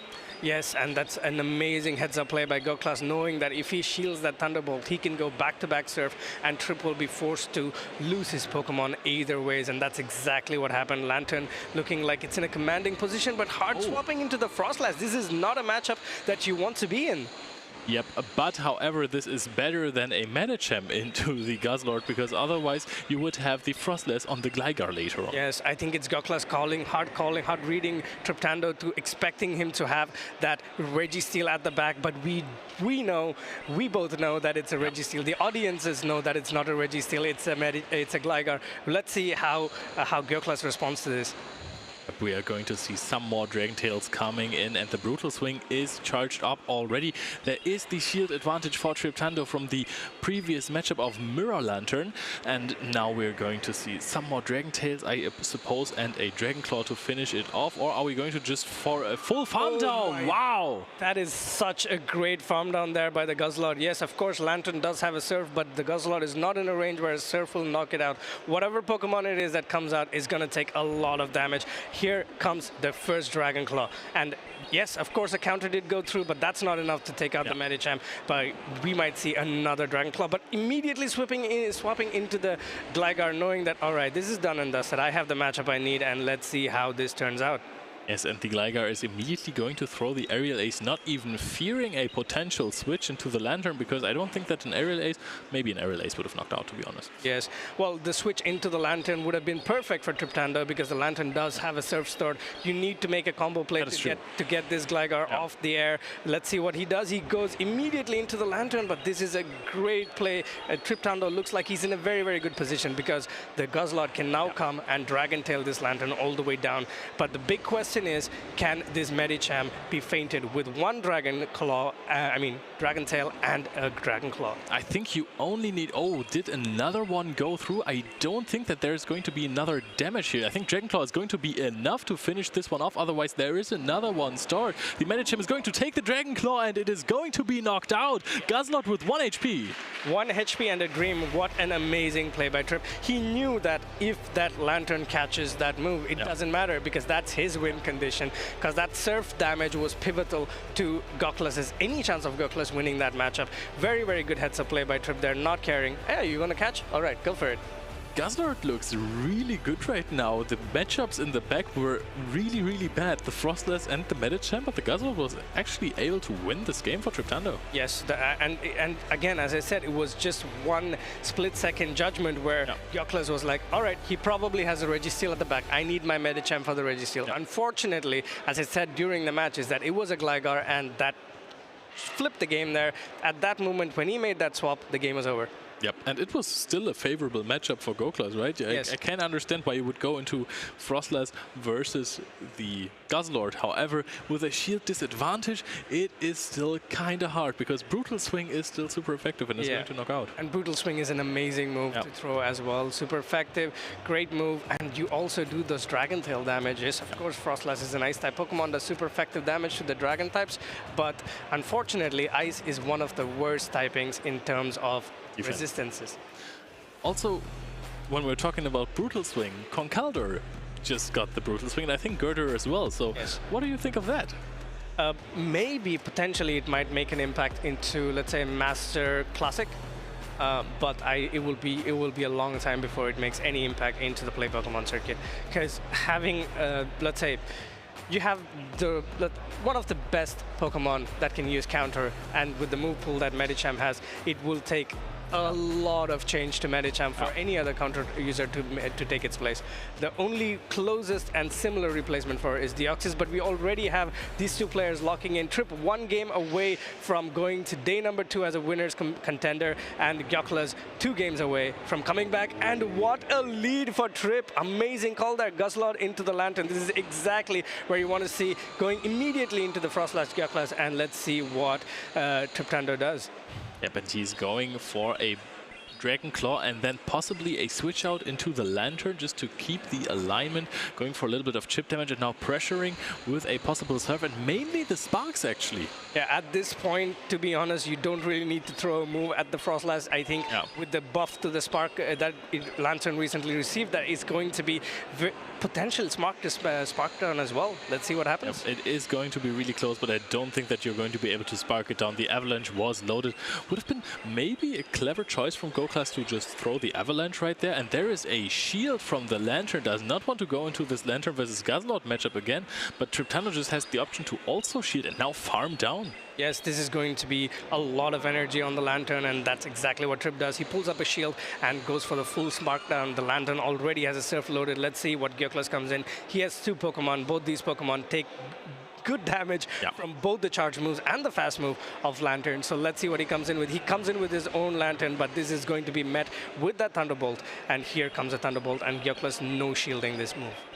Yep, this is going to put the Lantern at about 60%. We're going to see some more sparks happening there before it can throw its own Thunderbolt against Triptando's Lantern. However, we're going for a surf right here. Is this even going to knock out? I don't think it's enough. Let's see if Trip gets to a move there. It does not. And he gets to a surf. Oh my God, that's very, very good for Triptando. He does add some what do you call it, chip damage to the Lantern, but Gyoklas is not going to like what he's going to see at the back, and it is the Medicham, and that is it. Look at this Medicham unleashing a flurry of blows at this Sandslash, putting up a shield for good measure. You don't have to, but Trip wants to. The relief in this moment when you realize, hey, I'm playing for the top 16 for day 2 of the Pokemon Go regionals, and then you lock your Medicham onto a Sandslash of Alola and it can't escape. Yeah, it's trapped, as we call it. Unfortunately, here comes a Psychic, and that warrants a shield, obviously, but I don't think this Lantern has enough in it to go through this Medicham and also the Guzzlord. And Gyoklas knows, lets it go. What a game. Triptando reading Gyoklas like a book and going into the winner's side of day number 2. Yes, in game 1, the matchup was really, really close, and Triptando had basically a team disadvantage because his Guzzlord really wasn't where it was supposed to be. It wasn't at the Lantern, it had problems against Frostless and Medicham, but he still managed to pull a win off, and now he just had it in the lead against the Lantern, which is fantastic. Lantern usually not a Pokemon you lead with.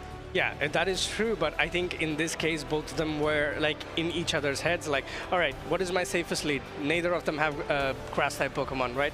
So that's why they both went with Lantern, and Trip kind of understanding that if he has a shield advantage, he could potentially push that matchup through, but it also came down to Gyoklas making that split-second decision that, all right, it's a Registeel at the back. I got this. I have a Medicham, and that's cost him game number 1. We would have had a game number 3, if you ask me, if that went the other way around, if he went into that Medicham and that Gligar was locked in on that Frostlass. Yeah, because that is exactly the same scenario as Shadow Alolan Sandslash versus Medicham.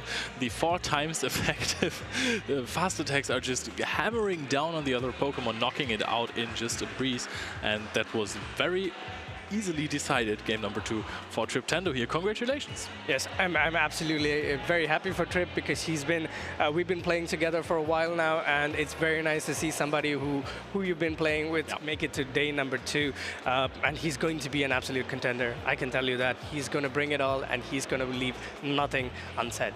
Yes, Triptando, I've also faced him a few times in the Go Battle League, and I don't know if I have come out victorious just yet, but I mean, he always was really lucky against me.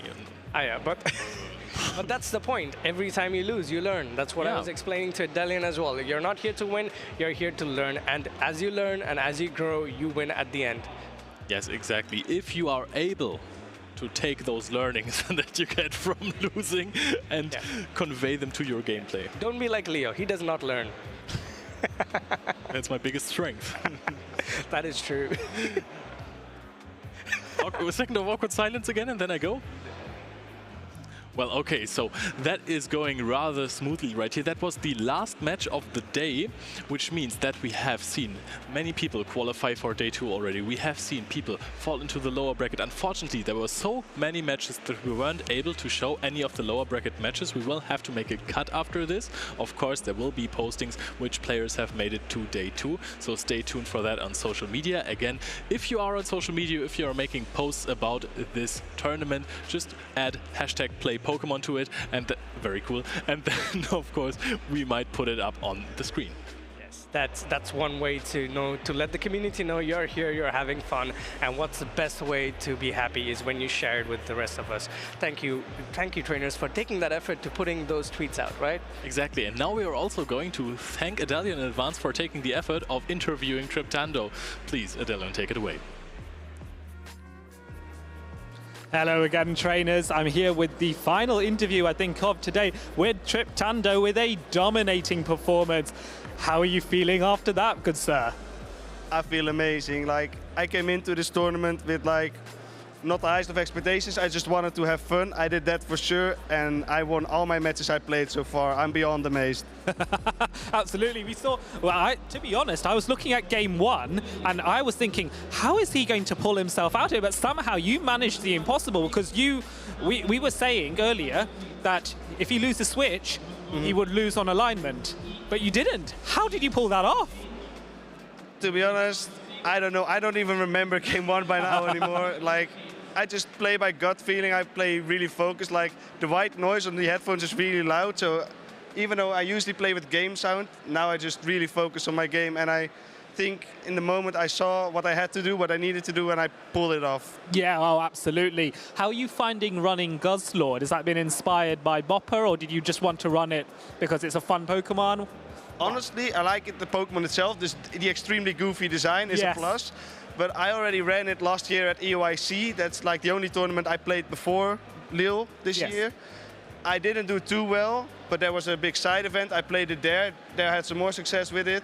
And I saw the meta evolving, especially after the recent move changes. And I thought Guzzlord actually might have a place in this meta, because there's a lot of Lantern is still very strong. People are bringing Superior to answer it. Lickitung, Umbreon everywhere. And I think Guzzlord is pretty alright into all of those. So it's a big neutralizer to a lot of the common picks, common teams. Yes, absolutely. It still has to be mindful of the Medicham. That's the only big downside, isn't it? Yeah, Medicham is one of its worst nightmares. But even then, if you can get some like residual energy from a previous matchup, sure, the moves from Guzzlord still chunk the Medi. There's obviously, you always need to keep in mind how to play around the Medi, but it's not like, it doesn't hard wall the Guzzlord. So it always has, it can always hit a punch back.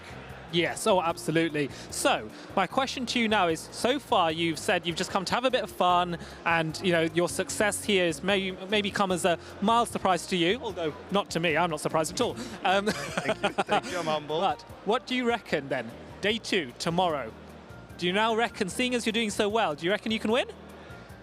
I think, honestly, anyone making day 2 has a shot to win. Sure. Do I see myself as a favorite? I don't. But I should just play my heart out like I did today, and anyone who makes day 2 has a shot. So I'm honestly looking forward to all the probably very sweaty battles tomorrow. Absolutely. So you will be getting some championship points, and that will be those will be coming to you in due course, depending on how well you do tomorrow as well. Does this perhaps motivate you to travel to a few more regionals to try and get the 400 you might need, assuming, of course, you don't win, but we're all hoping you do? I mean, there is some regionals that I want to go to. It's not yet set in stone. Okay. I haven't booked anything yet. I will obviously be in Utrecht. Yes. I have to go to the home country. Of course. It's such an easy attend. I probably will attend EOIC again. Yep. And say I do well and I'm close to points, I might just consider going to tournaments afterwards. But honestly, Worlds is not a goal of mine. But sure. I'll see if I do reasonably well at the 2 other tournaments I plan to attend. We'll see where it goes. We'll see if the adventure takes us to Hawaii somehow. Yes, why not? Why not? Well, I wish you all the best, Triptando. I think you're an excellent battler, and it's been a joy to watch that Guzzlord in action. So we are going to take it back to the casters. Thank you very much. Thank you, Delia. Again, always nice to hear those insights of our pro players.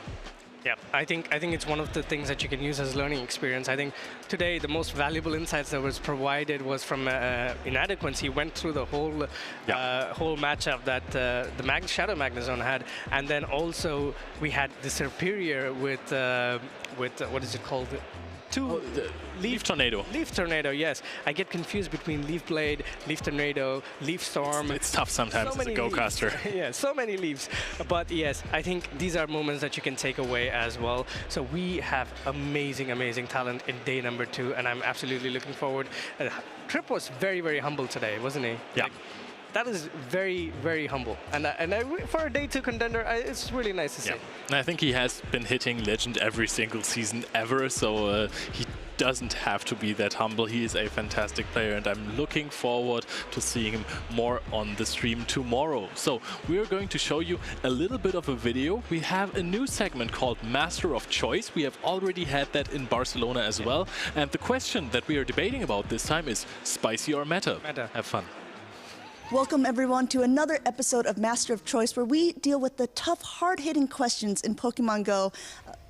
Duke them out a bit and decide which is going to be the best. This episode, we are covering which is better in play Pokemon, meta Pokemon or what we call spice picks. And so, Adelian, I'm going to go with you first. What do you think? Am I going with meta or am I going with spicy? I think you need a little bit of spice whenever you go into these tournaments. The reason why I think that is everyone's going to be bringing meta. If you do the same, unless you are incredibly skilled at working out the meta and trying to outpace or outlogic opponents who also are quite good with meta, you're going to struggle. Whereas with Spice, you might be able to throw more opponents off guard, maybe get them a little bit confused, and use that to get more wins, more matches, and potentially more championship points. That is a pretty good point, because a lot of times if you bring in something spicy, maybe your opponent doesn't know the counts because they're not used to it. But while we're talking about counts, we might as well get Count Xavius' opinion on it as well. Are you also a spice man, or are you going meta? Absolutely not a spice man.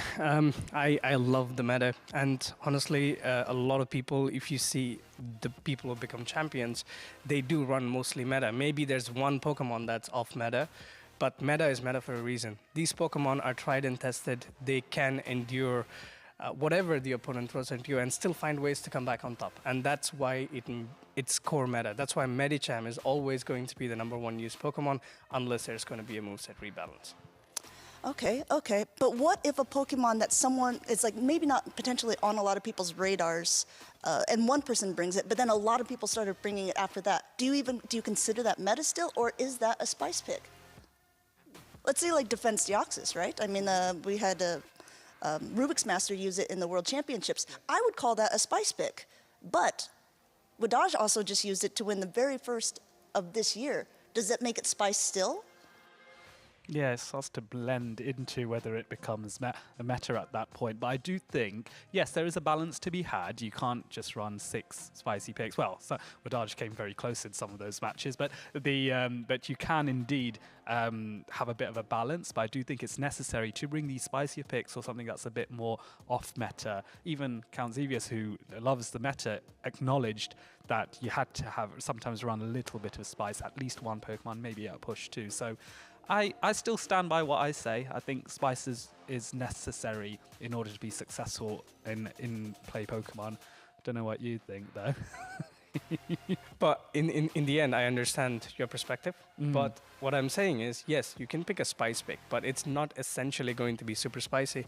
It's still going to be, let's say, meta in a way sooner or later. A Defense Deoxys is not essentially a spice pick, if you call it. It's been run by plenty of competitors. I think in the end, having one spicy Pokemon makes sense. But 5 of them has to be meta. You know what? The fact that you almost concurred at the end there, I'm going to have to go ahead and agree with the Delian here. For this, the spice is nice. I'm going to go with spicy picks for this Master of Choice. What do you guys think in the chat? Let us know. We're going to go ahead and get back to the action.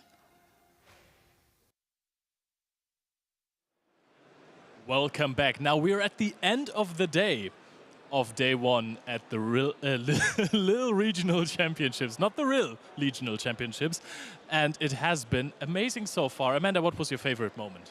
Man, there's so many moments to choose from, but I really think the moment when Sandu was playing and he had the win condition and his opponent had it as well. His opponent tried to swap out that Licky Tongue to catch a Frenzy Plant, but Sandu knew it was going to happen, kept on farming down, and was able to Frenzy Plant the Gligar for the win. Yep, that was absolutely hyped. He just kept his cool, was calm and collected, just kept on tapping, not throwing anything. Perfect play. Adelian. But I think for me, it's just coming when I'm not casting, I'm wandering around watching the stream, enjoying it with all the trainers that are here today, just being in that atmosphere. It's not one specific moment, it's that just general vibe of just awesomeness. I use that word a lot, perhaps over the last few days, but the general awesomeness of just this community and how we like going around, hugging, shaking hands, and just like, oh, how's life been, catching up with everybody. That for me is a real special moment, each and every interaction like that. Yeah, we all know you're a big guy for the social activities at those tournaments. And honestly, we are as well. It is just always such a blast. Abi, what was your favorite moment? Oh, mine was you struggling to pronounce the word Lille. But to be honest, it's spending time and casting these amazing games with you guys. That's an experience that is worth it. So mine was definitely when Mini Benoit already won the game, but I said he should switch in the Alolan Sandslash with the Powder Snow for style points, and he just did that. And that was really good personally for me. So I love that so much. So about your caster predictions. How did they turn out to be? Like, Abi, I think we can start with you here, right? Oh yeah, of course. You saw that I wanted to talk about this, right? The Venusaur, the Shadow Venusaur did amazing in this regional. It was a great pick, and farming something down and blowing up another Pokemon, sending it straight back to the Pokeball without it even doing anything is an amazing skill to have as a Pokemon. Yeah, it also was really good against so many meta picks. We have seen it dominate a Carbink. It basically beat entire teams. It was so safe against most of these teams as well. So I'm a bit jealous that I didn't pick the Shadow Venusaur. Adelian. I think for me, with my caster predictions, because I had Pelipper, I had Frostlass, and I had Shadow Charizard. No, I didn't see any Pelipper at all, and it's got me thinking, with the Shadow Venusaur, I wonder what other flyers could come in. If Gligar isn't able to cope with Shadow Venusaur, I wonder if there's even scope for something really out there like Golbat or something like that. I'm just putting something really wild out. This is quite flexible, that, with the Poison Fang. I wonder if that might be something to handle Count Xevious' recommendation, because it is a tough one. I'm not sure anything's going to top that anytime soon. But there was a Pelipper that made it onto day 2, and Adequance used it, and I think he didn't drop a single match in what we called the one of the harder brackets, the bracket that was on hard mode, with all of the well-known players, as we put it. Doesn't mean they're better players, but it is the players that everyone was saying, is this the bracket to keep an eye on? And Adequance went all the way through it with your bird Pelipper on the team. You never know then, there's always that chance. Maybe we'll get that Pelipper versus Shadow Venusaur, and we'll see who comes out on top, and then I can either give Count Xevious a hard time, or he will continue to give me a hard time. I mean, it is a nice pick, considering the last special event champion in Barcelona did run Pelipper. So that's true, very, very well thought out pick from you. Yeah. I know, sometimes I come out with them. I mean, Shadow Venusaur and Pelipper both on Zweiler's team. Absolutely strong performance by Zweiler as well. He's not in this tournament, but I think we're going to see him in many more. Amanda, what about your predictions? You know what? I had the Superior on the list, and but what surprised me most was Galactica Bolton using it with the Leaf Tornado instead of Aerial Ace. I think Aerial Ace gives it a lot of advantages, and that's why often they were using it as a grass of choice, right? Because Aerial Acing a Venusaur, Aerial Acing a Medicham, this is the super effective damage. However, like you said, he just likes that little bit of luck, that little bit of chance of being able to debuff his opponent, and he got it in the game that secured him the victory for day 2. I think Superior is still a superior choice. Hey, very well said by you. Sometimes luck is also part of Pokemon, so why don't you try to force it on your team? So I had the Mandibuzz, of course. Mandibuzz is performing really well. It is still a bit shy of Carbinks. Is a bit afraid of that one, even though you can run it with Shadow Ball. We have seen that one as well. I had the Shadow Charizard, and we haven't quite seen it perform so hard just yet. But I think that if one manages to sneak into day 2, it is going to be a difference maker. Yes, especially with the amount of Venusaurs that we see, a Shadow Charizard will be very, very scary for those teams.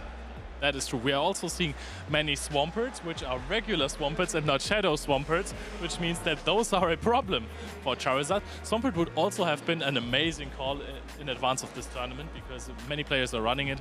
It is strong against so many different picks. So, I want to remind you guys that please, if you post something about this tournament, if you're watching this tournament and you tweet something, use the hashtag #PlayPokemon and we're going to do our best to get your tweets up on our stream and discuss them and give you some shoutouts. And also follow us everywhere, follow us on YouTube and on Twitch as well. And then again, we're also going over the regional schedule again because this is not the last tournament of the 2024 season, which would of course be sad because it's only the second, but we have plenty of those coming up. And Adelian, you did this in our intro panel as well. Why don't you go ahead and fill us in again? Why not? Well, we have, of course, LAIC, which is the first international of this new season. That is happening in November, in the middle of November. And then about a week or two after that, if memory serves, we do have the next European regional, which will be in Gdansk in northern Poland.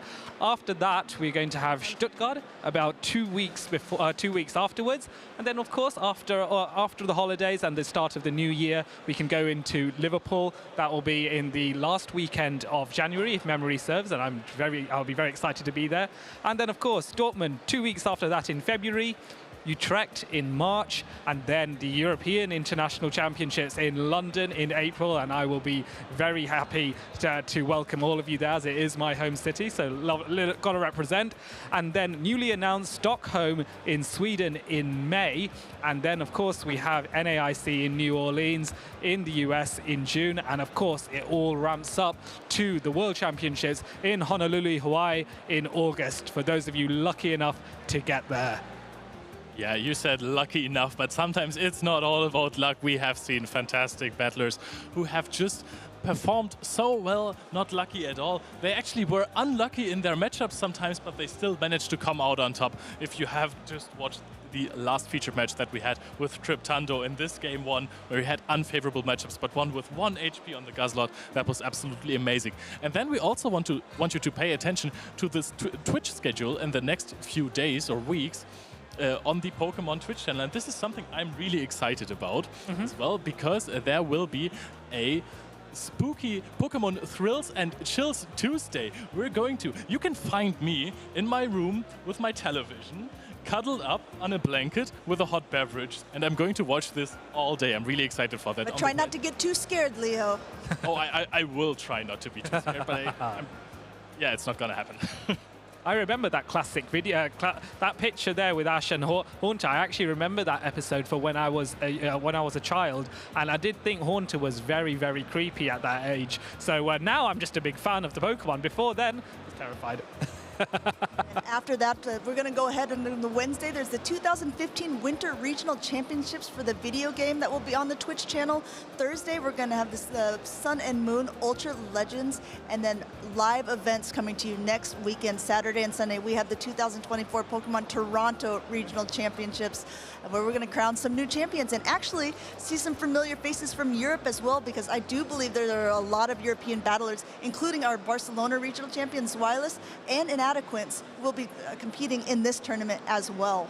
Yeah, make sure to root for our European trainers in Toronto as well. Personally, I think I'm gonna watch everything of this, because also, especially the 2015 Winter Regional Championships in VG, I really like that a lot. I like it when games have history, and I just want to catch up on those epic tournaments. So, tomorrow, don't miss out on the action as well, because we are going to start at 9:30 CEST, which is going to be just a tick later than it was today. But I think we can all just stay in bed for a little bit longer. Yes, rest a bit, rest our voices.